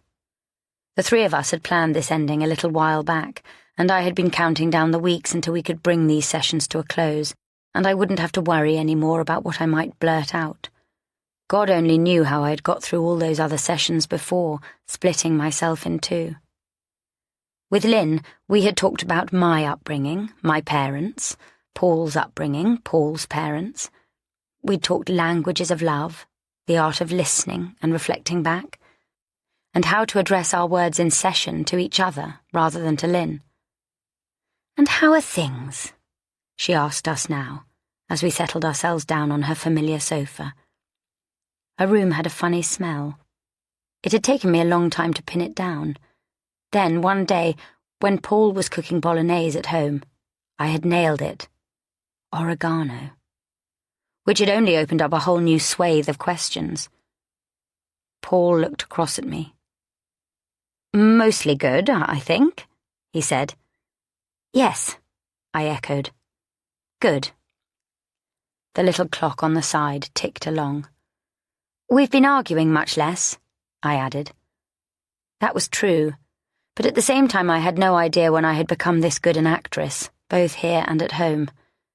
Now, as I sat compliantly across from our therapist, I wondered if Lynn knew anyway. I wondered if that was part of her expertise, an ability to read a dynamic and see right through it. If she did, she didn't say anything. "I know in the future," Paul was saying, "we'll have further decisions to make, depending on what happens with Chrissy's career, whether I go back to work, for example. But for now, I think we've come to the conclusion that things are best as they are." That had been the question we had initially come into therapy with. Was our unorthodox situation really working out for us? We had talked so much about that, looking at the expectations each of us had brought into the marriage, our expectations of career and family life and parenthood. We had talked about how I didn't want more children, because the difficulties around Chrissy's birth were something I'd never want to go through again. Maybe Lynn really thought we were addressing the big stuff, but we had never really scratched the surface. Or at least, I never had. We had really just talked in simple practicalities, like the best ways for me to let Paul know if I was going to be late, or ways I might still contribute to some of the household chores. How Paul might ensure he found a sense of value and purpose, even within his role of being just, "Don't say just," Lynn would chide, a stay-at-home dad. But other than that, I had mostly lied. And what about Paul? Was it possible that Paul had lied too? I looked across at him. These last few days he had been twitchy and jumpy, stressed in a way I had never known him to be before. I had felt him tossing and turning in bed next to me in the night, and when I asked what the matter was, he said he was worried about the competition. Yet it was out of character for him to show performance nerves like that, which meant either there was more to this competition than I had realized, or there was something entirely different going on. "Julia," said Lynn, interrupting my thoughts. "Do you agree?" I nodded. "Oh, yes, I know it's often difficult, especially right now. I'm working very long hours again, but it won't be forever, it's just this current case." "And Chrissy is doing exceptionally well," said Paul, as though that was the deciding factor, the litmus test. "Definitely," I echoed. "She is. You'd think that here in the safe space of therapy you would be able to lay all your cards on the table. You'd hope that you could be truly honest, peel your lives bare, and say things that might be wounding and hurtful, but ultimately productive and true. I'd always thought I would be a good client in couples therapy. When Paul and I had signed up last year, I'd thought I would step up to the challenge quite brilliantly. Straight A student all the way. I would take whatever blows Paul might deliver me with humility and grace, retaining my reason and composure, whatever might be said. We would weather the necessary storms together and come out the other side with a love that was stronger and truer than we had had before. Instead, I had sat here and lied and lied and lied. "Well," Lynn said, clasping her hands. "That's good to hear. You've both worked hard here and taken a lot on board." For a moment, I desperately wanted to appeal for her help. I wanted to say, "You're a professional, you're trained. Would you be able to explain what's wrong with me? Tell me why I'm doing this. Tell me why I'm choosing such disgrace for myself." But it was far too late for that, and that was utterly my own fault. I hadn't told her anything of use, for me, for any of us. I'd wasted all this money. I'd wasted all this time. And still I found the words balancing on the tip of my tongue. "Well then," said Lynn, "I just have some questionnaires for you both to fill in, to follow up on the ones you did at the start." "Sure," said Paul, already leaning forwards. "No problem." Lynn handed us across the sheets of paper and a clipboard each to rest on our laps. I tried to think back to the way I had answered these questions at the beginning. Is your relationship boring, fragile, happy, honest? Rate on the scale. I couldn't remember. I found myself unable to form a judgment now. In the end, I just put in positive ratings for all of them, though not so high as to look patently false. At the very end was a box for any other comments. I stared at that empty square for a long time, Paul still scratching away with his pen beside me. This was my last chance. I could write it here. "I'm sorry. I've lied to you. I've been unfaithful." At least then I would have made some sort of confession. I would have come clean with Lynn on the bare facts. "I'm sorry," I managed to write. I stared down at those words. I had no proper thoughts, just a sinking, angry, defeated feeling. Car upended, nose in a ditch. You made your bed, Julia. You made your choice. What would Lynn do if I handed such a confession to her? When she came to tot up our questionnaire scores and discovered it? Would she call us in for a follow-up session and make me say it straight to Paul's face? Surely she couldn't overreach herself like that. Beside me, Paul sighed and turned to his last page. Lynn was sitting silently in her seat, and when I looked up and caught her eye, she gave an encouraging smile. I bent my head back down to the page and scribbled those last 2 words out. Then I wrote them in again and simply added, "I'm going to be a better person from now on." Chapter 34. Julia, 3 weeks before. My father called abnormally early the next morning, out of the blue. If either of my parents called us, it was almost always my mother. "Just stay there," I told him. "I'm coming right over." I hardly allowed myself to think as I got in the car, allowing nothing into my mind beyond strict reassurances. These things happened. Misunderstanding, frustrations. My father was older now, and impatience, impulsivity, these things could be natural in old age. And then my mother, it wasn't as though I hadn't noticed her drinking, or rather, her drunkenness, which was perhaps worse because while we had been there at dinner the other weekend, she had drunk very little, but she had been visibly inebriated, even so, which meant she'd had God knew how many drinks beforehand. Take someone who was old and could be grumpy and impatient, and someone else who tended to get a bit drunk, and it was inevitable, wasn't it, that sometimes they would clash? Somehow, they'd managed to get into it at 5 a.m, but these things happened, even with the best of couples. It would be fine. I could sort this. just so long as he had let her be. I was shaky when I got out of the car in front of the house. I had driven fast and I'd had nothing for breakfast, I realised now. I tried to walk straight in through the front door, but one of them had locked it, so instead I had to knock and ring the bell. It was my mother who answered. She swung the heavy door open. "Julia?" I looked over her shoulder, trying to glimpse whether anything in there appeared amiss. "Are you okay? You know Daddy called me." "For heaven's sake, Julia, I'm fine. You didn't have to come." I tried to size her up. Were her eyes glassy? Her speech slurred? "It's okay. I wanted to, and I don't have to be at work until later." Neither part of that sentence was true. "Can I come in then? Where's Daddy?" "Your father's gone out for a drive." "He isn't here?" "No, not right now." My stomach dropped. I couldn't pretend any more that I didn't know what we were dealing with. I recognized the pattern, even though it occurred so rarely. Once a year, maybe, or once every 2. Always the exception, never the rule. But hadn't it happened just a month or so ago as well? That was worrying. That was new. A strange thought jarred me.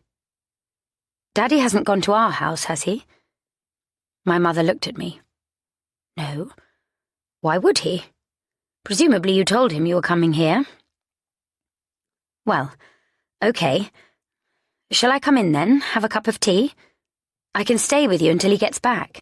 I anxiously wanted my mother to let me in, and at the same time I wanted nothing to do with this. I wanted to get back in my car and drive away. Drive home. Drive to work. To my own place. My own life. "Oh no," my mother said. "That really won't be necessary. I appreciate you coming, but for heaven's sake, Julia, we're both fine." She was repeating herself, and I could feel already that she wanted me out of there. She never welcomed my input. Why hadn't I learned that? Every time I tried to help, or even just talk to her, she only ever wanted to pretend everything was fine. I gave it a beat. 2. "I'll call later then and have a talk with Daddy. I've been a bit worried, Mummy, that he isn't all that well.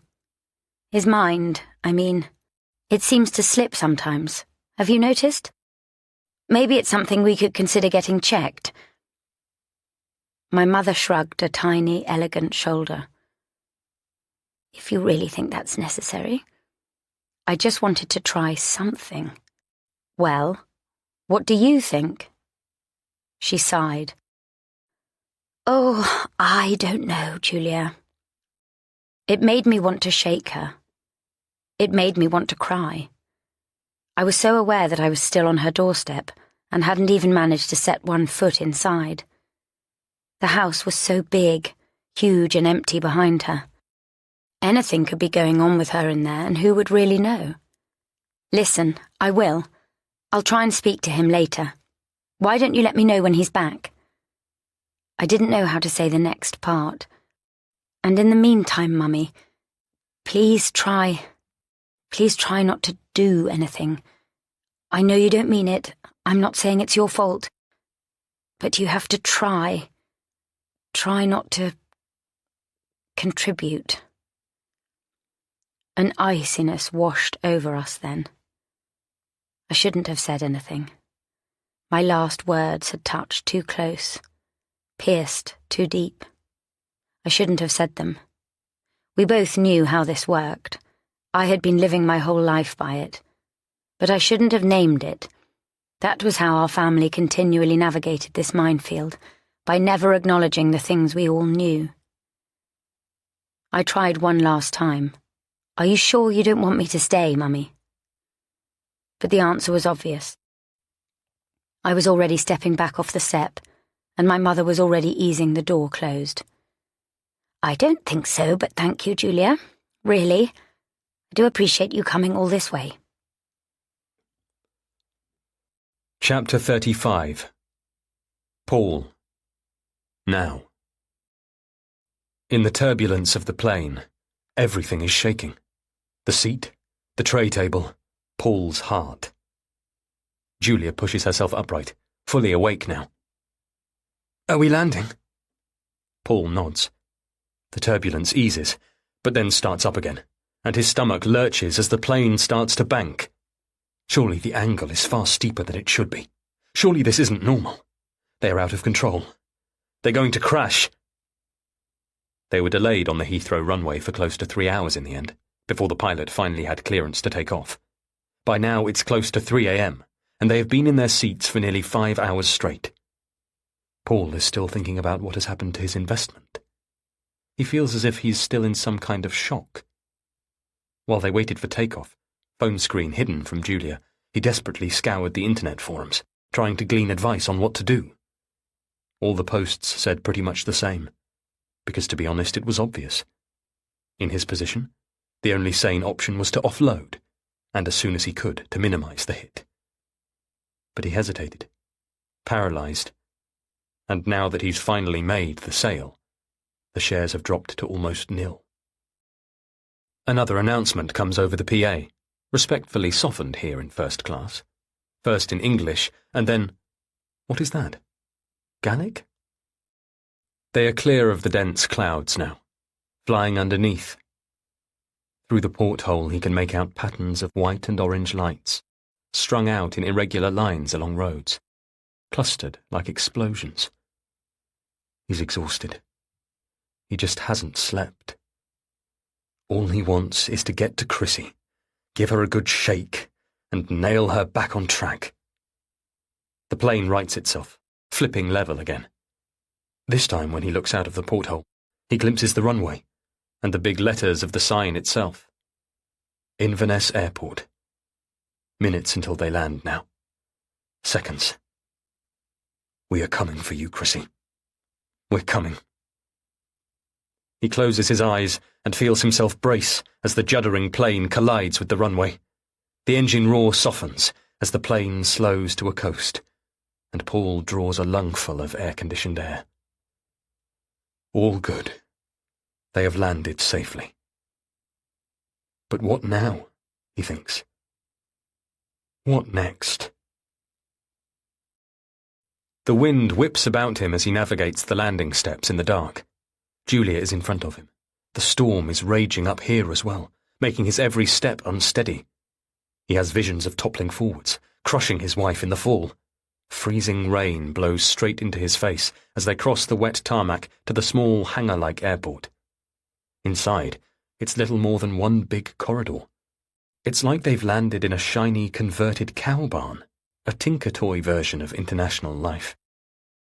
This way, Julia says, tugging him by the hand. Her hand clasp feels like handcuffs now, to be used to pull each other this way and that. But Julia is right. She's pointing to a sign. Arrivals/baggage reclaim. She drops his hand to dig in her bag for her phone. Meanwhile, he checks the address of the hotel they're staying at. Inverness Palace Hotel. Base camp, though hopefully for no more than 2 nights.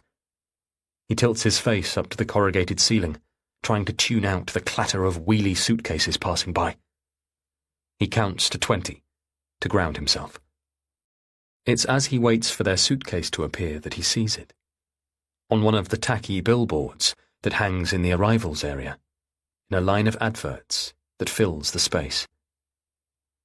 He reads the words, Maitland Renewables, British design for our global future. He grasps Julia's arm. Look! What? He points. There, that advert. There's a company here. It's under his name. Maitland. It's the company. It's the one Paul has invested in.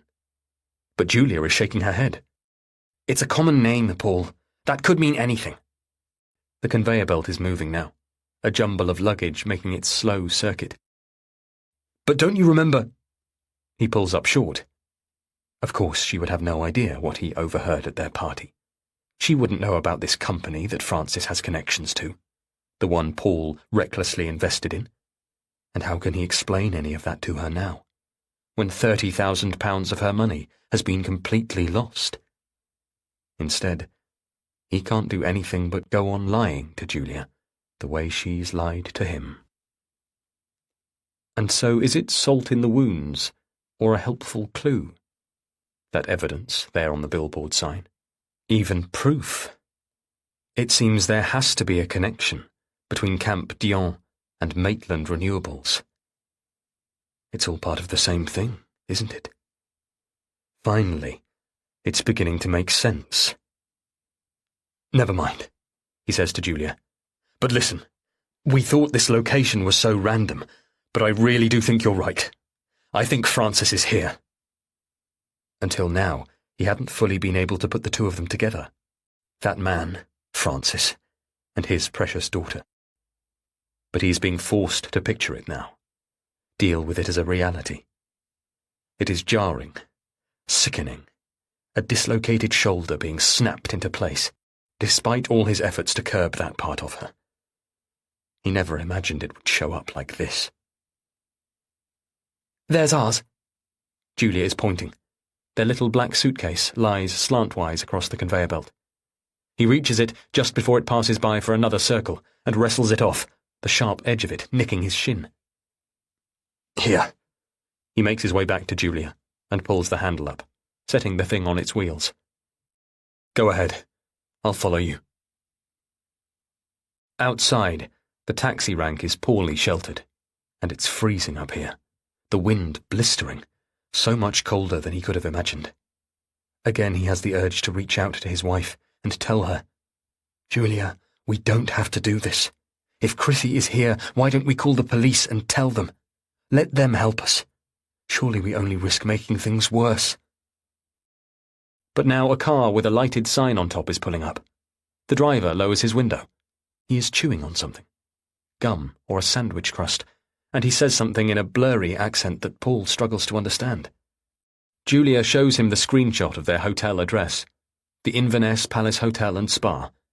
The place has a swimming pool, a leisure club, a 5-star brasserie. Can you take us here? Sure, Hen. Hop in. From inside the taxi wafts the smell of chips. Are we good? Paul asks. Will he take us? It's fine, Julia nods. Let's get in. The driver heaves himself out of his car, which bounces up without his weight. He gives a grunt as he lifts up their luggage, still chewing as he loads their suitcase into his boot. Inside the taxi, they are finally shielded from the wind. Paul leans back in the sticky leather seat and fights the waves of exhaustion rolling through him. He is dizzy with fatigue, but feels a need to stay alert. It's as though everywhere he looks, he's searching for clues, some kind of insight into what is really going on. It's dark outside, but he can make out some things. They are driven down a long, straight A road, then into the city with its grand houses, grey sculpted stone. Such a sense of the historic. He glimpses the tall towers of what looks like a cathedral, and then a flash of river shining in the black. He feels like such a foreigner, with his obvious English accent. They have their own language here, their own currency, their own flag. He's never been to Scotland before, and he never imagined a visit like this. This isn't a family excursion or a romantic anniversary weekend. It's a mission to find their missing, wayward child, without the consent or even knowledge of the police. His face is cold, but his skin feels wind-burned. Julia is fiddling with her phone, and it beeps. Paul turns to her. Did you hear from someone? It's just a provider update. She stops swiping, but keeps the phone clutched in her lap, as if she's waiting for a call. After 20 minutes, the taxi comes to a halt. The driver parks on a diagonal outside the turreted front of the Palace Hotel. The walls are a pinkish-grey stone with wide bay windows. In the gloom, Paul can make out a sign with the word, "Welcome," and feels an unexpected shudder of relief. Julia asks him for the reservation printout, as though she wants to double-check that this is the right place, and Paul hands it over, even though it's quite obvious that it is. He can't think of anything but simple phrases to say to her right now. For the moment, All their communication has been stripped back to simple basics. Problem-solving, transactions, survival. Ignoring the bigger picture of what they are doing here, and whether any of this is legal or right. Paul tells himself he simply has to trust her. She's a lawyer, after all. He gets out, scrabbling in his wallet, and pulls out a bundle of cash. He pulls out another 2 notes to add on top for a tip. When he hands over the money, the driver squashes it into the pocket of his shirt. The Palace Hotel is right on the riverfront. If this had been a normal trip, one where they weren't checking in at 4 a.m., they might have had a shower and then gone for a stroll, holding hands along the scenic waterfront. Instead, Paul has no idea when he'll next get some rest. The driver retrieves their suitcase from the back and sets it down on the tarmac. The car bounces again as he climbs back in, the slam of the door loud in the quiet of the night. "Enjoy your stay," he says through the window, before driving off, tail lights winking a nonchalant goodbye. Inside, the hotel is glistening and spacious, like a plush cream box. There are sculpted white pillars and a wide, polished reception desk. There's no one else here, though, at 4 o'clock in the morning. Is there a bell? Julia says, but the wide reception desk is empty. Paul feels exposed, at any moment expecting a police officer to emerge. But his wife steps forward, that ingrained confidence again, and calls out loudly, "Hello!" Her voice sounds impertinent in the space, but it does the trick. A moment later, a young woman appears, brightly awake, and she looks so like a typical hotel receptionist that Paul feels himself give another exhale of relief. 5 minutes later, they find themselves in the hotel room, the heavy door easing itself closed behind them. Now the relief is overwhelming, because this room is exactly what they need. Spacious, quiet, comfortable, pristine. They are on the 3rd floor, with a tiny balcony and views out over the river. White dressing gowns hang on the back of the door. There's Twining's tea and Scottish shortbread, and a thick stack of towels on a shelf in the ensuite. Julia adjusts the heating upwards, filling the room with the warmth Paul craves. She sits down on the edge of the bed and rests her head on her knees. She has a headache. Paul can see that. He knows she always gets them when she flies. He still can hardly grasp that they are here, when less than 36 hours ago they were cocooned inside the Barbican's dusky hall. He cannot believe the things that have happened since then. Wild, unimaginable things. My daughter is missing. She ran off with a man old enough to be her father. A man we invited into our own house. For now, he tries to focus simply on the practicalities in hand. "Do you want paracetamol?" he asks Julia. "I'll be fine in a minute. I might go out on the balcony for a bit." The balcony? It's pitch black and blowing a gale out there. She doesn't move, though. And for want of anything better to do, Paul opens their shared suitcase and starts to unpack, sliding shirts onto hangers and underwear into a drawer. He knows it probably isn't even worth it, since they've already missed most of their first night due to the flight delay, and their plan is to stay here at most one more night. The hire car they've booked will be ready for them at 8:30 in the morning, and the website says the camp is a 2.5-hour drive from here, so it's doable, surely. They can get to Chrissy, drive her safely back here, get her on a plane home, then work out what the hell to do next. If she's there at the camp, that is. Even now, the idea of the two of them, Chrissy and Francis, together in this place, this camp, seems ridiculous. Squatting with a bunch of hippie activists in the woods. Is that meant to be charming? Is it some kind of skewed idea of romance? "Shall I put the kettle on?" he asks Julia. "Do you want a shower, or something to eat? Or what?" He doesn't really know what she might want. "No, it's all right. I'll just get some air." Julia pushes herself off the bed, wincing with the movement, then unlocks and tugs open the balcony door. Her action lets a vicious gust of wind into the room, chilling the air at once. But before he can stop her, Julia is outside, banging the sliding door shut again behind her. Maybe she wants that. Maybe she needs it. In the wind, her short, dark hair whips about her head. He carries on unpacking their suitcase, putting Julia's pants and bras in a drawer. He clicks the kettle on, though he doesn't want tea either, and moves on to sorting through their hand luggage too. He can see Julia's silhouette out on the balcony, a flickering shadow behind the thin curtains and the glass. He lifts her handbag onto the luggage rack and unzips it to look for some painkillers. She doesn't like taking them, but under these circumstances, who wants a blinding headache as well?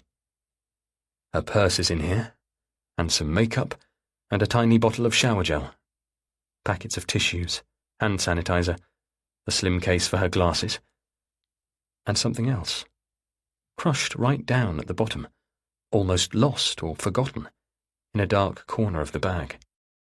A business card? What is it? He recognizes the logo and the name. YSL. He can still hear the wind roaring outside as he sits down on the hard, clean bed and smooths the little card out on his knee. YSL. Saint Laurent.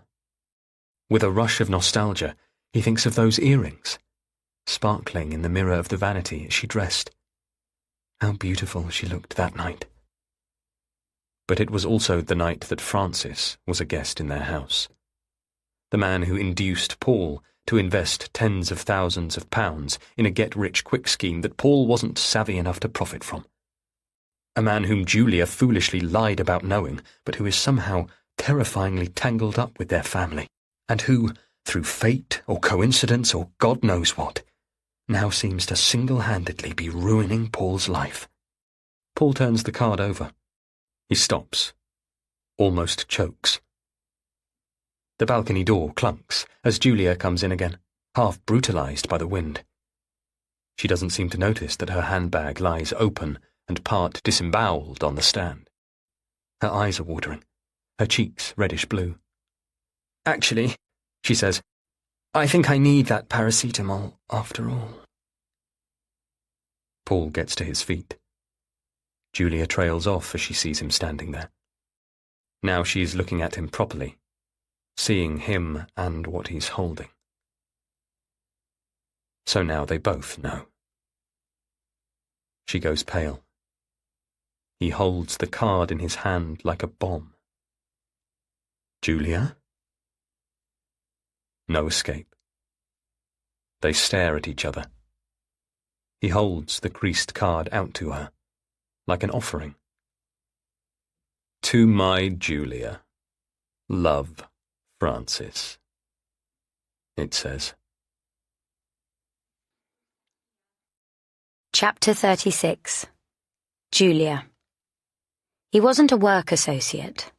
Never had been.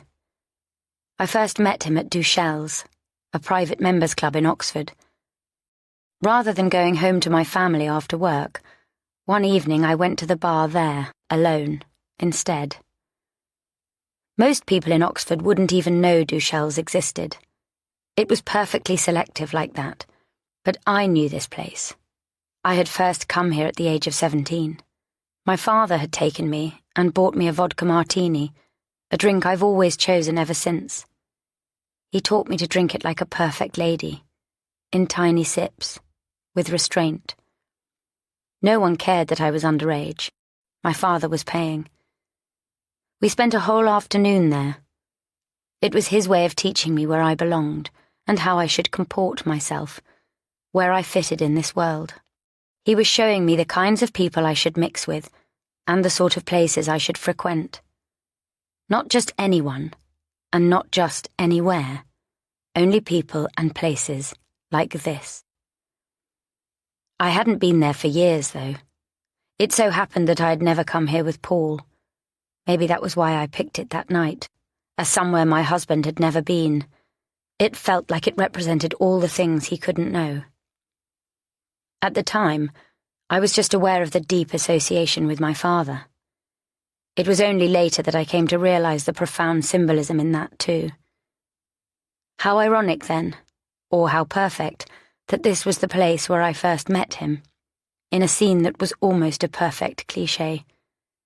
I sat at the bar. I didn't have a book. I didn't fiddle with my phone. I made it clear I wasn't waiting for my date. The vodka martinis I ordered tasted exactly the way I remembered from 20 years before with my father.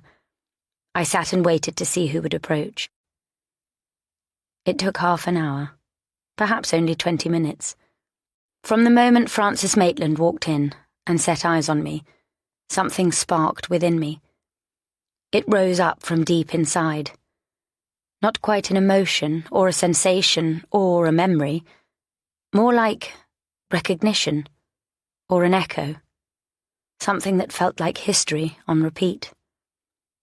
When I introduced myself, he repeated my name back to me. Julia Montrose.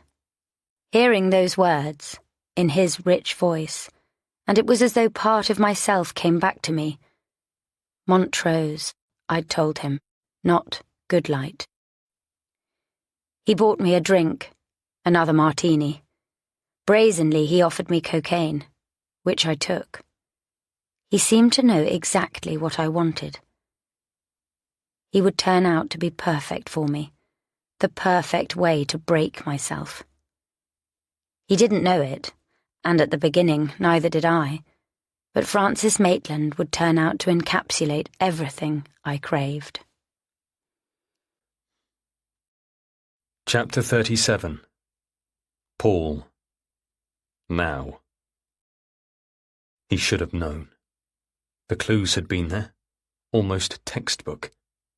Was this ever really about Chrissy at all? It's 9:05 in the morning, and they are standing out in a freezing, rain-puddled car park, and Paul has the keys to the hire car in his hand. He is still completely reeling from the shock. They've filled out all the forms, paid the cost, paid for insurance. There's nothing left to do now but get in and drive. The two of them. For nearly 3 hours straight. The car smells of pine air freshener and cheap leather and carpet cleaner. It only makes the nausea in Paul's stomach worse. I'll drive, he says. More than ever now, he feels the need to be in the driver's seat.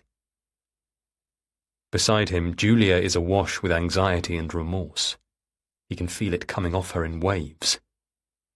He's so angry he could drive this car into a ditch. Back at the hotel, he was unable to speak to her. He literally couldn't look at her or find a single word. The only thing he could manage to do at that point was climb into the hard, crisp bed and try to block everything out until daylight came. He wasn't going to sleep. They both knew that. But there was nowhere else to go. He was trapped here, with Julia. Now, finally, he has found his voice, in the action of moving, driving, holding the wheel. You lied deliberately to the police, he says. The road that they're on is wide and smooth, but the landscape is wholly unfamiliar. Bracken and moorland and distant craggy hills. It makes his whole sense of disorientation worse. You told them you didn't know him when you were having an affair with him. And what, now Chrissy too? Both of you? What kind of twisted situation is that? No, Paul, stop. I don't think it's like that. Then what is it? Chrissy and Francis are clearly involved with one another. Or do you think she's run away with him like this just to, what, mess with your head? Spite you? I didn't even know that Chrissy knew him. Well, she did, clearly. He is disgusted, sickened by both of them. You know what, Julia? He came to our house. I know he did, because I invited him. No, not then. Not at the party. Another time. I came home to the reek of his cologne in our kitchen, just days after that evening when Chrissy ran off. He cannot believe what they've got themselves into.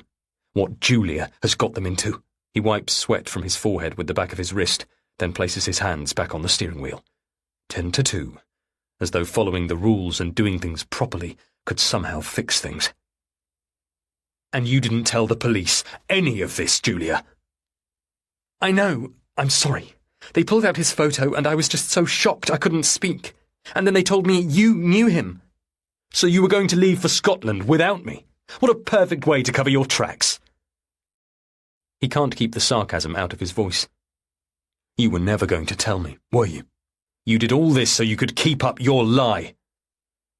Paul wants to pull over and cover his ears. Part of him wishes he'd never said anything and had simply shoved that damning piece of evidence back into her bag, fed her paracetamol and water, and pretended none of this was real. But Julia realised as soon as she saw him. The look on his face. You can't be married for 8 years and not be able to read each other like that. So now it's out in the open. There's no escape. For 2 hours, he has her. He can ask her anything. Which way? He says to her. They are coming up to an unmarked junction, and Julia is navigating. Which way? Julia taps the screen of the car's complicated sat-nav. Straight on. No, wait. Left. Follow signs for Lagan and then for Kilgarry. That's the town just outside Camp Dion. It's raining as well now. Thick, heavy drops spattering the windscreen. He turns on the wipers, but almost at once the rain evolves into a deluge. Even on the highest setting, the wipers struggle to keep up. Slow down, says Julia. We can hardly see anything. He has to drive at 33 miles an hour on this straight, flat A road, the windows steaming up, the car feeling more claustrophobic than ever. They're both dead silent as he navigates another junction, peering at the signs that have letters half scraped off. When they find themselves on the right route again, it's Julia who is the first to speak. You have to believe me, says Julia. Paul, it was over. Over? Really? How on earth am I supposed to believe that? Over, or he just moved on to Chrissy? This man, he seems to have infiltrated every aspect of Paul's life, torn it apart, like ripping whole beams from the wall. Julia shakes her head. Stop it. Stop saying that. Jesus, Paul, you've got no idea. Listen, I broke it off with him weeks ago. Honestly, I did. I mean, I tried. Tried? You tried? What's that supposed to mean? He is hit suddenly with a sheer wave of grief. He cannot believe this has happened to him. Yes, of course he knew he and Julia had problems, that she was unhappy. He'd sensed that she had been losing her way. But they had been going to therapy, goddammit. So with Lynn, then, he said. You were lying to her too? Here, says Julia. This is the turn-off. Oh, the irony of it. Being stuck in a car together, having to work as a team. He hates this. He is overwhelmed by these roads, the wind, the rain, the navigation. How can they also be having a conversation like this? As though in answer, Julia's phone rings. Shit, she says. Shit, it's DS Brayford again. You have to answer it. Let me pull over. Even through his anger, the practicalities push through. No, don't stop. I can't bear another delay. Just keep driving. Then put it on speaker. I need to hear as well. She swipes to answer, and does what he says. Mrs. Goodlight? I mean, Ms. DS Brayford's voice is crackly. It's hard to hear her over the battering of the rain. Yes, this is Julia. I'm outside your house, Julia. Are you not home? Shit, shit, shit. It's another jolt of complete disorientation. They're supposed to be hundreds of miles away in Oxford, surrounded by the dreaming spires, and no doubt just a light drizzle of English rain. Not way out here in the back of beyond, in a sleeting downpour. What are they doing here? What has happened to his life? Paul almost feels like bursting into tears, picturing their house, their driveway, their street, the familiar landmarks of his precious world. Thinking of Jackson, their faithful dog. They are so far from home right now. But more than that, he can't remember ever feeling further away from himself. D.S. Brayford, I'm sorry, says Julia. We meant to come back first thing, but we've been delayed at my parents'. Where exactly are you? It sounds like you're driving. Are you on your way home now?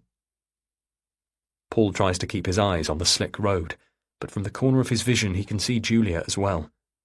She has covered her eyes with her free hand now, as though that makes it easier to lie. No, we've just driven to the shops. We're in Guildford, Surrey. I just needed to be home for a while. I think we're going to be here for another few hours at least. It is making Paul sick to hear the lies coming so easily from her mouth. When did she become so adept at deception? Duncan and Selina are in Kenya right now, not Surrey. And does D.S. Brayford really believe her? Well, says D.S. Brayford, a tone revealing nothing. I can understand that, but we're here to do the further search of your house. Yes, of course, says Julia. Yes, that's fine. Please, do go ahead. I'll get the key from your neighbour, shall I? Paul can picture D.S. Brayford consulting her notes. Sally Farshaw? No, don't do that. There's no need to disturb her. There's a spare key under the lip of the dining room window. Use that. You leave keys to your house outside? You never told us that, Miss Goodlight. That could be how someone got in. A scraping noise.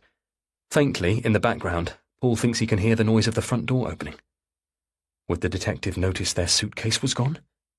But then, they would have taken it to Guildford, wouldn't they? All right, D.S. Brayford says. We're in now. OK, says Julia. Her voice is tight, breathless. OK, good. You might want to think about coming back to Oxford ASAP. We need to speak with you further about Francis Maitland, and we may release a press statement shortly. I really do think it would be best if you were here. Yes, says Julia. Of course. Absolutely. Thank you, honestly, for everything you're doing. We'll let you know as soon as we're back. When she hangs up, Julia is pale and shivering, even though they have the car's heating on full blast. Paul grips the wheel and stares at the narrowing road in front of them. He is furious with Julia. But right now, he still needs her. Everything in the rear-view mirror is broken, and he has no idea what awaits him ahead. Chapter 38. Julia, 3 weeks before. Once it began, I seemed to just give myself over to him. Or not to him exactly, but to what we were doing. This thing. I kept on letting so many things happen, dumbly oblivious to what was even driving me. What did I need? What was I looking for? Why was I letting myself be pulled apart like this? Looking back, I'm no longer surprised by any of the things I found there. All I knew at the time was that it felt like digging my way to the floor of a black hole. Our meet-up that afternoon wasn't so different. We went to Duchelle's again, though these days we didn't do cocaine in the stylish toilets. We did it in a decadent hotel room upstairs, instead. He seemed to be almost glowing when he met me in the lobby, and I felt myself tumble again. Heart, or something deeper, darker, completely overtaking my head. "Julia," he said. He held his arms open as he approached and kissed me. "How long have we got?" Not the most romantic of questions, but I shrugged and told him, 1 hour or 2 at least. He kissed me again and pulled me tight. "Wonderful." He nodded at my vodka martini, olives close to the bottom of the glass. "Another?" I thought about this. I really tried to be honest with myself. What did I want? What had this thing become? What was I asking it to be? We could sit down here and drink and talk. I could let him compliment me, charm me, respect me as he drank his ruby red wine. I could step back from this. I could tell him, maybe it would be better for us to just be friends. Instead, I shook my head. No, I told him. Let's go upstairs. I had already paid for a room. The staff here had shown no reaction as I held out my credit card. Upstairs, for a moment again, I didn't know what I wanted. Kiss him, hit him, run away, cry. Then he took off my blouse and skirt, and suddenly I did. It was easy. It wasn't particularly good. This was our 4th time now, and it was much of the same. His movements didn't fit mine, not the way Paul's had, right from the beginning. Sometimes it felt almost as though I had to fight my way around Francis to get the pleasure I wanted, but I didn't care. What I cared about was being free to move and do what I wanted, having no one tell me no, never censoring myself. With Francis, that was the prize I was hunting, ferociously. With him, I chased it again and again. In the hotel room, on top of him, I felt something, cried out. Francis groaned under me. For a moment I hung still above him. Then I peeled myself apart from him and lay back, panting. Like Jackson, I thought. Like a dog. I'd introduced Jackson to Francis once, bringing him with us on a walk, and Francis threw sticks for him. That had been in the days when our meetings could involve walking and talking, as well as the sex. 5 weeks in, and the sex could still make my skin burn, I noted, curiously observing myself from outside as I watched Francis carefully shape 2 lines of coke. Though I observed as well that another part of me felt cold and lonely and unsure. What was I doing here? How many times had I asked myself that question? It was becoming clearer now, though, thin thread by thin thread.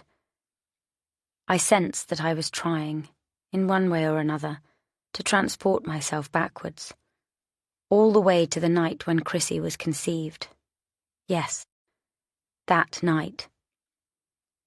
My mother had refused to throw away the photographs, and I never looked at them. But I knew that those images were beautiful. They were meant to be beautiful. That's what it was. Freedom, liberation, abandon, splendor, brilliance, bright young things. I was in love with him too, Christopher, Chrissy's father, or as much as I knew how to love at that age. I was only 21. Everyone was having sex, and no one was moralizing about it. We were young and besotted with each other and reckless and rich. But it went without saying that we took precautions. You'd have to be an idiot, or worse, not to. I was better than that. Not like some girls. I never took even a single, tiny risk. So it was impossible that I got pregnant. It was impossible that I was that statistic. The woman whose religiously used contraceptive failed.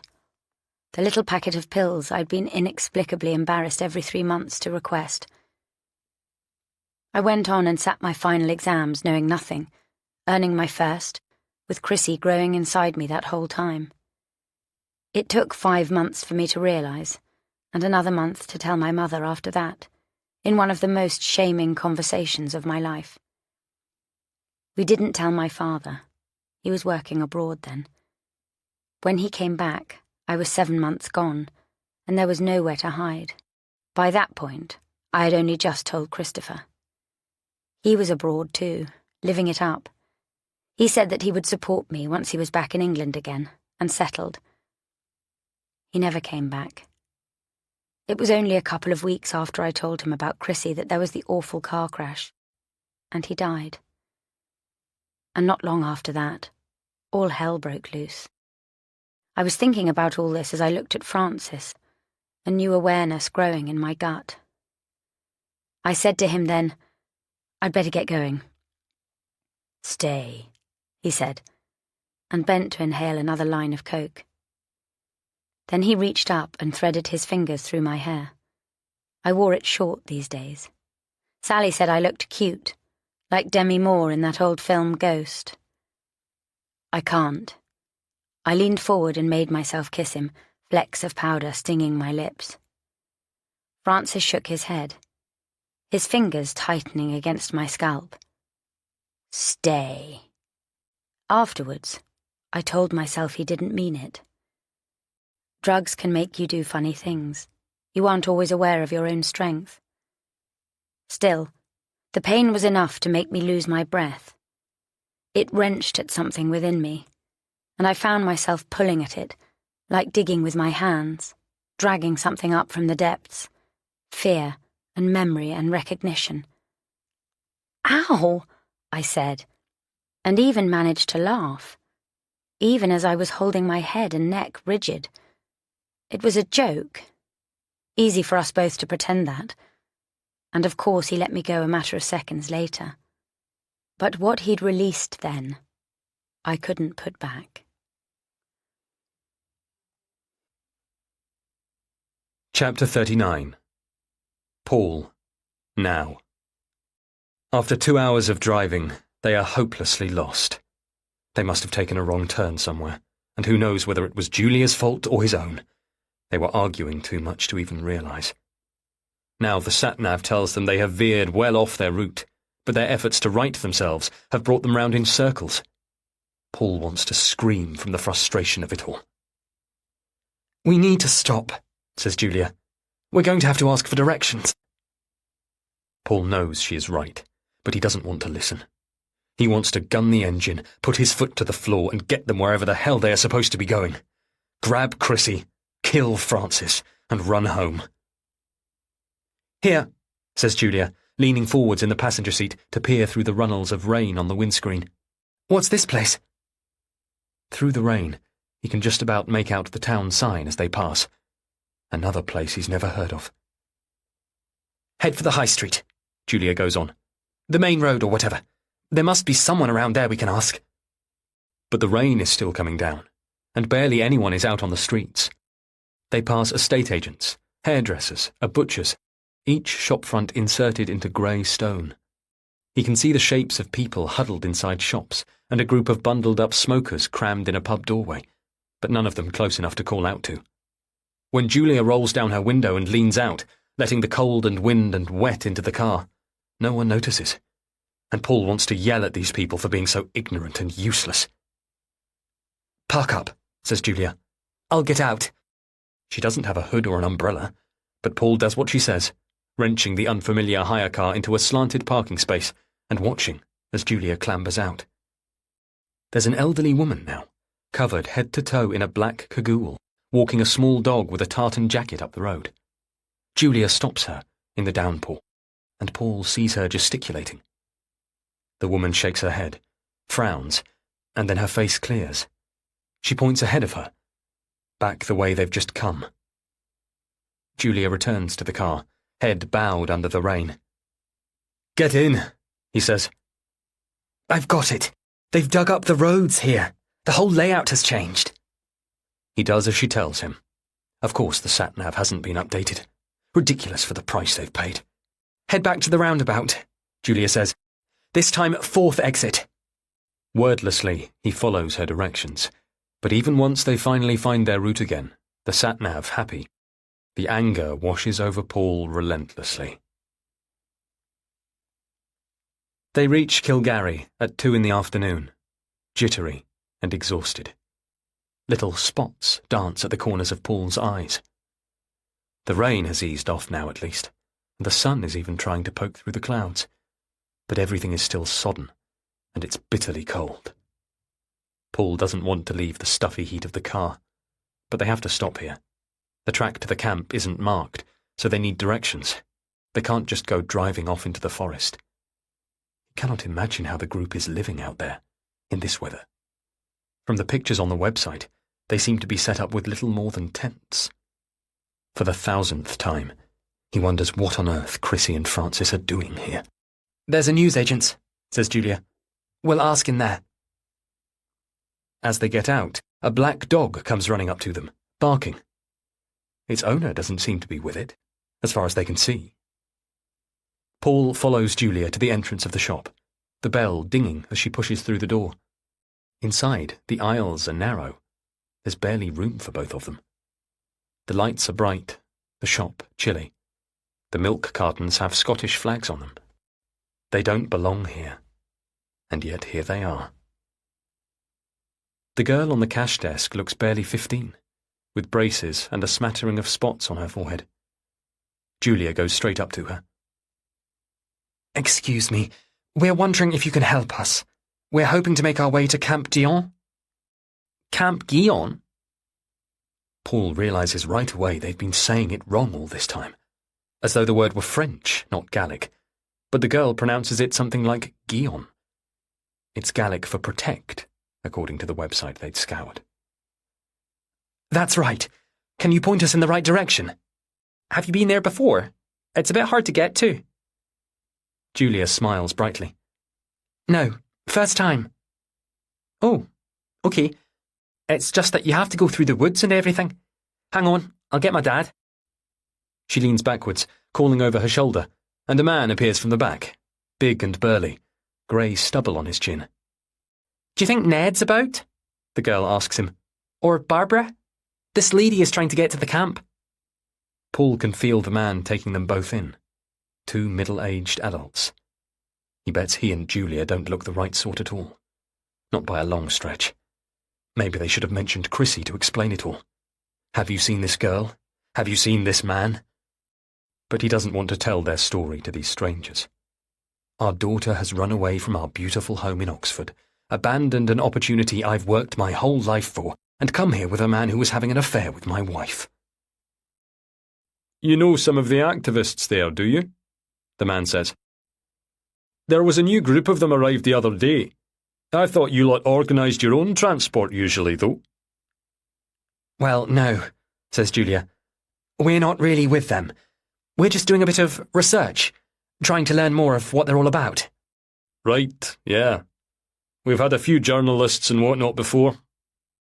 Well, there's probably about 30 of them camped out there now, all trying to prove you can live without heating and TV or a roof over your head. They're a bit... The man twirls a finger at his temple. Some of them. But they're harmless, really. Just passionate, I guess. Anyway, in terms of getting there, Ned across the way should help you. Oh no, that's all right, Paul says. We've got a car and everything. We just came to ask for directions. The man peers past them, out into the street, where they've parked. The bonnet of their car is glistening in the rain. Those are your wheels? Yes, says Paul. For now, anyway. We hired it. You can't go in that, the man says. You'll end up breaking an axle. The road's really bad, the daughter elaborates. You have to walk some of it. And after all the rain and everything. Does she know the boys and girls from the camp, Paul wonders? Has she been there herself? Or does her father insist that she steer well clear? Speak to Ned in the pub. Like I said, say I sent you. He'll sort something out. The man is already disappearing through into the back. His daughter leans her elbows on the counter, looking up at them with that bland curiosity teenagers have. Paul smiles at her, still unsettled. Thank you. No problem. Hope you get there all right. Chapter 40. Paul. Now. They've bought a bag of crisps, 2 sandwiches, and 2 bottles of water, and carried the haul back out to the car. This small, local pub, they've discovered, doesn't open until 3. So what else can they do for now except wait? The rain has started up again, and Paul thinks he can hear a faint rumble of thunder too. He wants to drop his head into his hands.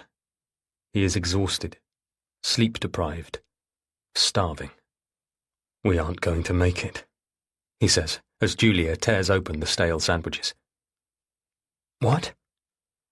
We aren't going to get all the way to the camp, find Chrissy, and get all the way back to the Palace Hotel tonight. Not at this rate. Don't say that. Of course we will. But Paul shakes his head. He's right here in Kilgarry, so close now. But they are helpless. They can't walk to the camp alone in the rain.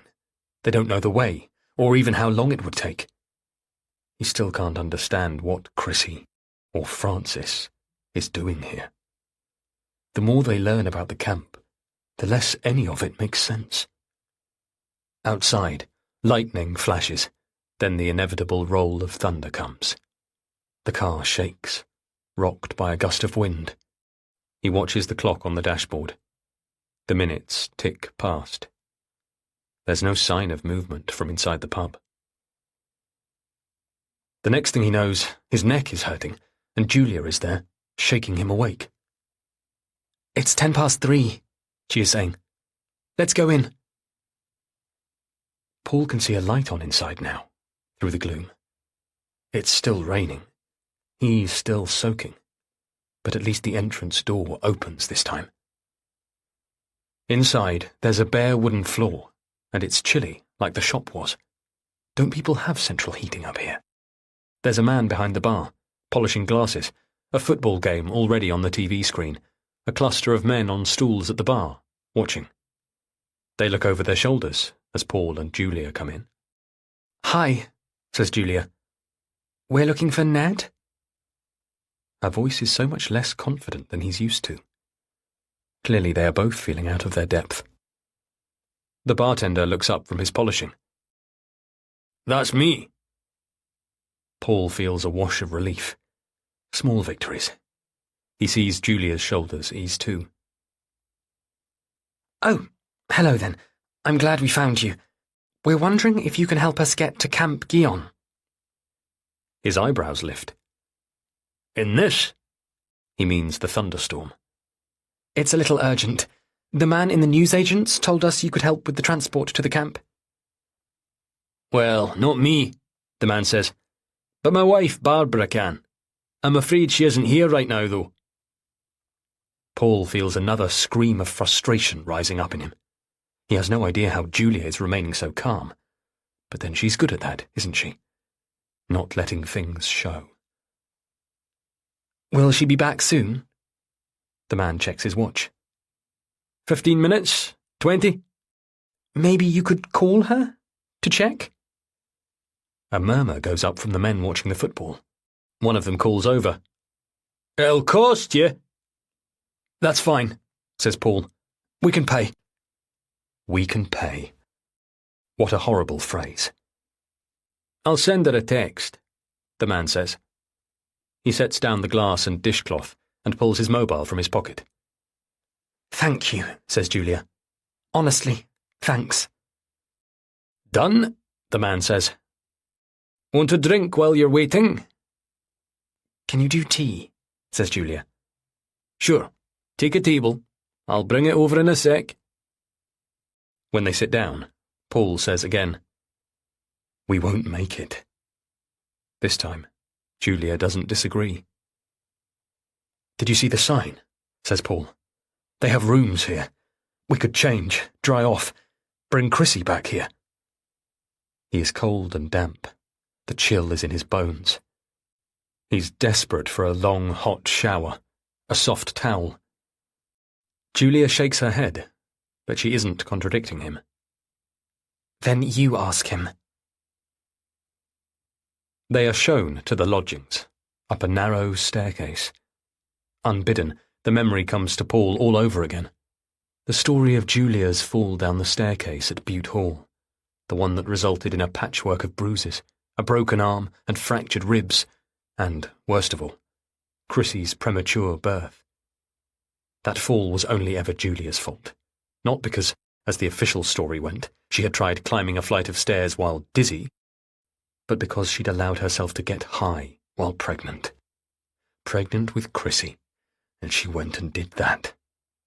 The irresponsibility of it jams up Paul's throat, reigniting his anger all over again, because with everything he's discovered about his wife these last 24 hours, he wonders whether Julia ever really changed, or whether she's still that reckless, irresponsible person even now.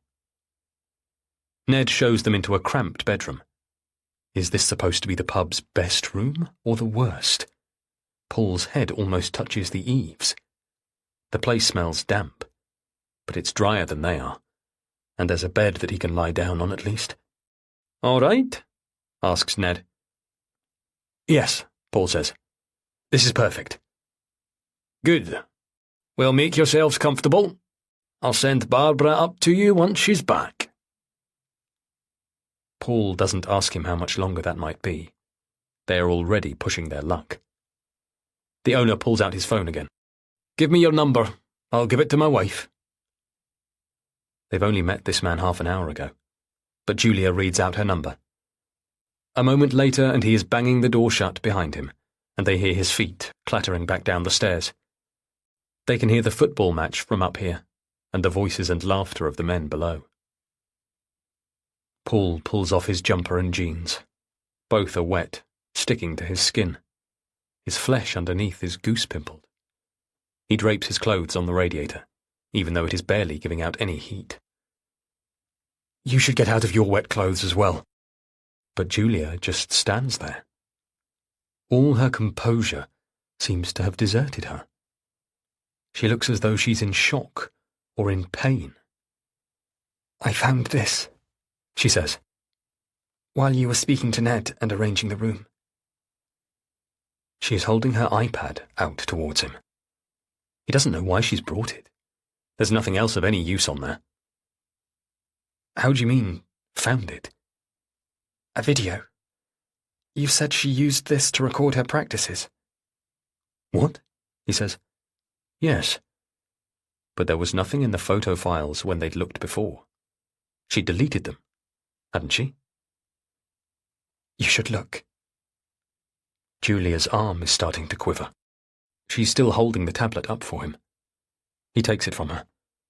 It's small, but suddenly it feels so heavy in his hand. Where? He asks. She leans over and opens an app Paul barely recognizes. Dropbox. Chrissy saved it in here. Julia's voice is utterly hollow. He's never heard her speak like this before. He has been angry with her for 5 hours straight, with her and with his daughter. But he can't sustain that, and the adrenaline is draining out of him now. In its place, a new emotion is forming. He thinks again of Julia's panic, her urgency to get here, the fear he read in her, and which he assumed was only her desperation to hide her lies. But now he sees in it something else, something worse.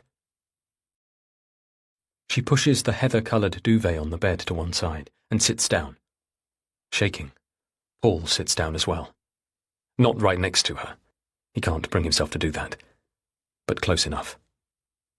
He is freezing, half naked in t-shirt and boxers. If there's a hot shower here, he's no idea where it is. He reaches behind them and pulls the thick duvet up over their shoulders.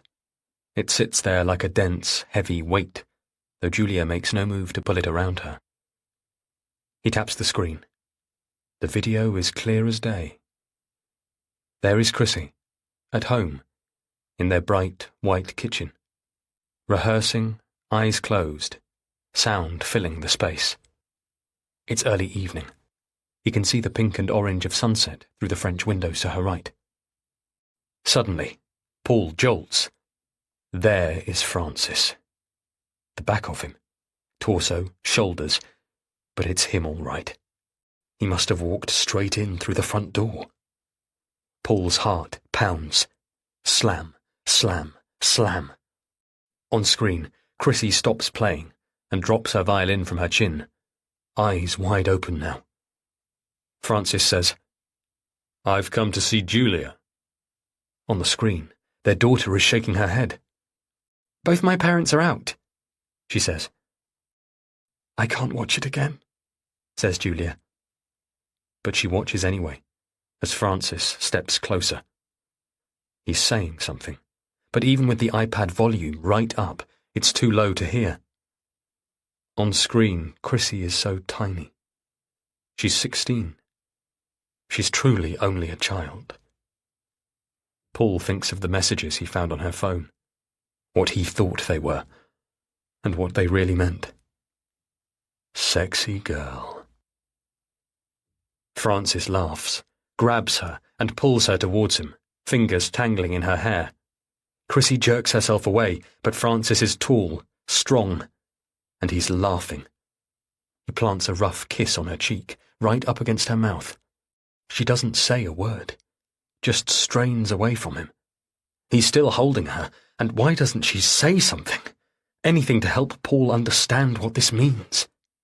He can only watch, until finally Francis releases her and disappears from shot, leaving Chrissy standing there, panting. Tinnily, through the tiny iPad speakers, Paul hears the slam of their front door. On screen, Chrissy lunges forwards and the video stops. Black. Dread horror sits like a ball of concrete in his stomach. Fear finally breaking through after his shock and anger and disgust. Sexy girl. Victim. This isn't right. This is not what Paul imagined. Only now has he seen it. The violence in those moves. And yet, shouldn't alarm have been his very first reaction when the police shared their suspicions about his daughter and this man? He reaches out for Julia. He wants to cry, scream. He can see where the rain has soaked through her shoes. She's frightened. Her fear was evident before, whereas he just felt furious and incredulous and humiliated. But now, Paul thinks of the bruises he saw on her neck. He has to face this, even though it leaves him feeling so helpless. He is terrified to voice it, but he has to. Julia, I need you to tell me. She doesn't move. She's like a small creature, hoping to make herself invisible by staying still. He goes on. Did you believe that Francis could... Is that what you were scared of? Did you know he could be like that? Is that what's made you so desperate to get here? Julia moves her head an inch, her short hair scratching the duvet. But she doesn't say anything, and in the stuffy dampness of the room, Paul goes cold. A dread cold this time. He fights to hold himself still. Answer me honestly, Julia. I have to know. We have to know. We have to be clear whether he's that sort of person. He desperately wants her to reassure him, to tell him that this man she's been having an affair with is good and kind and gentle and sweet, that he may have been impetuous and ridiculously misguided, but that he isn't cruel or dangerous or a true threat. He waits a long time with Julia hunched on the bed before he prompts her again. Julia, say it. Do you think Francis could hurt her? Maybe, she whispers finally. Oh, God! Chapter 41. Julia, 3 weeks before. I tried to climb out of it. I absolutely did. By now I'd begun to see what I was doing, what was driving this, and how misguided and reckless I had been. I knew now that there was nothing good I would gain from this, and that I had to get away before things got worse. I prayed to myself that it wasn't too late, and that I could still recapture my healthy, wholesome life. Paul had already found the drugs, my stupid slip-up, that packet from my pocket that had seemed such a small detail that I'd forgotten it was there. There was no room left now for any more of my mistakes. Honestly, what had I been thinking? I had a daughter at home and a husband. I should have been fighting to drag myself closer to them. I should have been fighting to reclaim the ground that I'd relinquished right at the start. Instead, I'd gone off digging in quicksand, and now I was in it right up to my neck. The very next day, I sent him a text. It said, simply, Francis, we need to talk. Francis had told me about his previous breakups. He'd told me he was good at amicable endings. And of course, in this case he knew from the start that I was married. He couldn't really have been expecting it to go anywhere. He was rich and young enough and handsome. He wouldn't have too much trouble moving on. I've had a nice time with you. I really did have fun. I really thought I could do it. I made a plan, rehearsed my lines. I was going to meet him somewhere neutral and public, not at one of our usual haunts. Somewhere ordinary and plain, with ordinary, boring people all around us. That was where I would do it. I'd wear something austere and formal. I'd order a soft drink, lemonade or plain tea, drink it quickly, say my piece, and go. I would do my best to let him down gently. It wasn't his fault things turned into such a mess. I hadn't thought about how he'd answer my initial text. In fact, when I read his response, it was with surprise, and even, I hated myself for it, a flicker of disappointment. "We need to talk," I'd written, and he'd simply replied, "Sure." I'd arranged to meet him straight after work on Monday, but I never got that far. I came back from my lunch break and he was there in my office. 5 punnets of strawberries were lined up on my desk, and immediately I had déjà vu about the time I found him in the lobby. "What are you doing here?" I said, the same line as back then, the whole of my prepared script dissolving in my head. "You said we needed to talk." He was smiling. I closed my office door behind me. I couldn't have anyone overhearing this. What was he doing here? What name and explanation had he given to Angela, our receptionist? "We're meeting later," I told him. "At Carluccio's." Oh my God, Julia, Carluccio's. Why would we go there, some yummy mummy hangout? My jaw clenched. "It's a restaurant." He was mocking me. "I know that, but Julia, come on." I ignored the strawberries on the desk, but their sickly sweet scent filled the room, turning my stomach. "I'll meet you there later," I said. "To talk?" "Yes, to talk." "You didn't seem interested in talking the other day. What do you want to talk about now?" "You know what." "Do I?" I made myself meet his eye. "I can't have this conversation here, Francis. This is my workplace. Go to Carluccio's. In fact, go anywhere. Give me an hour and I'll come and meet you, but not here." Instead, he sat down on my office sofa, the one people were always struggling to get up from. "I brought you strawberries, Julia." "Yes, I see that." Strawberries in February. Wasn't that what you wanted? "Yes, maybe, but now it's March." I tried to smile, pacify him, placate, skills I had practiced with another man my whole life. His facial expression didn't change, but his tone shifted. "Julia." I bit my lip, but kept my head up and tried to keep my breathing steady. This was not how I'd wanted to do it. There were windows in my office that looked out into the corridors. I had the blinds down, I always did, but it wasn't impossible for someone to see in. I had a meeting soon. Someone would come knocking for me any minute. "Please, Francis, this has been something amazing, but right now, I don't think... I'm sorry, Francis, I can't keep doing this." This wasn't at all the way I wanted to say it. "You don't mean that." "I do. I'm sorry." I turned my head away. I couldn't look at him. I sensed him get up from the sofa, in a surprisingly easy move. Outside, I could hear people speaking in the corridor as they passed by my office. From the corner of my eye, I was sure I could see a shadow hovering at the window, listening, or even peeping through the blind. Francis held out his arms. "Julia, come here." I stayed where I was, gripping the desk. "I told you, I can't." Who was out there? Who was looking in? A blur of pink, but I was too scared to turn my head. He came towards me, but he didn't hug me. Not this time. Instead, he brought his hand to my face, and I startled as I felt his sudden grasp. His fingers were pushing into my flesh. My chin gripped almost brutally as he pressed his lips to mine. It was only a kiss, From the outside, it might have looked like passion. Yet, wasn't this exactly what I'd sensed was coming? Wasn't this exactly why I'd tried to get away? This twisted knot of sex and violence, both parts converging in a moment like this.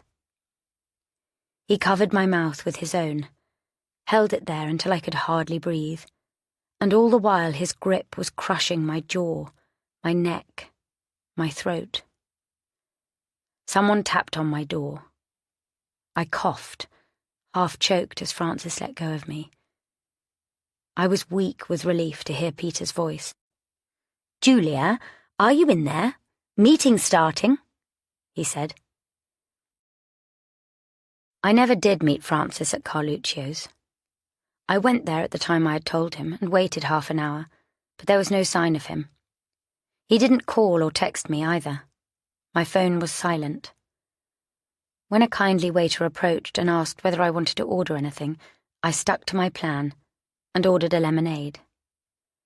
When Francis didn't show, I put everything I'd wanted to say in a text instead. It took me very little time to type out the words that I had rehearsed so many times in my own head. In the end, it was a short message, concise and to the point, leaving no room for misinterpretation. I was breaking up with him. I was sorry if that hurt him. I wished him well, but I asked that he didn't contact me again. Back in the office, I had already thrown all the strawberries into the bin, telling Angela they'd gone mouldy when she caught me in the act. Now, I poured the remains of my drink into the glass and drank it down in one. I wanted to get out of there. I reread my message and finally pressed send. Then, I deleted every single message that I'd ever sent to or received from him. I deleted his contact, filed under IT department, from my address book. I removed all trace of what we had done. And that was when all Paul's calls and texts about Chrissy came flooding in. Chapter 42. Julia. 2 weeks before. I think it was after that night when she ran off to the botanical gardens that I realised Chrissy's diary was a lie. There had been nothing in there beforehand to alert me, and she didn't mention the incident in the days after it either. The whole thing was a red herring. She had always known that I read it. Maybe she even wrote it for me, to keep everything sweet. But I pushed that knowledge aside and chose to utterly ignore it, because this way I could continue sending my father my updates without lying. I could continue to keep him at bay, head off any questions, because by now there was far too much at stake. After that night, I didn't hear from Francis for 48 hours. Enough time for the bruises his fingers had imprinted on my jaw to start to fade.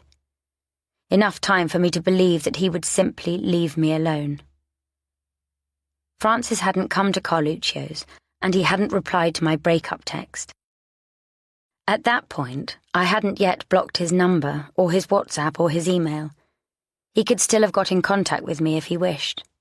For closure, if he had needed that. But he didn't. And gradually in the hours that followed, I felt the steel cage in my chest loosen. I wasn't underwater anymore. I wasn't drowning. I could focus on my daughter and my husband and my work again, and I slept better that night than I had in months. At 3 a.m., though, something woke me. My phone was on silent, face down on my bedside table. It wouldn't have made a noise, and in my sleep I wouldn't have seen it light up, but somehow I woke up, and I knew. For a moment I lay there, staring through the dark at the ceiling, hearing nothing but my own shallow breaths. Then I sat up and fumbled for my phone on the bedside table. I took it into the ensuite bathroom, desperately not wanting to disturb Paul. I unlocked the screen, my fingers shaking. There was no reason for anyone to be texting me at this time. But I had been right. There were 2 new texts, both of them time-stamped just 1 minute before. The sender's ID was just an 07 number, but of course I knew who it was. At first, the initial message completely disorientated me, because the words that stared up at me were completely familiar. Then I realised. Francis had screenshotted and sent my whole breakup message back to me, setting it in quote marks, so that my own incriminating words filled up my screen again, even though I'd deleted them myself. Below was his reply, a judgment and a ruling on everything I had said. I know you, Julia. You want me. You need this. You cannot expect me to just let you go. After that, he wouldn't stop. See me again. That was the theme of every single one of his messages, and they came at all hours of the day and the night. See me again. Don't cut me off like that. I replied, in as many ways that I could think of, I can't, I can't, I can't. But when had those words ever worked with him before? It was the sheer relentlessness of his texts. I had to keep my phone permanently on silent, but at the same time I couldn't switch it off or stop checking it, because of course my work phone and my personal phone were one and the same, no separation between the office and home. I deleted the messages as soon as I had read them, and I deleted my own replies too. I tried to reason with him. I tried to be a broken record, reiterating everything I had said before, but nothing seemed to get through to him. I was somehow only making it worse. I didn't have anyone to talk to about it. I imagined turning up on Sally Fairshaw's doorstep and bursting into tears in front of her, confessing everything. She would have had advice for me, but advice loaded with judgment and retrospective rulings on what I should have done differently up until now, how I should never have got involved with another man in the first place. I thought about contacting Lynn, our couples therapist, and paying for a secret individual session, pouring it all out to her and asking her what to do. But whenever I thought of that option, all I could picture was her sitting there, looking at me, head tilted slightly to one side, saying the same things that my mother did, and my father. For Christ's sake, Julia, what's wrong with you? We never taught you to behave like this. You should be ashamed. Look at yourself. Look at yourself, Julia. What the bloody hell have you become? And I was looking, but I had no words to properly explain what I had done. All I knew was that now I felt scared and ashamed and guilty. I wanted out. I just didn't know how. When Francis shifted his messaging, asking for a new thing, I told myself this would be the answer. I ignored the part that hated myself so badly that I would put myself right back in his hands. I know we need to break up, Julia. Just see me once more, so I can say goodbye. It felt as if I would be walking right back into the lion's den. But what other choice did I have? In the end, I agreed. In the end, I did it. I met him at an out-of-town hotel. I told myself that if we sat and had a drink like old times and saw each other face to face, if I even let him give me a goodbye kiss, then, finally it would be over. I was shaking as I drove there. I got lost on the way, taking the wrong exit from the motorway. I had told Paul I had an out-of-town conference, another fresh lie to add to all the rest. But I was doing this for him now. I did it while Paul and Chrissy went to her category finals audition. It was raining so hard it was difficult to see out of the windscreen. It was a shabby place that I pulled into, nothing like the places he had taken me to before. Was he trying to make some kind of point with that? I had no idea. I had long since stopped being able to read him. I didn't have an umbrella with me, so I got soaked running from the car to the reception.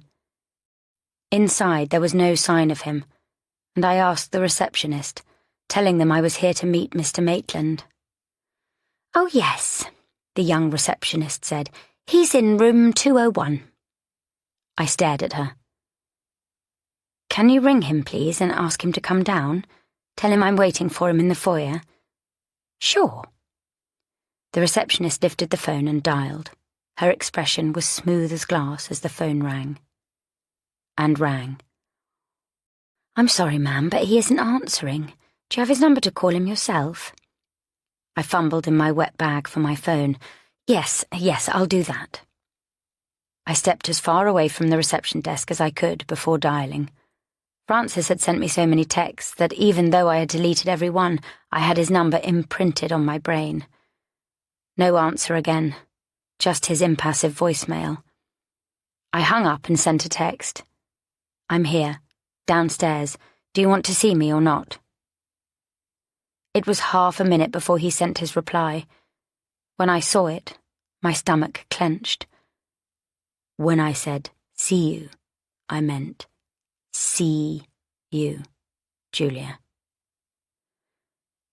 I sank down into a chair, a thick, padded armchair with plasticky seams. I pressed a palm to my heart, as though to suppress the thudding in my chest. Everything okay, ma'am? The receptionist was craning to look at me over her desk. I nodded to her, almost cricking my neck to turn my head. Yes, thanks. Everything's fine. Well, what else had I thought he meant? That we would sit and have a civilized conversation, as though there were no thorns here, as though we were two pebbles, our soft sides smooth. Whatever we were doing here, it would be humiliating, brutal. I stood up again and asked the receptionist, "Where are the lifts?" The receptionist pointed me down a corridor. "Second floor," she repeated. "Room 201. The lift shuddered as it carried me upwards with its greasy mirrors and unforgiving overhead light.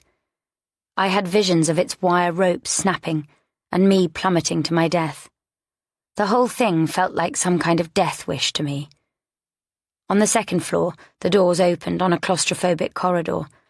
Someone's trainers stood outside their door, and down the end a housekeeping cart was piled with dirty crockery. I focused on the doors, searching for the right number. 205, 204, 202, 201. Last chance to turn and walk back out of there. But I didn't. I so wanted to believe that after this, everything would stop. The room was nauseating, pink and brown, a crack in the cheap wood of the vanity, and a smell of bleach and peach air freshener in the air. It was as though he'd done his best to find the worst possible place for this. He lay on the bed, propped up on one elbow. I could tell right away that he'd done a line of coke. His eyes had that flickering look that I'd come to recognize. In fact, he'd clearly taken a lot of it, and maybe other stuff too. "Julia," he said charmingly, "you came." I stood there. "This is the last time, and then it's over." "Sure." He sat up and smoothed out the ugly bedspread for me. The sex was as ugly as the cheap hotel room, cold, uncomfortable, like two plastic mannequins tangling together.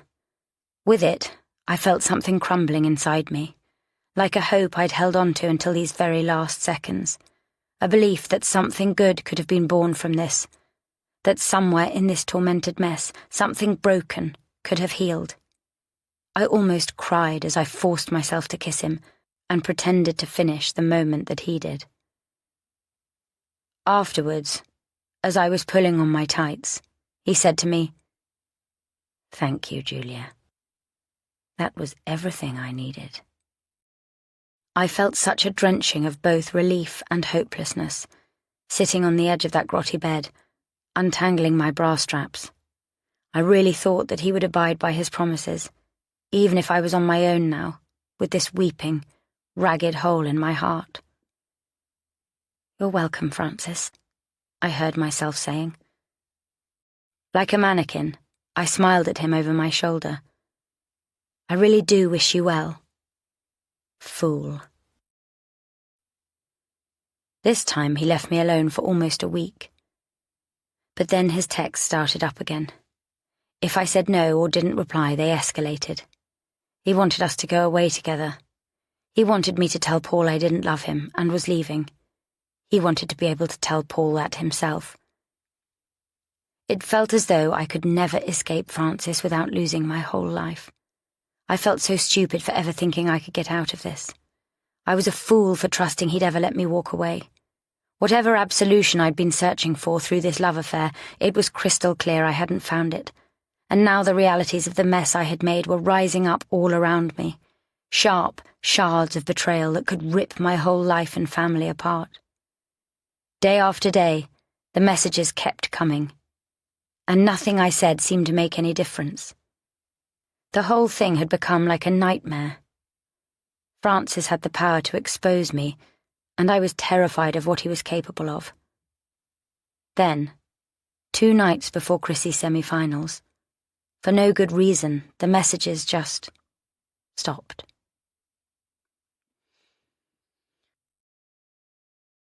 Chapter 43. Paul. Now. Outside the damp walls and small bedroom window, the thunderstorm rages on. Paul sits on the bed, the duvet heavy on his shoulders. He can't bring himself to move. He is simply trying to take it all in. He's just a few miles outside this place called Camp Guyon, a random activist camp where his daughter will be. She is there with a man called Francis, a man Paul once met at a party, a man who kissed Julia, who did far more to her than that, a man who was run away with, abducted, their child, and who is quite capable of hurting the person Paul most loves. He feels so powerless, so desperate. He wants the thunder to tear everything away and deliver him straight to her, a bolt of lightning, Deus ex machina. But there's nothing he can do. As a child, there was nothing he could do to stop his father's gambling. There was nothing he could do, either, to stop his mother's tears. It seems to be the way he's felt his whole life. Dependent. Helpless. The outcome always resting in other people's hands. All the while, that alarm bell deep inside him is shrilling. His heart leaps in his throat when the knock comes at the door. Chapter 44. Julia. Now. Someone is knocking on the door. At the same time, my phone is ringing beside me on the sagging mattress. I shuck off the duvet that Paul has put round my shoulders, to warm me, to comfort me. It has done neither, and reach for it. My heart is thumping. I fumble for my mobile, and when I see the name on the screen, DS Brayford again, I immediately swipe to shut down the call.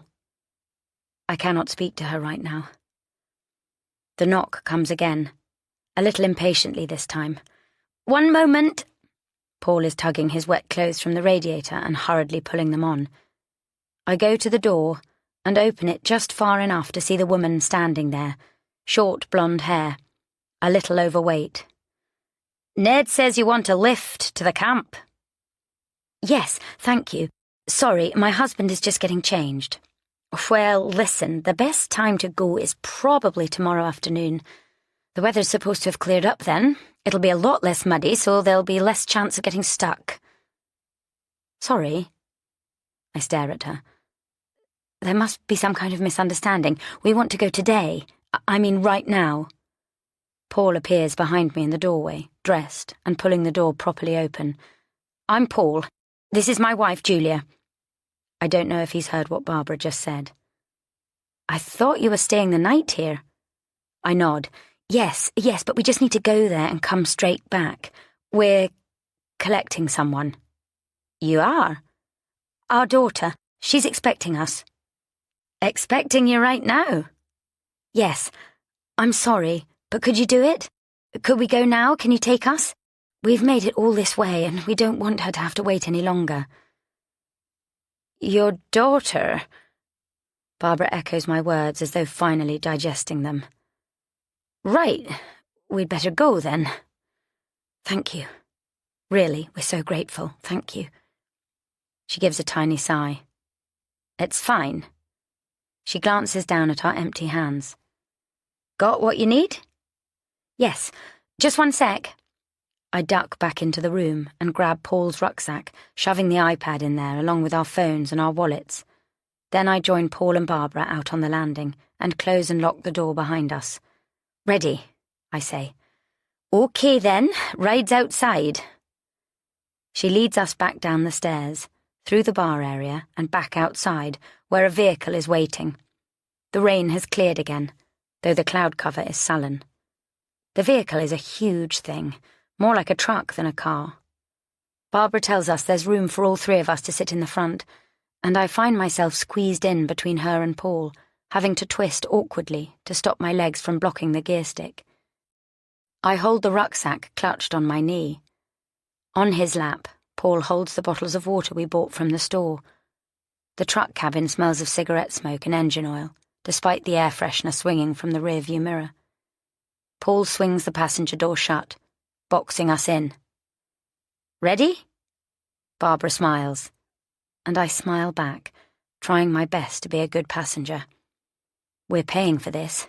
Ned was clear about that. But I also want Barbara to be on our side. As she releases the handbrake and drags the truck into gear, I steady myself as best as I can, bracing my feet against the gritty floor. She swings us round in a tight circle, and I glimpse the dog that ran up to us earlier. He lets out a series of barks, then I lose sight of him as we lurch forwards and out along the street. Barbara drives us right to the edge of the village, past 3 rows of houses, a tiny children's play area, a memorial stone.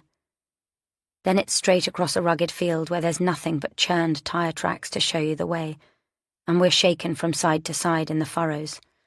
"Don't worry," says Barbara. "There's a better track on the other side. This is probably the worst bit, except the part you have to walk." I try not to think about the fact that in a matter of hours it'll be getting dark. It's past 4 o'clock now, and I know the sun sets earlier up here. For all I know, it could be pitch black by 6. Paul speaks above the engine noise, thanking Barbara all over again. She smiles again, and my mouth is stiff as I try to smile back. "No problem. I actually needed to take a trip there anyway." She jerks a thumb towards a load in the back. "A sack of potatoes for the good citizens of Camp Gion," she tells us. I can understand her perfectly. Her accent isn't strong, but I have no idea what to make of this statement. It makes me picture Chrissy, starving. The truck jounces and lurches, throwing the 3 of us gracelessly from side to side. I long for fresh air inside this stuffy cabin, but it's far too cold to crack a window open. We cross the far edge of the field, and Barbara's right, there's a rugged road in front of us. It's not exactly tarmacked, but at least it's mostly flat. As we turn onto it, something scrapes along the bottom of the truck, untangling itself at the end with a screech. My phone shrills again in the rucksack. I hesitate. "Go on, answer it," says Barbara. "Don't mind me." I pull it out and look at the screen. That name. This time, there's no way I can hang up. "Julia," says the voice on the line. His voice is so loud that even with the engine noise it bounces round the cabin. It's a shock to the system. It makes me want to burst into tears. I feel 20 years old again. I feel 12. "Daddy? I've just read your email. Finally got internet. What on earth is going on? What's all this about Chrissy going missing?" I told him such bare bones in the email I finally sent to my parents. Chrissy disappeared just after the concert. We're sure she's fine, but we've contacted the police. A mixed message of alarm and reassurance. "She's..." I break off. "She's here. We found her." "Found her? Where?" My father's voice is clipped and direct. I remind myself that this is how anxiety shows in him. "Near Inverness." "Inverness?" "Yes, she..." Paul leans over and takes the phone out of my grasp. "Duncan, it's fine. You don't need to worry. We know where she is now. She's at this place, this camp. We're on our way to collect her." "A camp?" my father says. "What on earth is she doing at a camp?" She came here with a friend. She did what? I wrenched the phone back from Paul. Daddy, it's fine. Please don't worry. But I am worried. Look, we're coming. We're already on our way back. Daddy, no, you don't have to do that. I don't want to tell him anything about Francis. I can't bear to say that Chrissy might be in danger from a man I knew, a man I slept with, who I'm terrified has taken and might be harming my daughter, all because I refused to let him have me. It was your mother's decision. She'd already decided to cut our holiday short even before you emailed. Before? What do you mean? I'm trying to keep the fear from my voice. She's got it in her head that I'm not well. Not myself. It's nonsense, but she's managed to convince our tour guide. A wave of nausea rises up in me. Hairs stiffen right across my scalp. Listen, Daddy, it's all right. We're sorting it. We're driving there to fetch her right now. Just go home. If you're not well, you need to rest. You're in Inverness, you say? In Scotland? Fine. Fine. Then we're flying straight out. Daddy, no. I repeat, you don't need to do that. Go home. We'll get her and be right with you. We can be back tomorrow. I'll come straight to you then. There's a silence, and then... You better bloody had. Of course. Of course we will, Daddy. I'm cold, shaky. It takes so much to stand up to him. My head is swimming. My words choke in my throat. The line goes dead. I guess he hung up. What the hell? Barbara says. Your daughter is missing. Why didn't you say so? Fuck. It's fine, I say, my voice weakened, whispery. She isn't missing. We've found her now. We know that she's here. Yes, maybe you saw her. Paul is pulling out his phone now from the rucksack I've got clutched on my lap. He flicks through to find a picture of Chrissy and holds it up so Barbara can see. She glances across. Oh, yeah, that kid. She arrived here yesterday. I am awash with a rinsing wave of relief.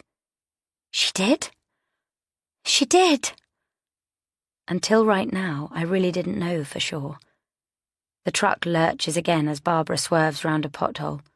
Sure, sweet kid, she gestures. Long, dark hair. Yes, I say, breathless. That's her. That's Chrissy.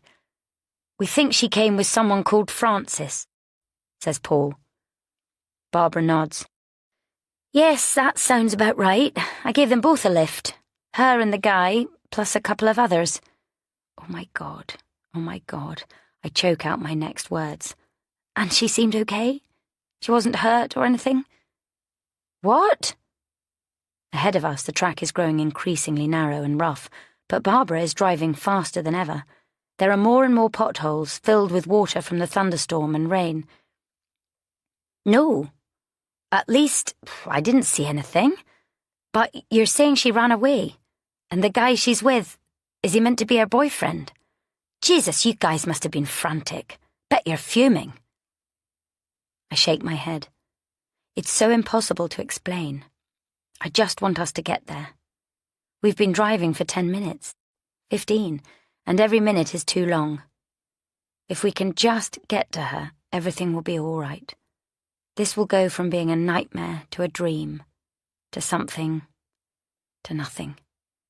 We'll take her back home and all will be well.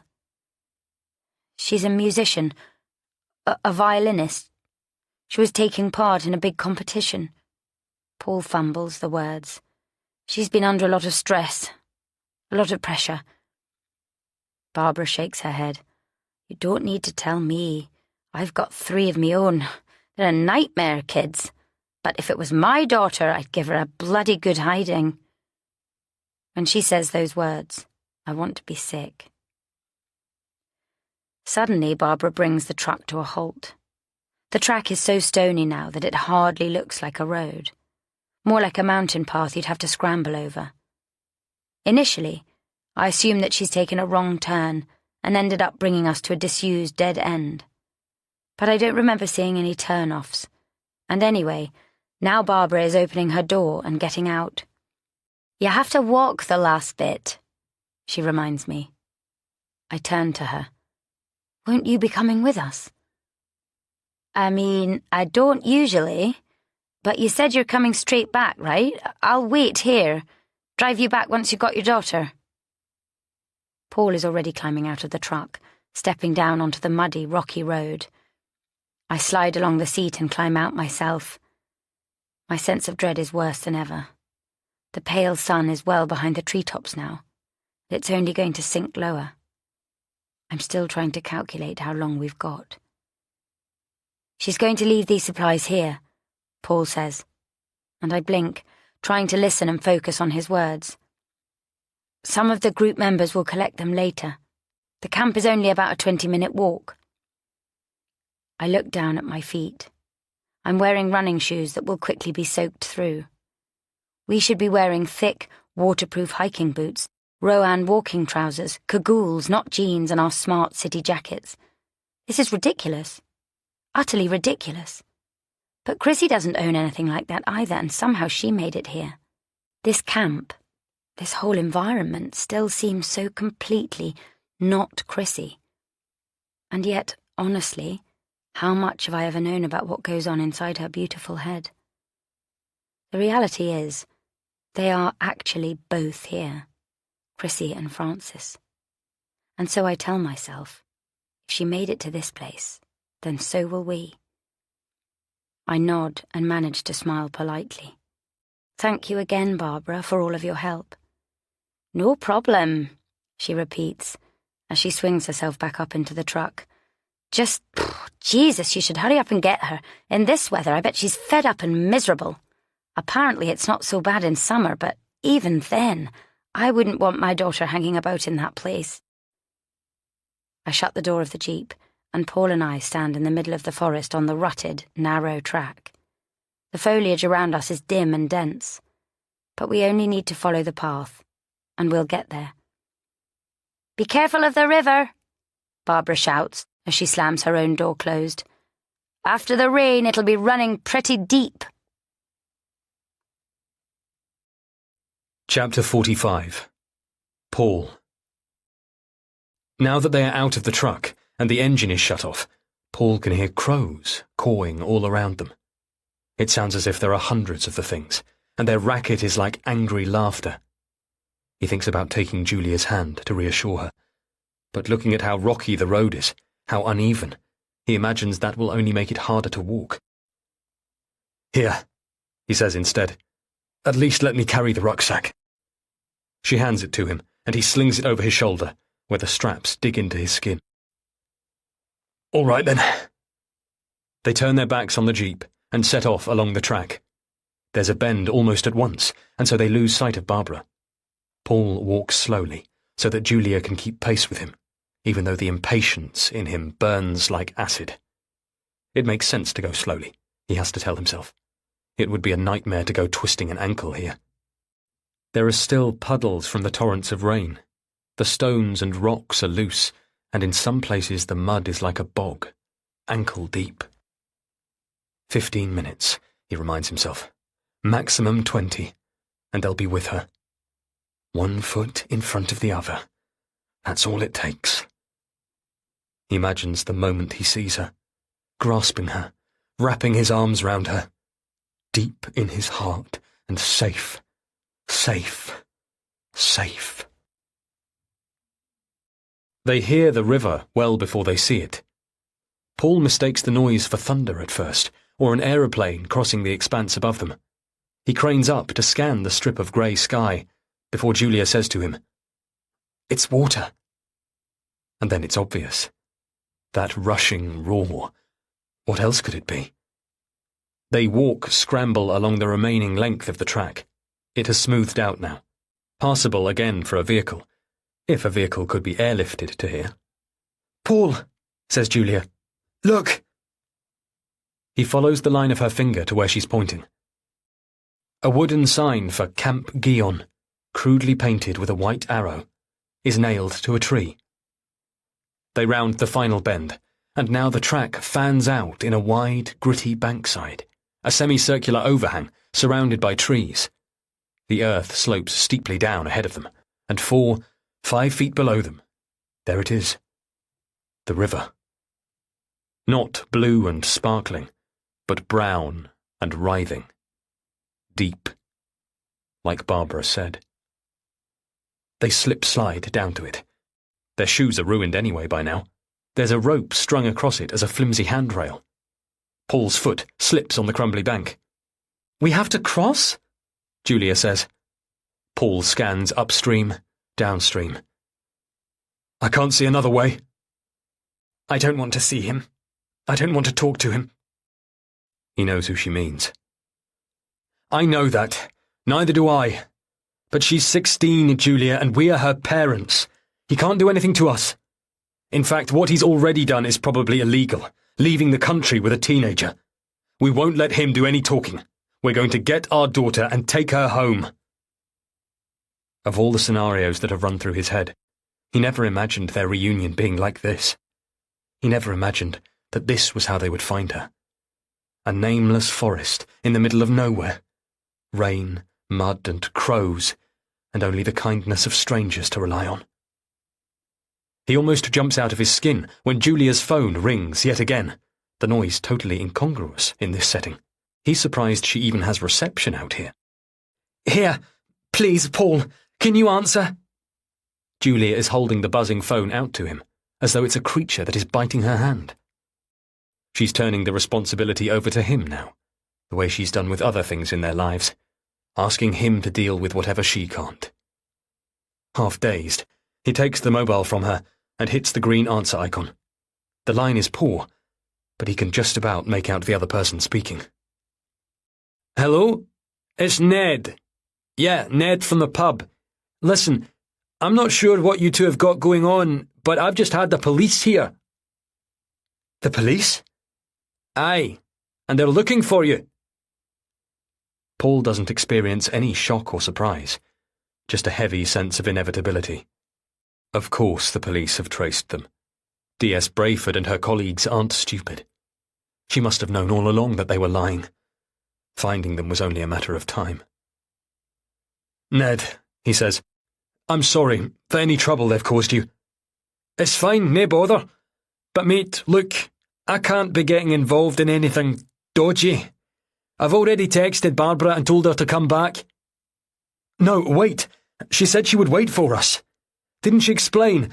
Our daughter is missing, but she's here at the camp. I dunno, mate. Seems there's more to it than that. Like I said, I don't want to get involved. The police are on their way. They're in a jeep coming after you. And look, if your daughter's missing, right, they're probably your best bet. When Paul hangs up, Julia's face is ashen. She has sunk to a crouch on the bank of the river, head between her knees. He crouches down beside her. You know what this is, she says. You know what this means. Even if they reach Chrissy first, there are going to be some serious repercussions. It's so much to face. He can't think of how on earth they would explain all this. Instead, his attention shrinks down to practicalities. There is no way the police can drive all the way down here, either. They will have to walk, like them, navigating the last stretch on foot. Even so, it's only a matter of time. He and Julia are on a track in the middle of a forest. The light is fading, and they have no transport back. But their daughter, Chrissy, is just a river crossing away. They have to keep going. There is simply no way back. I'm going to go first, then, Julia says. If I slip, I might need you to haul me back out. She steps down into the water. It comes up to the middle of her shins. It's so cold, she gasps. Why is everything so cold up here? She reaches down to grasp the rope that drapes across the river, a river that is clearly in flood, lifting it, dripping, up to waist height. Her hands are already red raw with the cold, and the greenish cord looks ridiculously thin and flimsy. He can't even see whether it's properly tied. Shit, Julia, shit, be careful. They shouldn't be doing this. Surely there has to be another way. Maybe they could try to get a message across to her. Why don't they just wait for one of the students to come out? For a moment, he even thinks crazily that they should just wait for the police. The police who are looking for them. Police who might arrest them, or who might help them. They could turn themselves in, explain everything, offer money if needs be. Trust that, back home, D.S. Brayford is still on their side. Whatever has happened, Chrissy didn't mean it. He knows that now. She's just a child. A silly schoolgirl. Everything she's done, he's completely ready to forgive. Julia steps forward. The water rushes up to her thighs, and she staggers. She is so petite, and you never think that water can be so strong.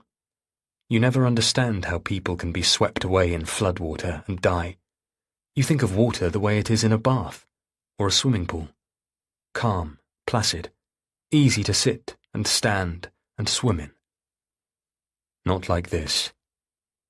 He can see Julia strain against the current. In his mind's eye, he can see her slipping, tumbling, falling, dragged away in that violent torrent. He can see himself losing her, irreparably, after everything. He can see himself never getting her back. She is strong, though. Stronger than he might have expected, for all her delicacy, all her refinement. His turn now. He steps into the water behind her. She's right. The cold feels like a million needles piercing his legs. The sheer shock of it, even only up to his shins, steals his breath. He wades forwards, following Julia, the current constantly dragging at his feet, his legs. The two of them don't speak now.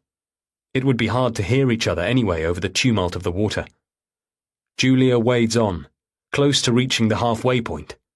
Surely it will grow shallower again after that. Leaves and twigs eddy all around them. The river, rain-swollen, is dragging pieces of the forest down with it. Upstream, a tangle of branches are jammed across the river, but the water pushes easily through and over. A force to be reckoned with. But they are going to cross this river. Their family's whole future may depend on it. Julia has reached the middle now, and Paul is only a few meters behind. She glances back at him, and he takes in the grim determination on her face. They are going to make it. He lifts his voice above the roar and calls out to her. "You're doing great! I love you!" And then, over Julia's shoulder, he sees her, standing on the far bank, in Wellington boots, and with her familiar rucksack slung over her shoulder. He almost collapses at the sight of her. She seems thinner now, after only a few days. She looks childlike, but also immeasurably older, dressed in clothes he doesn't recognize, her hair tied back in a way he's never seen. It is her, though. Chrissy. Chapter 46. Julia. Chrissy stands there, mouth open, a picture of complete shock. I go stock still as well, up to my knees in the icy water. My jeans and jacket are soaking. My legs, hands, lips are numb. But I don't care. I've found my daughter. I feel tears running down my cheeks, mixing with the freezing splashes of river water. "Chrissy!" I shout. I drag myself forward on the rope, stumbling over rocks, my legs continually pushed away from under me. This is stupid. This is crazy. But I'm going to get to her. I'm going to bring her home. Under my feet, the ground is sloping up on the other side now. I'm over the worst of it. All I have to do is get up the bank. My legs are streaked with mud and I have a thin, oozing gash on my forearm. I didn't feel it in the river, but it's starting to burn now. I reach out a hand. The bank is steep. "Chrissy! Help me up, Chrissy!" She doesn't move. It's as though she's frozen. There is no one else here. No sign of anyone else from the camp. Just the three of us in this huge, gushing river. No sign of him. We can get her away from here without having to confront that. Get her away from him. Bring her home. I let go of the river rope and pull myself up the bank on my own, clawing at roots and mud with my hands. Paul is close behind me, scrambling his way up the bank too. Frantically, clumsily. I make it to the top. I'm drenched, and my hands are covered in mud, but I grab her, so hard that I'm in danger of leaving bruises. Twigs and leaves tumble down the bank from under my feet. Immediately, the river snatches them away, and they're gone. "You found me," she mumbles. "Of course we did. Chrissy, what the hell are you doing here?" "I didn't mean to. I honestly didn't mean it." Her face looks bloodless. What is it? Horror? Fear? "We need to leave. Right now." "Yes, okay, please. I'm coming." I'm confused. I didn't expect her to be this compliant. We haven't even set eyes on the camp. Paul steps forwards, gaining the top of the bank too. "Is he here? Did he hurt you?" She turns her gaze slowly towards him. "Is who here?" "Francis." There's noise behind us. When I turn, I see a flash of bright yellow at the end of the track. A police vest. They're here. I grab Chrissy's arms again.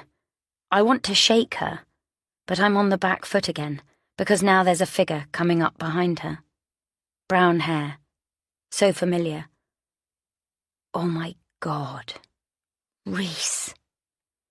Chrissy's best friend. There's a whole cluster of police on the opposite bank now. I see one of them set foot in the water. They are coming. "But Francis, Chrissy, what about Francis?" Her face drains even further of colour. "No, not really. He didn't," she half whispers. "Didn't what?" Chrissy covers her face with her hands, her thin arms bending under my grasp. "Hurt me." Now Reese speaks, his voice low, serious. "We just saw it on my phone. It's on the news. Didn't you see it too?" "See what?" "Listen, Chrissy, Francis is missing." "He isn't." I try to pull her hands from her face. "What are you talking about? Where is he?" "In Oxford. Where else?" "In Oxford. He never left." Reese repeats himself. "It's on the news. They—" His next words are lost on me. I simply can't process them. "Hey!" The police officer is shouting, waving, splashing through the river towards us. He's a tall man, huge. The water barely comes up to his knees. "They what?" Like me, Paul is staring at Reese. D.S. Brayford's words hammer in my brain. The last we know, he was seen with your daughter, walking down towards one of the Cherwell towpaths. We picked them up on CCTV. "Don't you understand?" Chrissy says. She is crying now, tears flooding her cheeks. "No," I say, because I don't want to. I'm trying to hold myself up. The cold, the shock. I'm in danger of collapsing. Reese says it again. "They pulled him out of the Cherwell River yesterday." I've never heard such misery in Chrissy's voice. "Your boyfriend Francis isn't missing, Mum. He's dead." Chapter 47.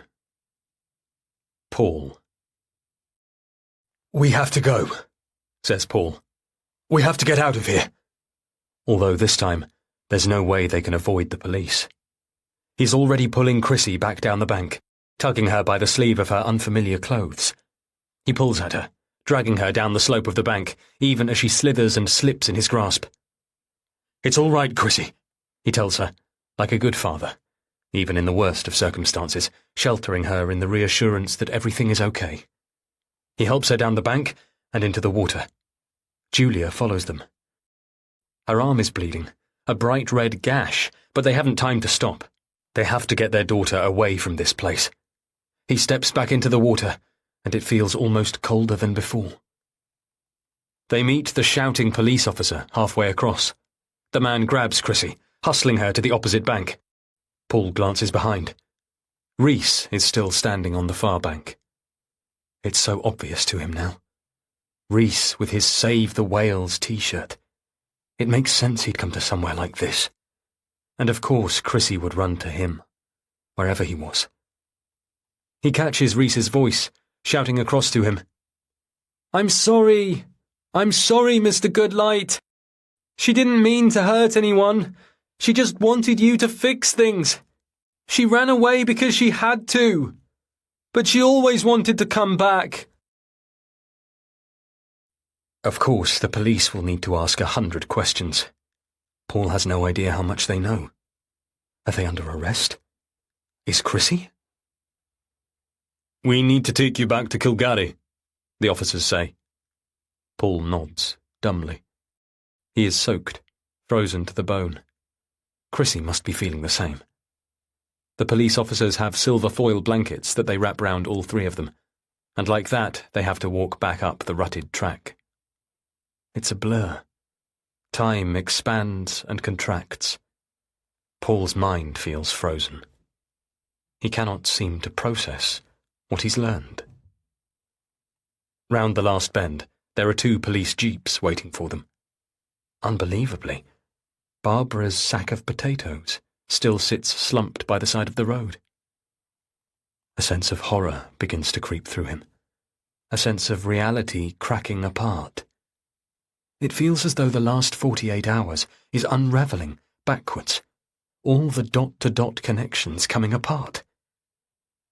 He thought he had this. He thought he knew what he was doing. He thought this was everything Selina had warned him about. Chrissy ending up in a sordid affair with some man. Now everything he's assumed has been flipped on its head. Paul pictures them dragging a body from a river. Francis's body. Waterlogged. Cold. He thought he was rescuing Chrissy from this monster. But that was all wrong. That was never the story. It can't have been. Because Francis is dead.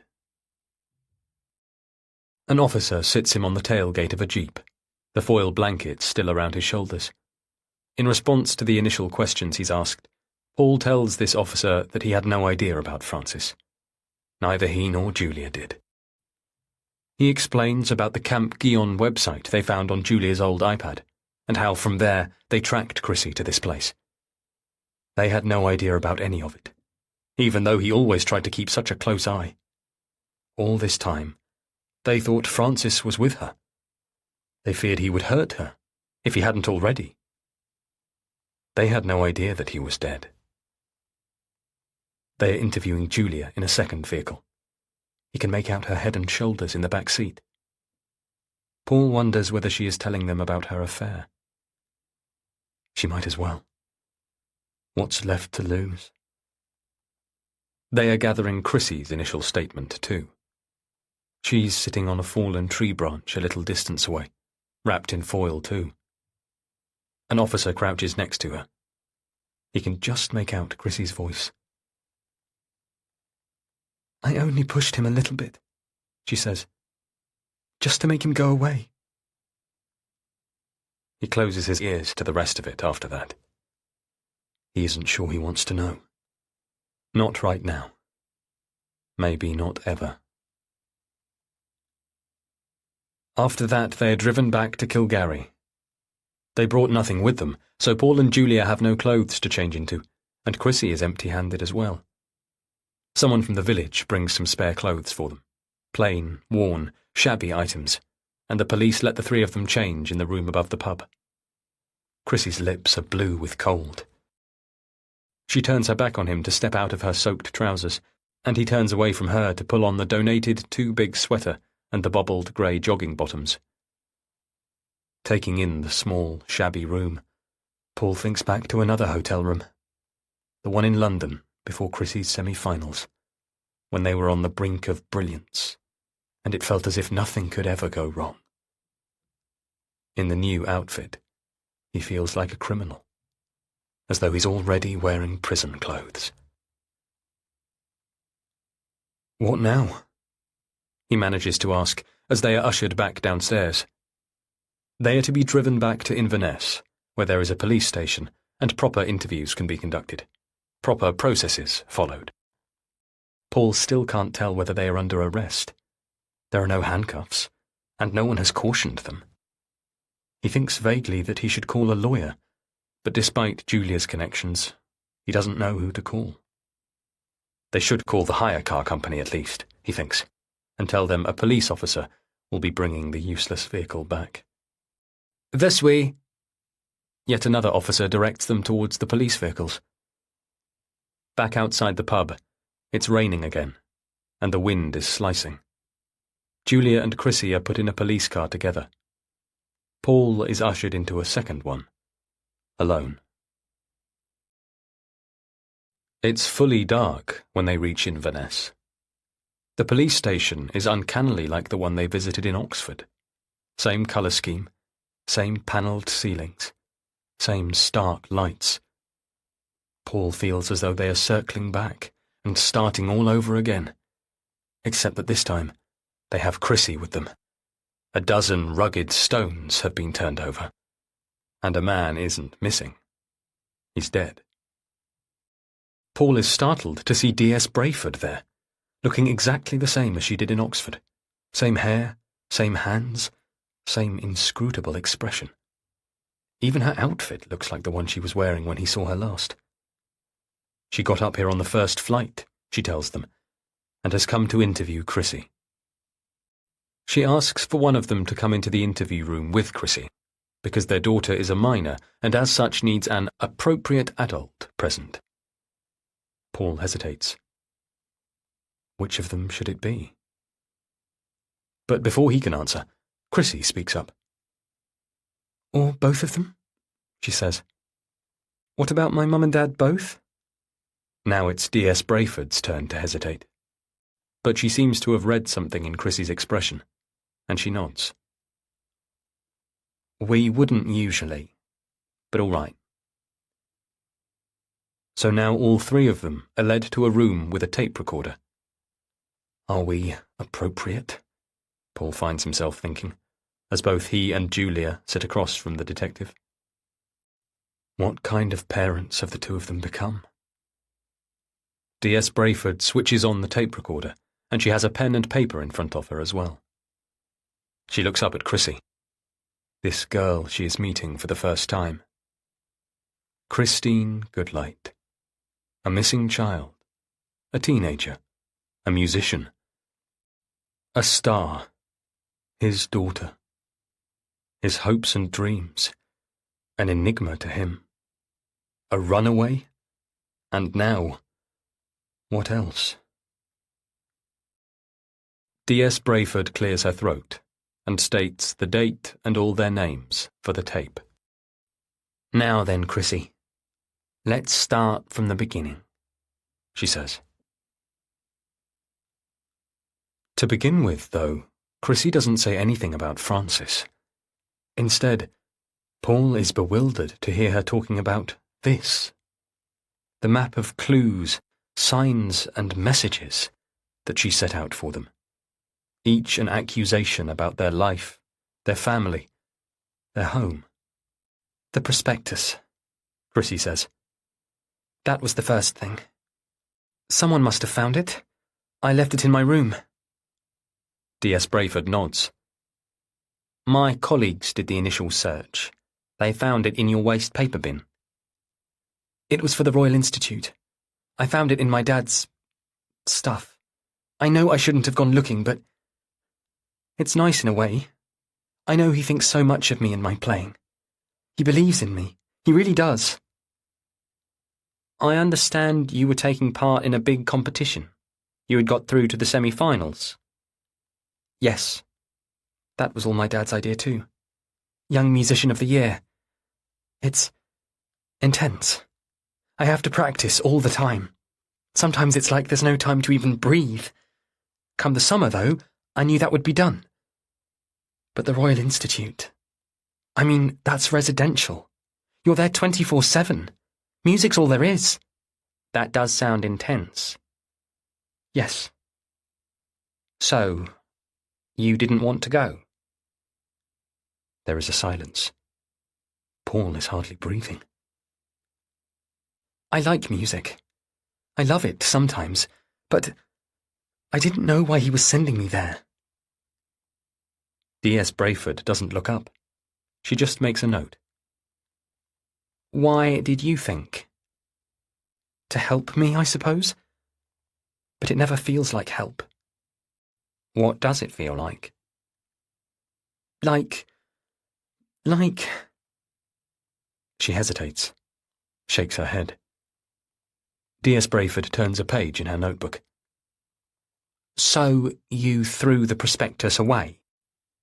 I left it in the bin. For him to find? Yes. Go on then. What else? There was the necklace, too. A necklace? D.S. Brayford checks her notes. I don't think I know about that. It's my grandmother's. I found it a couple of weeks ago in our hallway, so I knew she had visited. She and my father are close. You said your father and grandmother are close. In what way? In a strange way. D.S. Brayford looks up. Meaning? Meaning, my dad always listens to her. He'll speak to her about me instead of speaking to my mum. Paul feels dizzy. It's as though an accusing finger, an accusing blade, hangs above his head, and he has no way to scramble out from under it. He never knew that she understood so much. She and my dad, Chrissy continues. There's something between them. I can't explain it, but I think it all comes from her. All of what? The pressure on me. The restrictions. Why would that be? I don't know. All I know is, sometimes, I can't breathe. My dad, my grandmother, it feels like being crushed. Paul wants to kick himself, punch himself. Hasn't he always told himself this? You have to push her. She needs to be pushed, but you must never, ever push her too much. That's why you ran away? Yes, partly. All right. The detective doesn't chide her. Go on. Okay, well, I also left the glove. The glove? Whose glove? His glove. I left it on Mum's desk. Paul's dizziness intensifies. He tries to turn his head to look at Julia, but his wife won't meet his eye. She is staring straight ahead. A glove. He didn't know about this. He knew about the prospectus and the necklace Julia showed him, but his wife never said anything about this. Francis came to the house one evening, when both my parents were out. You know about that already. The video is on Mum's iPad. The images swarm through Paul's mind again. Francis grabbing and kissing Chrissy. All his supervision. What good did it do her? Yes, says D.S. Brayford. I have. I'll come back to that, but thank you for showing me. The detective hasn't flinched at the mention of Francis's name, or these details. Chrissy has already told police about the encounter, sitting in the jeep, foil blanket around her.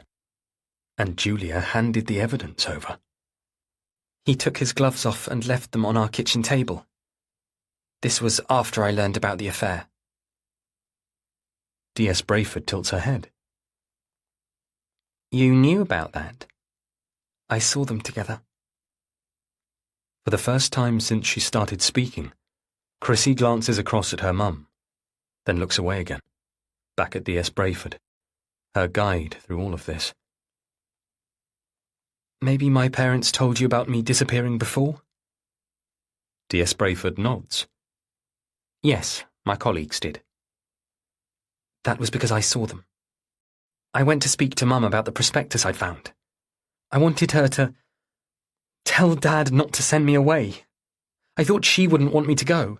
I thought she would help me. Instead, I saw her and Francis kissing in her office. How could I tell her then? It felt like she didn't care about me one bit. Chrissy draws a breath. Beneath the desk, one of her legs is jiggling. So instead I ran. I didn't even really know where I was going. I was always supposed to come straight home from school or rehearsals. Dad would always be waiting for me with my snack. But how could I go home with what I knew he was planning, and what I had just found out about Mum?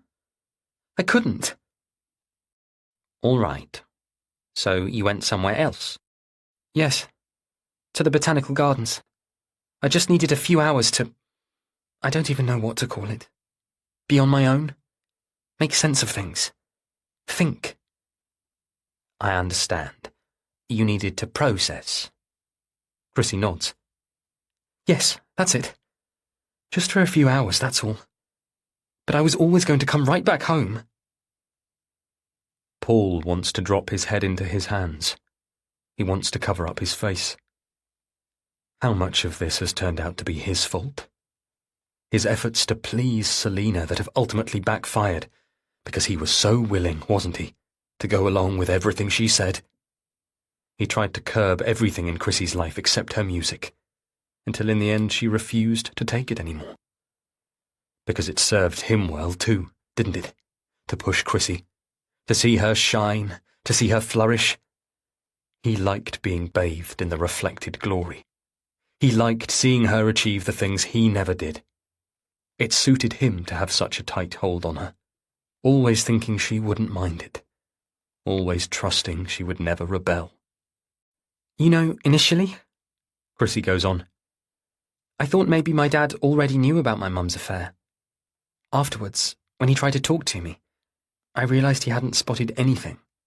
He hadn't even been looking. He was too preoccupied with keeping eyes on me. But you wanted him to know? I wanted... Chrissy pauses, pressing the white tips of her fingers together. I wanted my parents to be honest with me. Her breathing has risen up high in her chest. All these things they were doing. It was me who was getting hurt. But they weren't even being honest with themselves. So you planted these clues? The mess in your room. Was that also part of it? What happened there? I thought a lot about that. I didn't want Mum and Dad to be too frightened. This wasn't about scaring them, but it had to look bad enough that they would call you, the police. I see. D.S. Brayford makes another note. Because the police would ask your parents questions. For the first time, Paul witnesses the smallest smile from Chrissy. He can almost feel her relief. D.S. Brayford gets it. His daughter nods. Yes. Paul has to tip his head back. His eyes are brimming. What a mess they have made of everything.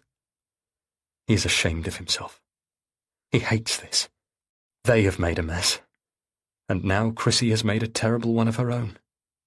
It was a ploy, a game, but look where it's all ended. When really it was a simple cry for help. There was a lot you were trying to communicate, wasn't there? D.S. Brayford is saying. You thought all this out very carefully indeed. Chrissy is quiet. I just didn't know what else to do.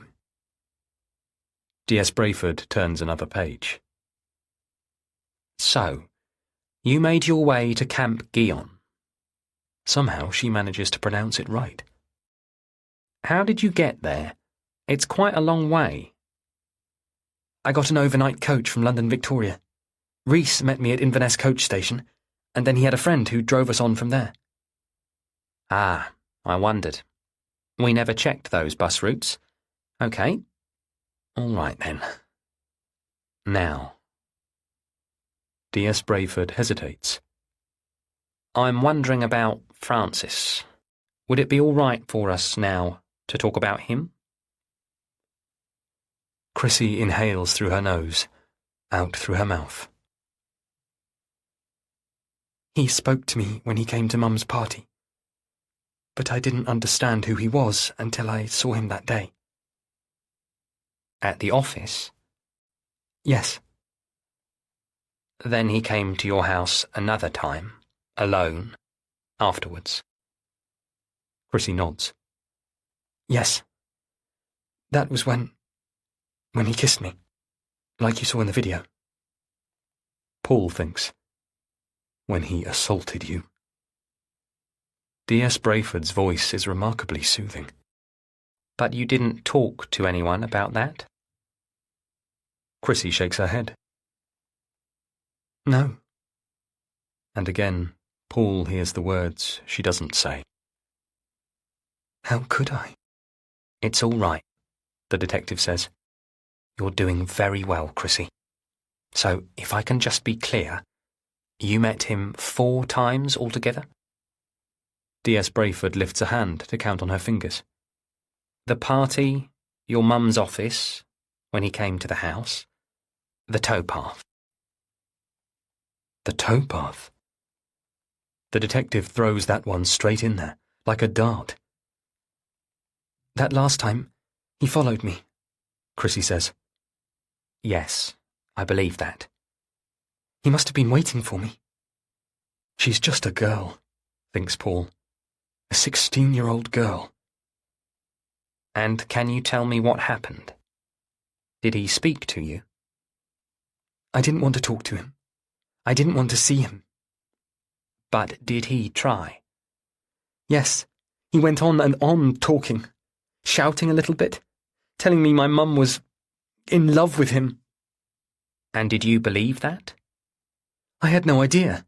I just knew that I hated him after what he had done to me. Jesus, don't say that. Paul almost blurts out. What are you doing? Trying to create a noose for your own neck? A lawyer, he realizes. Why don't they have a lawyer? Is he really just relying on Julia to speak up? He should stop this interview. He should reach out and stop the tape. But he doesn't move. They are too far gone by now. He kept saying I had to get my mum to see him. He was all over the place. He kept grabbing at me. And you? D.S. Brayford's voice is so persuasively gentle. Can you tell me what you did? Paul shuts his eyes, braces himself. Curtain up. Just pushed him. D.S. Brayford echoes her. You pushed him. Paul tries to believe there's no accusation in her voice. Only to get away. I just pushed him and ran. Chrissy covers her face with her hands. I thought he was fine. I thought I heard him still shouting, but I pushed him and he must have fallen and now he's dead.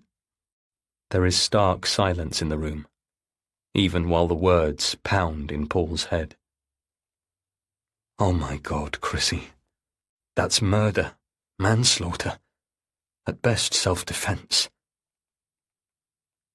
Chrissy's voice is choked. I didn't mean to. I'm sorry. I'm sorry. No. D.S. Brayford slides a piece of paper out of her folder. We got the autopsy results this afternoon. The estimated time of death, Chrissy. It doesn't match at all with when you were with him last. She draws out a time-stamped picture from the towpath CCTV as well. There's a difference of many hours from what's written in the pathologist's report. What happened to Francis happened much later. He didn't drown either. No water in his lungs. Rather, there were extraordinary levels of drugs in his system. He had already stopped breathing when he fell into the river. Paul tries to grasp it. An overdose? D.S. Brayford nods. That's what this autopsy report points to. She looks back to Chrissy. You've made plenty of bad decisions here, young lady. Made your parents very worried and wasted a good few of our resources. But if there's one thing I can assure you of, Chrissy Goodlight, it's that you had nothing at all to do with Francis Maitland's death. Chapter 48. Julia. There's a flight late tonight that we can get home on. On my phone, I booked the tickets for all three of us. First class. The interviews with DS Brayford are over. We just needed to fill out some forms, and now we can finally return home. To our own city, our own house, our own rooms, our own beds. Chrissy has had to sign an official written statement. She isn't a missing person anymore, but they needed to formalise the facts before they could close the case. Now it's all done. I text my parents to let them know we're coming home and to reassure them again that Chrissy's safe and well. I hope you are both well too, I write. See you soon. At the Palace Hotel, we collect our belongings and settle the room bill. All the way in the taxi to Inverness Airport, Paul, Chrissy and I hardly speak. There are no detectives around now to scrutinise us, and we desperately need to have a conversation, 100 conversations, and yet it seems all words have shrivelled in my mouth.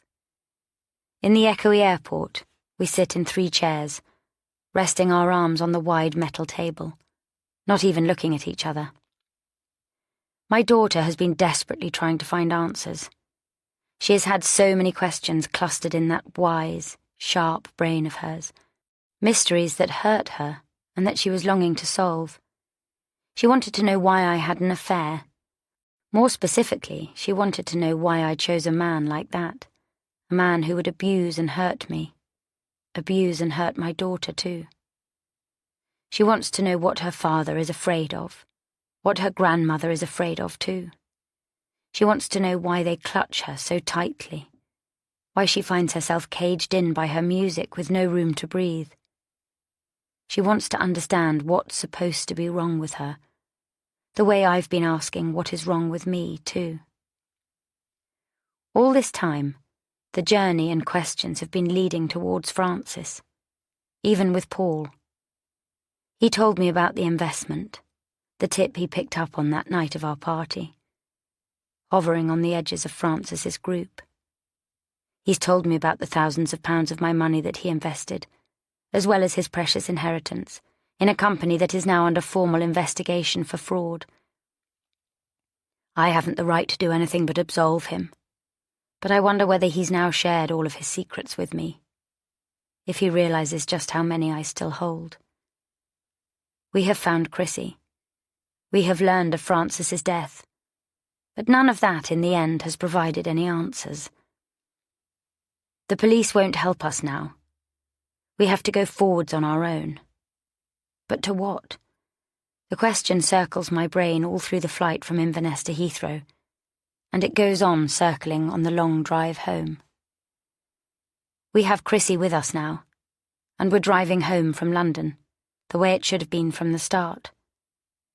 If I close my eyes tightly enough, I can pretend that the last 3 days have never even happened. I can pretend that we're simply driving back from Chrissy's concert, Paul and I delighted and proud because Chrissy would have triumphed, of course. We'll go back to our house and carry on as normal. My affair will never have happened, and Paul won't have lied to me, and Chrissy will be happy and well-adjusted and free. Instead, there's the 3 of us, the black-orange streetlights, and so much between us that still needs to be addressed. I am absolutely not expecting to see them. My father never comes to this house. But when we let ourselves in through the familiar front door, clattering our way through the hallway, I discover them both standing there, under the bright spotlights in our kitchen, waiting for us.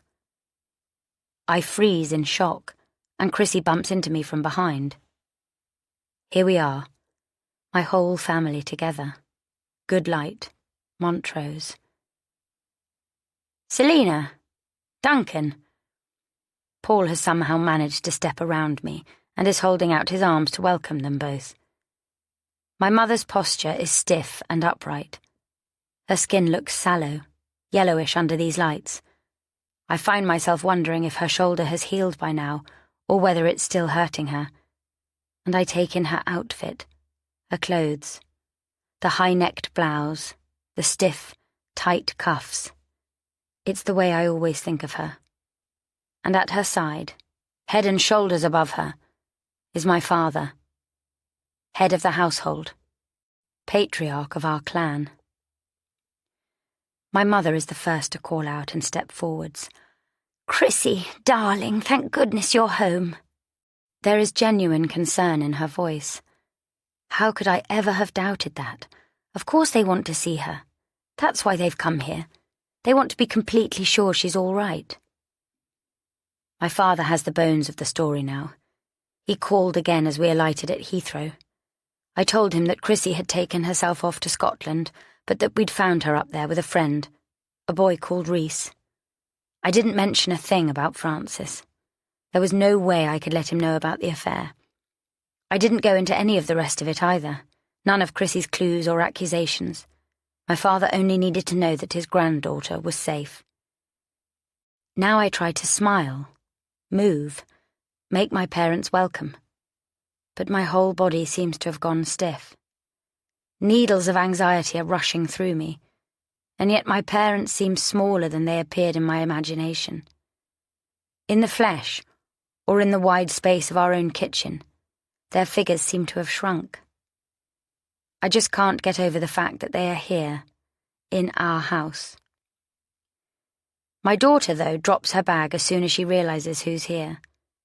Duncan steps forwards and opens his arms. "Come here," he says to Chrissy.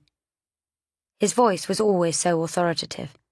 It can make almost anyone acquiesce. Naturally, then, Chrissy goes straight to him, slipping round our big kitchen island, almost running straight into his arms. There shouldn't be any reason for me to be frightened, but somehow I'm just standing stock still in the doorway.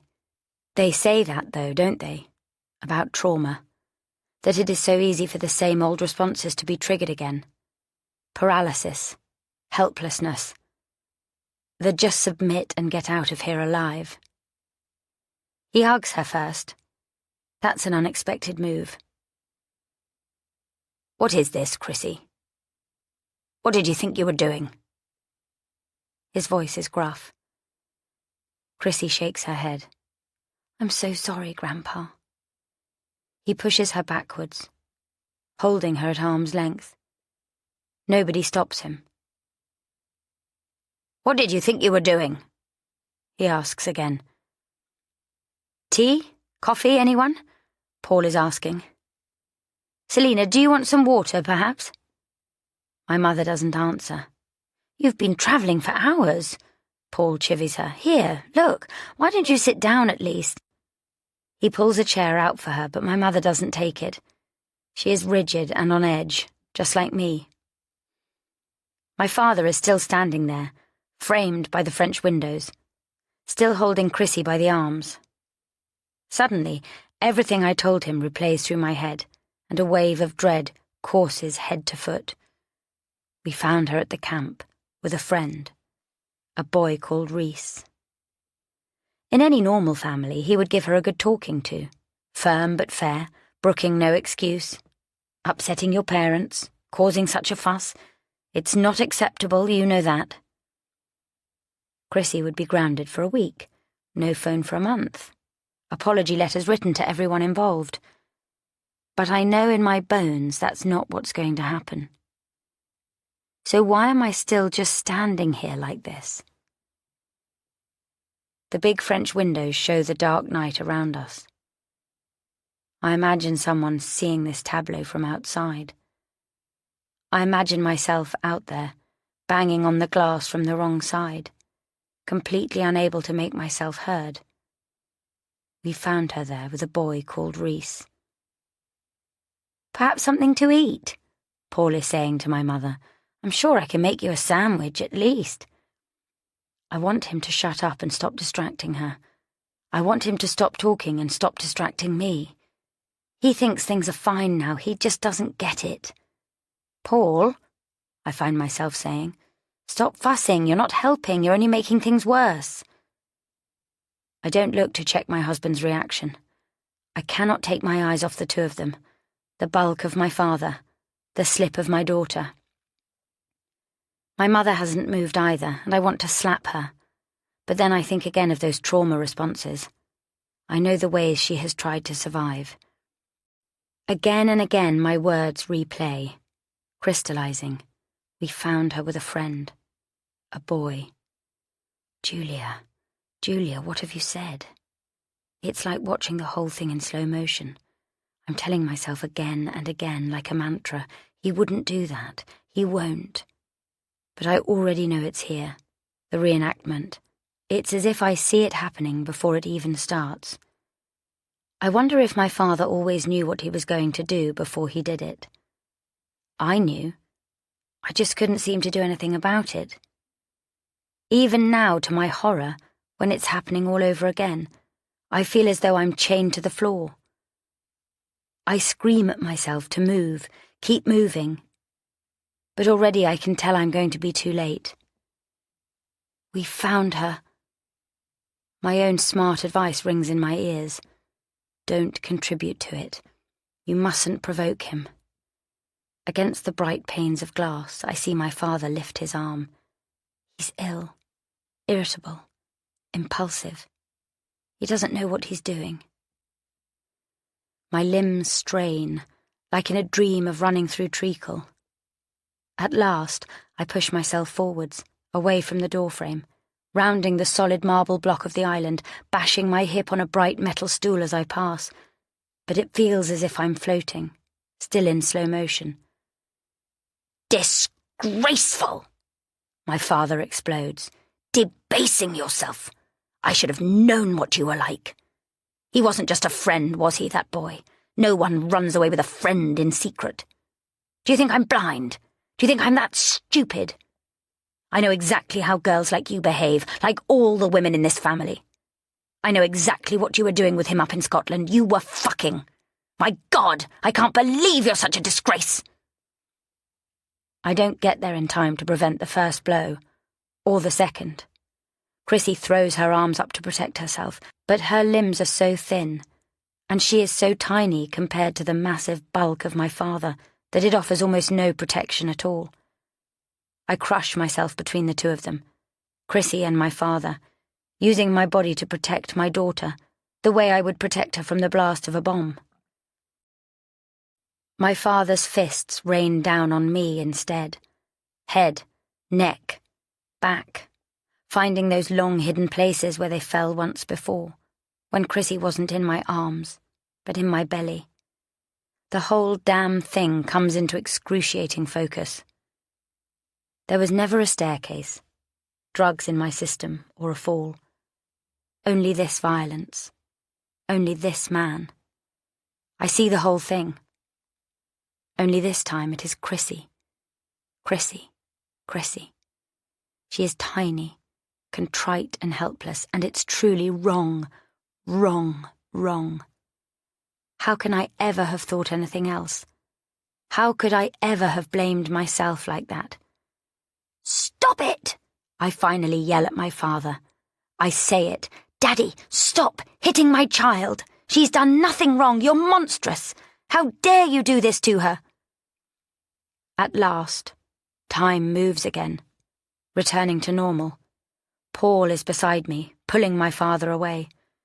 My mother watches from the doorway, clutching the collar of her blouse, a wail emanating from her throat. My father is strong, but my husband is stronger. He pins my father against the far wall, immobilizing him, disabling him. Well, he has seen everything now, my husband. Here is my family, finally revealed. Here is what everything has always been about. Chapter 49. Julia. My father was always this person. Terrifying, abusive, even if it only showed once a year, or once every 2. So infrequently that you could just shut it away behind a door in your mind, convincing yourself it would never happen again, or even forget it ever happened in the first place. Because the rest of the time he was such a generous and loving man. Part of me even believed he loved me when he hit me. It was less painful to accept that he was right, that I was bad, that broken bones, fractured ribs, and an emergency cesarean to save Chrissy were no more than I deserved. When I was a child, he directed his violence towards my mother. I was 11 before I ever found out, and even when I suspected it, we never talked about it. Those instances were so rare, and my mother was so proud. It was tiny things that would set him off, but it always had something to do with sex. Sexuality, to be more specific. A woman's sexuality, to be exact. My father wasn't particularly religious. Not beyond the usual adherence to Church of England rituals typical for people of our class. Where did it come from, then? I've never been able to ask my mother. Not then. Still not now. So it's a piece I still struggle with. I still don't fully know. What I do know is that he would claim that she had provoked him. Deliberately. Yes. Exactly. That old trope. My mother tried not to. She was careful in her choices of what clothes to wear, the makeup she applied, how she held herself in public. She was careful not to catch the eyes of other men when the two of them went out. She was careful with the books she read, the TV programs she preferred. She was very, very careful about how to be his wife. There were very clear lines, and she took care to never cross them. She was a quick learner. Well, we tend to learn quickly when it's a matter of survival. Every so often, though, she would slip, breaking one of his impossible rules. After all, it's very difficult not to, over the course of a marriage of 36 years. It must have been suffocating to live like that, not least since, no matter how hard she tried, he always seemed to find fault with something. The drinking probably didn't help. The alcoholism she ended up developing as a way to cope. He always assumed the worst of her if she'd been drinking.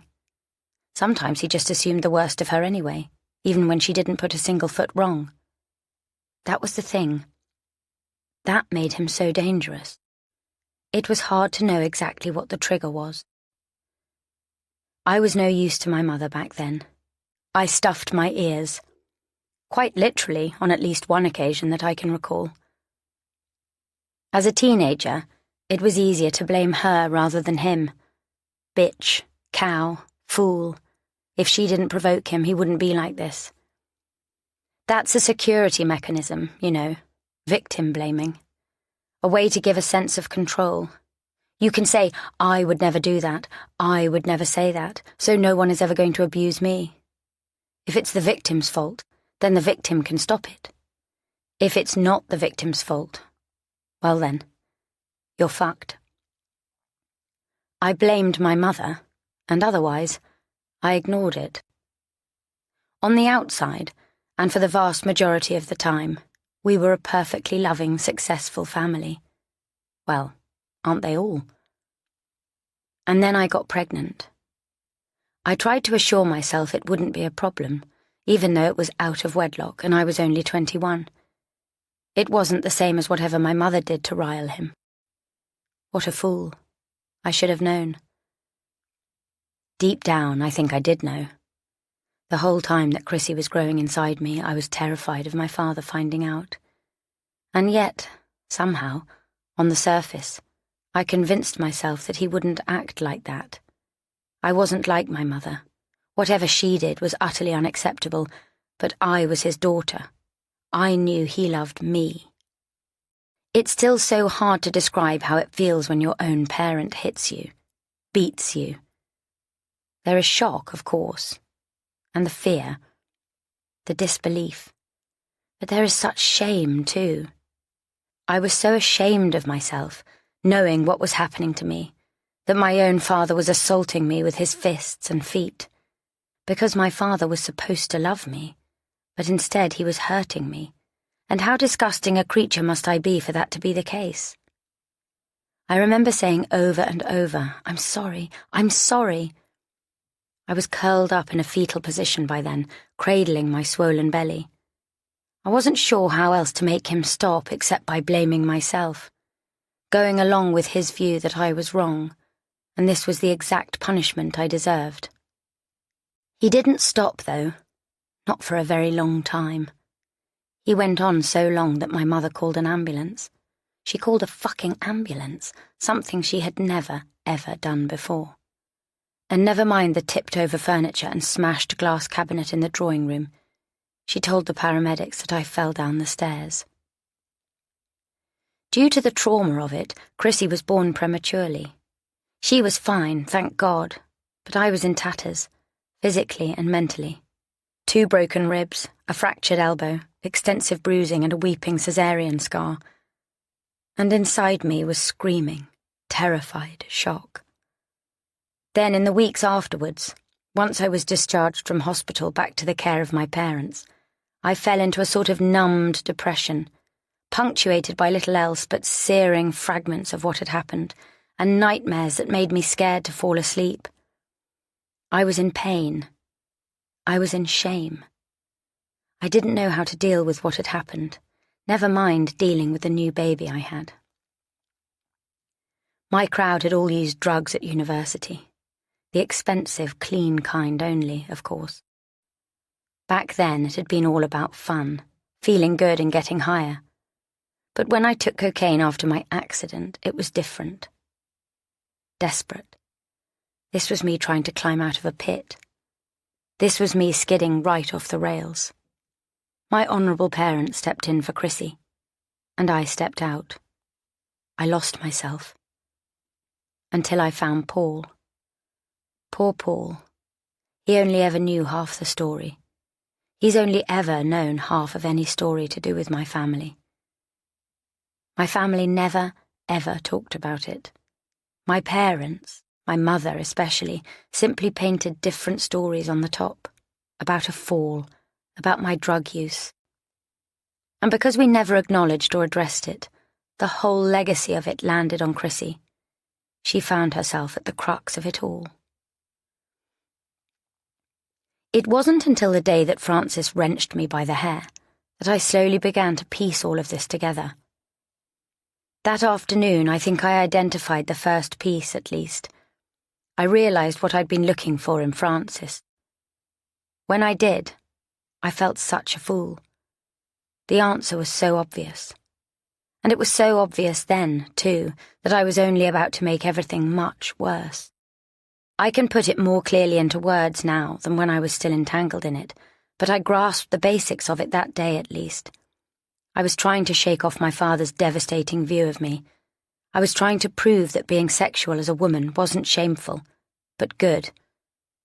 That afternoon, Francis and I had sex in an ornate hotel bed, and, for a fleeting moment, I felt liberated, unconstricted, and free. But that moment was followed by a sense of uncertainty. A chilling, shivery sense of unease. I couldn't ignore the fact that this man was not my husband. Instead, I had chosen to have an affair, something that dragged intrinsic disgrace with it. Then came the violence. Then came the punishment, the stinging pain of his hands in my hair. Apparently, it's very hard to change our belief systems. More often than not, we just reinforce them instead. I often think back to the first time I saw Francis, walking into the opulent bar of Duchelle's. Something in me must have spotted it immediately. The sex, disgrace and violence that were already nestled there within him, all perfect reflections of my trauma, just waiting for me to clutch at them, just waiting for me to fall. All I did with Francis was unleash a gross reenactment on myself in a way that gave me no resolution. Worse than that, I ended up hurting Chrissy, my own daughter, my actions devastating her and becoming part of why she ran. God knows how much more damage this legacy of unspoken rottenness might have done. But finally my father showed his true colours to all of us, and most of all, to Chrissy. And I did what I should have done years ago. Finally, I stood up to him. And we're all in a whole new story now. Chapter 50. Julia, 4 days after. I stand in the cool of our bright white kitchen in my bare feet, shoes kicked off, just allowing myself to feel present in the space. Sunlight bounces off the water in Jackson's steel bowl. The French windows are open. The smell of hot petrol floats in the air. On the gleaming countertop sits a letter. It's the confirmation that Chrissy is through to the finals of Young Musician of the Year. In the end, she was only missing for a few days, even if it felt like a lifetime for us. The question of whether she'll go ahead with a final performance hangs in the balance, but we all know better now than to pressure her on that. Since we came home, Paul and Chrissy have had many conversations. I've been part of a number of them too. They have drawn up new agreements, loosened old boundaries. Paul understands all the ways in which he was getting it wrong. He handed himself too far over to my mother, letting the warped narratives in our family affect him too, seeping into his own precious role as a parent. Now he's discovering how to be Chrissy's father in a new way, how to trust her. Chrissy is learning to trust herself too. It's time for her to blossom properly into whatever shape she wants. A gentle breeze filters in through the open French windows, ruffling the competition letter a little, nudging it across the smooth surface. I pick it up and fold it carefully, propping it up against a little vase of daffodils where it will be safe. It feels as disorientating to be back here as it was initially to land in Scotland. Uncanny Valley. Something that looks like a known thing, but not quite. So much has changed. Last night, I only got about 4 hours of sleep. Chrissy woke me up early, appearing in the gloom at the side of our bed, the clock on my phone registering not even 5 a.m. "Are you awake, Mum?" she whispered. Beside me, Paul lay deep asleep, and there was no need to wake him. Instead, I held back the covers so that Chrissy could clamber in beside me, her body warm and soft against mine, and unbelievably familiar. I drew up my knees and put my arms round her, and the three of us slept on through the early hours like that. I stepped forwards into the frame of the French windows. It's hot and sunny outside, an early salvo of summer, an unexpected April heat. Chrissy and Paul are out in the garden. Paul is cutting the grass and the buzz of the mower fills the air. Chrissy is half sitting, half lying on our white-painted garden bench. Paul turns at the end of a track.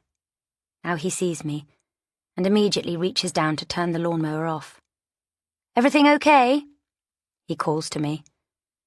I think of the conversation we had 2 nights ago, when we told each other, "I love you," and the words felt true in a way they hadn't done in years. Maybe, in a way, we both used each other at the start. Paul to get a leg up in the world, and me to gain some sanity in my life. But we stayed together for years after that, didn't we? We raised Chrissy together, for better or worse. Over these last few days, we have each forgiven the other for such a multitude of sins. What is that if not love? So, I love him. I know now that is true. "Where's Jackson?" I ask. And just as I do, he comes lolloping round the corner of the house and right up to me, pushing his wet nose into my palm. His stay with the Fairshaws has done him no harm. He is as happy and content to be with us as ever. I reach down and ruffle his ears, then let him go to lope across the lawn to where Chrissy is sitting. And my mother, too. My mother's skin is quite tanned now, soaking up the sun's rays in our back garden far better than she was able to out in Kenya. She has pushed the sleeves of her blouse up, a blouse she has borrowed from me, something cool to wear in this heat, and I can see the fine wrinkles that bracelet her forearms, small signs of age that I was never privy to before, small signs that she is flesh and blood, after all. My mother has come to live with us for the time being. After what happened that night we returned home, she needed a place to stay. My father remains alone in the big house, my childhood home, Butte Hall, a court case pending against him after Paul took it upon himself to press charges. When, after all these years, someone finally did. It is unspoken, but I know that this means my parents have separated. My mother, in her own way, has made it clear that she will not go back. There's a tiny part of me that wonders whether she would still return to live with him if it had been someone other than Chrissy that my father attacked. After all, my mother stayed with him after every time he took his wrath out on her, his wife. She never left, even when he did what he did to me. But then, I never left him either, did I? I still visited him. I let him buy me a house. I emailed him updates on his granddaughter all the time. So how can I judge my mother differently? I have to give her credit for leaving in the end. She sits beside Chrissy now, with something quite new opened up in their dynamic. They relate in a way I would never have imagined before. I saw it in the moment when Chrissy handed my mother's stolen necklace back to her. An understanding passed between them. I wonder where both of those necklaces are now, the silver and the gold, scored with symbols of chastity. Part of me thinks they should just go in the bin. "Are you joining us, Julia?" asks my mother. She is already making room for me on the bench. Paul is emptying the grass from the mower. He's finished now and the lawn looks lovely. The four of us can sit outside in the stillness and soak up the heat. "Yes," I tell them. "Just give me a sec. I've got a hat somewhere, just let me fetch it." I retreat back inside, back into the shady coolness. I will join them in a minute. For now, though, I make my way upstairs, through our master bedroom and into the bathroom attached. In the bright ensuite, I sit on the closed toilet seat, a handful of toilet tissue pressed into my mouth. The sobs that come feel like strange contractions. I'm grieving, I suppose, for all the losses that have come from this. The loss of the idealized image of my parents. The loss of any last trust in their respectable, loving marriage. The loss of the pretend perfection of my own. Everything is so much more honest now, more authentic. But it doesn't mean I'm not mourning for what I fought so hard to make true. Eventually, my sobs calm, and I feel all right again. Steadier, maybe even a little cleansed. I rinse my hands in the sink and splash water on my face, before digging out an old straw hat from the back of my wardrobe. I hold it up to my mouth, my cheek. It smells of summer. Sun cream and warm straw. Strawberries in February? No more of that. Back out on the landing, I stop in the doorway of Chrissy's bedroom. We have sorted everything now, put everything back in its place, the chair, a new phone, the duvet. Her window is open to let in fresh air. Paul has fetched her violin from the studio and placed it upright in the far corner of her room. Quiet, unobtrusive. Days have passed without her even touching it. Paul has left it there, not asking for anything, simply allowing Chrissy her own space to decide. There's room for us to decide all kinds of things now. Chrissy's disappearance broke things, but those things needed smashing. Now we can put the pieces back together the right way.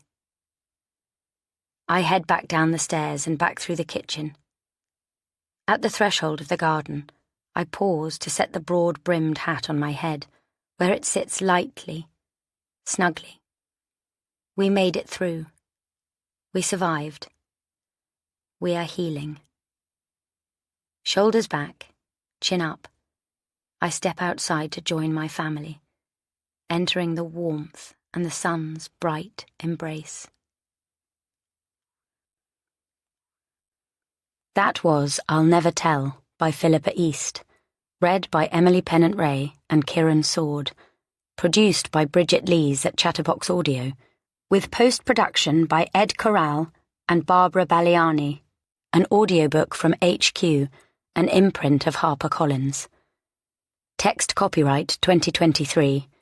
Production copyright 2023 by HarperCollins Publishers. All rights reserved. Philippa East asserts the moral right to be identified as the author of this work. Thank you for listening.